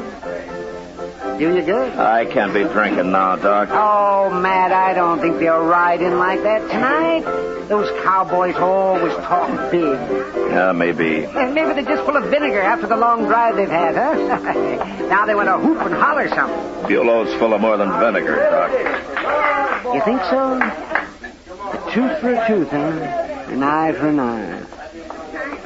Oh, my, the world's got its evil ways, all right. Marshal Dillon. Marshal Dillon. Hello, Doc. Oh, hello, Risling. What are you going to do about those Texans, Marshal? Well, I don't know, Mr. Risling. I haven't given it much thought. Well, you better start thinking, Marshal. I heard that Jacklin right in here this morning. He means what he says, that man. What did he say? They're going to destroy Dodge. That's what he said. Him and all those wild Texans he's got. Mr. Risling, the man I got in jail aims to shoot me from ambush if I turn him loose. But I can't help that, Marshal. Well, I can. And he's staying where he is until he comes to his senses. But what about the rest of us? It's all right for you to save your own skin, but what about us? They'll shoot up the town and maybe burn my hotel down. Oh, now, don't get all excited, Mr. Risling. It won't help matters any. Look, why don't you just forget about it? Jacqueline may never show up at all. Oh, that's what I come to tell you. What? Frank Paris rode by the Drag-R camp a little while ago, and he says those men were just about to leave for Dodge. That means they'll be here any minute. Now, what are you going to do?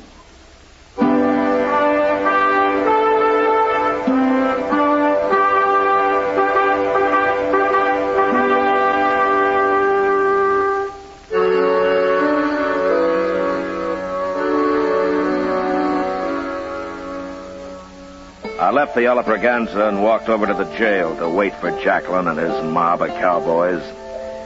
There, I tried to have a talk with Bulow. But the only response I could get out of him was the same. He was going to kill me the first chance he got. Well, maybe Doc was right. Maybe the hard life of the cattle trail did drive men a little mad. Anyway, it was a poor choice they'd given me. And I didn't like it. You'll be wanting a shotgun, won't you, Mr. Dillon? Yeah, thanks, Chester. Here you are. Chester. You, don't have to get mixed up in this, you know. I know that. My. I think I'm going to take a shotgun, too. Okay. All right, let's wait outside. Yes, sir.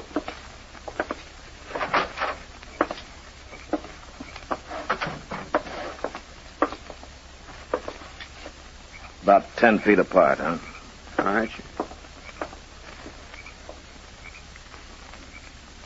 There they come, Mr. Dillon. All of them. Yeah.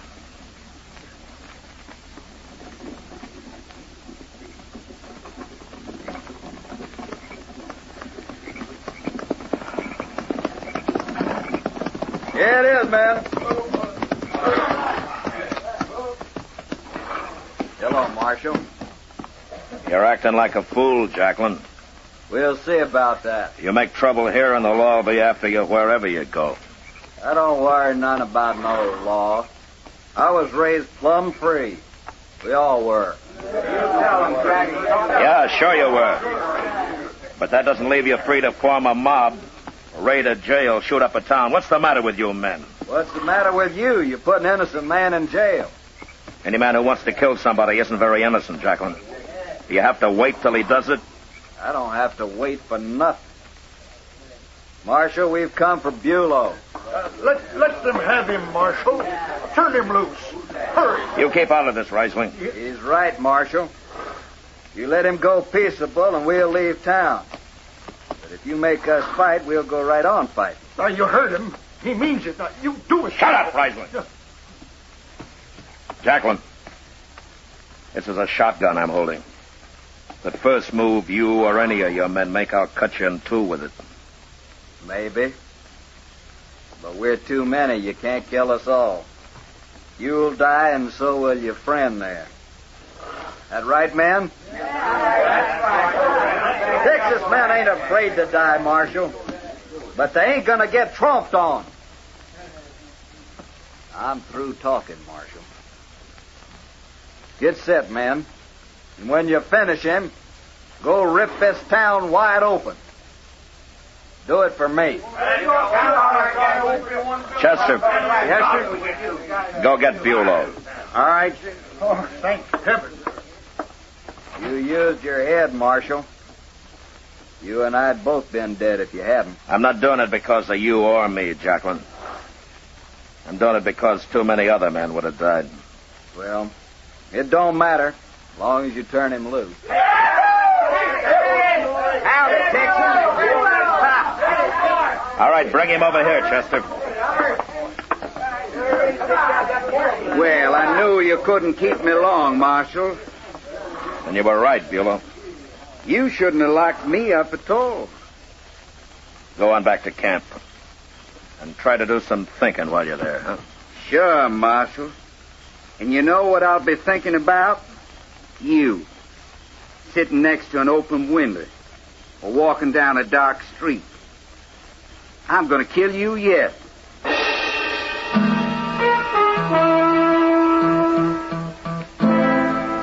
Wherever he was from, whatever kind of life he'd led, Bulow was a primitive man. Somewhere he'd heard about revenge. It's a simple idea, an eye for an eye. And he took it to heart. I realize now that there was no dealing with him. The man was incapable of change. And Jacqueline wasn't much better. But I forgot about Jacqueline. It was Bulow who'd be back. Still, 2 days went by, and there was no sign of him. There's a couple of chairs, Mr. Dillon. Let's sit there. All right, Chester. Well, nobody can't shoot you from here. Not unless it comes up in front. Well, it's unlikely with Bulow. What's the matter with men like him?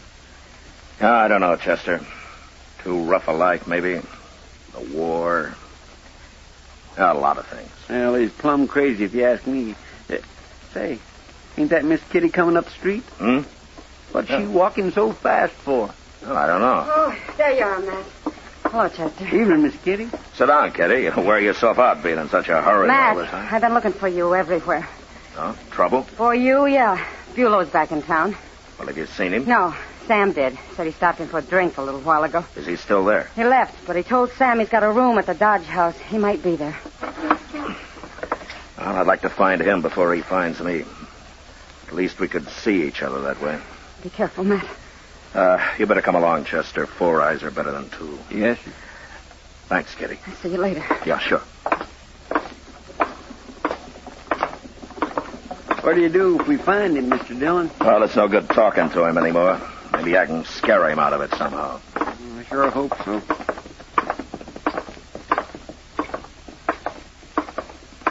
The hotel looks pretty empty from here.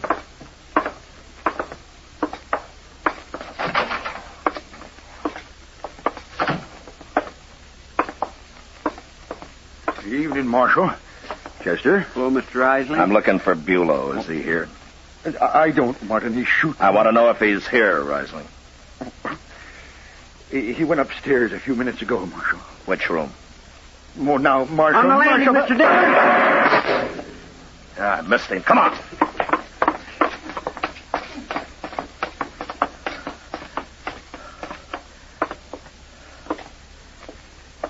He's in one of those rooms. Here we've got him now. Yeah, but I don't know which one. You stay here, Chester. I'm going down the hall. He might come out of any one of those doors. All right, sir.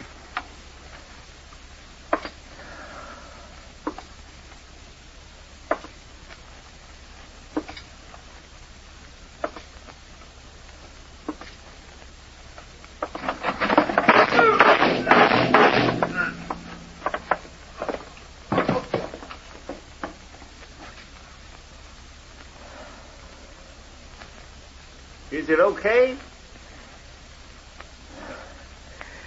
Yeah, it's okay, Chester. He didn't hit you, did he? No, he tried, but it was too late. He was already dying. Well, I'm sure glad. Yeah. But he died about as uselessly as a man could, Chester. For no reason at all. None at all.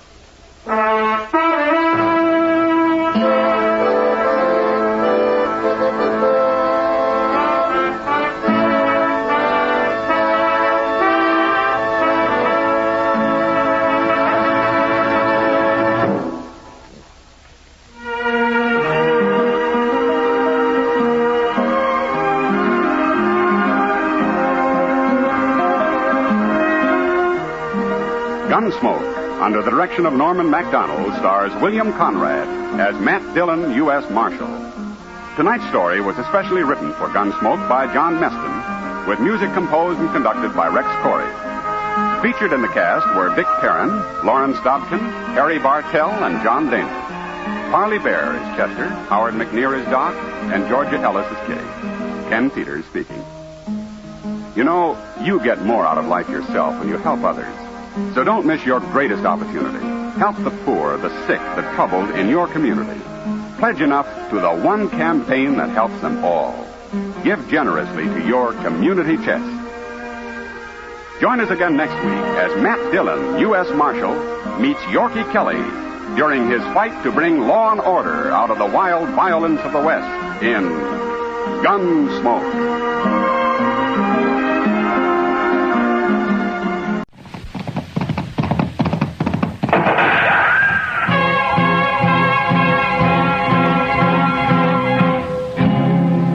Around Dodge City and in the territory on west, there's just one way to handle the killers and the spoilers. That's with a U.S. Marshal and the smell of Gunsmoke.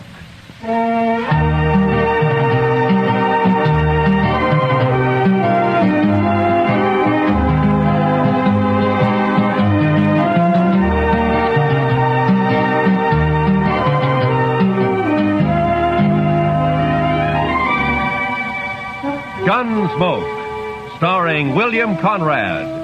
The story of the violence that moved west with young America. The story of a man who moved with it. Matt Dillon, United States Marshal.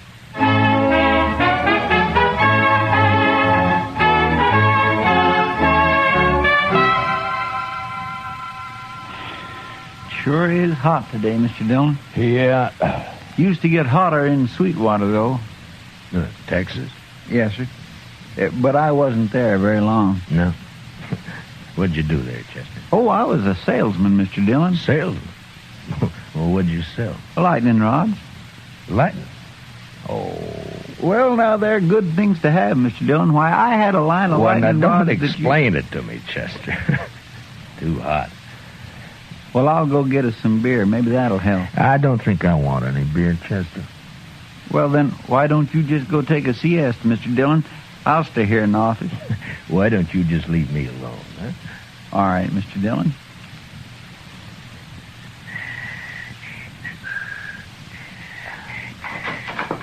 Marshal. Yeah, what do you want, Doc? A couple of cowboys been feeling their liquor over at the Texas Trail. That's what saloons are for, isn't it? And they were giving Kitty a bad time. Oh? She got rid of them now. But they're down at the end of Front Street now, making remarks and pestering the town ladies. It just might lead to trouble. Well, I'm not going to walk down there in this heat just to lecture a couple of hard-nosed cowboys. I'll go, Mr. Dillon. Oh, good, Chester. You go, huh? Just tell them to take it easy and leave the ladies alone. Yes, sir, I will, Mr. Dillon.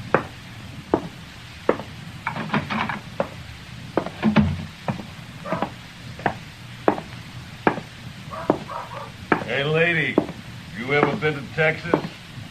Real men down there. Not like these short grass Kansas. All right, boys. Now, that's enough. Who's this? The preacher, maybe. Boys, Marshal Dillon sent me down here. And we're going to send you right back, fella. Mr. Dillon said you can have all the fun you like, but to leave the ladies alone. That's the whole dang trouble, these Dodge ladies. They've been left alone too long. Yeah, what they need is a couple of big-handed Texas men. Look, now, why don't you go over there to the Alfaganza? I'll buy you both a beer. You will, huh? Well, that's mighty thoughty of you, mister. We just don't want any trouble, that's all. Sure we don't. And I got an idea how we won't have any.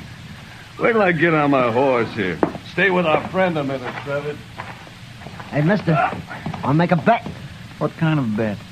What do you mean? Any kind. You name it. Come on. Well, but I don't. I got him! He spilled his gun, Trevor. Pick it up and grab your horse. Get this rope off of me. Maybe it'll wear off, mister. You're going for a ride. Drag him, Stobo, drag him. Let's go.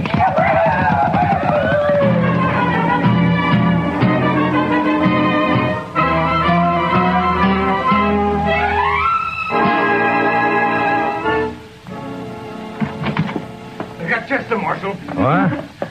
What? Who got Chester? A couple of cowboys. The roadman dragged him out of town. Come on. Well, which way? West. I'm going with you. Hurry.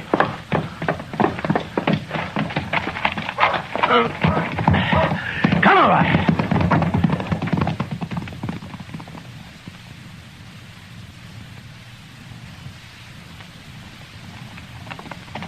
There they are, but they're not dragging anything. They must have cut him loose.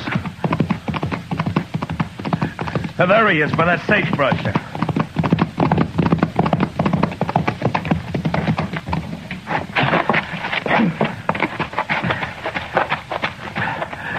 Chester. Chester. Get that rope off his feet, Shiloh. Look at him. He's bleeding all over. They tore him to ribbons. I'll stay with him, Marshal, if you'd like to. No, Shiloh. Go get our horses, huh? I want to get him back to the dock right away. All right, Marshal.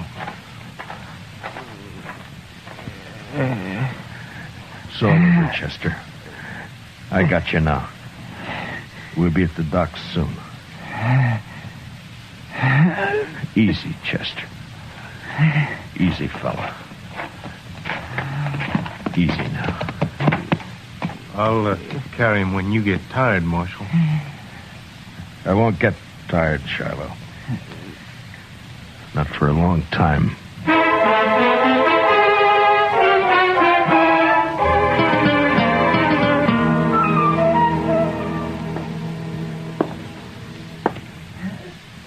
Well, Doc? Yeah, he's in bad shape, Marshal. The worst is something that's bothering his breathing. I don't know what it is. We'll just have to wait and see if it goes away. If he lives the next few days, he'll pull through. Oh, Doc. I know. But I'll stay right here with him. Why did I have to send him? Why didn't I go? Oh, and I don't blame yourself, I Marshal. told him to go, didn't I? Yes, but... Doc, can I talk to him? No, Marshal, no. Not for a while. All right, then. Would you tell him this for me? I'm going after those men. I'm going to bring them back. Alive. Or at least half alive.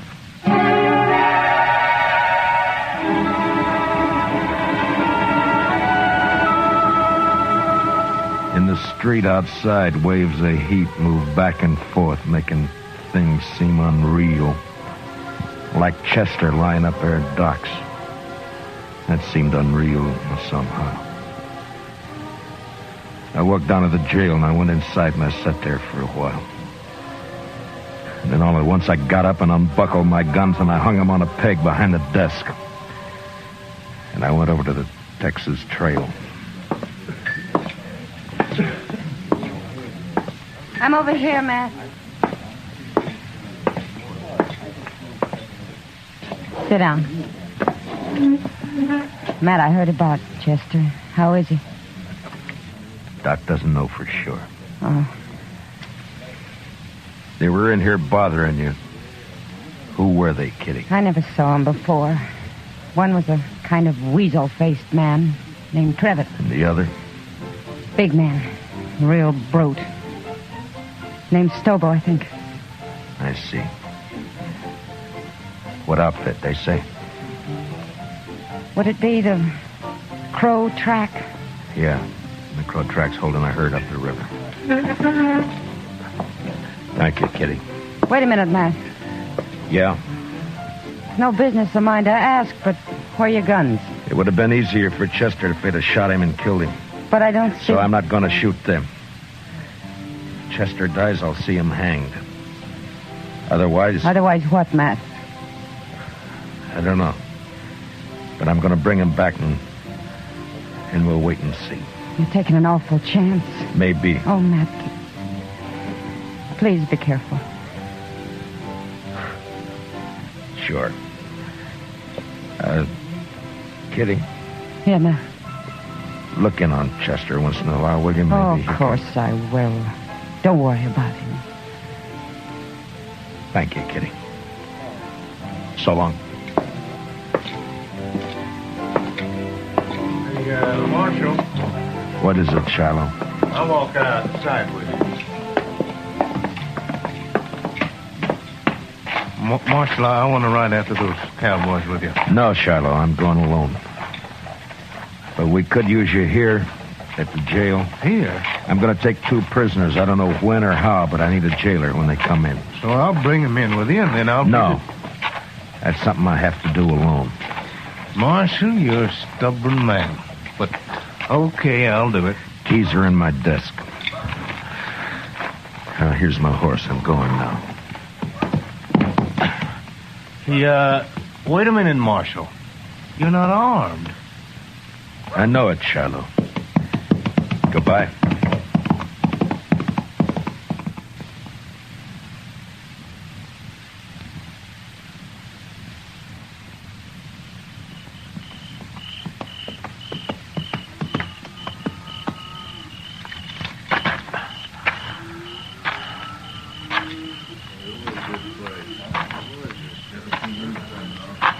Who's the trail boss here?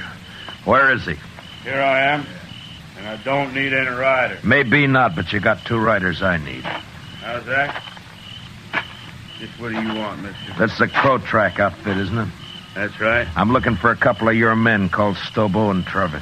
They ain't here, mister. And where are they? They come back this afternoon, picked up the gatherings, and left. Didn't even wait to get paid off. Now, I'm telling you this just because they're no good, and I'm glad they're gone. Which way'd they go? I wouldn't tell you if I knew, mister. I didn't think you would. Who are you, anyway? I'm a U.S. Marshal out of Dodge. That's so? Well, I don't know what you want them for, and I don't care, but how you going to take them, Marshal? Put salt on her tail? You ought to at least take a club if you're going after that Stobo. He's mean, he's big. Besides being a Texan. We've hung Texans up here before, mister.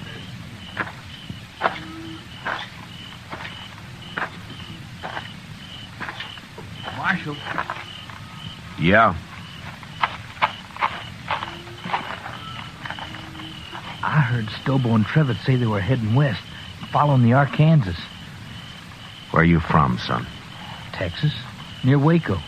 And what are you sniveling around informing on these men for? That Stobo kicked me, knocked me down and kicked me. All right, son, I'll ride along the Arkansas. But you ride back to Texas and learn how to fight your own battles.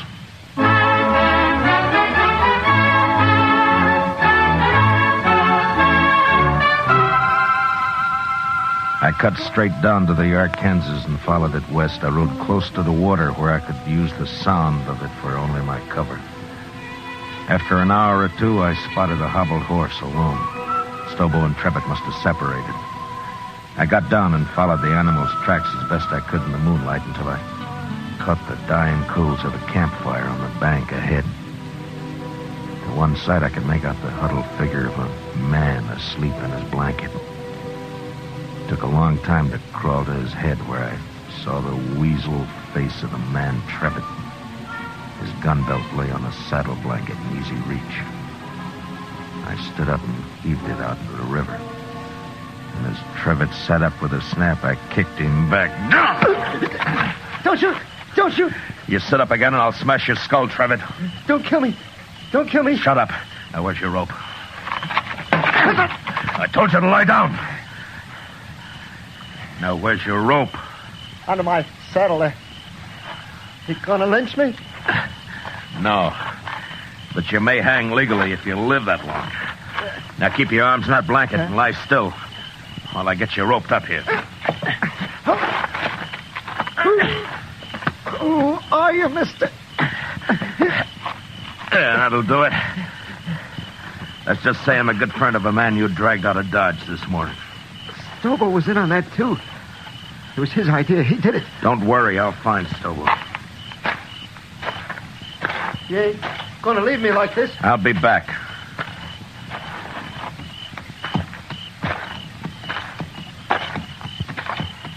You ain't even carrying a gun. Too bad for you, I'm not. Now, Trevor, I'm going to throw you across my horse and tie you on. He'll take you into Dodge right to the jail. When you get there, tell Shiloh who you are if you can still talk. And he'll give you a nice, clean cell. You're the marshal. I'll be back when I find Stobo. You can't do it, Marshal. I'll die on that, son. Ride like that across a horse. No, listen. Stobo's about a mile upriver. We had a row and I left him. See, I told you, Marshal. Let me go now. Trevor, how would you like to go to Dodge behind my horse with a rope around your heel? No, don't, Marshal. Don't kill me. I'll pack you on now.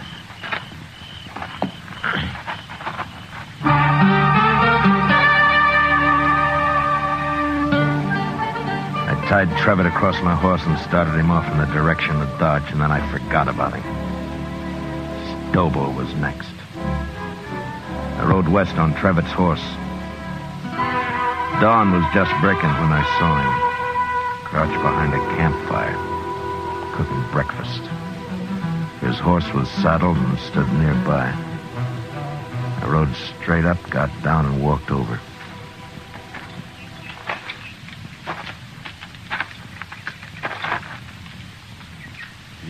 Lost, stranger? No. I'm not lost. Stobo. No tricks, mister. I don't see a gun, but no tricks. Relax, Stobo. I'm unarmed. Who are you? Matt Dillon. I'm a U.S. Marshal out of Dodge. You're a long way from Dodge, Marshal. Stobo, you and your pal had some fun with a friend of mine yesterday. You hurt him bad. Maybe you killed him. You rode out here without a gun to tell me that? You're the craziest marshal I ever saw. I'm going to shoot you, Marshal, and bury you in the river. What do you think of that? I expected you would. Huh? But unless you want it on your conscience that you refused to feed a man on the trail, you better give me a piece of that pork first. You're about the coolest man I ever saw, Marshal. Do I eat? Sure you do. Sure. You just stand right there across the fire and don't move. I have to shoot you before you've been fed. I know. It's too bad I only got one dish for your last meal, Marshal. A man can keep sassy on meat alone, Stobo. Yeah, he sure can. Well, looks about done. At least this here piece says you can't... All right, I got your gun, Stobo, so don't try anything. You burn me! You burn me! Just a few coals. They won't hurt you. Now shut up and get on your horse. I'll kill you for this, Marshal. You can't hurt me like that. On your horse! Come on now. Get up there. Now, you just sit there, Stobo. I'm going to throw a noose around your neck, so keep your hands down. There now. Now, you ride toward Dodge. And you do anything I don't like, and I'll jerk you off your horse and drag you the rest of the way. Now, ride.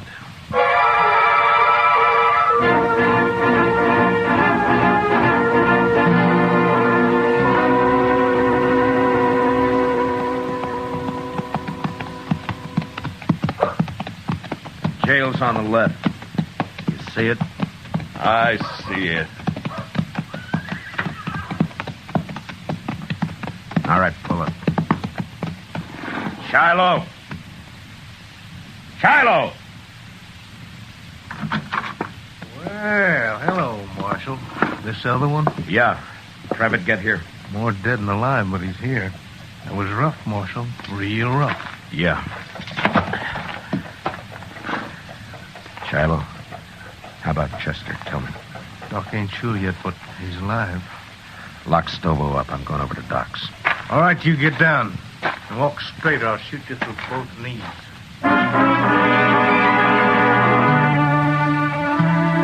Chester was asleep, but the doc let me take a look at him. Seemed to me he had more trouble breathing than before. But the doc said another day might see him out of it. And there was nothing I could do. So I went up for a steak and some sleep. And the next morning I went back to the jail. Morning, Marshal. Everything all right, Shiloh? Doc looked over your prisoners. Trevor's pretty sick yet, but Stobo's all right. Got a few burns is all. Nothing could hurt that moose. A hanging might. Sure, but what if Chester pulls through? You can't hold us in, Marshal. There's no law that says... I don't like the sound of your voice, Trevor. But you can't Be hold quiet. Don't worry, Travis. There's nothing he can You do. too, Stobo. Shut the door, Shiloh. I don't even want to look at him. That Stobo's a mean one, but I feel kind of sorry for Trevor. And go cry about it someplace else. I don't feel sorry. Don't you take it out on me, Marshal. I didn't send Chester off to do my job. Yeah.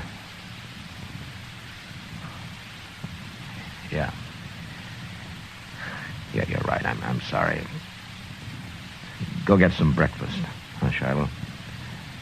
I'll wait here now. I'll be back later.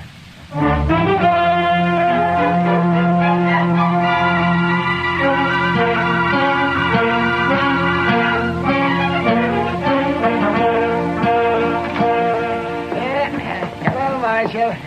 Doc? What? Well, what is the doc coming? Chester. He's going to be all right. You sure? Why, of course, Marshal. His breathing suddenly changed. The pressure's off somewhere. Oh, he's going to be fine. That's good. That's good. Of course, he'll be in some pain for a while yet, but... Yeah. All right, Doc, I'll come see him in a little while. I'll tell him for you, Marshal.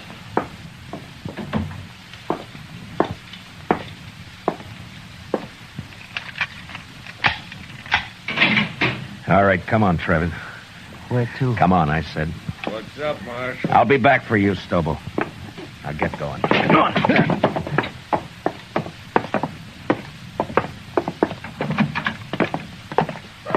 It was Stobo, did it? Not me. You can't do anything to me. Shut up. Trevitt, your horse is down at the National. Go get on it. You turning me loose? Get your horse and ride, and don't ever come back to Dodge, not while I'm alive. Now go on before I change my mind. Yeah, sure, I'll go.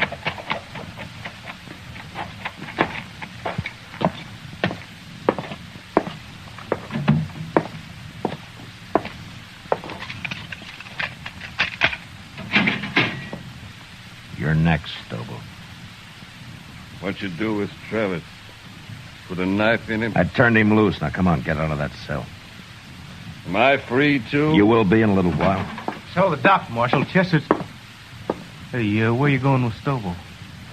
Gonna shoot me in the back, probably. That right, Marshal? I'm gonna do what I should have done 3 days ago when I sent Chester after you. Bring him outside, Shiloh. Let's go, Stobo. Slow and easy.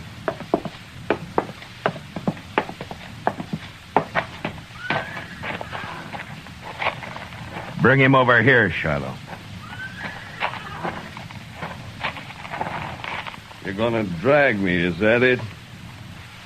You try that. That's what you do, isn't it, Stobo? Don't try. Never mind. Shiloh, hold my guns. Here. What the... Oh, I get it. You're gonna fight me. Well, Marshal, you're crazier than I thought. Why, I'll tear your throat out. If he wins, let him go, Shiloh. Maybe I will. I said you'll let him go. All right, Marshal, all right. Maybe you're crazy, but I guess this is your party. Come on, Marshal. I'll make it short for you. Real short. Stand back, everybody. Get back, do you hear? You're big, Stobo, but you're stupid. You're ugly stupid. Why, you... I'll kill you! I'll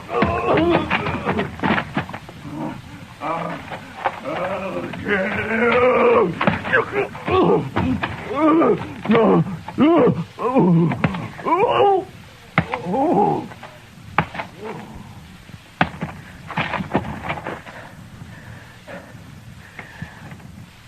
Give me my guns, Shiloh. Here.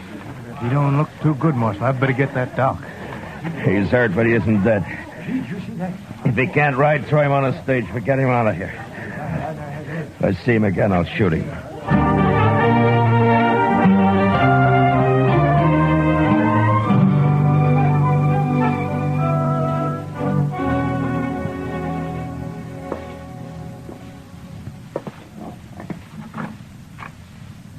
Chester?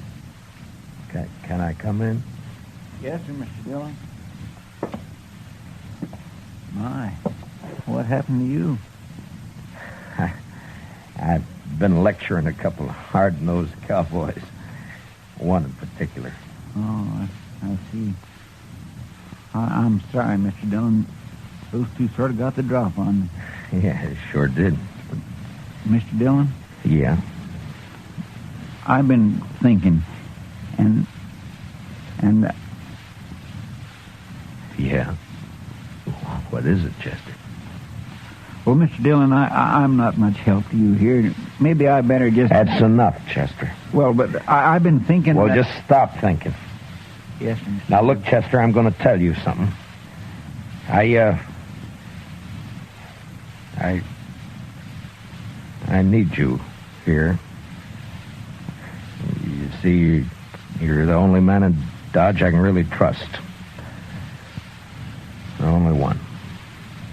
Yes, sir. Well, you can trust me, Mr. Dillon. Yeah, I know. And I'm thanking you, Chester. But you're sure no help to me lying there, you know. No help at all. Well, I don't aim to stay here long. The doc says I'll be up and around again. Look, Chester, I tell you what. I'll go get patched up, and then we'll make Kitty come over and fix us some steaks, and we'll have some beer, too, huh? Well, what do you say? My, that'd be fine, Mr. Dillon. My, I'd sure like that.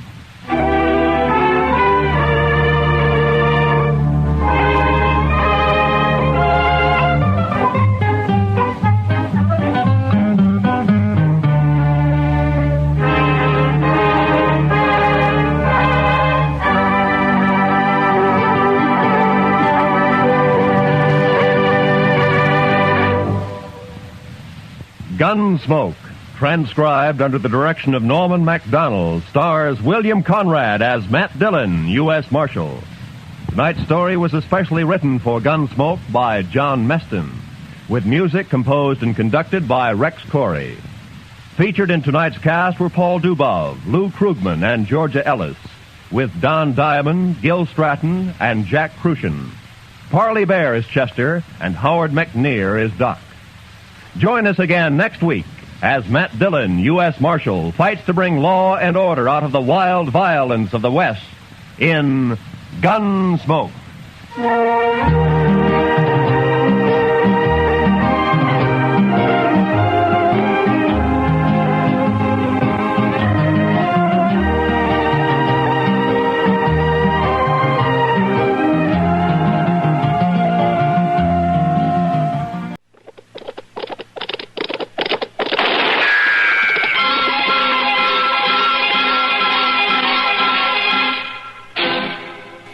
Dodge City and in the territory on West, there's just one way to handle the killers and the spoilers, and that's with a U.S. Marshal and the smell of gun smoke.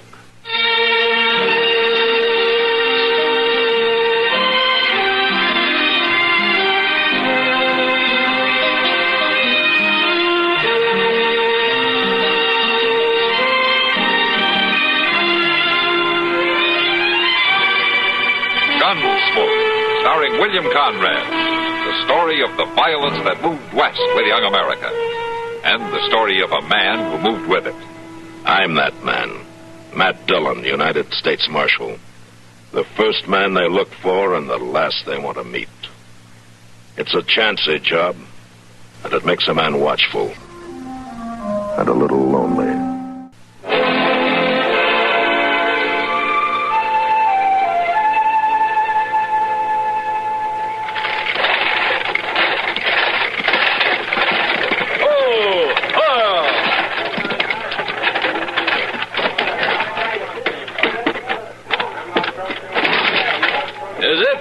Dodge City. Where's the best hotel, driver? The Dodge House right down the street. You and the missus will be real comfortable there. Thanks. They'll have your bags down in a few minutes. Give me your hand, Tilda. Doesn't seem like we could be here already. I thought it would take longer. Oh, that's because you're so excited. Come on, let's wait over here, huh? Well, what do you think of Dodge? I'll let you know after we get something to eat. I'm famished, Tom. So am I. Well, where'd that driver get to? Oh, you must be inside. Well, he'll know a good place to eat. You find him, Tom. I'll wait here. Don't you run away now. You never have to worry about that. I'll be back in a minute.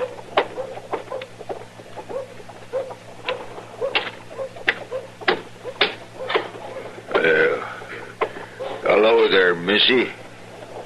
I beg your pardon. You're the prettiest little thing I've seen around here. How about you and me having a little drink somewhere? Got a pocket full of money. Hey, what? What's the matter? You a school marm or something, huh? Well, that don't matter. I like school marm. Why don't you go back to your trough, mister? What, you little. Let go of me. I ought to slap you. Hey, you. Get your hands off her. People don't shove me, mister. Don't they? You all right, Tilda? Did he hurt you? I'm all right. He's just a drunk. He's more than just a drunk, ma'am. What do you mean? He's Ed Ivers' partner. Well, I never heard of Ed Ivers. He and Boughten here run a cattle outfit just across the river. Ivers is kind of a dangerous man. He had quite a reputation back in Texas. A gunman, you mean? Yeah, they say he was real handy. Oh, Tom. Boughten's going to be pretty mad when he comes, too. Nobody's going to insult my wife. I don't care whose partner he is. Just too bad it had to happen. Well, I'm not going to worry about it. Where'd you say that eating place was? Delmonico's right down there. Thanks. Let's go, Tilda.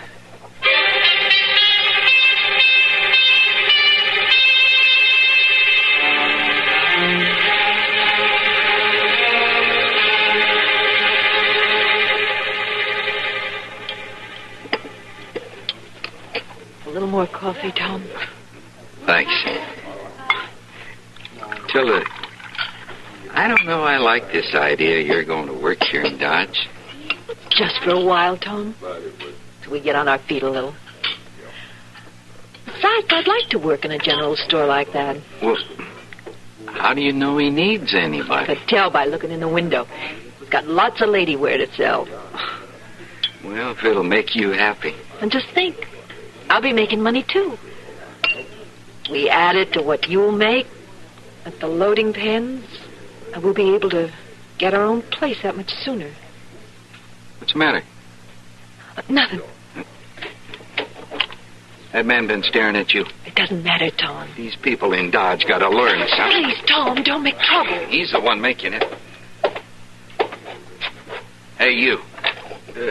Me? You're the one staring at the lady, ain't you? I guess I was kind of looking her way. She's my wife, and I won't stand for it, mister. Well, see, I thought she was somebody I knowed down in Texas. Margie May Grilk, as a matter of fact. Now, look, you know, mister. I ain't seen Margie May Grilk in 10 years. She was just a little bitty old thing then. I probably wouldn't know her even if I did see her. Now, that ain't the You know, point. your wife looks something like her, that's all. I didn't mean no offense. I ain't been in Dodge an hour, and I've had nothing but trouble with you people. I said I didn't mean no offense. Well, you just watch your step. My goodness, Mr. Dillon, he sure is a hothead. The way you were staring at her, I can't say I blame him, Chester. Oh, well, doggone it, I did think she might maybe be Margie May Grill. So you were mistaken. Well, he's just looking for trouble, Mr. Dillon. Chester, finish your coffee.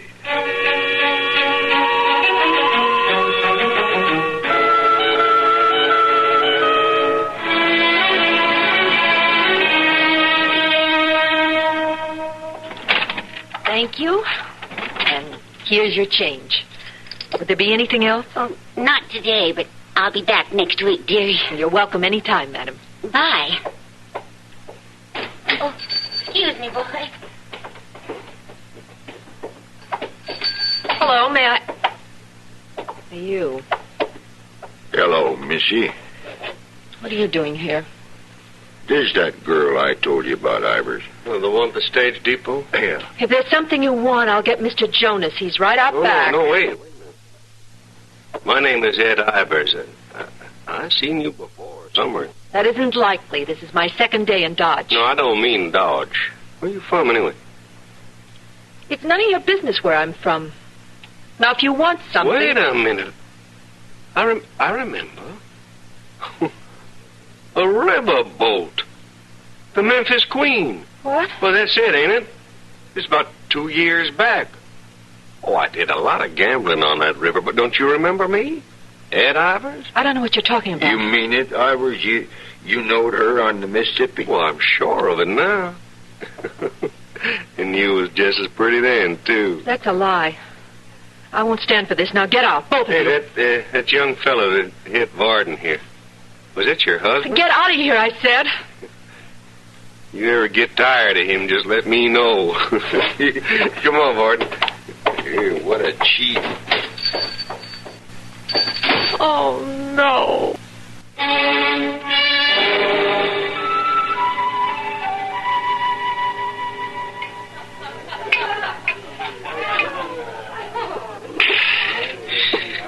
Custer. I sure am glad I have 'em by the loading pens today, Tom. Oh, I'm awful hot-headed sometimes, Chester. I'm sorry. Nah, ain't no harm done, but I must admit I sure didn't take much of a liking to you yesterday.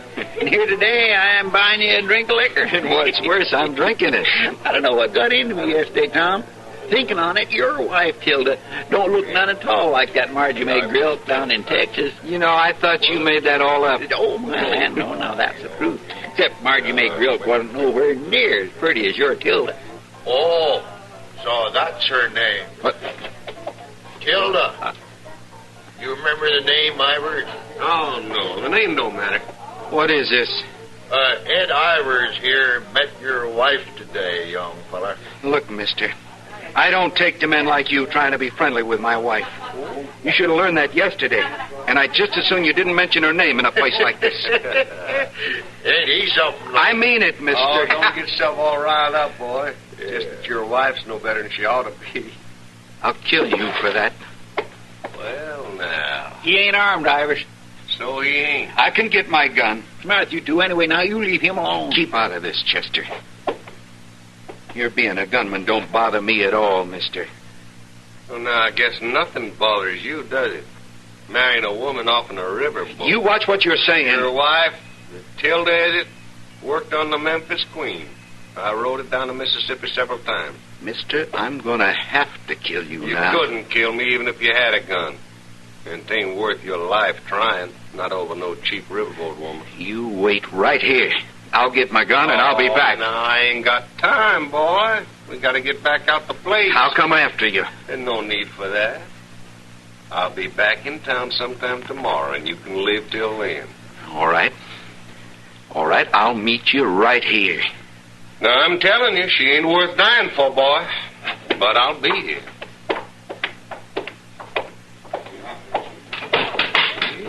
Oh, now, Tom, you just don't never mind what he says. I'll kill him. I'll kill both of them.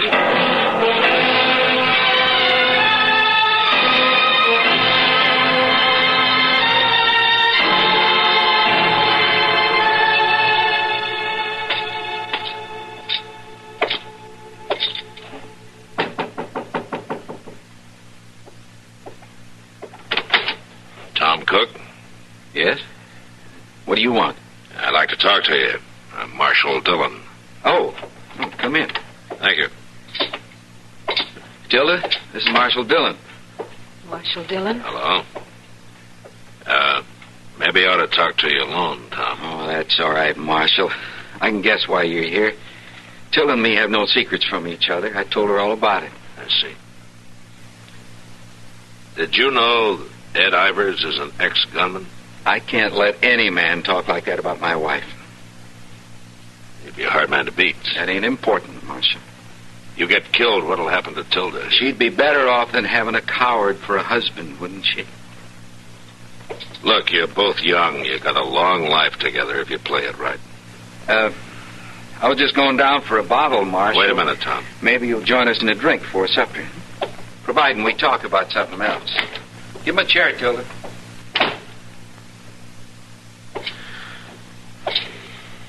You know any way I can talk him out of getting himself killed? If I did, I'd have done it myself, Marshal. Please sit down. No, thank you. Of course, I can't blame Tom. Ed Ivers said some pretty rough things. You believe it? I didn't say that. Well, it's true. I did work on the Memphis Queen. A whole year. I don't remember Ed Ivers, but it doesn't matter. I know what you're thinking. I'm a liar and a cheat. I'm no good. You're thinking what any man would think, including Tom. You need help, Tilda? How can anybody help me now? I think I know somebody who can. What? After supper, you tell Tom to go have a drink, and then you come over to my office. Huh? All right, Marshal.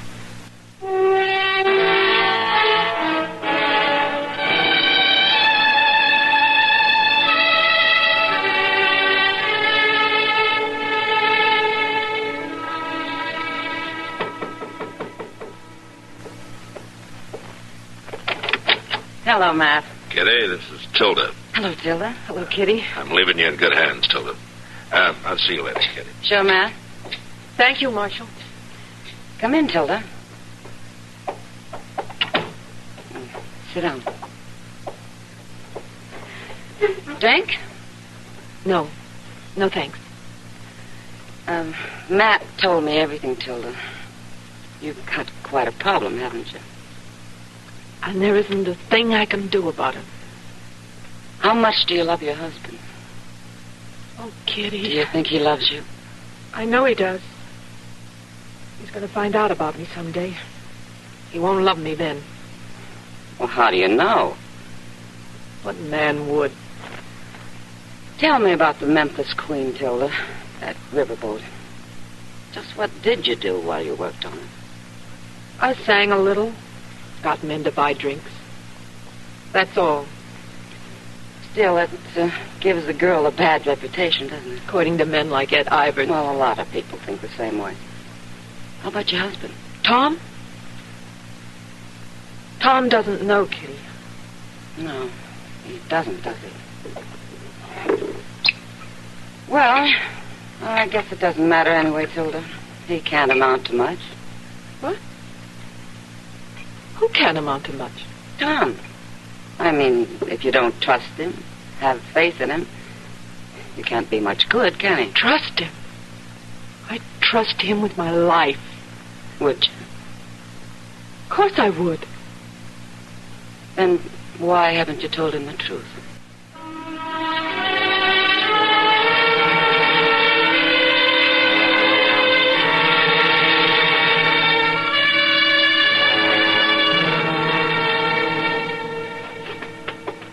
You're better off staying here in the hotel, Tilda. While you go to the Long Branch and wait for Ed Ivers to come to town. Now, don't worry. There's never been a gunman yet who ain't been beat sooner or later. Tom, can't we just go away right now, somewhere? You know we can't. Tom. Oh, here now. Tom, I gotta tell you something. Now, don't get all upset. Everything's gonna be all right. What Ed Ivers says is true. What? It's true. I did work on the Memphis Queen. Well, now, what are you saying? You gone crazy? It's true, but it wasn't like you'd think. Stop that now. I'm not lying to you now. I couldn't tell you before. I tried. You mean it, don't you? Yes, I mean it. Tom! Tom!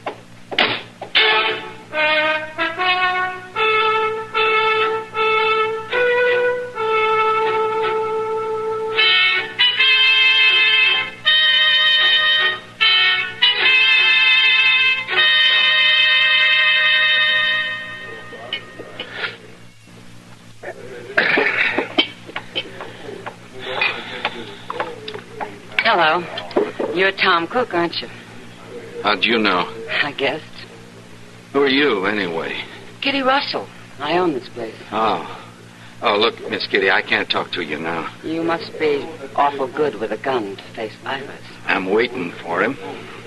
You've got a nice wife, Tom. You've got it mixed up. I don't have a wife. Oh? Well, you better brace yourself. Ivers and his partner just came in. Now, just get out of my way. Yeah, good luck. Get over to the bar, Boughten. Yeah. Well, boy, it's your move. Go on, draw. I got no reason.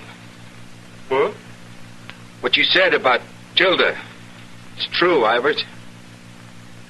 Be doggone. I found out you was right.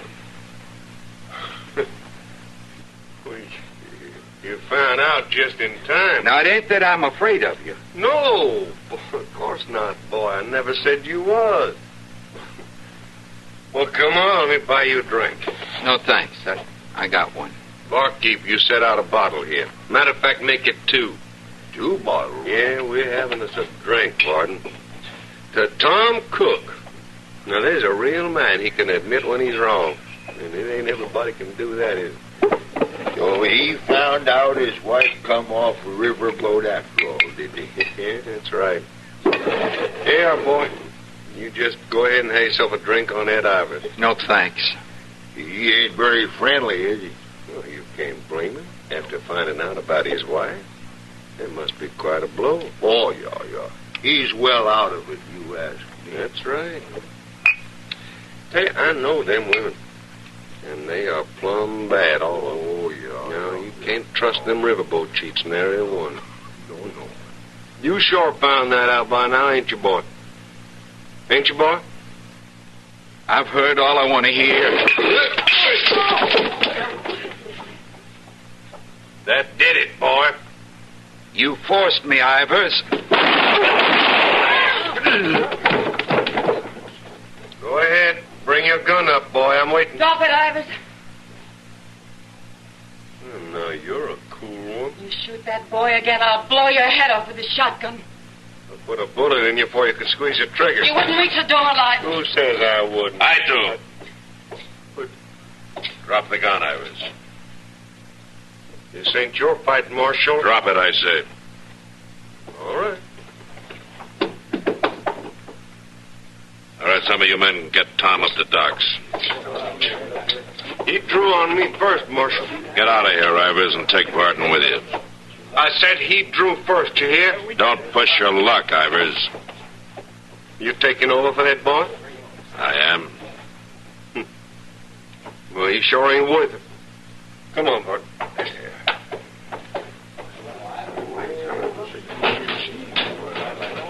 You all right, Kitty? Yeah, I'm okay. Oh, man, I was so scared. Kitty, you did fine. Hey, Sam, I think Miss Russell could use a drink.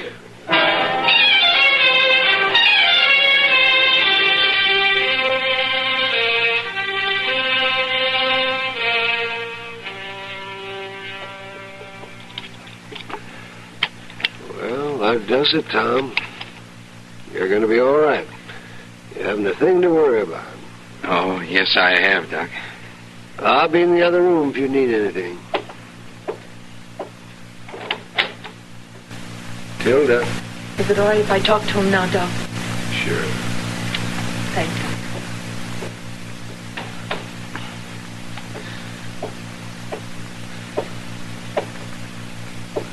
Tom.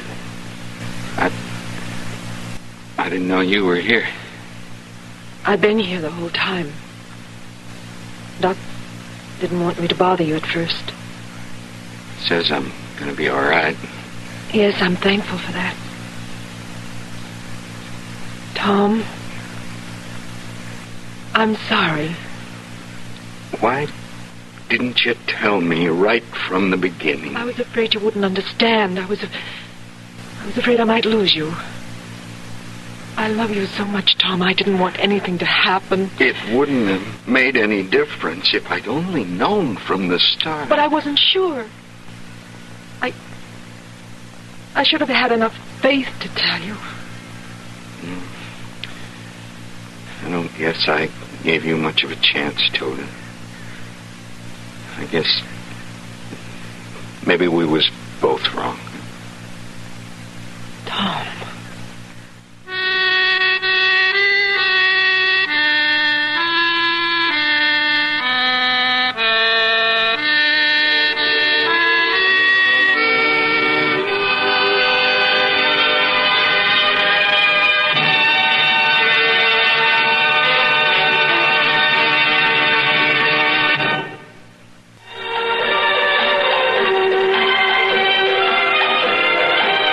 Gunsmoke. Produced and directed in Hollywood by Norman Macdonald, stars William Conrad as Matt Dillon, U.S. Marshal. The story was specially written for Gunsmoke by John Meston and adapted for radio by Frank Paris. Featured in the cast were Vic Perrin, Gene Bates, John Daner, Lawrence Dobkin, and Harry Bartell. Parley Bear is Chester, Howard McNear is Doc, and Georgia...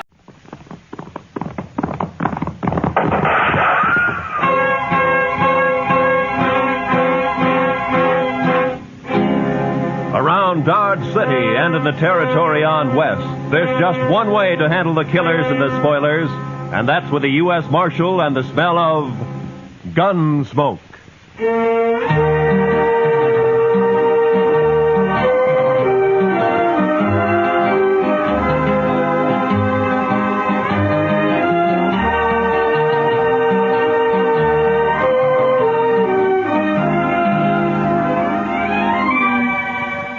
Gunsmoke, starring William Conrad.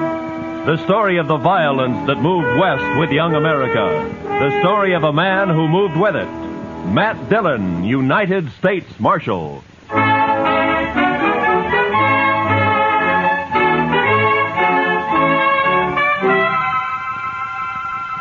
It had been some time since we'd had any real trouble. Anything more than throwing a few juiced-up cowboys in jail to sober up for a few hours. And I liked it peaceful for a change, and I hoped that it'd stay that way.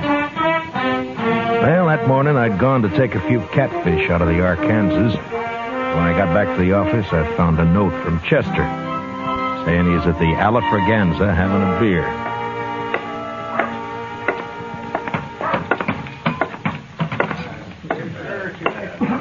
Hello, John. Over here, Mr. Dillon. Any luck, sir? Oh, about a dozen, Chester. We'll have them for supper. No, that'll be fine.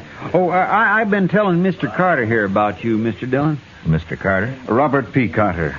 How do you do, Marshal? Hello, how are you? Buy you a drink? Well, thank you. Yes, I believe I will. I think I'll have a beer. Bartender, a beer. Yes, Mr. Carter came in on the stage from Denver last Saturday. Oh, you live in Denver, Mr. Carter? Oh, heavens, no. New York, Marshal. I've only been west a few months, investing money in gold mines and cattle and the like. Mr. Carter's very rich. Oh. Well, Chester, I will be if Mother Nature holds out. His girl is coming in on the stage today, Mr. Dillon. Oh, is that so? My fiancée, Marshal. He met her in Denver, but she couldn't get ready in time to come here when he did. Ah, I see. I had to come ahead on business. Couldn't wait. We'll take the Santa Fe to St. Louis from here. They're going to be married in St. Louis, Mr. Dillon. Wow. Well, congratulations. Thanks. But is the stage always this late? He's worried, Mr. Dillon, with his girl on the stage and all. It'll be along, Mr. Carter. You talking about the stage? Oh, hello, Shiloh. Shiloh says he's been sitting there by himself all morning, Mr. Dillon. Since last night, Chester. You know something about the stage, Shiloh? Only that it's carrying $50,000 in gold out of Leadville. So? Well, maybe that's why it's late. What do you mean, man? Well, if somebody wanted that gold, they'd have to stop the stage long enough to get it unloaded, wouldn't they? Bandits. He means bandits. Now, hold it, Mr. Carter. You're already bleeding and nobody's shot you yet. What? Nothing. Just take it easy. The stage will get here all right. It's often a little late. But this man says it might have been held up. Why, there may have been a shooting. Well, now, he's just daydreaming, that's all. Wait a minute. Listen. Huh? Well, there it is now. Oh. See, Mr. Carter, there was nothing to worry about. It got here all right. Yes.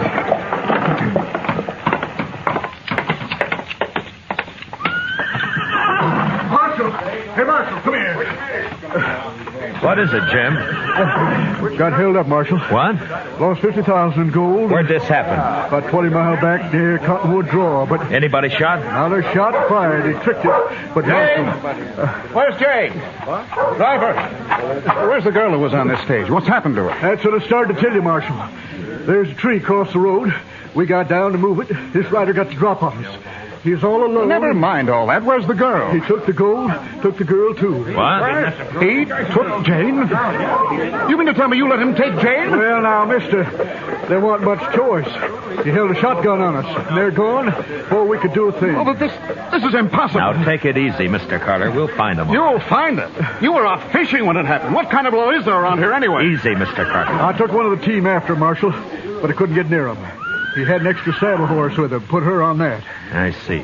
But I don't think he planned on kidnapping that girl.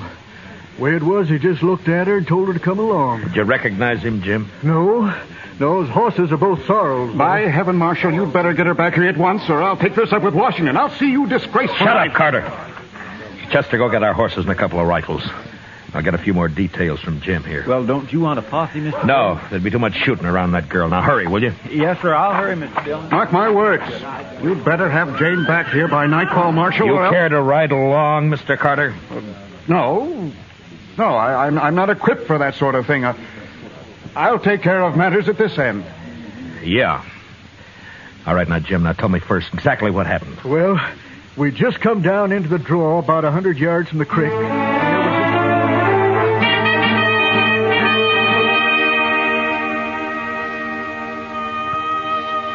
blood-red sun was drooping over the edge of the prairie when Chester and I reached Cottonwood Draw. We rode hard until night fell, and we had to stop and wait for daylight. But with morning, we drew a heavy rain that washed out every track. We rode on anyway. For the next 3 days, we scouted a big piece of that country. But it was hopeless. Finally, we headed back to Dodge, empty-handed.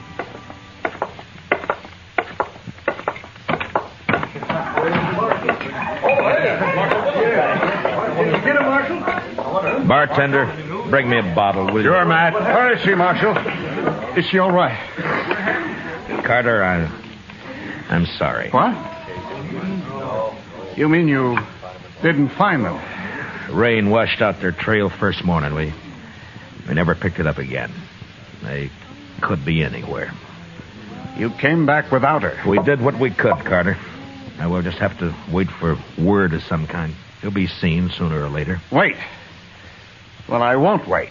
This will cost you your job, Marshal. I promise you that. Look, Carter, if it'd make you feel better, why don't you ride out yourself? It isn't my job to keep the law around here, Marshal. It's yours.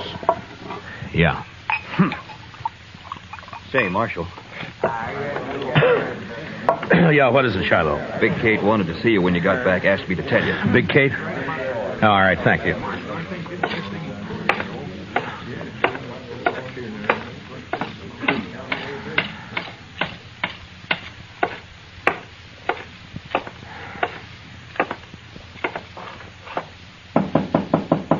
Come in.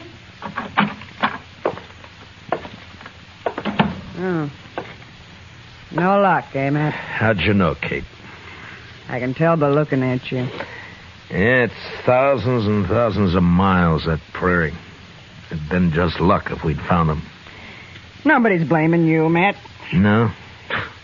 Carter is. And I suppose it's hard on him. His fiancée and all that. Carter's no good, Matt. Well, I never liked him, but I suppose that doesn't matter. And I'll tell you why he's no good. Huh? You know something, Kate?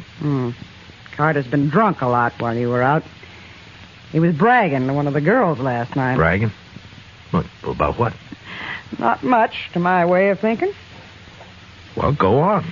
Well, to make it short, seems Jane's father got into a big deal with Carter up in Denver. Yeah? Carter got him tied up good and then threatened to ruin him. Oh, well, so what happened? He didn't ruin him. He took Jane instead. Yeah. Well, maybe she likes him. You don't know much about women, do you, Matt? You think a Boughten Bride is likely to be in love with the man? So that's what I have to bring her back to. Well, what are you going to do about it? What can I do, Kate? You just have to wait and see what turns up.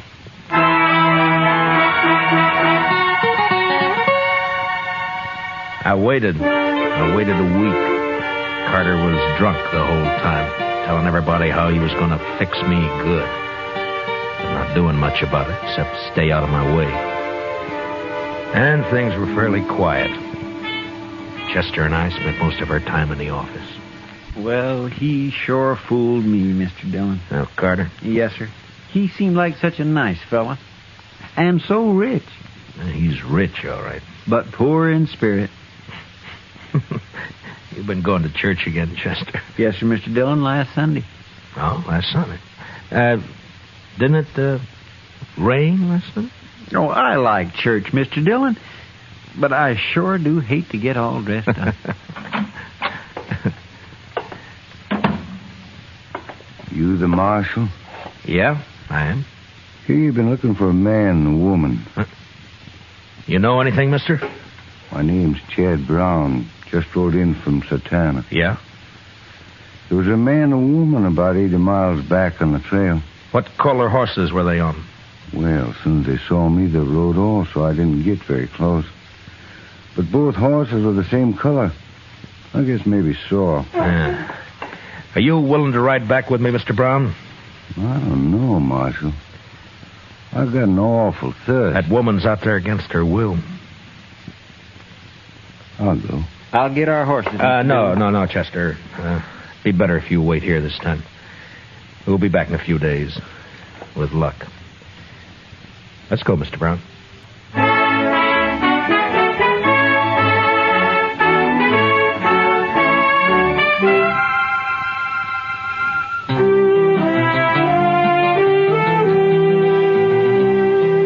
Chad Brown and I covered the 80 miles in a day and a half. The Outlaws' trail headed south for a few miles and then turned northeast, back in the general direction of Dodge. It was hot and still. On the horizon, there were occasional flashes of heat lightning.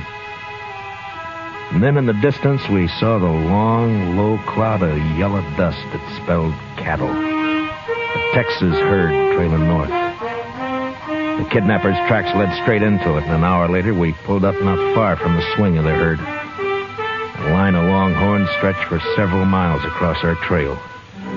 We watched them, looking for a lag to ride through. All of a sudden, a rider came hallooing down on us. Hold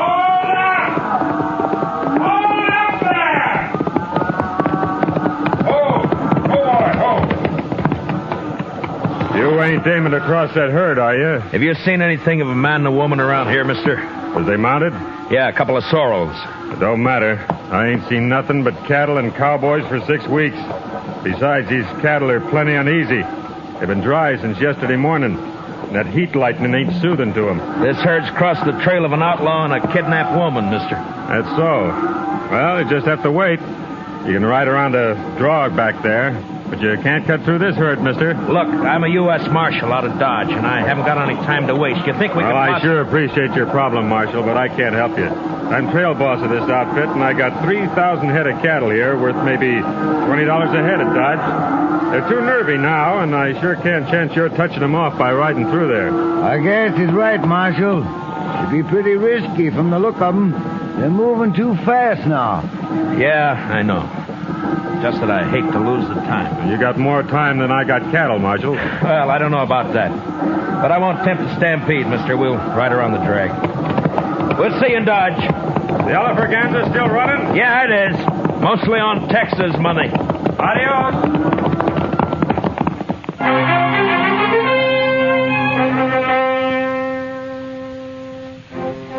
We rode down along the herd and back up the other side, about a 4-mile detour.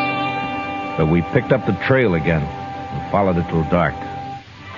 Next morning, we found the outlaw still headed straight for Dodge, and all we could figure was that he must be new to the country and just plain lost. Naturally, he'd want to avoid asking questions of anybody. By noon, we were in sight of town, and during the last hour, neither Brown nor I said a word. Finally, we rode up Front Street and got down at the jail.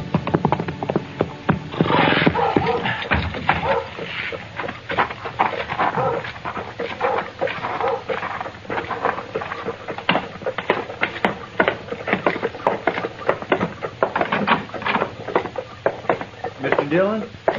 We got him, Mr. Dillon. They rode right in here early this morning. Gave himself up, huh? Yes, sir. I got the man locked up in back, and the money is over at the bank. Oh, good. How's the girl, Chester? Oh, she's fine. A little tired, but fine. Yeah. Well, what's his story? Who is he? He calls himself Scott Cooley, but he won't say anything more at all, Mr. Dillon. I just gave up on him. I thought I'd better wait for you. All right.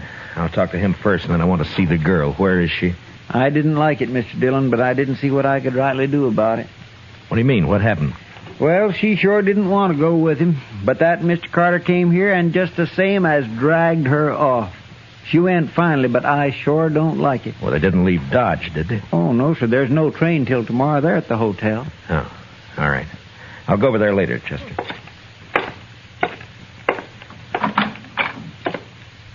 Yeah, so you're Scott Cooley, huh? You're new around here, aren't you? Well, anyways, I never saw you before, Marshal. Well, I've tried hard enough to meet up with you, Cooley.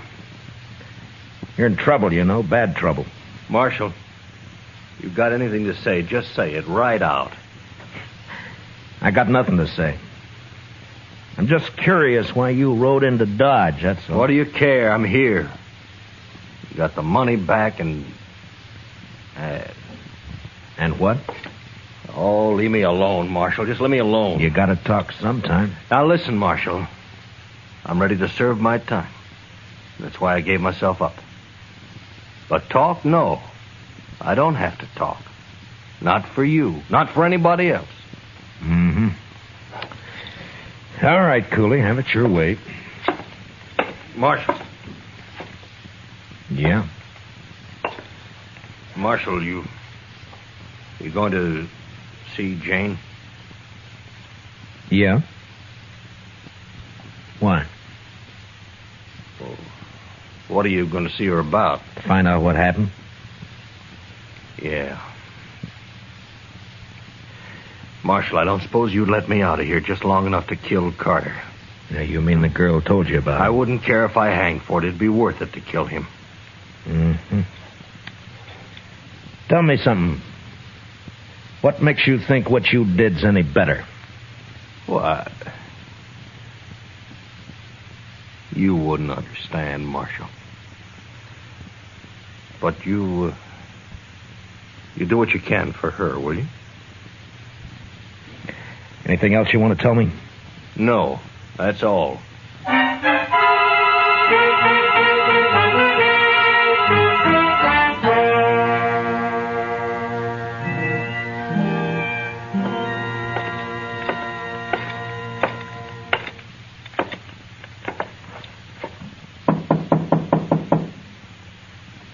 Who is it?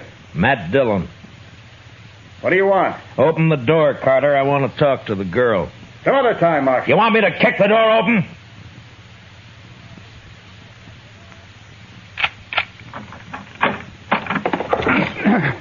You're asking for trouble, Carter. How do you do, miss? I'm Marshal Dillon. How do you do, Marshal? I know you've been through a lot, miss, but I have to get the whole story from you so as I can file the proper charges against this outlaw, Scott Cooley. You want to use me to put him in prison? Is that it? Well, he's committed 2 crimes, robbery and kidnapping. We'll want him up for both. Well, doesn't the fact that he gave himself up and returned the money help at all? I'm afraid I don't gather your drift. Then let it go at that, Marshal. We're leaving Dodge on the next train. So Jane won't be here to testify anyway. No? Is that what you have in mind, Jane? Oh, no. I mean, I don't know. Oh, please. She's upset enough. Marshal, leave her alone. If I want anything out of you, Carter, I'll knock it out. Now shut up. You can't talk to me like that. Wait. Marshal, I'll tell you all about it, but first... Yeah? Well, not in front of him. Make him go out, and then I'll tell you. All right, Carter. Outside. Don't you order me around. This is my room, and... I'll throw you out. If I open the door and find you around, I'll throw you all the way downstairs. Now get it!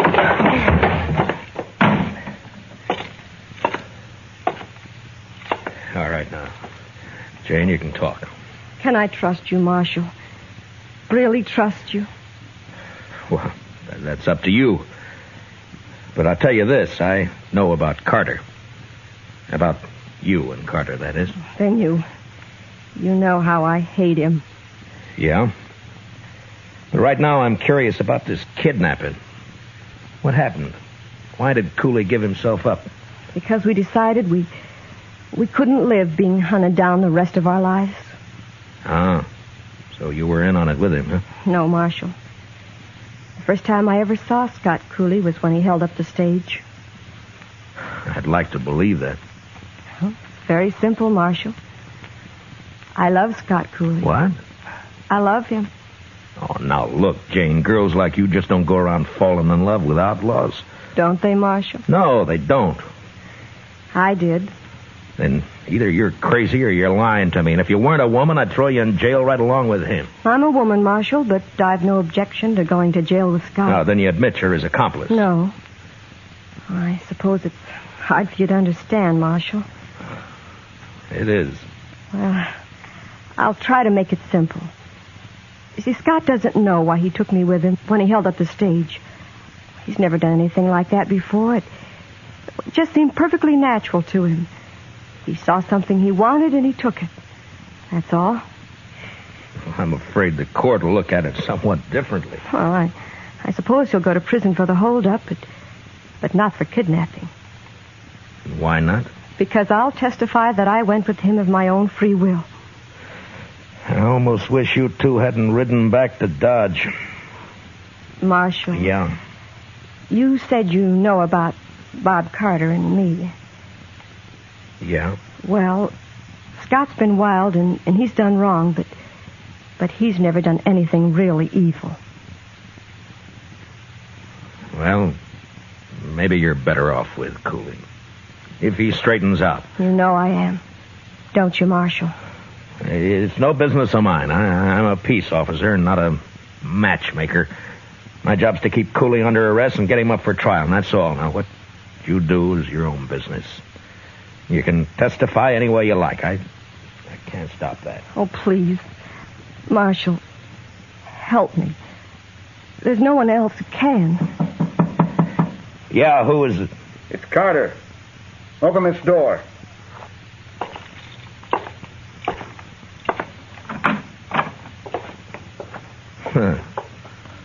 Well, gentlemen. There are 4 of us here, Marshal. We figure you've talked to Jane long enough. Yeah, I think I have, Mr. Carter. You're leaving? Yeah, we're leaving. Are you ready, Jane? Oh, thank you, Marshal. Yes, I'm ready. Jane isn't going with you. I've just put her under arrest. Under arrest? I arrest anybody I think needs arresting, Mr. Carter, and I'm not in the habit of explaining why. There's a law about that, You're Marshal. in Dodge, Mr. Carter. Come along, Jane. You can't do this, Dillon. We won't stand for it. Ah, you're a fool, Carter. I know these 3 bums you got with you, and they don't want to draw on me any more than you do. You fed them some liquor and promised them more. For that, they'll do anything but face me in a gunfight. Am I right, boys? Huh? Well, I take it I am. All right, now get out of my way. You go first, Jane. You stay here, Jane. Take your hands off her, Mr.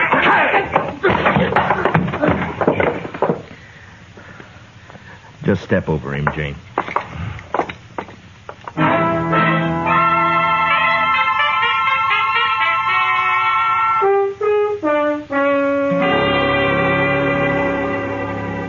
Mr. Dillon, I don't like to say anything. Well, then don't, Chester. But I can't help it, Mr. Dillon. This is the first time you've ever jailed a woman, and I just don't like it. Good. What? I don't like it either, Chester. What's this all about, Mr. Dillon? Chester, Jane and Cooley are in love. My. Don't look so dewy-eyed about it. Cooley's got to stand trial yet, you know. I want no part of this, Marshal. Now what, Shiloh? I never did like that Carter. Well, what's he up to? Oh, sir, he's drunk and he's buying liquor for everyone. He's making a lot of talk. There's about 20 men with him now. Where? Texas Trail. Nobody likes it about this girl. Looks like they'll come over here and try to bust her out of jail. Chester. Yes, sir? Those horses still out back? Yes, sir. I was going to put them away later. No, leave them.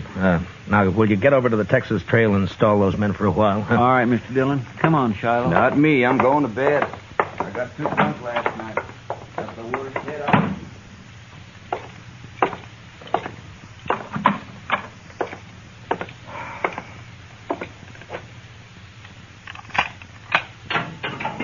Cooley?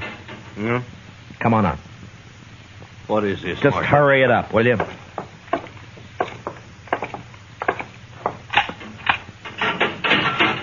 Let's go, Jane. Oh, no. Stay where you are, Jane. I don't You'll do like what this. I tell you, Cooley. It's all right, Scott.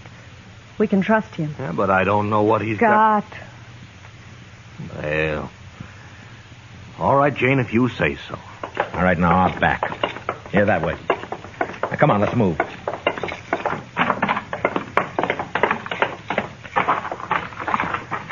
All right, you take the gray horse, Jane. He's gentle enough. But hurry, will you? Come here. Come on, boy.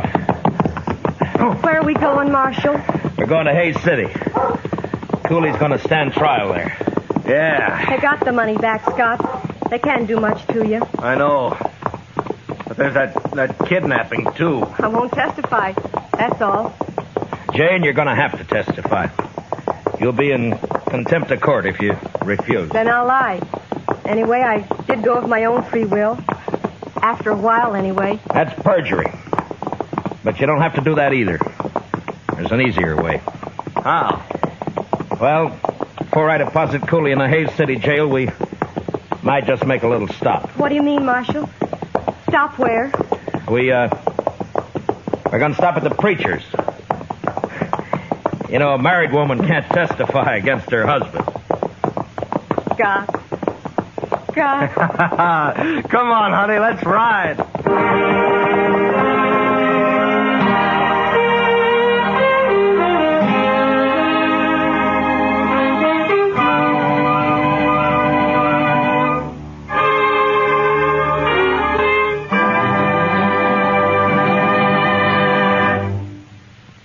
Gunsmoke, transcribed under the direction of Norman MacDonald, stars William Conrad as Matt Dillon, U.S. Marshal.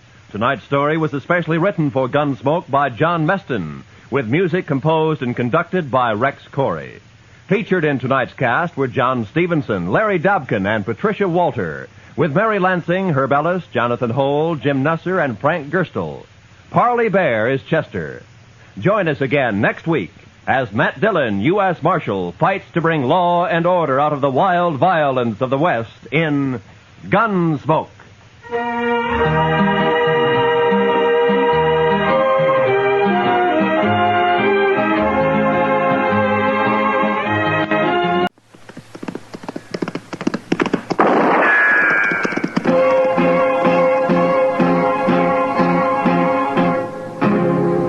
Around Dodge City and in the territory on West, there's just one way to handle the killers and the spoilers, and that's with a U.S. Marshal and the smell of gun smoke.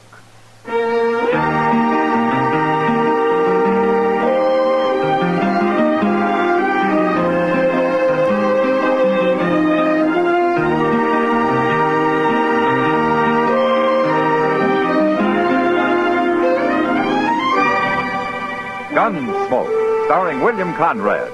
The transcribed story of the violence that moved west with young America. And the story of a man who moved with it.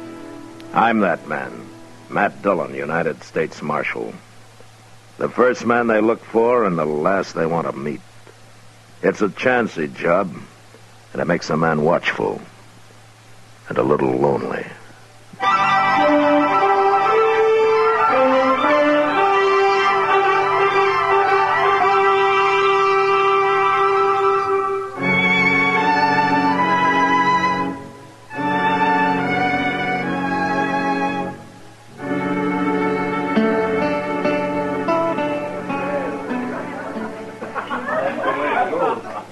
So your name's Force Capper, huh? Yeah, that's right, mister. Well, you say your name out like you got nothing to hide. Well, now you're right again. Well, I guess a man wanted to hide something. He'd be wearing a gun to help him do it. Maybe. Well, are you agreeing with me, or ain't you agreeing with me? Any way you want it, mister. Yeah, you're big, Capper, but I ain't afraid of you. There's no reason you should be. You're awful big. Man'd be a fool to go against you without a gun, wouldn't he? But wouldn't he? Mister, have a drink. No. Here. You have this instead. I always carry an extra gun in my belt. I don't want your gun. Well, I can't fight you letting you have a gun. You're too big. We got no cause to fight, mister. Now you take your gun back. You're afraid. You're a coward. You're a sneaking Don't coward. you push it, mister. I said you're a coward. All right, fella. You've had enough. You keep out of this. I am wearing a gun, mister. And I'll bend it across your skull in a minute. Oh. You're the marshal. Get out of here. Go on, move. Sure. Sure. Well, suppose I ought to thank you, Marshal. No need. Name is Foss Capper. You know, most men around Dodge do wear guns, Capper. I've had enough of fighting, Marshal. Oh? And where was that? By the war. Had it from Harper's Ferry all the way to Richmond. You know, a man gets tired of killing. Yeah, I know. Mr. Dillon? Yeah, what is it, Chester? Mr. Dillon, Ben Stacel's out there in the street. So? He's about to beat up one of his riders. I suppose it has to do with his sister again, huh? Yes, sir, it sure does. And Carrie's there, too. All right, let's go. Oh, I declare that poor Carrie. Mr. Dillon, she was trying to load their wagon all by herself. And this rider, Stansel's, come along, and he was helping her when Stansel himself come up and got real sore about it. Stansel doesn't deserve a sister like Carrie. She's as nice as he is, mean and ugly. There they are. Yeah. Well, say, where's that cowboy at? He's lying on the ground behind Stansel. Well, I sure didn't hear no shooting. Back to loading that stuff, Carrie. You hear me? Yes. I hear you, Ben. Well, I hope you didn't kill him, Stansel. Oh. He's all right, Marshal. I only knocked him down. Well, I'll go get some water from over there. I should have killed him. For what? Trying to help Carrie do a man's work? Carrie's my sister, Marshal. What she does ain't no business of yours. No. But you're keeping men away from her the way you do is going to lead to real trouble one of these days. My trouble, Marshal. Not if you kill somebody. You know, I guess men don't like the way you treat her. There's somebody else trying to help her. What? Now, by heaven. You just take it easy, Stansel. That man's not wearing a gun. Then he better go get one. There you are. What do you think you're doing, stranger? Well, that box seemed a little heavy for a lady to be lifting. Please, Ben. He meant no harm. You know this man? He told me his name. Gary, you're turning into a regular doxy. I wouldn't talk like that, mister. You shut up. You're going to beat me like you did the other fella? There's been enough fighting for one day. Stansel, your wagon's loaded. So why don't you get going? All I can say to you, mister, you better get yourself a gun. Get up on the seat, Carrie. Good day, Miss Carrie. Goodbye, Mr. Capper.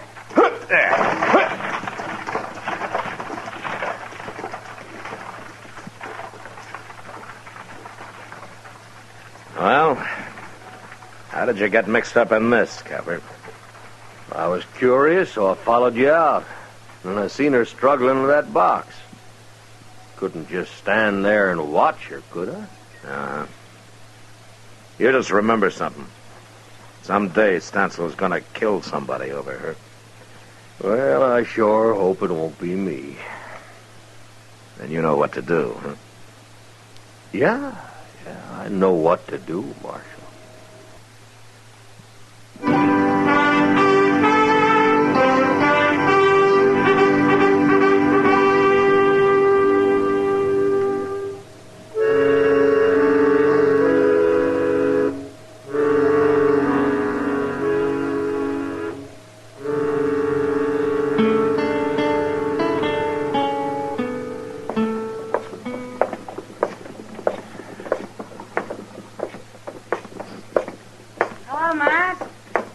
Kitty, are you shopping? Well, I guess a woman's always shopping, Matt.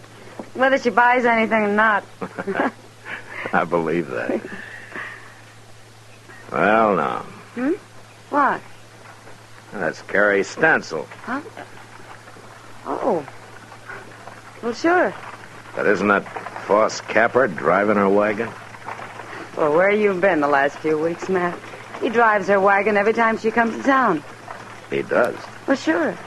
He rides out, meets her part way, carries his horse behind, and they drive in together. And this has been going on for a couple of weeks or so? Oh, but at least. Ben Stansel hasn't found out, I take it. I doubt if Capper's ever showed himself anywhere near the ranch, Matt. You think he's afraid? Don't you? Maybe he only wants to avoid a fight. Isn't that the same thing?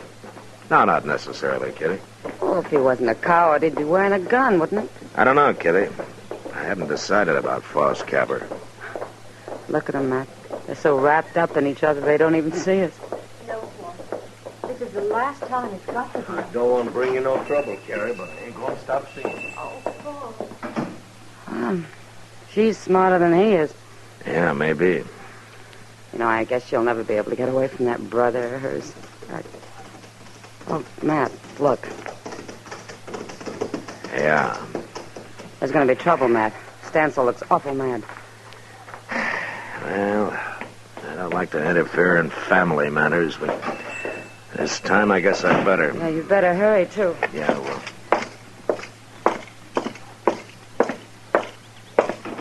How's this been going on, Carrie? Please, Ben. Let's talk about it at home, not here. We're going to settle this here and now. You ain't going to stop it, Marshal. I just wanted to be sure you remember that Foss Capper doesn't carry a gun, Stansel. Dirty coward. Of course he doesn't. A gun wouldn't solve anything, Stansel. It'd get you killed. That'd solve things. Maybe for you, not for Carrie. I don't even want to hear you saying her name. You're going to have to hear it. Now, it's gone on long enough, Stansel, the way you treat her. What I do with Carrie ain't no business of yours. I want Carrie to marry me. Foss, you never told me that. Well, I've been thinking on it, Carrie. I figured to wait, but I guess there ain't time now for waiting. Oh, Foss. Carrie's worked hard for you, Stansel. You never gave her a thing of her own. You kept everybody from her for fear of losing her. She ain't a woman to you, a sister. She's nothing but cheap labor. I'll kill you sure now. No, you won't, 'cause you'd hang for it. I'll get you, Capper, one way or the other. Carrie. Yes? You go on back to the ranch and get what things you need.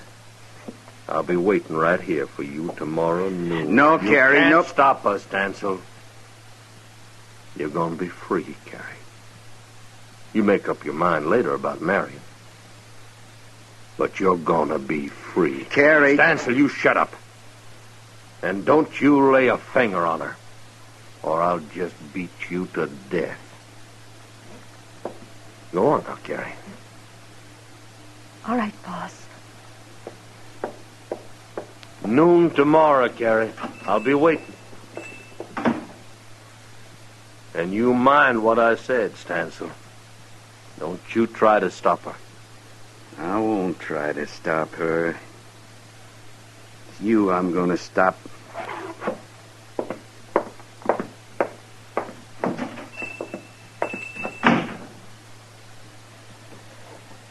Now, you know, Marshal, I didn't mean to cause trouble when I come here. Yeah, maybe not, Capper. But you sure done it.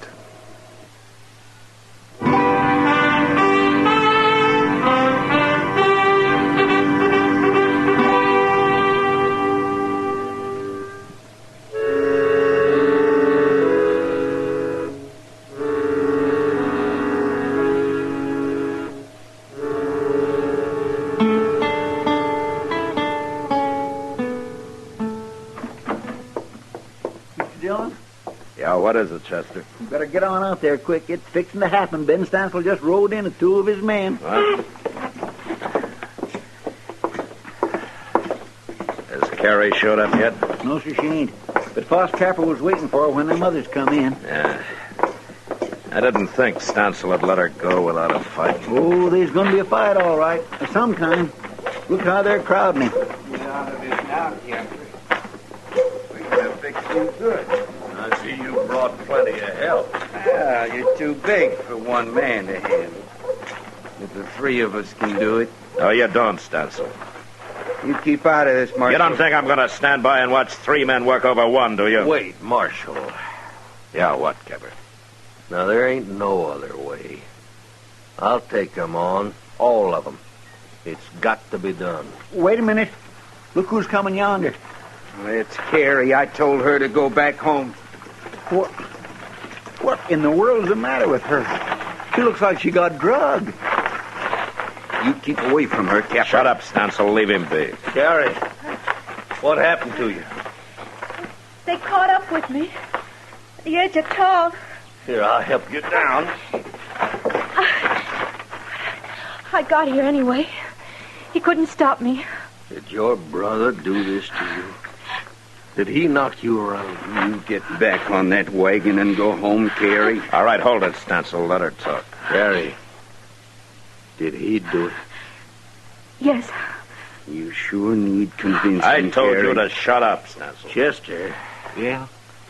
Would you be good enough to take Carrie over to Miss Kitty's? Because I got a little business here. Be glad to. Don't you move, Stancil. You come on, please, Miss Carrie. All right, boys. Let's get to work. Wait just a minute, Stancil. I've changed my mind. What? I ain't gonna fight you. Not now, not that way. We're gonna settle this for good and all. What are you talking about? Marshal Dillon, could I ask you a favor? What, Cabot? Lend me your gun. Well.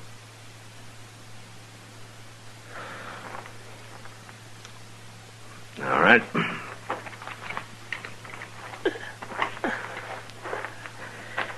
All right, here it is. Thank you. Now, what's this? What are you two doing? Who ever heard of a lawman lending his gun? I think Capper's right, Stancil. This business has got to be settled for good. And he's the one to do it, not me. Okay. And you can watch him die. You ready, boys? Now, wait a minute, Stancil. You didn't say nothing about no gunfight. What difference does that make? There's something about him. I don't like the way he wears that gun. He looks kind of professional to me. He's nothing but a tin horn, and he's a coward at that. He ain't no coward. And I ain't having no part of this. Come on, Bob, let's don't be fools. Now, you're fired, both of you. Good. Stancil? Was he right, Capper? Are you a gunman? You can find out. Easy enough. You gonna stand there and allow this, Marshal? I can't stop it now. Well, I think he is a gunman. I think he's a killer. Stancil, you're through. Get going.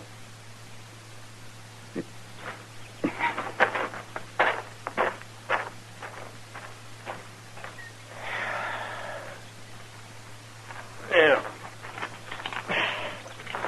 Marshal, your gun. I thank you. Sure. You remember I told you how a man gets tired of killing? I had a feeling it was more than the war that did it, Capper. I thought I was all through wearing a gun.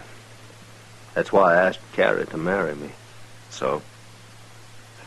You tell her for me, Marshal. Tell her I was ready to kill her brother. I can't ask her to marry me now.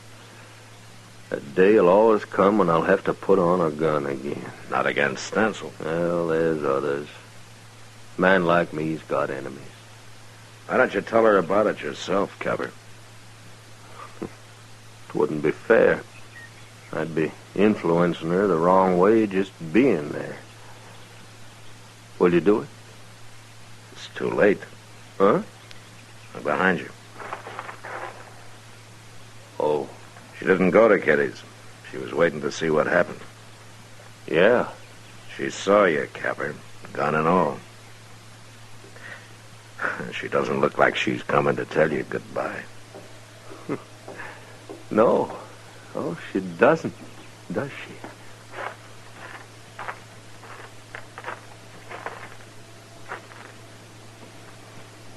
Boss?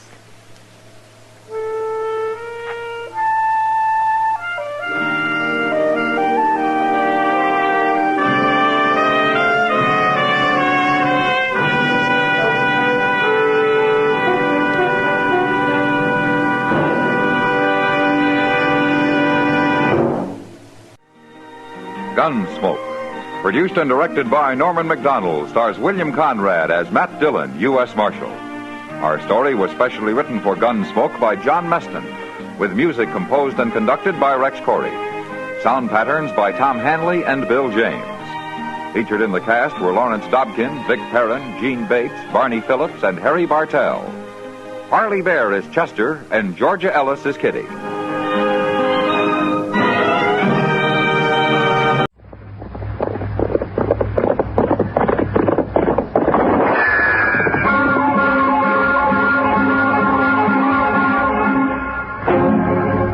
Dodge City and in the territory on West, there's just one way to handle the killers and the spoilers, and that's with a U.S. Marshal and the smell of Gunsmoke.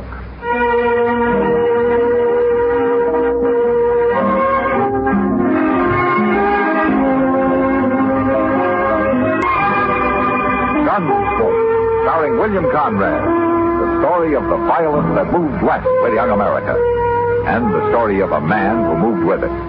I'm that man, Matt Dillon, United States Marshal. The first man they look for and the last they want to meet. It's a chancy job, and it makes a man watchful and a little lonely.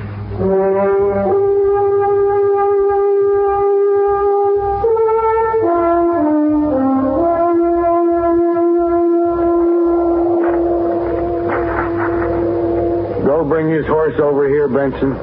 Sure, Jake. And wait till we get him up on his horse before you tie that rope, Duval. There'd be too much slack otherwise. All right. We couldn't hang you very good with your feet touching the ground, could we, Tillman? No, Jake, you couldn't. We've been neighbors a long time, Tillman. If I could figure some way to make it easy for you, I'd do it. That's all right. You get to hanging, I could put a bullet in you. I'd be beholden to you. Okay, I'll do it then. And would you drop by and tell my wife on your way home, Jay? Sure. I figured on doing that anyway. You know, I always liked you, Tillman. It's gone too bad about this. Sure. You're mighty calm for a man with a noose around his neck. You men got your minds made up. Well, we can't have no man stealing horses around here. None of us feel safe less than we've caught him and hung him. I reckon I'd feel the same way, Jake. Well, of course you would. You'd hang me just as fast if I'd done it. I would. Only difference is I'd want to be awful sure it was you that done it. Oh, I'm sure. Heck, we caught you red-handed, didn't we? I've told you 100 times. I found them horses running wild. I was driving them back to you. Now, Tillman, you was headed in the other direction. They'd got away from me. I was trying to turn them back. Excepting that we don't believe you. None of us do. Well, ask Jennings. He saw me rounding them up for you. Jennings ain't here. Well, why don't you find him? We can't take the time. You delay a hanging, the first thing you know, the man's got loose. You'd have just encouraged horse thieving. Well, like I said, you got your minds made up. We got to protect ourselves, Tillman. Here's his horse, Jake. Get mounted, Tillman. Sure.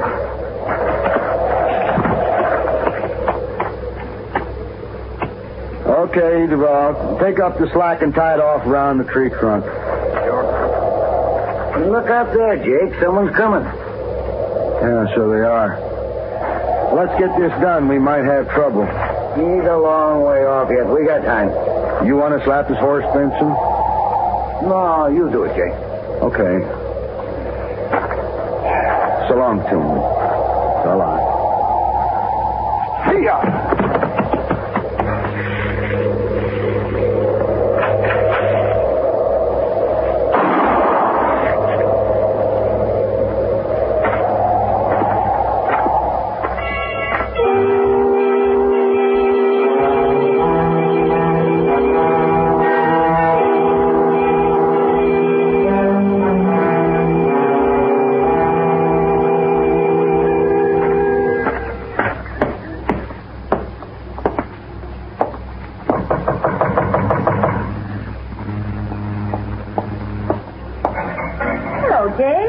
Hello, Miss Tillman. Come inside. No, thanks, ma'am. I'll stay out here. Suit yourself.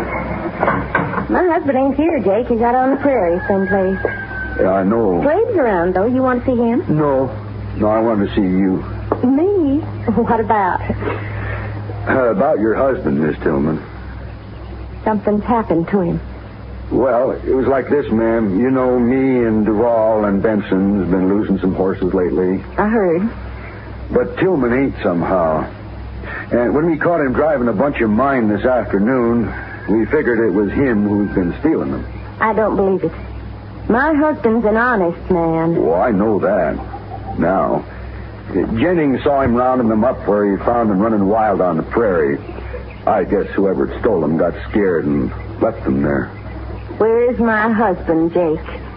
That's what I want to explain to you, ma'am. Jennings come and told us about it, but he got there too late. Too late? We'd already hung him. Hung him? Yes, ma'am. Plague?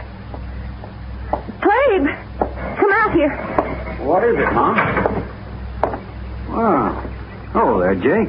Hello, Clabe. Tell him what you done, Jake. Done? Clabe, we hung your old man this afternoon. You what? We hung him for stealing horses. They found out he didn't do it. After. Yeah. I guess the joke's on us, all right. Ma, wait a minute. Ma? She's kind of upset, Clabe. You better go with her. Somebody ought to kill you, Jake. No, don't talk like that. I said we was sorry. Well, I gotta go get home. It's getting kind of late, and my missus will have supper on. So long.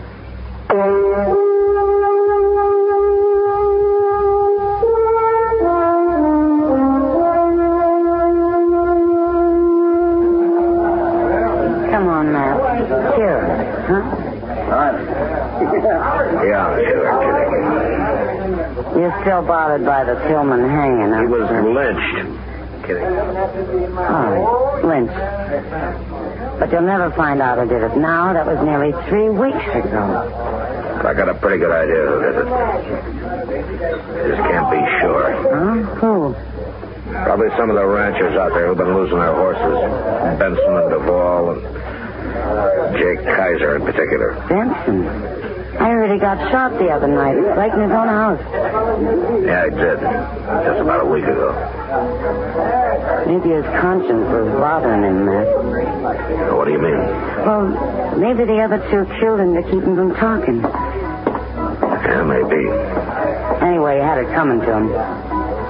Still murder, Kitty. You feel worse about Tillman, don't you? You know, there's nothing I hate more than a lynching. Knowing Tillman, my guess is he was completely innocent. What about Mrs. Tillman and the boy? Do they have any ideas? Well, if they have, they didn't tell me. Well, you've done all you can, Matt. Yeah, might as well be in St. Louis. Oh. I'd like to be in St. Louis, Matt. Why don't you go, then? I don't know. I guess I'm afraid of the dark. What are you talking about? Never mind, Matt. Matt! Hello, Doc. Hello, Kitty. Sit down, Doc. Thank you. Say, Matt, that fella Duval. What about it? He's been shot, Matt. Shot dead. What? That's right. His hired hand brought him in. When did this happen? Early tonight, he said. There's the funny thing about that, man. Duval was shot through the window of his house with a .50 caliber rifle. I dug the bullet out. Just like Benson, huh? Yes, I thought it was kind of interesting myself. That makes Jake Kaiser the only one left, Matt. You think Jake did it? I don't know, Doc. He's been sitting right over there in the card game since noon. Huh? You sure of that? Oh, he was gone for an hour, but he was there when I left, and he was there when I got back. Oh, he couldn't have done it in an hour, Matt. Look, Matt, he's leaving. Oh, I'll be back.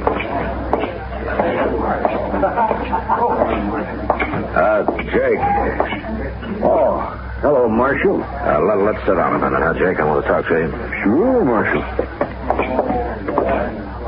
What's it about? Here's the table. I'm kind of late getting out home. Jake, Duvall was shot tonight. He was? Yeah. Killed the same way Benson was. Same way, huh? You know anything about it? I'm beginning to, Marshal. It's that Tillman boy, Clabe. I know it is. Why would he do it, Jake? Why, he's crazy. That's why. Marshal, I'll tell you. Clabe has took it into his head that we hung his old man. How do you know he has? Well, I saw him right here in town this morning. And he was here last Saturday, too, come to think of it. You talked to him? Sure. And he keeps saying that we done it. Why? Now, don't you believe anything he says, nor Mrs. Tillman either, that they're both liars, Marshal. I've known them a long time to be liars. Did Clabe threaten you, Jake? Sure he did. You go arrest him, Marshal. There's not much evidence. I just told you. Yeah, I know. You mean you ain't going to arrest him? No. Not yet. He ain't going to shoot me. I'm going to go kill him on the way home. Right tonight. Jake, you're talking to a U.S. Marshal. All right, you do something about it. I will, but you get any ideas of shooting him out of your head. If you'll arrest him, I will. And don't you forget what liars they are out there. You leave that to me, Jake. You hear? Sure. But not for long, Marshal. Not for very dang long.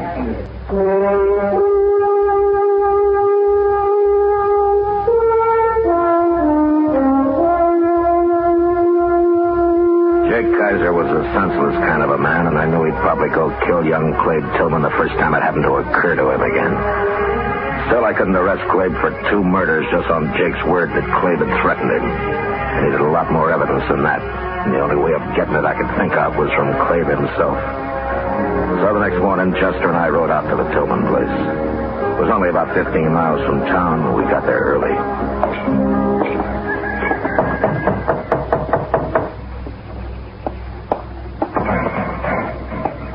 Hello, Marshal. Chester. Morning, Miss Tillman. Come on inside. Thank you. Sit down. I don't want to bother you, ma'am. No bother. But I was looking for Clabe. I'd like to talk to him. He's out back. He'll be here in a minute. Good. Miss Tillman, Duvall was killed last night. All right. Well, don't you care? Several people have been murdered around here lately, Marshal, including my husband. You think Benson and Duvall were in on that? I didn't say they were. What about Jake Kaiser? You're prying, Marshal. That's the trouble with the law. It's always prying. What do you want Clabe for? I thought he might tell me what he knows. You won't. We don't know nothing. And Clabe ain't shot nobody. He was in Dodge yesterday. Yeah, I know he was. I wouldn't put it past Jake to have shot Duvall himself. I thought of that, too. You have any idea why he might have? No? Well, here's Clabe now. Well, we got visitors. Hello, Clabe. Marshal? Chester? Hi, Clabe. You been hunting this morning? Nah. Put that rifle back where it belongs, son. Okay, Mom. I was shooting hawks with it yesterday. Left it in the barn. You should have brought it in last night, son. Sure, but... well, it was dark when I got back, Ma. I didn't see it out there. I should have brought it in myself. What are you doing here, Marshal? Duvall was murdered last night, Clabe. He was? Yeah, shot, same as Benson. Well, what do you know? Jake Kaiser thinks you did it. He does, huh? He also said that you threatened to kill him next. Maybe I ought to. Clabe, don't talk like that. You know, there's a law against murder. They murdered my pa. Where was the law then? I'd have him in jail right now if I knew who they were. Too bad you weren't there, Marshal. I could still arrest Jake. We don't know nothing about Jake, do we, son? No. No, we don't know nothing. Okay. But you'll hang for murder if you kill him, Clabe. Come on, Chester.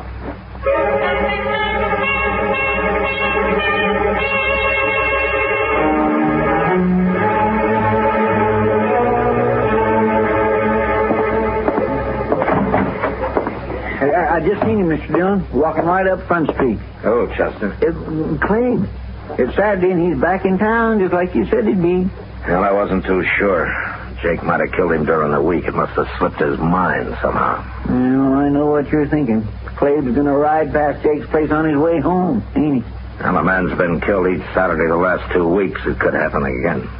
You gonna stop him? Get our horses, Chester. We'll ride out to Jake's. Now? Hadn't we ought to follow Clay when he leaves? No, it's Jake I want to keep an eye on. Well, I don't understand. Just get the horses, Chester. Yes, sir. And be sure there's a rope on my saddle. We gonna hang somebody? No. Now get going.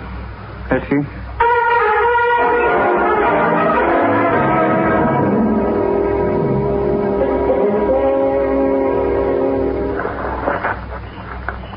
Oh, Jake's just sitting in the house here, plumb unconcerned, you know. Somebody's coming. I wish they was a moon tonight. No, it's better dark. Just stay out of the way of my rope. You gonna rope him? Quiet now.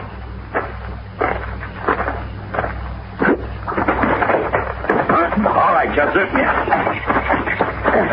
All right, grab the rifle. I got it. No, let me go. I landed the woman. Yeah, I know. All right, stand up now, Miss Tillman. You shouldn't have stopped me, Marshal. It won't do any good. 2 murders are enough, aren't they? I was saving Jake for the last. I wanted him to sweat, and I'll kill him yet. Who's out there? It's Marshal Dillon, Jake. Now put that gun down. What's going on here? What? It's Mrs. Tillman. She wants to kill you, Jake. A woman? Yeah, that's a sharp 50. I think that'd do it. Sure would.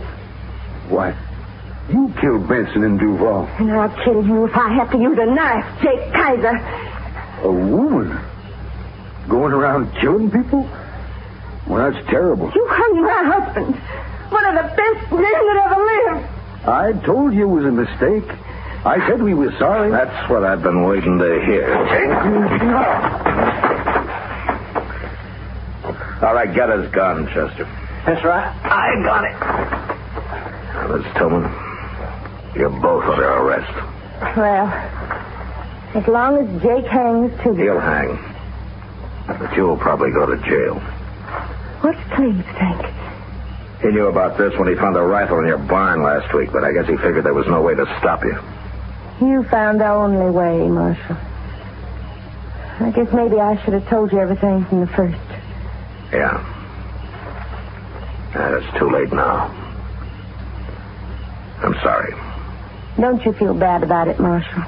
I don't mind. I don't really mind at all. You want to know something, Miss Tillman? That's the worst part of it. All right, come on, let's get back to Dodge.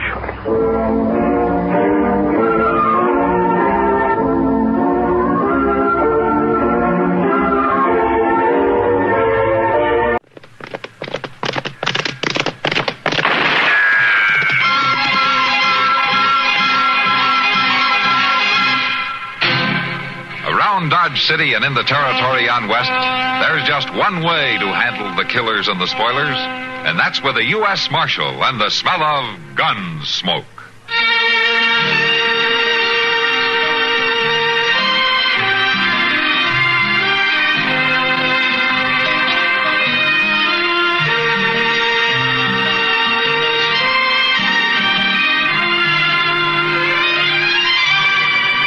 Gunsmoke, starring William Conrad, the story of the violence that moved west with young America, and the story of a man who moved with it. I'm that man, Matt Dillon, United States Marshal. The first man they look for and the last they want to meet. It's a chancy job, and it makes a man watchful and a little lonely.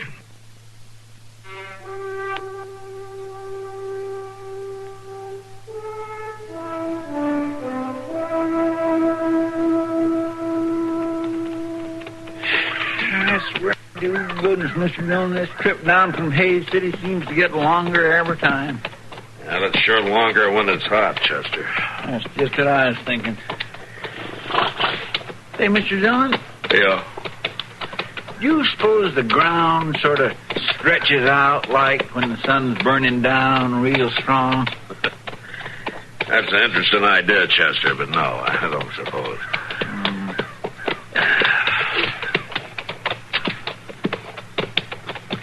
Hey, Chester. Look over there. Yeah, smoke. Something on fire out there. Yeah. Come on, let's go see what it is.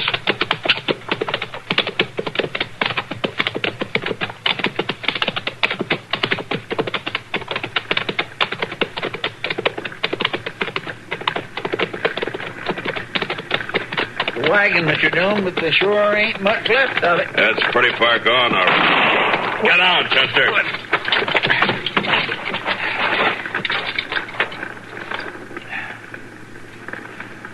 I don't rightly see where anybody could be. Maybe he's down on the other side of the wagon. You just keep your head low, Chester. Head on, Chester. Just don't seem right. Nobody's shooting at us. Nobody's shooting? Listen there. Those cartridges are gone off by themselves, Chester. What? They're in the wagon. The fire made them explode. Well, I guess maybe that... Guess that could happen, all right.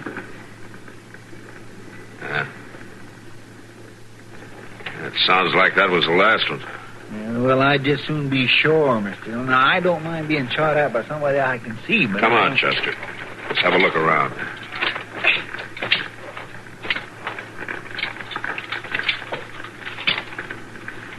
Well, looky here, Mr. Dillon. What? One of them new carbines. Don't seem like it's ever been fired. Here, let me see it.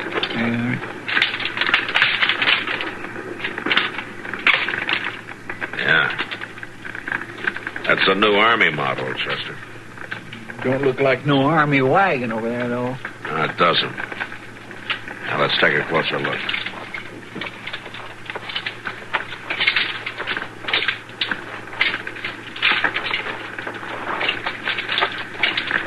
It sure is a mess, ain't it? Stuff thrown all around it.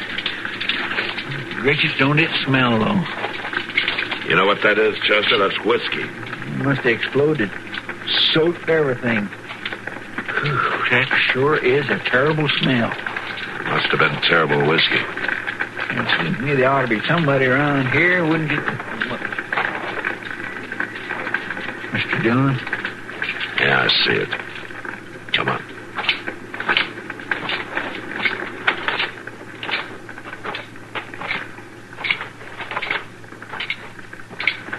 He was half head. Just his boots sticking out.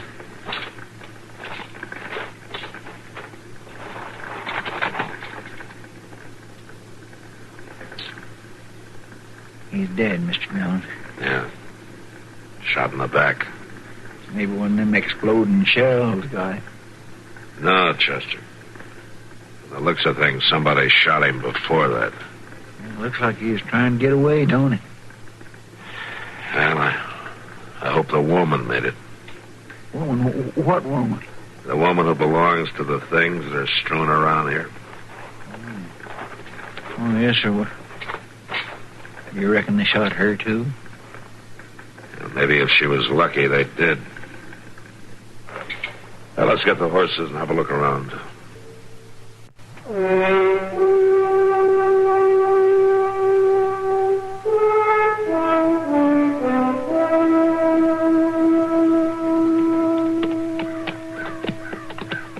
Ain't likely we'd find her now, is it, Mr. Dillon? It don't seem to me she could have wandered this far. No, I guess not. But we'll have a look along the creek before we turn back. The ladies I've knowed ain't been much good at walking very far, I'll tell you that. Of course, I ain't knowed them all. Wait a minute. Listen, Chester. What? Be quiet.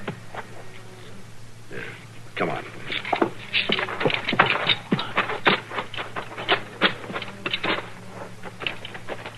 You're down the bank here.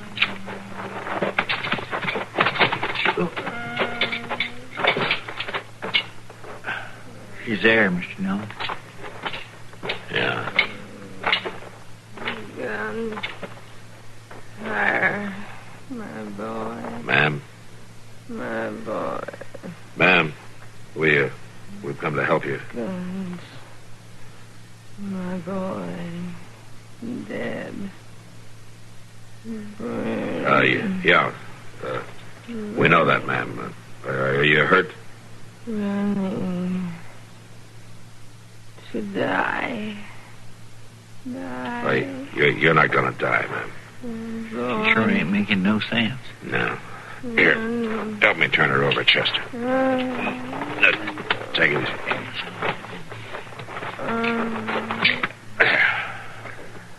Guns. Yeah. There's a gunshot across the back of her head. You sure bad? I can't tell, Chester. We better get her to Doc. Look, I'll tell you what. You go on in the Dodge and find a wagon, and I'll stay here till you get back, huh? Well, but what about the other? The man back there at the fire? Well, nothing's going to help him now. Go on. Hurry, will you?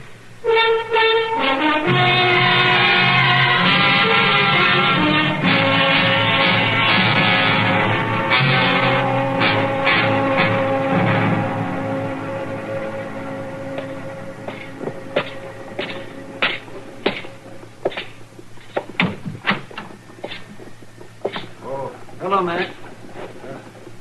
Come on in. No, thanks, Doc. Now, how is she? Well, I don't know, Matt.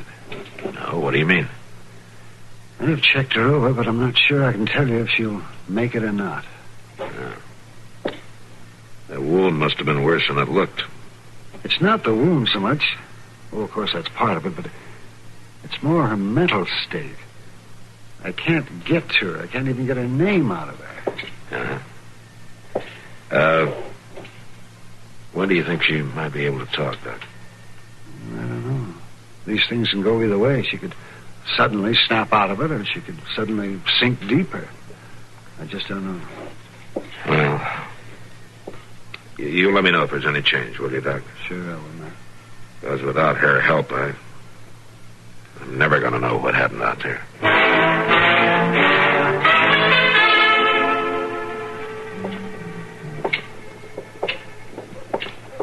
It sure is hard to understand women, ain't it, Mr. Dillon? Oh, what got you to thinking about that, Chester? Well, that woman we picked up near that fire. What about her? Well, she just kept going on about her boy all the time, and I tell you that fellow we buried wasn't no boy. He was 50th years a day, I'll bet you. Now, Chester, some women just go on thinking like that. Hey, wait a minute. Oh, now, Mr. Dillon, ain't we going in here for a beer? I'm as dry as can be. You see that horse tied there? Sure I do. Look at the gun in the boot.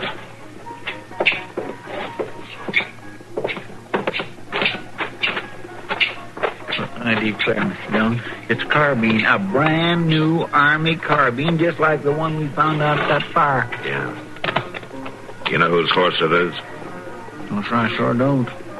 Looky here, there's initials carved here in the saddle leather.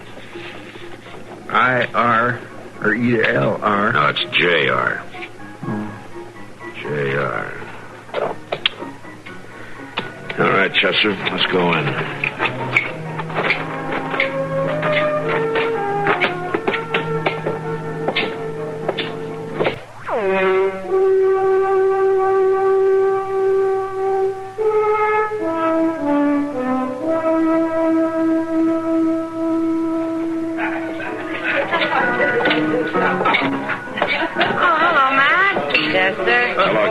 Kitty. Mr. Dillon, I believe I'll just go on over to the bar. All right, Chester. Of course, if you need me. I'll holler. Thank you. Well, Matt, your trip took a little longer than you planned, didn't it? Yeah, we ran into a little trouble on the prairie a few miles from town. Huh? Bad trouble? It was bad enough. Kitty, anybody around here today with the initials J.R.? J.R.? Yeah. You're not looking for Johnny Ringo, are you? No, I hope not. No, try again. J.R. Oh, well, sure. Joe Ramsey came in. I don't know what he needed with a saloon. Oh? What do you mean? He already smelled like the inside of a whiskey barrel. He did. Is he still here? Yeah, way back there. What? Table near the end of the bar. You see? You know which one he is? I can tell. See you later, Kitty. All right, man.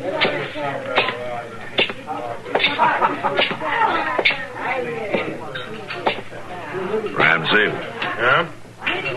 Hello, Marshal. I want to talk to you. Well, sure, Marshal. Sit right down. No, I think you better stand up. Oh, I see now, Marshal. You got no call to talk rough to me. Come on, stand up.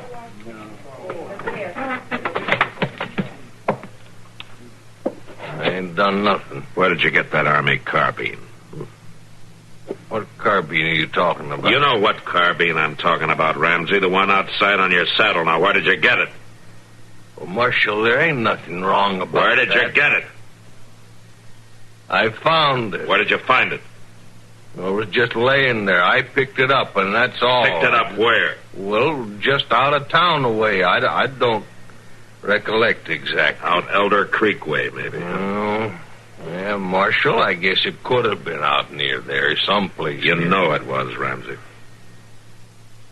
Now, do you want to tell me about it? Nothing to tell. I just found the...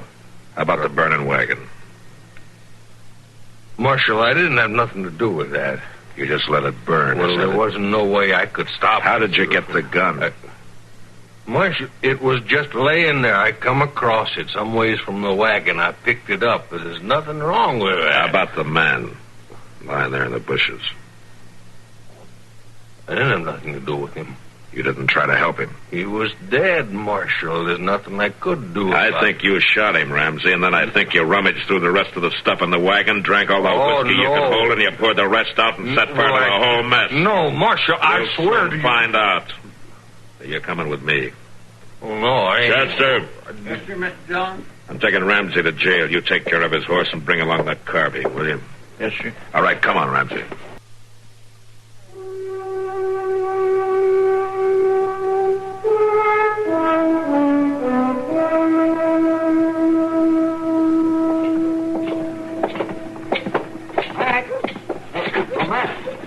Yeah, what is it, Doc?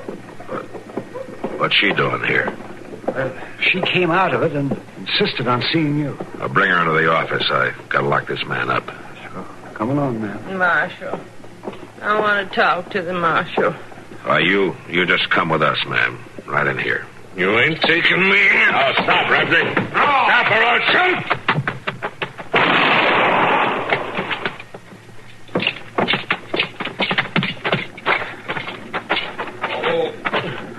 Oh, shoot a man down. You shouldn't have run. Doc, is he hurt bad?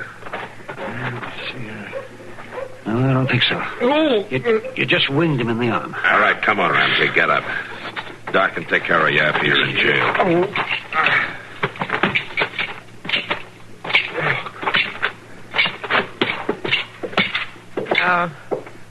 I must talk to the marshal. Sure, ma'am. I'll be with you in just a minute. I gotta lock this man up.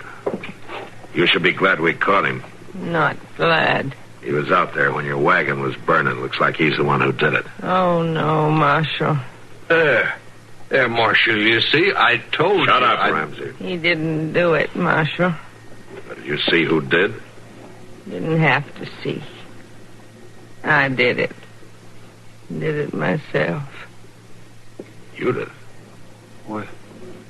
Oh, for heaven's sake. Yes, Marshal. I killed him. I burned the wagon. I tried to kill myself, too, but I didn't hold the gun right. Doc, does she know what she's saying? I'm afraid she does, man. I know what I'm saying. And I know why I did it. Go on. He was selling things, Luther was. Selling them to the Indians. Little whiskey. A few bullets, some guns. He told me he'd packed my mother's china in that box. And it was guns. Guns for the Indians. And you killed him for it. Guns for the Indians. Same Indians who killed my boy. My straight young boy. Fighting with the troopers at Laramie. I see. I killed him. And I burned everything.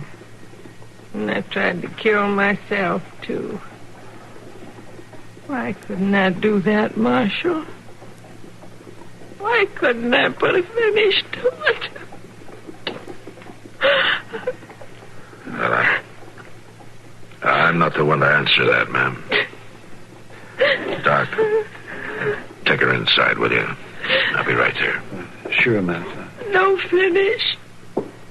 No end to it. You come along. All right, Ramsey.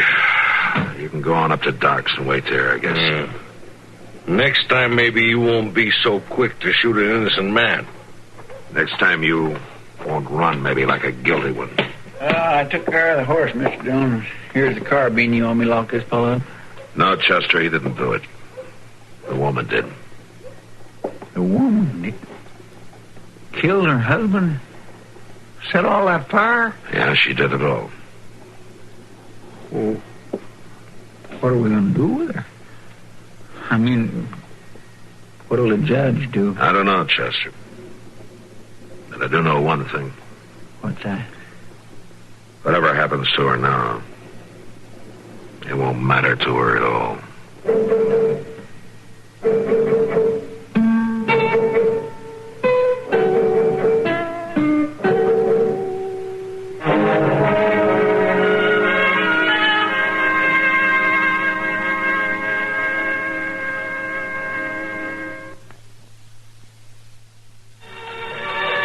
Gunsmoke. Produced and directed by Norman McDonald, stars William Conrad as Matt Dillon, U.S. Marshal. The story was specially written for Gunsmoke by Marion Clark, with editorial supervision by John.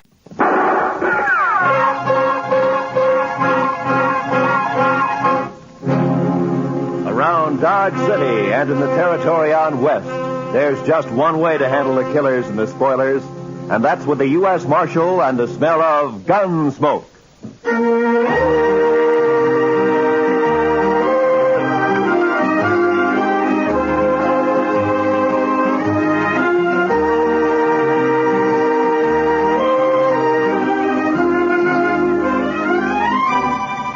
Gunsmoke, starring William Conrad, the transcribed story of the violence that moved west with young America, the story of a man who moved with it, Matt Dillon, United States Marshal.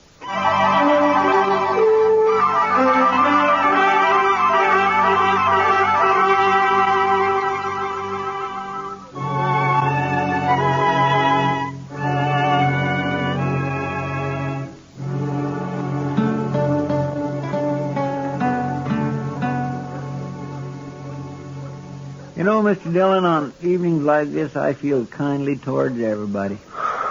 Is that so, Chester? Yes, sir. It's so peaceful. There's no cowboys hoorahing up and down Front Street, no shooting, no fights, almost no nothing. Well, that doesn't upset you, does it? Oh, my, no, Mr. Dillon. I like it this way. Puts me some in mind of Texas. Texas? Well, now, Mr. Dillon, I don't mean there isn't some dust raising done down there from time to time. Why, sometimes Waco don't cool off from sunset to sunup. Is that so? Yes.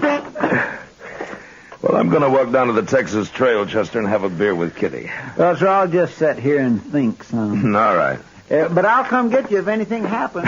Yeah, you do that, Chester.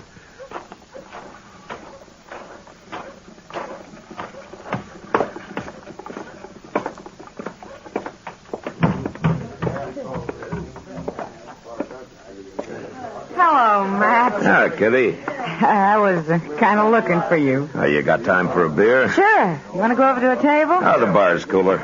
Sam, set up some beer for me and Miss Kitty, will you? Why, sure, Marshal. There you are. It's kind of quiet in here tonight. The whole town's quiet, Matt. Too hot. For trouble, maybe. Sometimes heat brings trouble, Kitty. Makes people ouchy. Kitty, bring your bin. Come over to the table. I need more luck. Sorry, Webb. I can't right now. Of course you can. Come on. I said I'm sorry, Webb. Your friend will wait for you. Webb, this is Marshal Dillon. Webb Johnson. How are you? Marshal, you won't mind if I take Kitty away for a while, will you? I think Miss Kitty gave you her answer. I heard what she said. But maybe she feels kind of obligated to stay, seeing as you're a marshal. I don't figure my being a peace officer has anything to do with what Miss Kitty decides. Maybe not. But most girls know which side of their bread the butter's on. You better get back to your poker game. Okay. But come over to the table, Kitty, when you're free. How long's he been around here? A couple of days, maybe more. You know anything about him? Not much. Plays poker mostly. He doesn't drink too much. Gambler? Well, I don't know if that's his profession, but he likes cards, and he's lucky. Figures he has quite a way with women, too. Oh? With you? He tries. We were talking last night. He offered me a job. Job? He says he's bought out the Longhorn Saloon. Wants me to come over and be his hostess there. Figures maybe some trade would follow me over. So he bought out the Longhorn, huh? Mm-hmm. He must have some money with him. He's not short. Yeah, he's talky enough to cause trouble sooner or later. Don't mind him, Matt. Yeah. Well, I better get back to the office. Will I see you later, Matt? No, I don't think so, Kitty. I gotta work. Good night.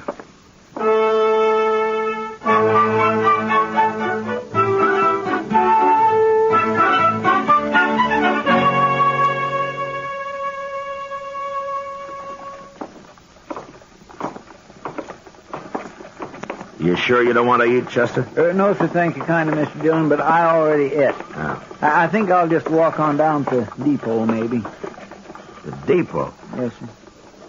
Chester, what in the world do you do down there? Oh, Mr. Hightower and me just sort of sat around and socialize. Then besides, there's a train due in. Sometimes there's all sorts of things. All right, Chester, I'll see you later. Yes, sir.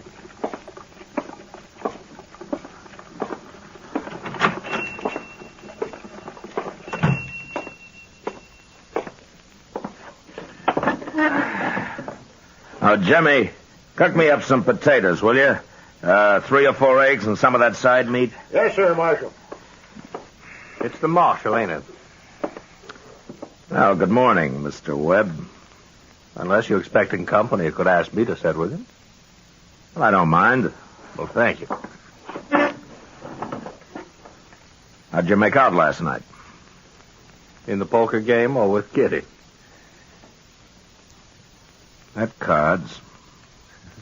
Seemed like everything I say sets you on edge, Marshal. Maybe. Well, I'll tell you, Kitty and I didn't quite hit it off, but I done fine at stud. Those boys, Ashton and Trasker, they play cards like boys. Afraid to push their luck. Sometimes that's good.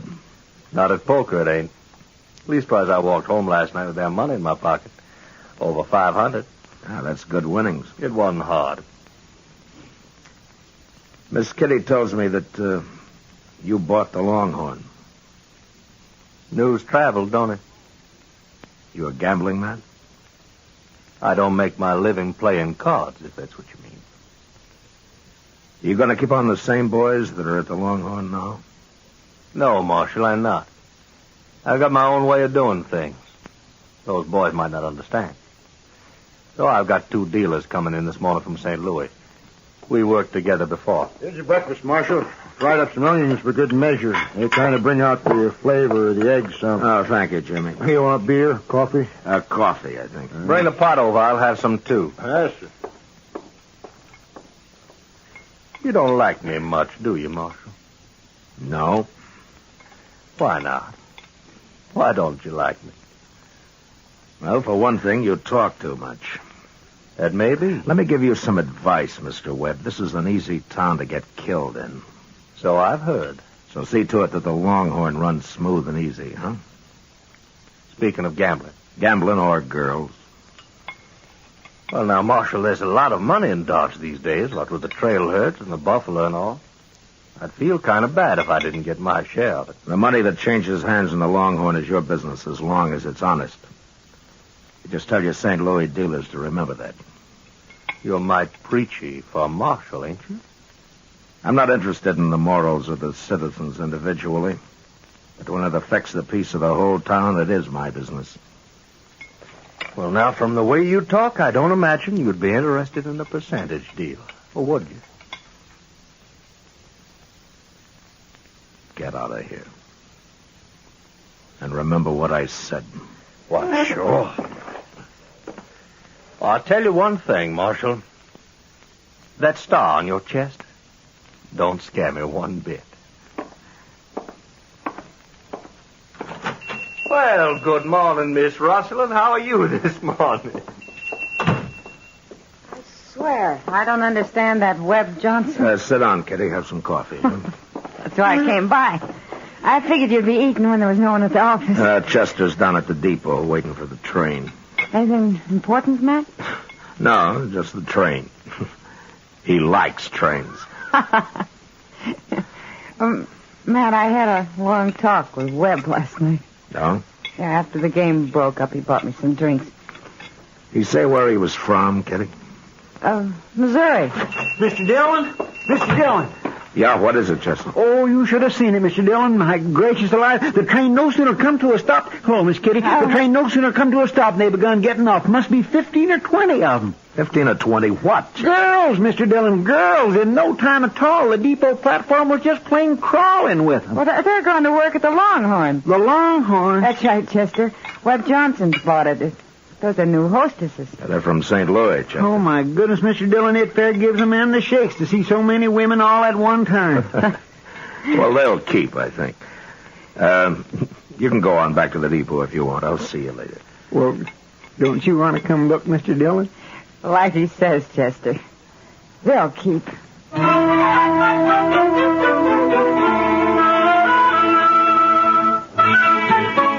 And it was just 2 nights later that the Longhorn opened, with drinks on the house, first come, first served. It was about the biggest night Dodge had seen since the Opera House was built.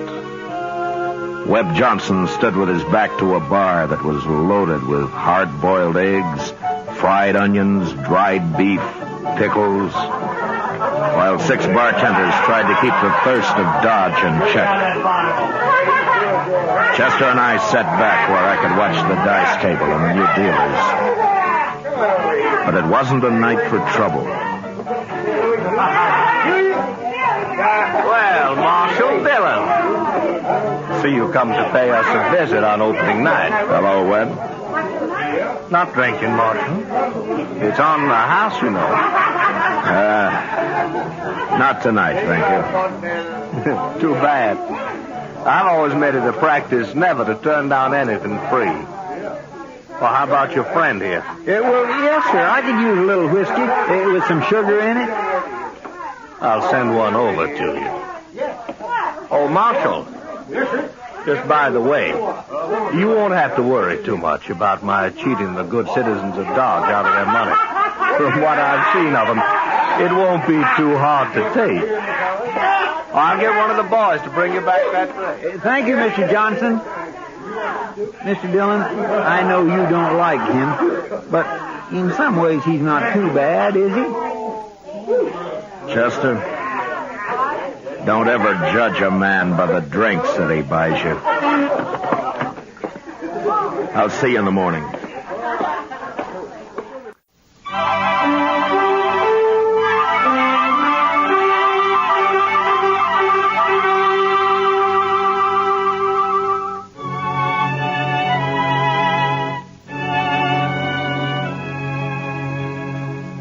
More than 2 weeks passed in Dodge, and there wasn't any trouble to amount to anything. A couple of buffalo skinners got knifed in a fight the other side of the river, and that was all.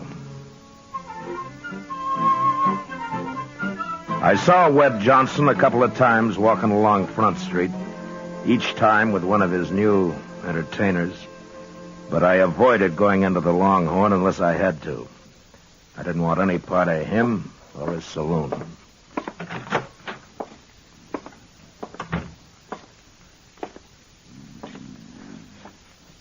Chester.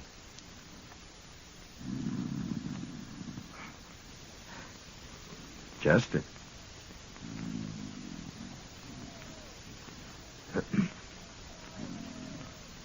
Hey! Oh! Yeah.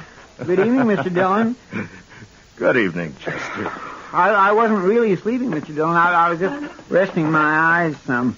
Oh, is that so? Yes, you see, I come back to the office after supper and kind of straightened out your papers some, and I just sat down at your desk to read a few reports, and I guess maybe my eyes got a mite strained. Oh, I see. Chester, the way you've been working lately, are you after my job? Oh, Mr. Dillon, I wouldn't never be able to do that. Well, I've been a little worried about it. You've been patrolling the town an awful lot at night lately. Oh, that. Well, to tell the truth, Mr. Dillon, I've been keeping company, you might say. Oh? Yes, sir. One of them little... I think she cottons to me some. Olive Hasty, her name is. Olive Hasty, huh? She one of the girls from St. Louis? Yes, sir, but she isn't like the others. Oh, she's just as nice and polite. Why, she told me the other night that all she wants to do is find some nice place and settle down. Oh. She purely hates being in this sordid business. She's one of the finest... Marshal Dillon? Yes, that's right. My name's Cook. Side Cook. Mr. Cook? I was thinking maybe you could help me. Well, perhaps I can. I'm looking for a man. I heard he took a train for Dodge about 2 weeks back. Oh? Well, what's his name? He called himself Sam Williams last time I saw him. Don't know what name he uses now. Oh, there are 2 or 3 Williamses in Dodge, Mr. Cook. Oh? What did this man you're looking for have to mark him out? Oh, nothing special. He's a young man, Marshal, maybe 35, 6. Big, too, with dark hair and black eyes. Well, that wouldn't fit any of the Williams men I know. His name wouldn't have to be Williams. Yeah. Just why are you looking for this man? I'm going to kill him. That's a funny thing to tell a U.S. Marshal, isn't it, Mr. Cook? I guess it is, Marshal, but I got my reason. Well, do you mind telling me? No. I've seen a lot of gunfights in my time, and most always there's someone gets killed that had nothing to do with the argument. I figure it's best to stay away from people if there's got to be shots fired. So when I came into Dodge, I figured I'd find out from you if this man was here, and you could tell him to get out of town. I could kill him then out on the prairie somewhere. I see. Well, are you sure you'll kill him? It could work both ways, you know. Oh, I know that, but I'm an old man, so I don't have as much to lose. Why is it you want this Williams so bad? What did he do? It's not too long a story, Marshal. He was a Missouri raider after the war. He and some other fella come down to my farm one night. He took most everything we had, my wife and I. He was all pretty drunk, I guess. My daughter, she was about 17 then.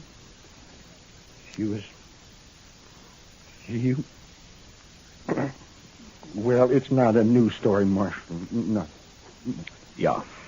I didn't have too much reason for staying on there in Missouri, and I've been following this man ever since.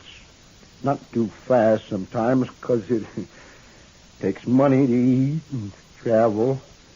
But I've been following. You think he came to Dodge? That's right, Marshal. I see. Are you staying here, Mr. Cook?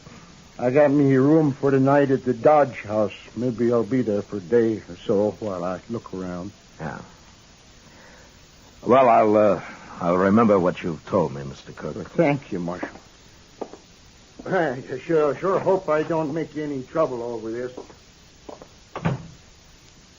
Mr. Dillon? Yeah, I know, Chester. I think it's Webb Johnson, too. Well, what are you going to do? I'll try to get Webb to leave town for a few days until I can get Cook there headed out somewhere else on a false trail. But if that Webb Johnson really did that, shouldn't he go to jail or at least go to trial? We don't know what happened at the Cook farm other than what he just told us. My guess is he won't ever tell us any more. He figures it's his business to take care of in his own way. What are you going to do? Well, I'm going to go down to the Longhorn. Have a talk with Webb.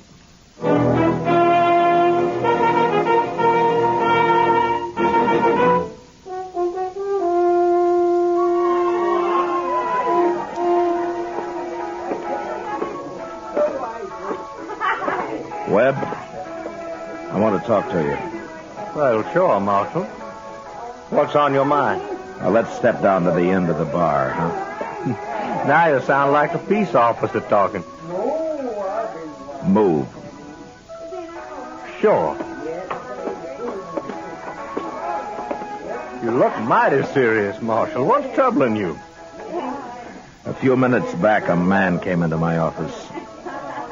He's looking for you. That so? He knows you by the name of Sam Williams. Most folks know me by the name of Webb Johnson. Your man must be thinking of someone else. I don't think so. You could have changed your name.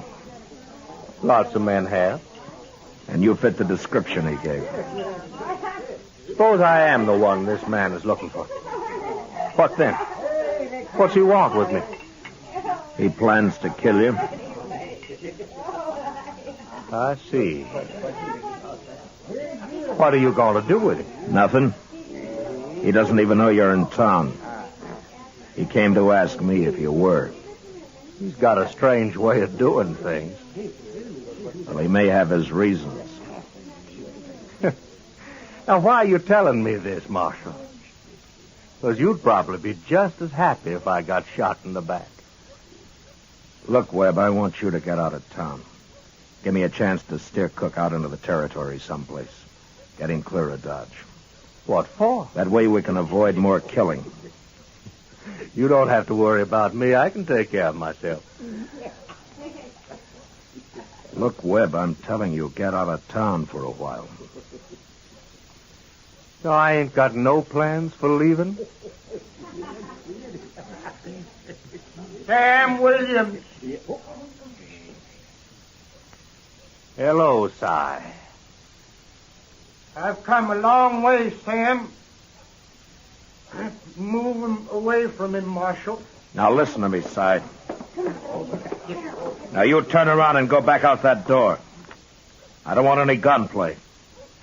And you turn around slow. No use, Marshal. I found Sam Williams. And I'm going to kill him. Now, Si, listen to me. I don't want you... Move away from him.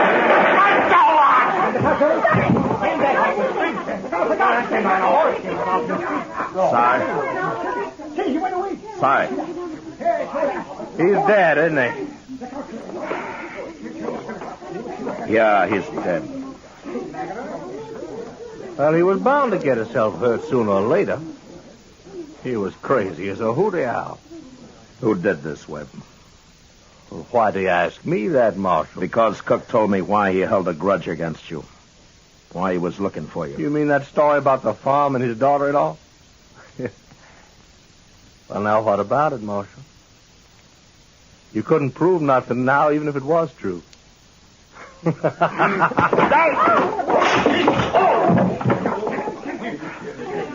right. All right, a couple of you men drag this outside and dump it in the street. And you three, you'll carry Cook up to Doc's place.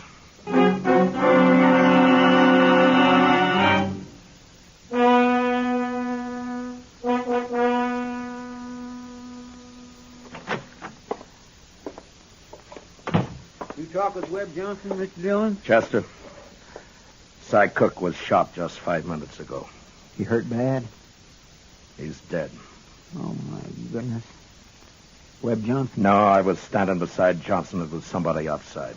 Well, can't we go after him? There's no use at night. He could take 20 directions out of town. Tomorrow's time enough. Marshal Dillon. Why, Miss Olive, what in the world? Come here. You'll come after me. I've got to talk to you. Well, what is it, miss? I climbed out a back window and came right over.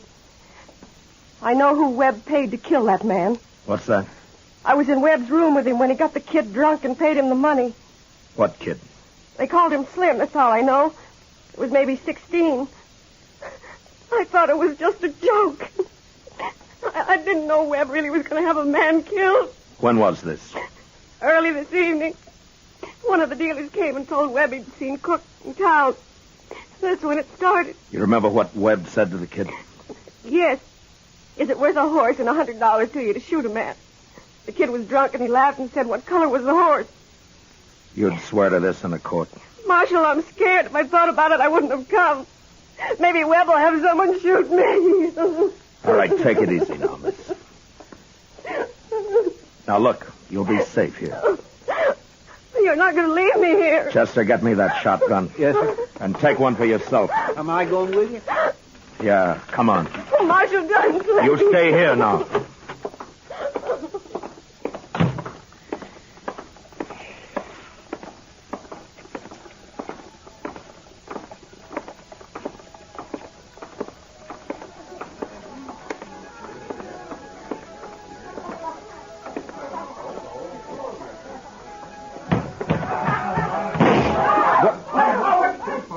All right, Chester, climb up on the bar. And shoot the first man that makes a move. Yes, sir. You two men, you're dealers. Get over against the wall. Now go on, belly up. I'll cut you in half. You make a move. All right, now where's Johnson? I said, where's Johnson? Where is he?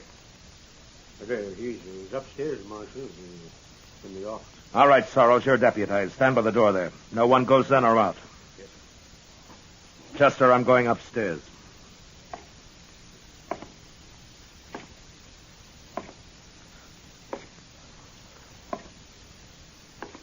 I've been expecting you, Marshal. Be no need to come upstairs. I'll meet you halfway.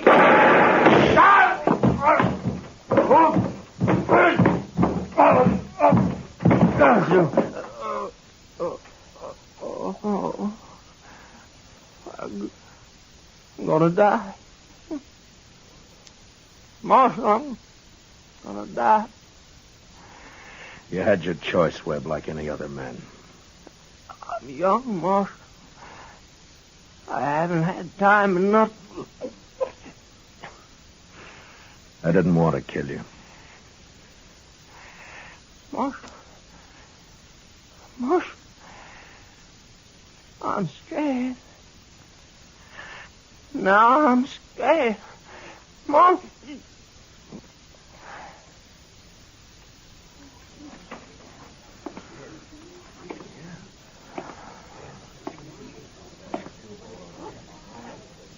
All right, gentlemen. Cut loose and ride for home. Until further notice, the Longhorn Saloon's closed.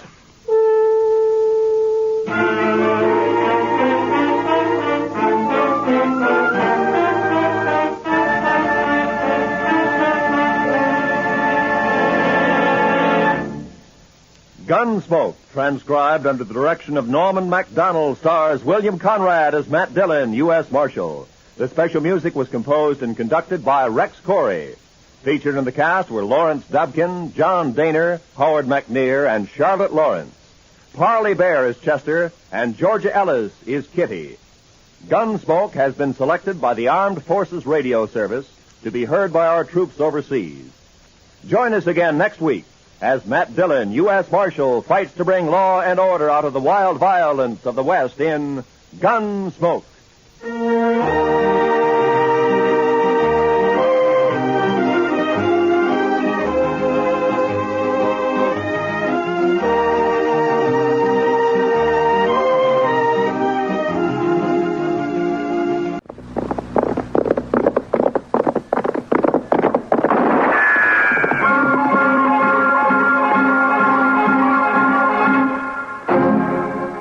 Dodge City and into territory on west, there's just one way to handle the killers and the spoilers, and that's with a U.S. Marshal and the smell of Gunsmoke.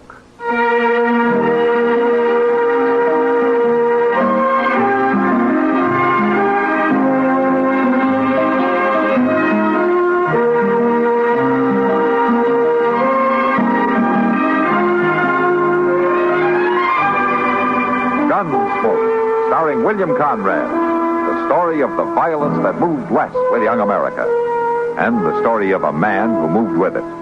I'm that man, Matt Dillon, United States Marshal. The first man they look for and the last they want to meet.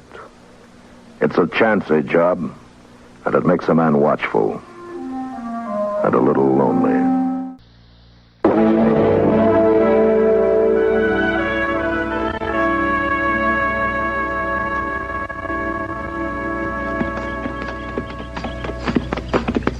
Hey, that there was a big one. You see that, Mr. Dillon? No, I didn't, Chester. Oh, my. If you're counting heads, I didn't see it either. Only heads I'm counting is catfish, Crown. And that there was number 6 since we've been riding down here along the riverbank.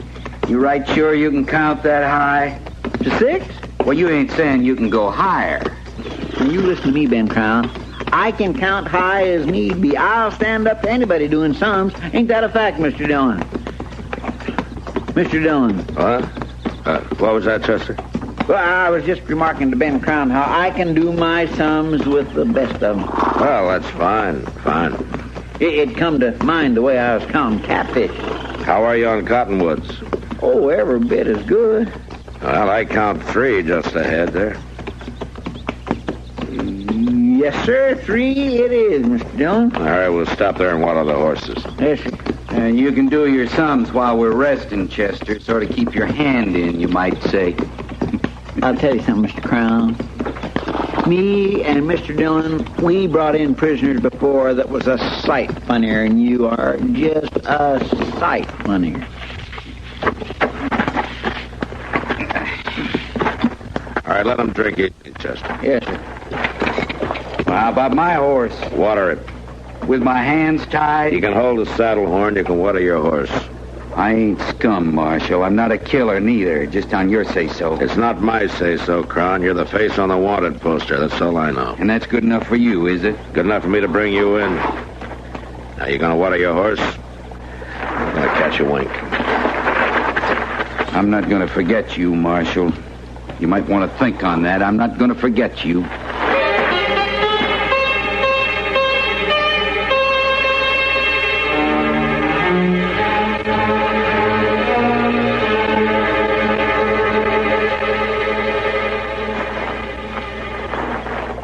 Mr. Dillon.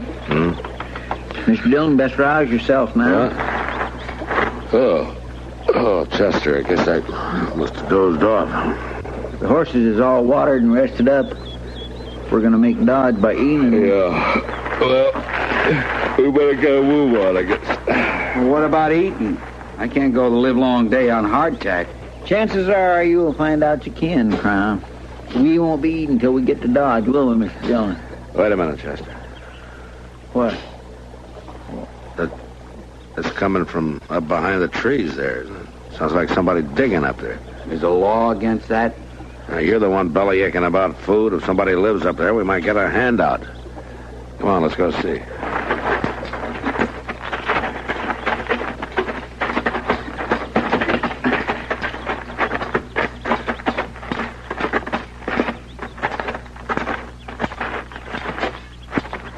Well, she ain't even looking up, Mr. Dillon. She must have heard us, though.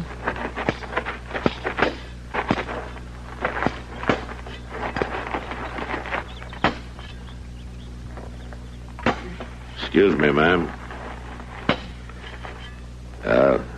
Ma'am, you're not making much of a dent with that spade.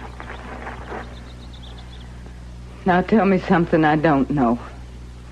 You look like you could use some rest. I don't need you now. You could have come earlier. 2 days, 3. It might have mattered then. I sure don't need you now.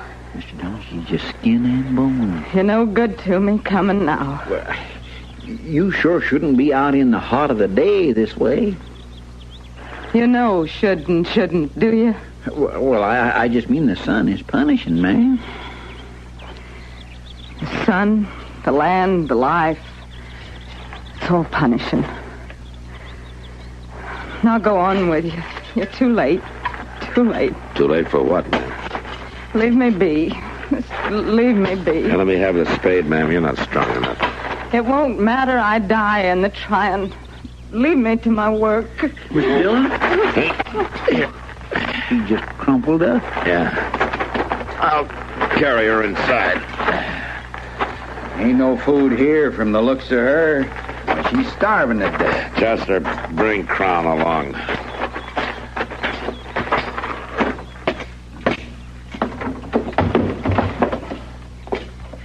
I'll just spread out that bed so you can put her down, Mr. Dillon. Now, there's a cot here.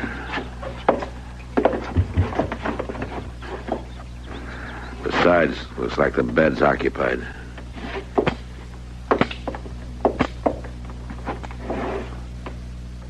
He's dead.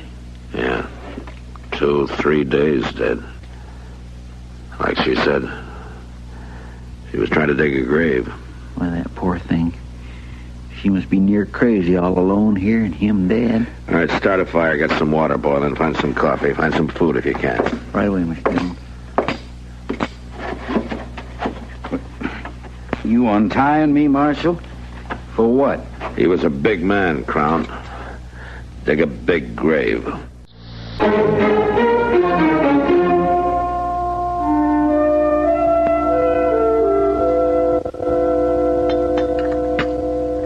You feeling some better, ma'am? Letty Thatcher. You saved my life. I guess you can call me Letty. You want some more coffee, Letty? This'll do me. I thought there was 3 of you. Oh, they're outside. I guess you found Luther. Yes, we found him. Did you set him in the ground yet?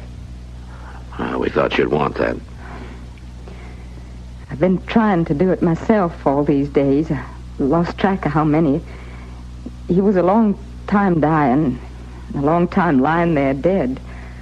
I couldn't help him die, and I couldn't help him once he did. You got no neighbors? Nobody fool enough to live here but Luther Thatcher. He was bound he wouldn't live near no settlement. It'd choke him, he said. Crowd around him and choke him. Well, I could have stood a little of the choking myself.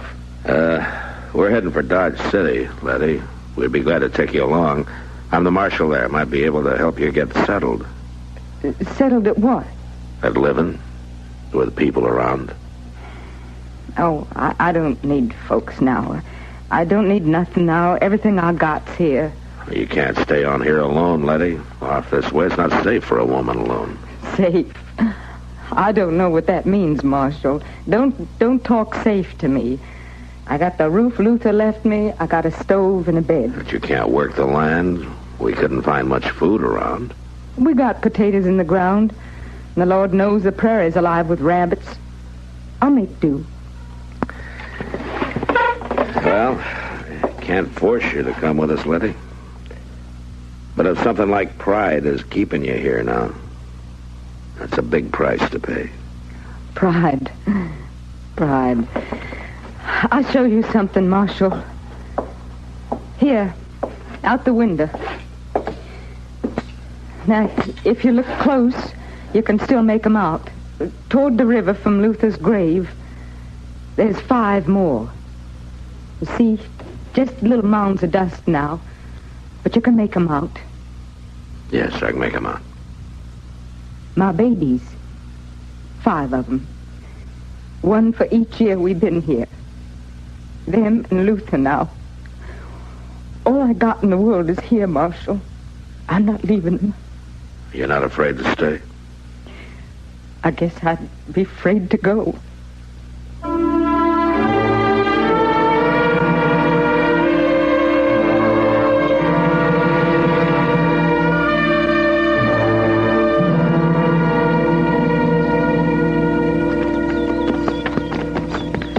I just don't see her living on there alone, Mr. Dillon. She can't see doing anything else.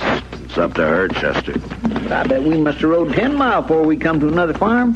She just sat out there in the middle of nowhere, no one to tend for her or see to her. Why don't you go back and marry her, Chester? You're so all-fired sorry for her. I got a kindly feeling for her, that's all. You collect stray cats, too, do you?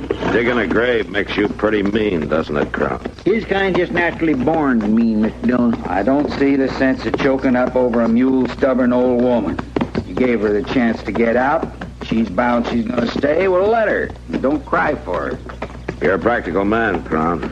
I'm that, all right, Marshal. But you don't know the first thing about a woman's age. If Letty's 25, she's not a day older. She looks 50.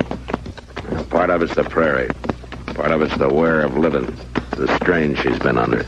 She could use some plain good food, too. Plump her up a little dab. She'd be right pretty. Some good plain food. Now, that don't hurt nobody. I'm going to be awful surprised if it makes you any better looking, Ben Crown.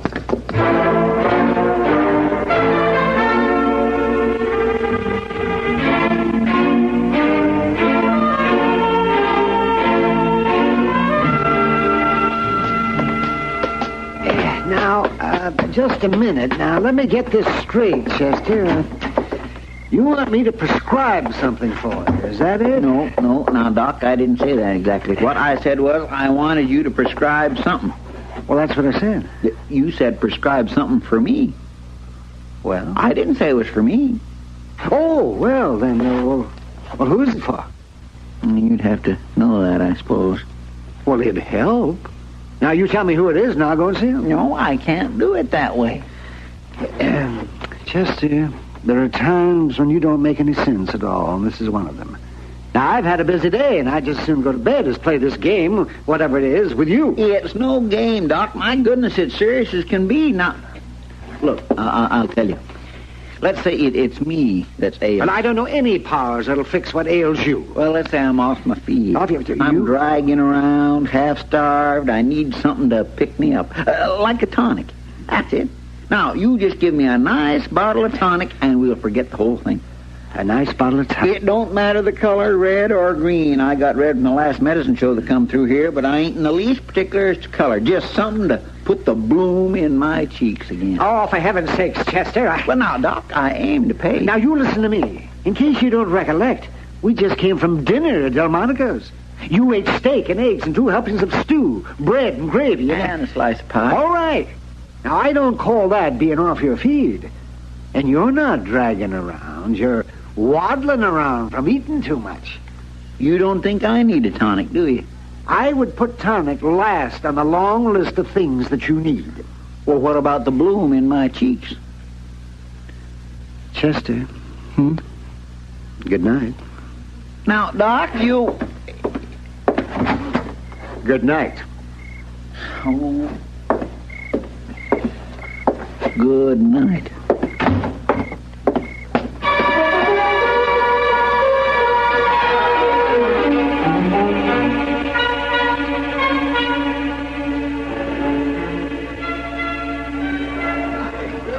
Was it a hard trip, Matt? No, they're all hard, Kitty. We rode most of the way to Abilene for nothing, as it turned out. You brought a prisoner back. Ben Crown, but he's the wrong man. Got a telegram this morning from Wichita. A man named Keefer confessed. Crown wasn't even implicated. Well, Chester says Crown kept telling you all along he was the wrong man. When did you see Chester? Bright and early this morning. Sam gave him some money, and he picked out a couple of my old traveling dresses. Wait a minute. He picked out what? A couple of my old dresses. Why? Well, to tell you the truth, he wasn't too clear. He said they'd be put to good use, and he told Sam the same about his money. He muttered something about Doc not seeing fit to give him any tonic, and they went off to Jonas to collect from him. I suppose you knew about it. All I know is Chester hasn't been around much since we got back. I kidded him a little about it, asking if he'd picked himself a wife while he was gone, and... Well, I know this sounds far-fetched, but I swear he blushed. I'll be darned. Well, where are you going? I think I better go find Chester. Now, Matt, if you're not supposed to know, don't you dare tell him I told you. No, I won't, Kitty. This is something I think I'd rather Chester told me himself.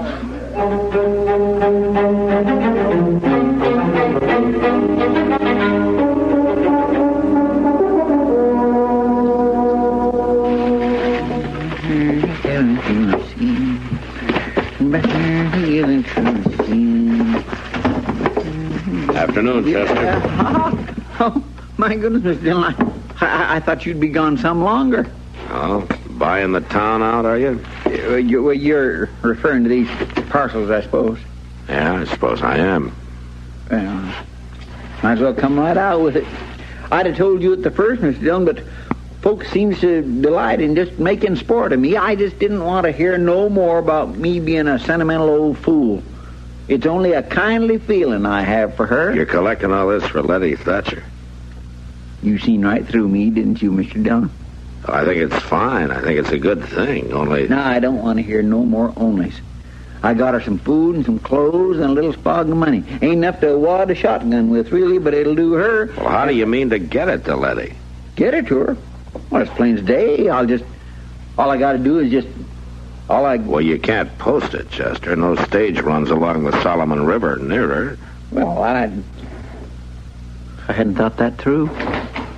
Oh, Marshal. Chester. I thought you'd gone by now, Crown. Fixing to leave right now.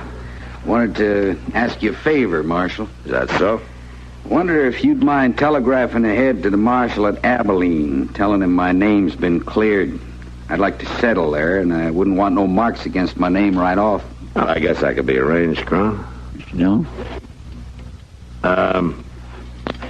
You're heading for Abilene now? Well, my horse is outside. Well, maybe you can do us a favor, Crown. We'd like these parcels dropped off at Letty Thatcher's. Now, that wouldn't be out of your way. My horse ain't no pack mule, you know. Ain't but just a few little... You mean to set up in business in Abilene, you say?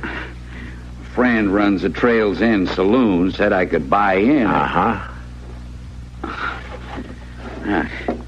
Guess if I want you to send that telegram, I'd best oblige you, huh? Well, now, you're nice to offer to take these, Crown. I'll just carry them on out for you. Somehow I get the idea you were just waiting for me. We'll be much obliged, Crown. I'll send a telegram right away. And you tell Letty hello for us, will you? Sure, Marshal. Sure I will.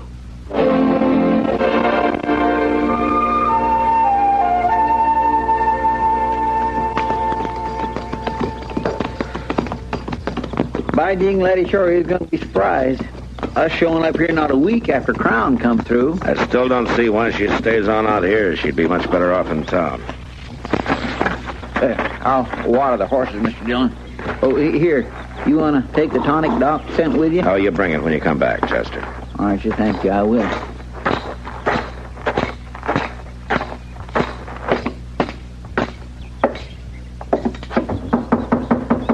Letty, it's Matt Dillon. Letty? You come any closer, I'll blow you off the prairie. Now, Letty, put that shotgun down. Any nearer at all, I'll kill you. Well, what's wrong, Letty? What's happened to you? You go on back and tell the good people of Dodge I sure thank 'em. Only the clothes is ripped and he ate the food. And the money's not worth much now. Crown was here then, huh? Here. Here 3 days and nights. So don't come to collect any thank yous. I paid, Marshal. I paid for all was given me. Now, Letty, you need care. You can't stay on here. I'm going to take that gun and you're going to go back to Dodge City. No. I'm through with men forcing me. I'll die or I'll kill, but I'm not enduring any more. Letty, I'm not going to harm you. Now, I'm your friend. I am not going to harm you, Letty. Now, you give me that gun. No. Come on. No. Chester! Come up here. Oh, my land. What? Oh, ma'am. This is Crown's work, Chester. I want you to stay here. When she's able, pack her up and take her back to Dodge. Oh, yes, sir, I sure will, but what about you? I'm riding to Abilene.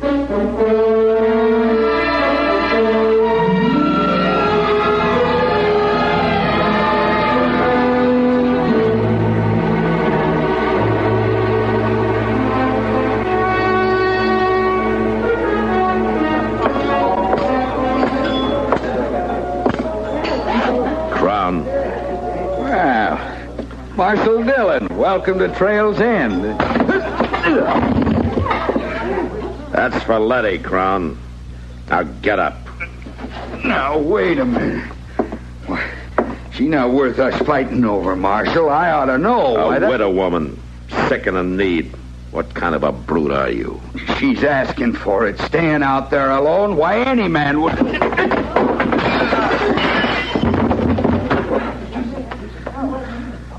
If anybody cares, he needs a doctor.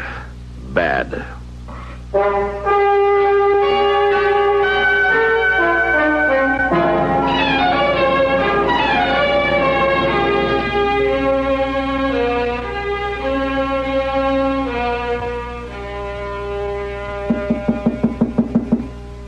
Come in. Hello, Letty. Well, Marshal Dillon, I wondered if you'd be coming to call. Well, I've been out of town. Doc says you're coming along fine. Well, I declare that folks here have been so kind. I near forgot how kind and gentle folks can be. Chester, Miss Kitty, Doc, and Ma Smalley. Hey, Ma says she's having trouble keeping you down. Well, I got to pay my keep. I can't always be taken. Well, there's time, Letty. You just get strong and well again. Marshal, I was wrong. I faulted on so many things. What happened was my doing. Staying on when you tried to get me to leave. Well, you just try to blot it out, Letty. That's best. Yeah. I'm remembering lots of things. All of it. It's right that I do. Luther, rest him, seeing the good of it out here, wanting to make a place for us. All I could ever see was what we were losing. You lost a lot. But folks here, the most of them are building a town, a life. I'm going to be a part of it, part of the good. I owe it to Luther. No, you owe it to yourself, Letty. I tell you, the West needs women. Women to be part of the good. Well, for so long, I just said to myself, I wish I'd die. Well, I wish you'd live, Letty. But you're the only one can do that. Nobody else can do that for you. Well, that's what I'm coming to know, Marshal. That's what I'm coming to know.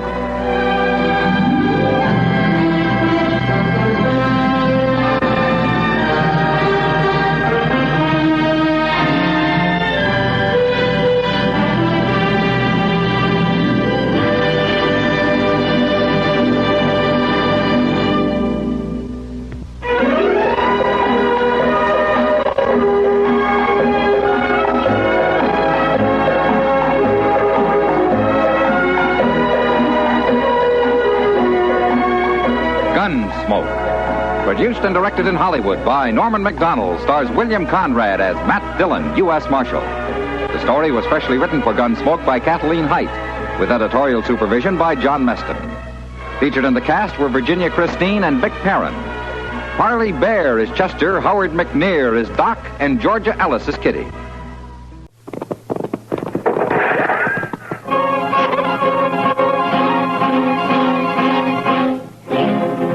Around Dodge City and in the territory on west, there's just one way to handle the killers and the spoilers.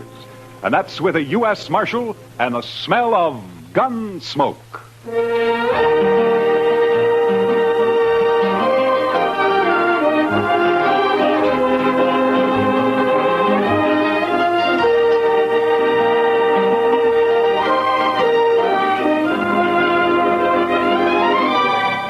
Gunsmoke, starring William Conrad. The story of the violence that moved west with young America. The story of a man who moved with it. Matt Dillon, United States Marshal.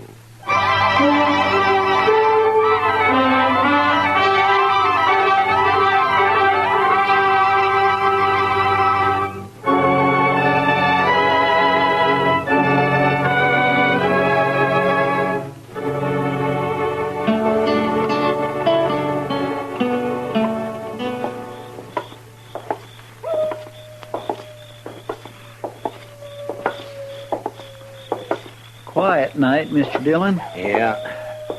Except for that coyote. He's wailing his head off out there. Mad at the moon, I guess. Or in love, maybe. Oh? Yes, sir, the way I've noticed it, any time you find a man or an animal out squalling around in the dark, it's usually love. Yeah, but this one sounds kind of mournful, Chester. Well, sir, love is mournful sometimes, Mr. Dillon. Yeah, so I've heard. Matt? Uh, Is that you? Oh, good evening, Miss Morley. How have you been, Matt? Oh, fine. Fine, thank you. You, down here on Front Street this time of night alone? I'm looking for Red Lawson. He's a new man, works for Al. Al's meeting him sometime after midnight, and they're going out on a cattle buying trip. I want to talk to him first. You satisfied? Well, it's just that this is no place for a woman alone, Miss Morley. Maybe you better go home. There are other women down here. They belong here, Miss Morley. They work here. Oh, don't be so stuffy, Matt. And call me Ava for once. Everybody else does. Well, your husband might take exception to that, Miss Morley. Now, you're blaming me for what happened before, aren't you? I'm not blaming you for anything, Miss Morley. I didn't tell him to get into a gunfight over me. Wasn't my fault. I didn't say it was. Chester, you better see that Miss Morley gets home, all right? Yes, sir. I can get home by myself. My, she's pretty as a picture. It makes you wonder. Yeah, maybe you were right, Chester. With a woman like that, love might be kind of mournful.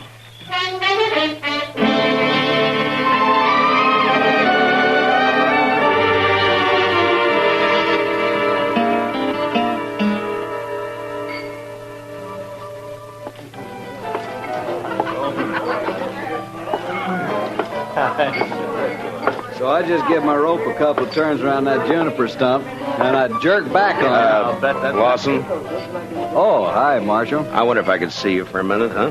Yeah, sure. Be right back, boys.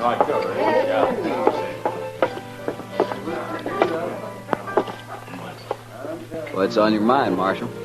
Lawson, I just ran into Miss Morley in the street outside. You did? Yeah, I suggested she go home. She's got no business being down here this time of night. It might be a good idea if you'd tell her that, huh? Seems to me that's up to her husband. Look, you're new here, Lawson. I guess you didn't know Fred Curtis and the Santa Fe Kid. I heard about it. A couple of fools, as far as I can see. Yeah, I guess they were. After they met Miss Morley. Hey, look, Marshal. What's your stake in this? I got no stake. What Miss Morley does is her own business, as long as it doesn't cause any trouble. I'm just trying to keep her peace, that's all. I feel kind of sorry for her, that's all. Al treats her like a dog. Uh-huh. Fred and the kid used to talk the same way. Like I said, a couple of fools. I'm not. I hope not. See you around, Marshal. Yeah, sure. Oh, I would think so. Sure. Hi, Kitty. Could I speak to you? Oh, sure, Matt. Excuse me, boys. I'll be back. All right. You hurry back now. What, Matt? Kitty, has Al Morley been in tonight? Oh, no. I haven't seen him, Matt. Should he have been around? Oh, not necessarily. He and Lawson are riding out around midnight on a cattle buying trip. I just thought they might be meeting here. Oh, well, not yet anyway. Jesse Wells would know what their plans are, though. Jesse Wells? Yeah, the bartender down there at the end, the young one. You know him. Oh, yeah, sure. Why would he know? Well, he's going along. Al asked him to help out. They're going to follow the Lazy Bee Roundup. Try to get in ahead of the buyers from Chicago. Oh, yeah.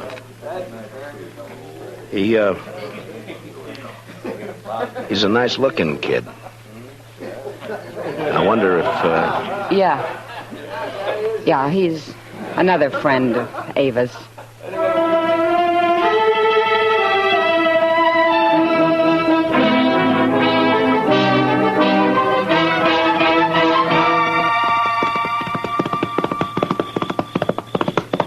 Oh, boy. Hold it.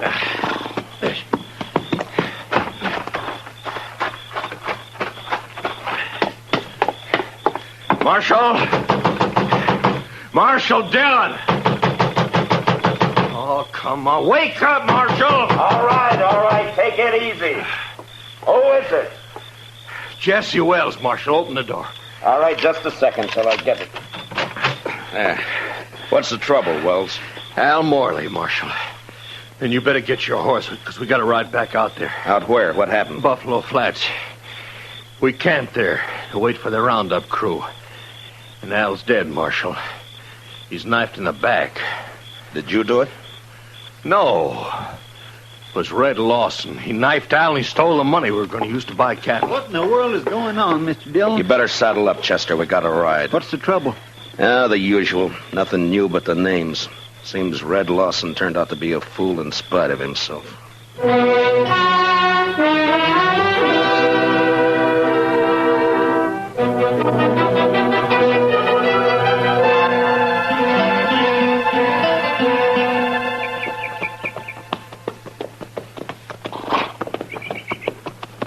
Over this way, Marshal. Camp is right there by that plum thicket. Right. Be daylight in another 20 minutes. Hello, boy. Oh. He's laying over there by the bushes.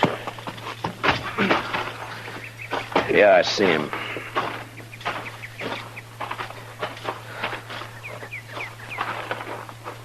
Whose knife is it, Jesse? It's Al's. We were all asleep. We built a fire, made some coffee, and then turned in. But wait for daylight, the Lazy Bee bunch planned to work their stock up this way. I see. Here, Chester. Wrap the knife in something and hang on to it. Huh? Yes, Mr. Dillon. Now go on, Jesse. What happened? Well, like I said, Marshal Dillon, we were all asleep. I guess it was the sound of the horse's hooves woke me up. Mm-hmm. Red Lawson, he was pulling out. I run over to Al, shook him to wake him up and tell him. Then I saw the knife. He was dead. Where were you sleeping, Jesse? Well, right about here, I guess. Red was across the fire over there, and Al was where he's laying now. What about the money? How'd you know it was gone? Well, I thought about it right off, and I figured that's why Red had done it. Al was carrying about $10,000 in a little leather sack he'd stuck under the blanket before we'd gone to sleep. So I went and looked for it. It was gone. You figure Red killed him for the money, then? Well, sure. Of course, I doubt he meant it, though. I think Red was trying to ease the sack out from under the blanket when Al woke up and caught him. Yeah, it's possible. Be light enough to start tracking him in a few minutes, Mr. Dillon. Yeah, sun's poking up over there now. Looks like it's going to be a clear day. Which way'd Lawson head out, Jesse? East. Seemed to be following the wagon tracks. Odds are bad, Mr. Dillon. He's got quite a start on us. Yeah, too much of a start. Well, let's load the pack mule, Chester. I think we'll ride back into Dodge and then take the train from there to Abilene, then work back from the east. Say, that's a good idea. Lawson probably won't be expecting anybody ahead of him. I can't understand it. I just can't understand how anybody could do a thing like this. It sounds like a metal arc, Chester. Yes, sir. He just flew into those bushes. Red seemed a pretty nice fellow as far as I could tell. It's a funny time of year for a metal arc, isn't it? Guess $10,000 was just too much temptation, huh? Oh, some of them hangs around all winter, Mr. Dillon. That sure sounds a lot better than that coyote howling. All right, Chester. Get a hold of his feet. Let's load him up.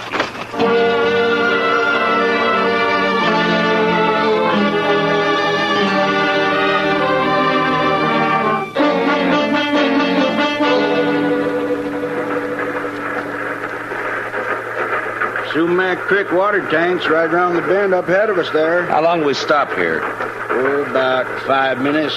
Just long enough to take on water. Might as well relax, Marshal. It's a long ways yet to Abilene. Why, we ain't but 24 miles from Dodge City. Feels more like 100. These seats are harder than a saddle. Yeah. Say, this here feller you boys looking for, I guess he's a real mean enough. Huh? Oh, yeah. Mean enough. Well, it's just like I always say. This prairie country ain't never gonna be a law-abiding place to live. Well, every time I pulled out of Kansas City on and run west, I'm expecting every minute to be shot or hung or scalped. Chester. What's the matter, Mr. Dillon? Look out the window here. Around the bend there by the water tank. Looks like we don't have to go to Abilene. Oh, yeah, there's some fella waiting to catch a train, I guess. You boys recognize... Is he the one? Yeah. His horse is tied there by the tank. Must have decided on a quicker way of traveling. Yeah, it looks that way. All right, Chester, he won't be expecting us. Let's get out in the vestibule and then drop off and take him as soon as the train stops. Yes, sir. Hey, Marshal, whatever you do, don't let him get on this train. Just keep the passengers away from the windows. In a way, it's too bad, Mr. Dillon. Miss Morley would have really enjoyed that $10,000. You're guessing, Chester. Well, he hasn't seen us yet. All right, let's go. Lawson, get your hands up. No. You're under arrest. Get your hands up. No. He's running for his horse, Mr. Dillon. Lawson! He's going to fight. You can't get away on foot. Lawson! Come on, Chester. That's a cutting it awful thin, Mr. Dillon.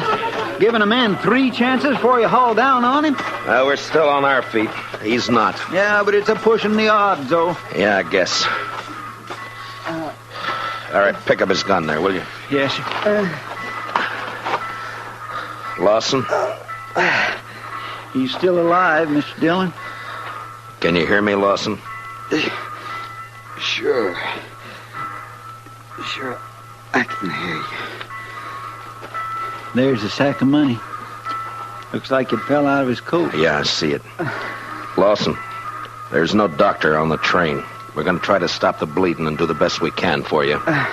There'll be a train back toward Dodge City in about a half hour. We'll wait for it. Is that all right with you? I don't have any choice, do I? No, I guess you don't. You made your choice last night. Was she worth it?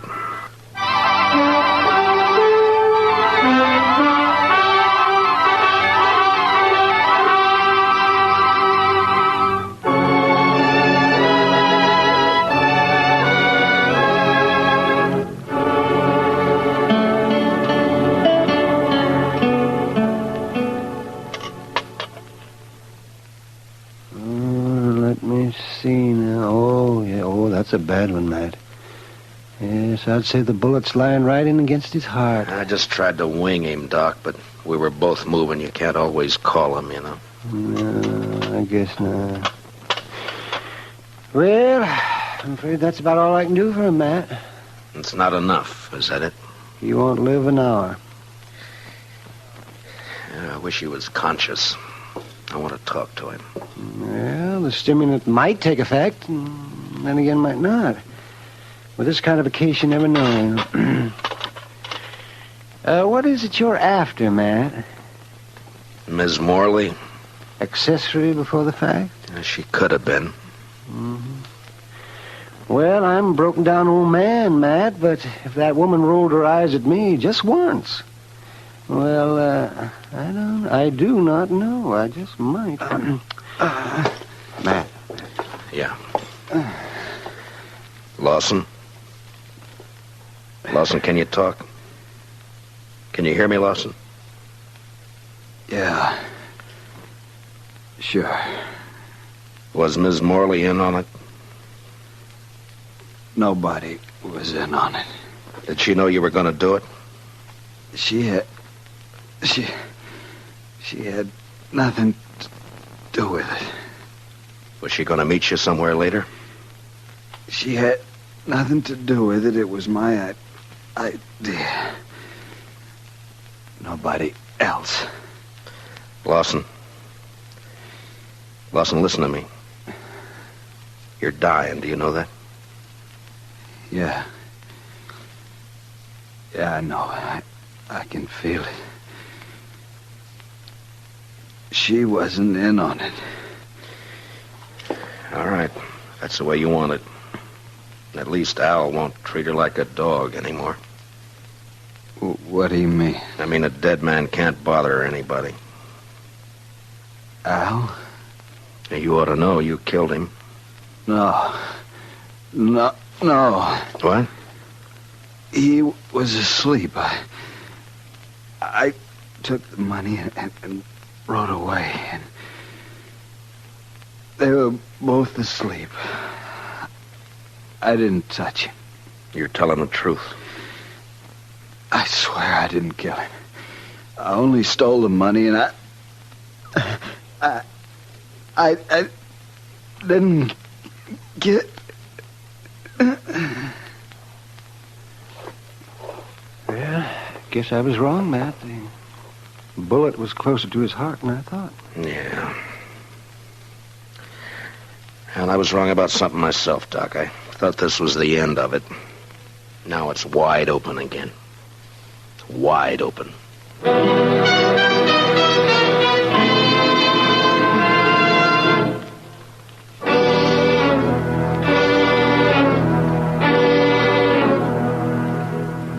I don't see why you got me here just to ask the same things all over again, Marshal, because I told you how it happened. Yeah, I know, Jesse. You caught Red Lawson with the money on him. Now, what more proof do you need? It only proves he took the money, Jesse. It doesn't prove he killed Al.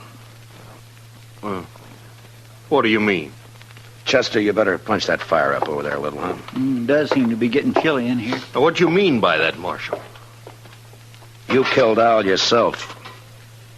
Didn't you, Jesse? You're out of your mind. You woke up and saw Red steal the money and take off, and it gave you ideas. You slipped over and knifed Al in his sleep. You knew Lawson had got the blame for it. Well, sure. Sure, because he did it. He said he didn't. That dang stove. Well, Marshal, did you expect him to tell the truth? He was dying, Jesse. Knew he was dying. I think he told the truth. I see. His word against mine. Word of a thief. I didn't say I could prove it, Jesse. But you did it, though. We both know that. And sooner or later, I'm going to get you for it. Chester, I think it'd draw better if you'd open the damper.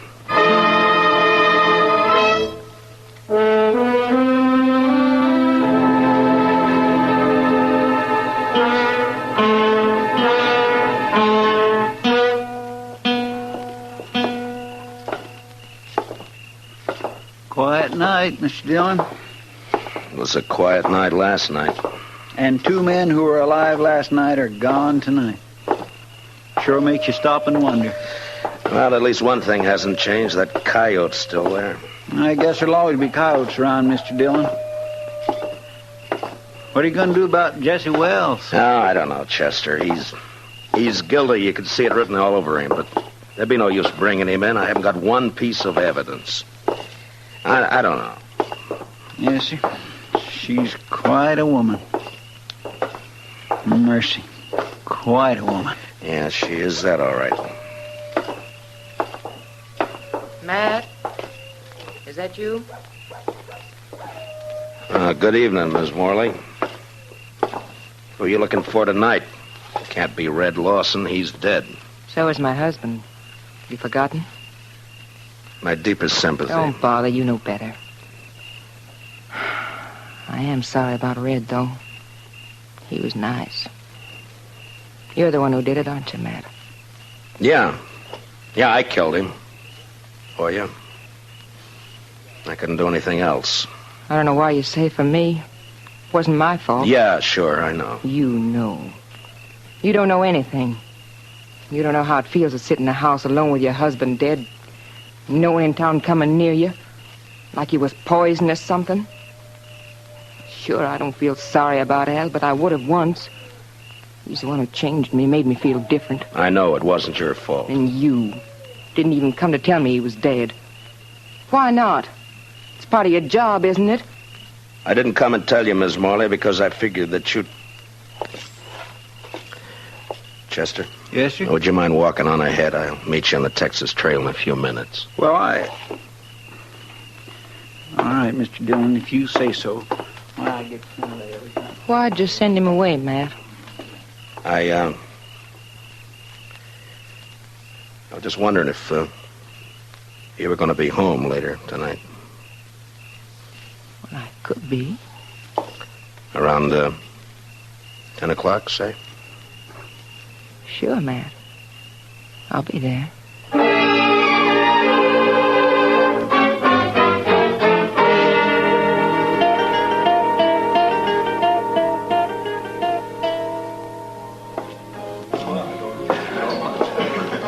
Well. Hiya, Kitty.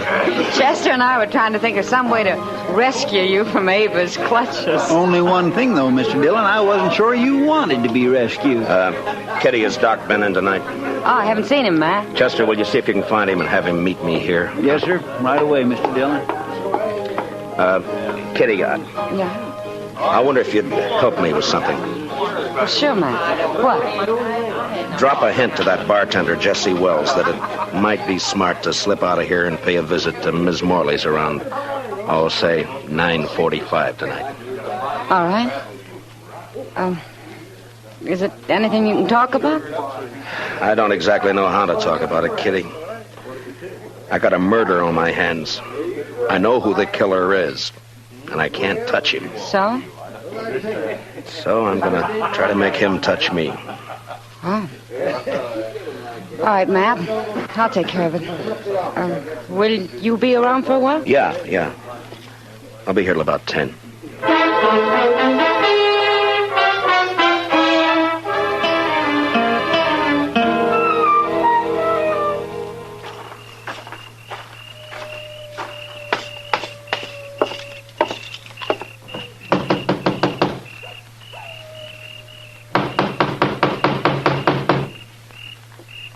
Who is it?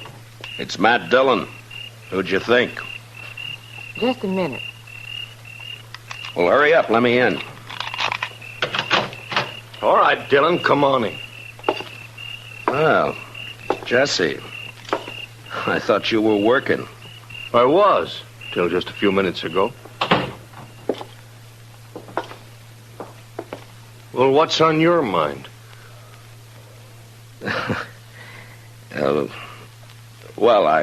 I think Mr. Dillon probably wants to ask me some questions or something. Yeah, I do, as a matter of fact. Jesse Wells, for instance. What? He didn't tell me he was going to be here, Ava. Well, What do you mean she didn't tell you? Wait, Ava, what about this? You were expecting him. You knew he was coming. Of course you knew I was coming. You and Matt Dillon. For how long? And what kind of a fool does that make me? I'm afraid you were born a fool, Jesse. That's why she picked you. She's so wonderful you said if only Al didn't stand in our way. I didn't tell you to kill him. I didn't mention it once. You didn't have to. Just kept dropping hints, leading me on. And all the time you and Matt Dillon. She's too smart for you, Jesse. You should have realized that. Yeah.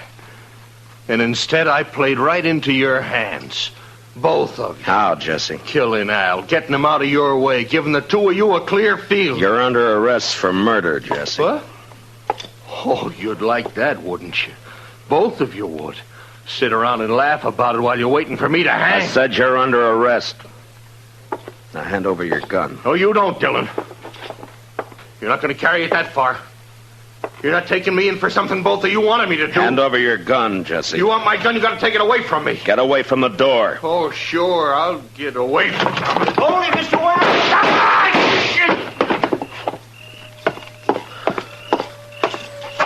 Are you all right, Chester? Yes, sir.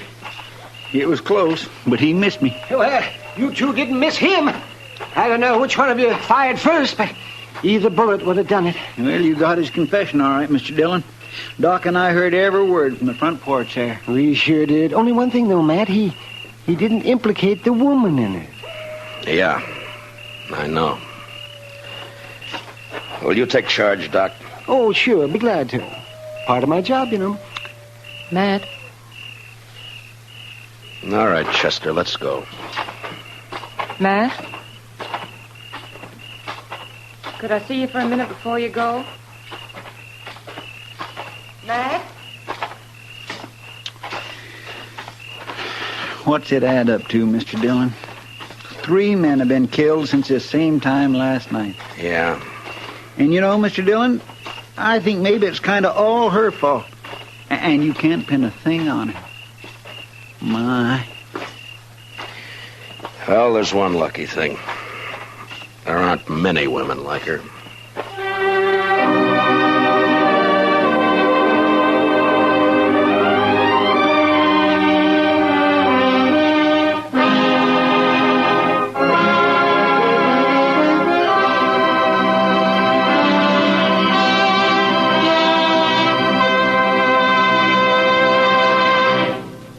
Gunsmoke, under the direction of Norman Macdonald, stars William Conrad as Matt Dillon, U.S. Marshal.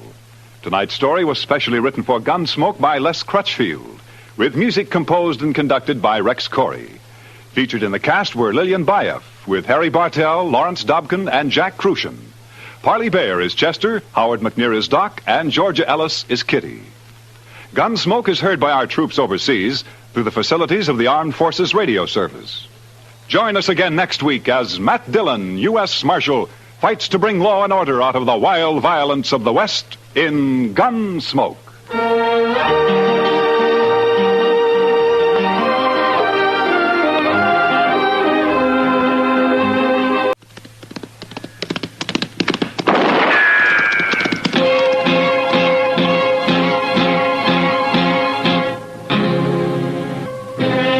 Dodge City and in the territory on West, there's just one way to handle the killers and the spoilers, and that's with a U.S. Marshal and the smell of gun smoke.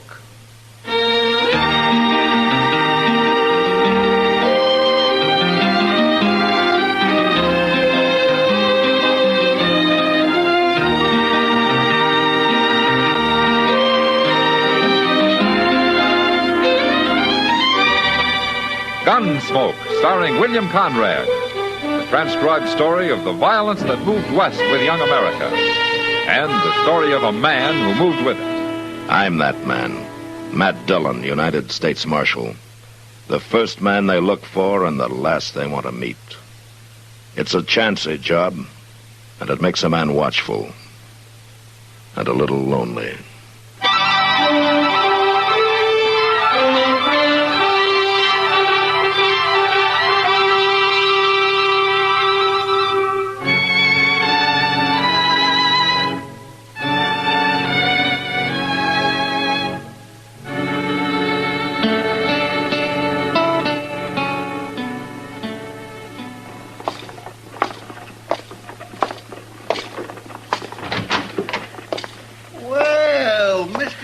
Morning, Chester. Well, I didn't know you was back. Yeah, I rode in late last night. Have a good trip? Well, I ran out of grub and I ran out of water. The last 100 miles got pretty long. Yeah. Now, what of interest has been happening in Dodge? Well, sir, let me see. Oh, I got the toothache. No. That was the day you left. No, it wasn't. It was the day after that. Ah. At least I think it was. I ain't real sure. But you are all right now, though. Oh, yes, sir. I'm fine. Well, I'm glad to hear that. I noticed a sign up the street. New bank. Yeah, they opened last week. Uh-huh. Well, that's a big thing for Dodge, isn't it? A new bank? Oh, I guess so. How do you know who's running the bank? A fellow named Holt. Drew Holt. Holt, huh? I never heard of him. No, sir. He just come to town, opened him up the bank, and he... Oh, my goodness. Marshal Dillon? Yes, sir. Parsley Smith, sir. At your service. So that's your name. I've seen you around, Mr. Smith. Not Mr. Smith, young feller. General Smith, 3rd Illinois Cavalry. What? I thought the 3rd Illinois was demobilized a long time ago, sir. It was, sir. In the fall of 65, we stood with General Grant before Richmond. Yeah, that was our last action. Well, what can I do for you, General? For me, nothing. For the good citizens of your town, plenty. Oh? I arrived on the Santa Fe last week, sir, and I've been waiting for your return. You sure wait loud, General. You see, he's kind of like a preacher when he gets started, Mr. Dillon. You ought to hear him. Well, I'm only doing my duty, but now that the Marshal's back, he can take over. Take over what, General? Drew Holt is a thief, Marshal. What do you mean, the new banker? Oh, that's what he talks about all the time, Mr. Dillon. He claims that when Holt gets enough money on deposit, he's going to steal it. Well, how do you know this, General? Well, I haven't told anybody else, but I knew Holt in the war, Marshal. So? We caught him, but he escaped. He was a Confederate spy. He was? Well, of course, there's nothing wrong with being a spy, but Holt also was a Union spy. That man is no good. He's got to be stopped. Are you sure of all this, General? My word as an officer and a gentleman, sir.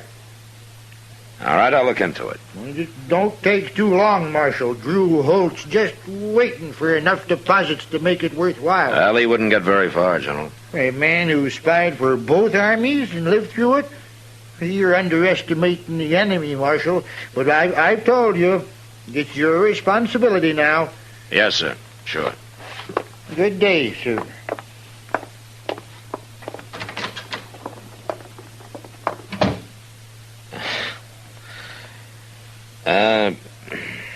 Chester. Yes, sir? About what of interest has been happening in Dodge. Have you figured out just yet which day it was that you got that toothache?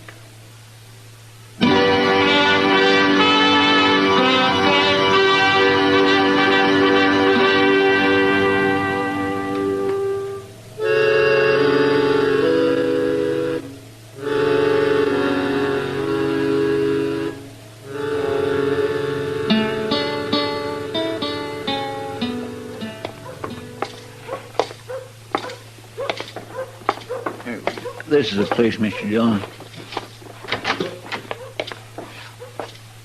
Drew Holt?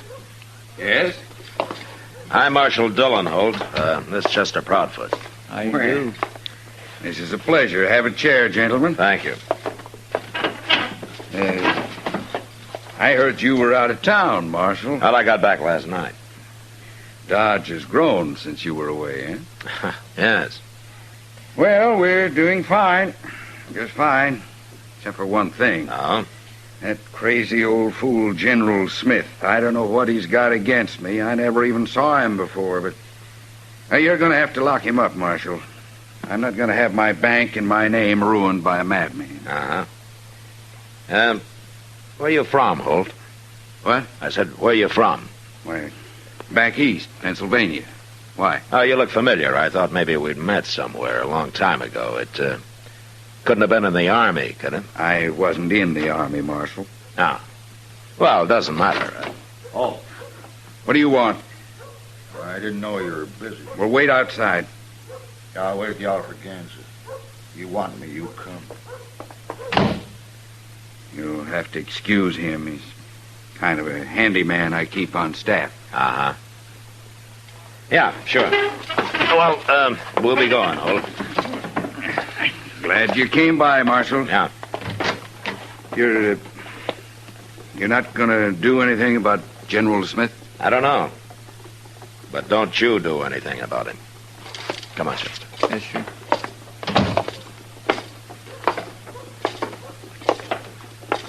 Oh, what do you think, Mr. Dillon? He don't seem so bad to me. Outside being kindly short-tempered, like when that fellow walked in. You know who that fellow was, Chester? No, sir. His name's Ed Nash. He's a hired gunman from up north.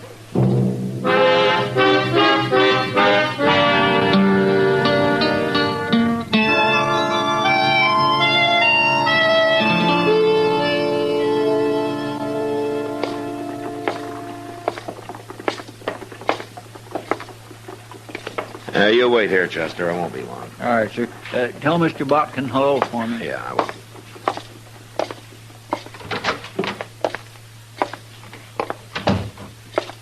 Well, if it isn't the Marshal, back safe and sound. How are you, Mr. Boughten? Well, can't complain. Sit down, Marshal, sit down. You're not even complaining about your competition down the street? Holt's Bank? Not at all.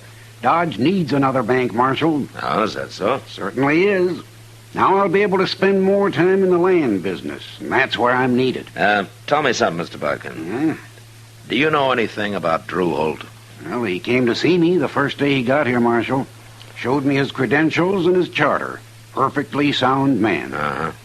But a man could fake credentials, couldn't he? Oh, come now, Marshal. You've been listening to that crazy old General Smith. Now, you think he's lying, huh? Why, that old fool lies about everything. He told me he'd fought under Zachary Taylor in the Black Hawk War, and that the last time he saw Taylor was at Harper's Ferry. What do you think of that?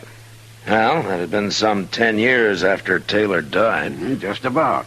And you can be sure he's lying about Drew Holt, too. Well, I hope you're right. You bet I am. And don't forget what I said. We need that bank. We need it bad. It's going to mean a lot to the whole country around here. You wait and see. Okay, Mr. Bucket. I'll wait.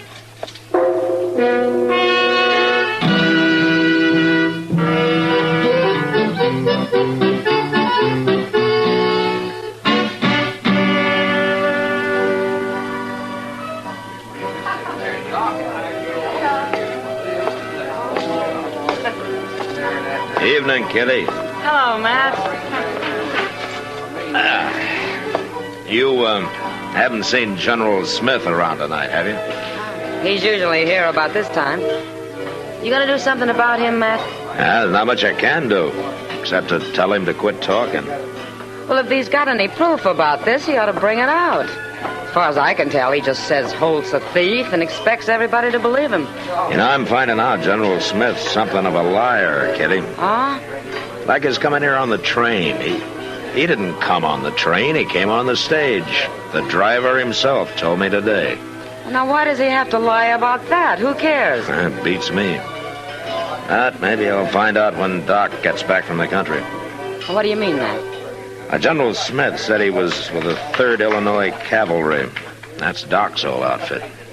Say now, that'll be interesting. Yeah, but I feel kind of uneasy about it. Well, why? Well, he's a liar, sure, but I'm not sold on this Drew Holt. Well, he seems harmless enough. A man that hires a gunman like Ed Nash isn't as harmless as he might be, Kitty. Well, I didn't know Nash was a gunman. Well, he is. I seen him up north. He doesn't remember me, though. Well, what's Holt need of a man like that? Well, if you ask him, he'd probably say it was to protect his bank. Mr. Boughten doesn't have gunmen hanging around his bank. No, he doesn't. Oh, well, there you are, Matt. The General's arrived. Yeah. Well, I better go talk to him, Kitty. Get it over with. Come back later, Matt. Yeah, I'll try. Draw me a beer, barkeep. And I could drop a shot of good bourbon in it. Yes. Oh, well. Good evening, Marshal. You join me in a drink? No, thank you, General. Yeah, I see the new bank is still open. When are you going to close it? I'm not going to. You're shirking your duty, eh? No, not the way I figure it, sir. Drew Holt's credentials are good, according to Mr. Botkin. There's nothing easier than that, especially for somebody as clever as Holt is. He's hired a gunman, General. It could be to take care of you. It'd take more than that to scare a man who stood before the batteries at Vicksburg. Have you ever faced grape shot, Marshal? Look, General, your talk is hurting this town. Now, we need that bank. I was decorated by General Grant himself, Marshal, in person. Look, your talk can also hurt Botkin's bank. Now, people lose faith in a hurry when they get started. Now, you're not helping Dodge at all. But I helped win the war, Marshal. That's why they gave me a medal. Will you keep your voice down? Give it to me. Keep your voice down. Now, look, General, either you prove that Drew Holt is a thief or you quit talking about him. Now, I mean it. I'm under fire, eh? Well, that's one way of putting it, General, but you come up with proof or I'll run you out of Dodge. You'll get your proof soon enough, but it'll be too late then. There's no use arguing about it. I've warned you. Now, next time, out you go. If they'd listened to me at Bull Run, there'd never have been no disaster. General, why don't... Now, what's the use? I've warned you. Now, you remember it. I'll do my duty as I see fit, Marshal. I always have, and I always will.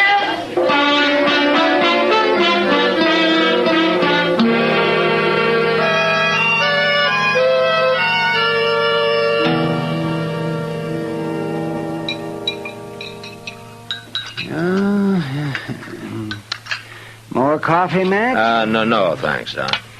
Yes. Oh, my, look at that coffee. Oh, I sure made it black and heavy this morning. Well, you'd complain if it wasn't. Yes, I suppose I would. Oh, my. Delivering babies is some fine way to make a living. Now, what else would you use for an excuse to stay up all night, Doc? Excuse, listen. Well, I could always shine me up a tin star and sit around saloons waiting for dawn and acting like a killjoy. Yes. Doesn't look like work, but it is. Oh, now, just when I start a good row, you get serious on me. I'm sorry, Doc. I guess I'm in a bad mood this morning. Oh? What's the matter? General Parsley Smith? Yeah. You haven't told me anything about him. Well, I want to see him first. I want to talk to him. But you told him to lay off, Matt, so he probably will. Oh, yeah, sure. I bet he will. Oh, see, I hear Drew Holt bought himself a house out at the edge of town. Mm-hmm. Well, now, that doesn't sound like a man who's planning to run away. No, it doesn't. Mr. Dillon? Hello, Doc. How are you, Chester? General Smith's at it again. He's standing out there in front of Holt's bank yelling at everybody who goes in. He's telling them they might as well throw their money in the street as put it in there. He'll probably lay off, huh, Doc? Yeah, well, let's go and see him, Matt. All right. You can say hello to him before I run him out of town.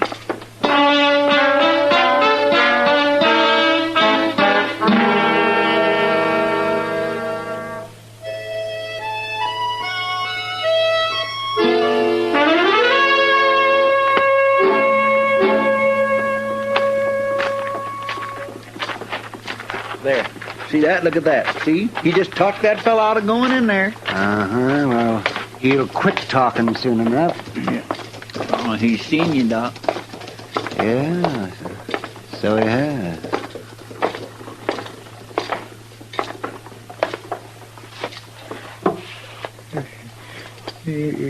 Doc. Doc Adams. Hello, Parsley. Oh, what are you doing in Dodge? I live here. What are you doing here? Well, I was on my way to Arizona, but I stopped here because I guess you heard about Drew Holt and this bank. I thought I told you to lay off Holt, General. I'm only doing my duty, since you won't do yours, Marshal. You're a hard man to convince, aren't you? Well, I've already saved 2 men from losing their money today. Well, that's all you're going to save. You're through, General. I'm going to give you till noon, and if I see you around after that, I'm going to lock you up. You mean that, don't you? I mean it. All right. I'll go. No, wait a minute.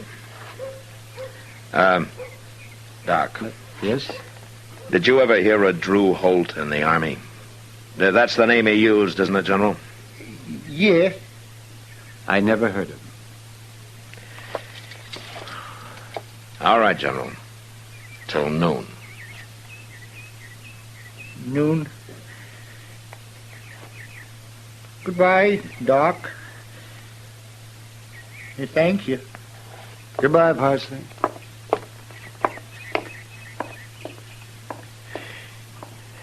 Well, what was the thanks for, Doc? For keeping my mouth shut. Oh? Parsley Smith wasn't a general, Matt. He was the regimental butcher. The regimental butcher? He started out as a line sergeant, but they found out he'd lied about his past experience. He claimed he'd been an officer with General Scott in Mexico.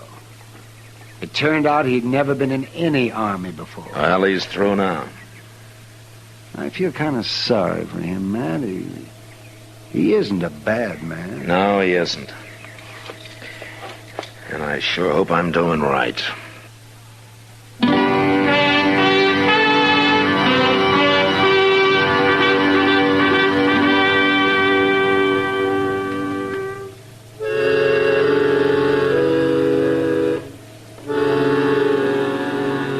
I didn't see Parsley Smith again that day, and I was glad I didn't. I'd have had to get rough with him, and I had no stomach for that. I did go talk to Drew Holt, however. I decided his gunman was the next man I was going to run out of Dodge. But he wasn't in his office, so I let it go till next day. And the next day started pretty early. Chester came and woke me up about dawn.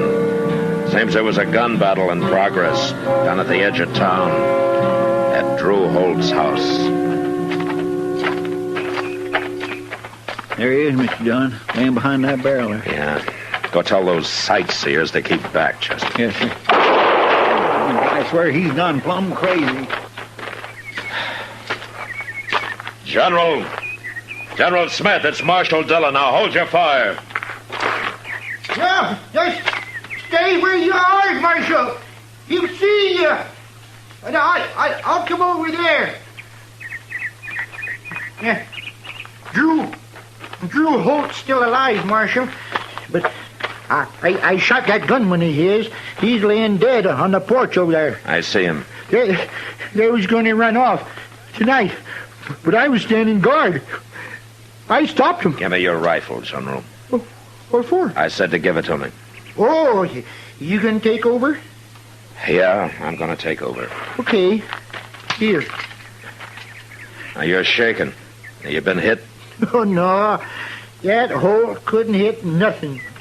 He kind of yelled once, though. I just might have a bullet in him. You better hope you haven't. You're in enough trouble now. You still don't believe me, do you? Doesn't matter what I believe right now. You stay here, General. Holt, it's Marshal Dillon. I got the General's rifle. You can come out.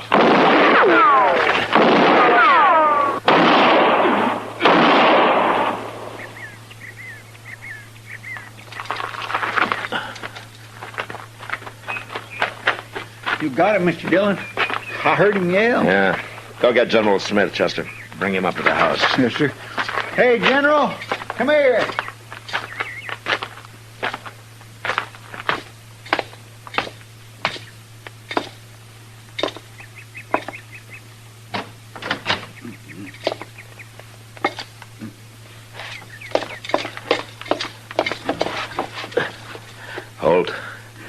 Holt, can you hear me? You got me, Marshal.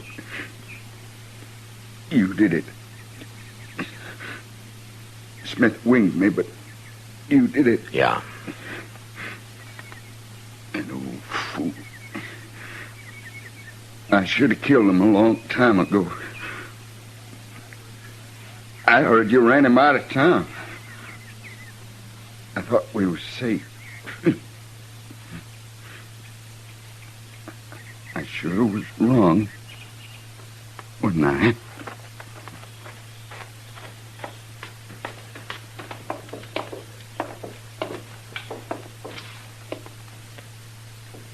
Is he dead, Mr. Dillon?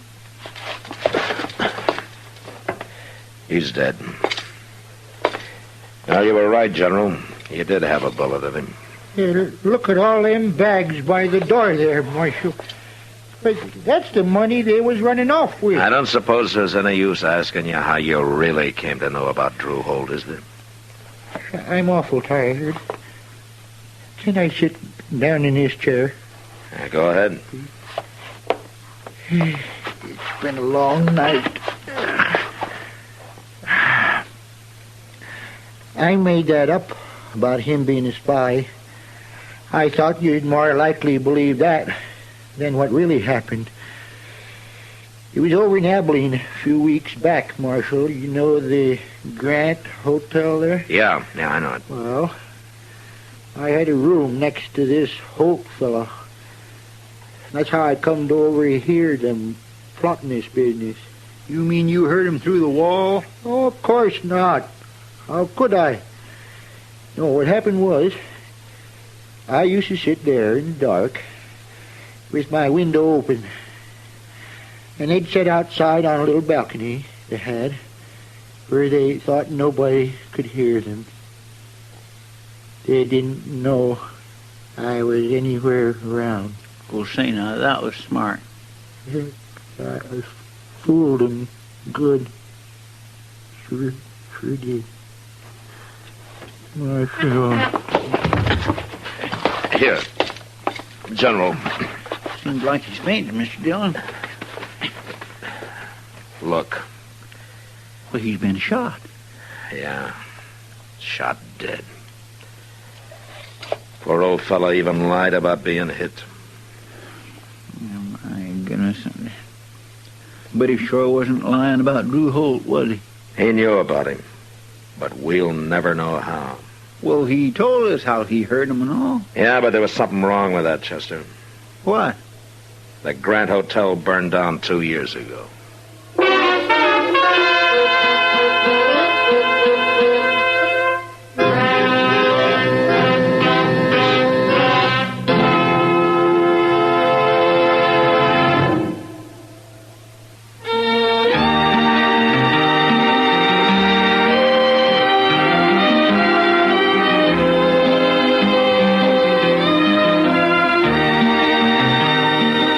Gunsmoke, produced and directed by Norman Macdonald, stars William Conrad as Matt Dillon, U.S. Marshal. Our story was specially written for Gunsmoke by John Meston, with music composed and conducted by Rex Corey.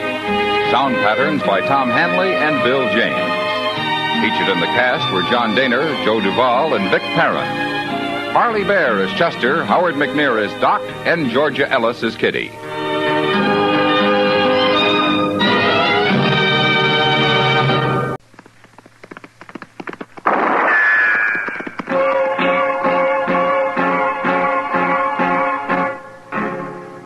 Dodge City and in the territory on West, there's just one way to handle the killers and the spoilers, and that's with a U.S. Marshal and the smell of Gunsmoke.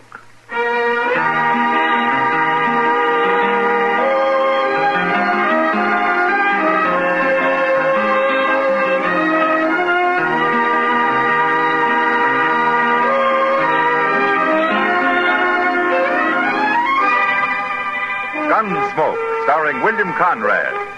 The transcribed story of the violence that moved west with young America. And the story of a man who moved with it. I'm that man, Matt Dillon, United States Marshal. The first man they look for and the last they want to meet. It's a chancy job, and it makes a man watchful and a little lonely.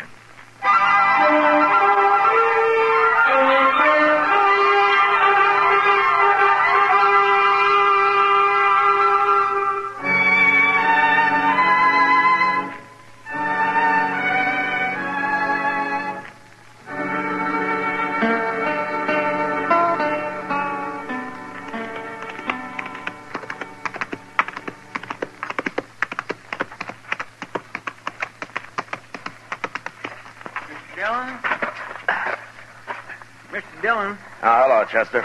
I sure am glad you're back. I've only been gone a couple of hours. Well, that's all it takes, a couple of hours. Only Becker's been shot. Huh? Only Becker? You know him, that little sodbuster lives out near Clear Spring. Oh, yeah. He's up at Doc's. You want to see him? Yeah. Well, tell me about it, Chester. Well, sir, all I know is he was gambling this morning over at the Texas Trail. He left there a little afternoon, and then some fellas found him laying in an alley with a bullet in him. Well, can he talk? No, sir. He's been unconscious the whole time. But Doc's working on him in here. Oh, hello, Matt. How is he, Doc? He's dead, Matt. About 10 minutes ago.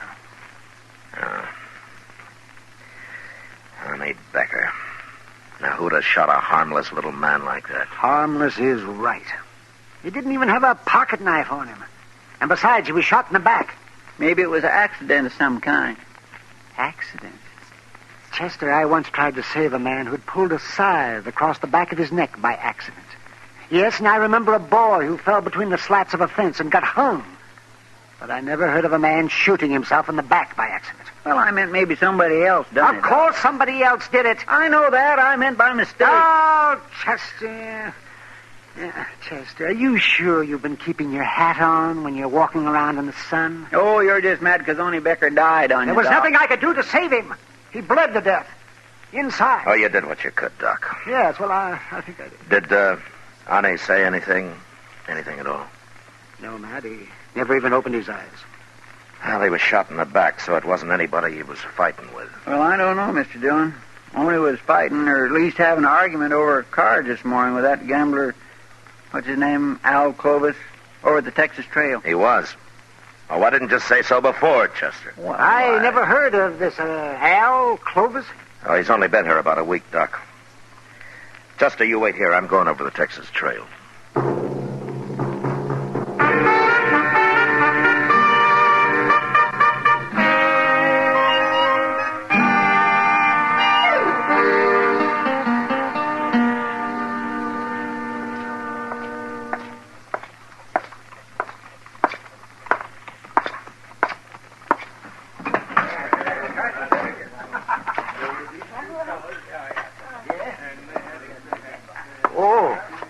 Is that you? Oh, hello, Marshal. Hello, John. Looking for somebody, Matt? Oh, hiya, Kitty. Is Al Clovis here? I was wondering when you'd get around to him. What do you mean? I heard about Oni Becker, and Al Clovis threatened him this noon just before Oni went out and got shot. No. Almost seemed like Al was trying to start a fight with him, Matt. Where was Clovis when it happened, Kitty? He wasn't in here. Kitty, you know Al Clovis better than I do. Would you say he's the kind of a man who would murder Odie Becker because of an argument over cards? Shoot him in the back? I don't know him that well, Matt. Yeah, well, maybe he had another reason to kill him. If he did it. Shooting little Oni Becker's like shooting a pet deer. Makes about as much sense. Yeah. But usually when a man gets murdered, there's a reason of some kind for it. You mean it'd take more than plain anger to follow a man down an alley and shoot him in the back? Well, ordinarily it would. Al Clovis must have wanted Oni dead for some special reason, Matt. Maybe Oni had something on him. Yeah, maybe. He was in here a while ago, but he left. Well, I'll find him. He might be at the depot, Matt. What? At the depot? He said something about going to St. Louis. Now everything's been taken care of here. I didn't know what he meant at the time, but he said it loud, and I know the train leaves at 4:30. 4:30? That's about that now, isn't it? Well, maybe he said it just to throw you off his trail. Yeah, well, I'll find out. I'll see you later, Kitty. Better hurry, Matt.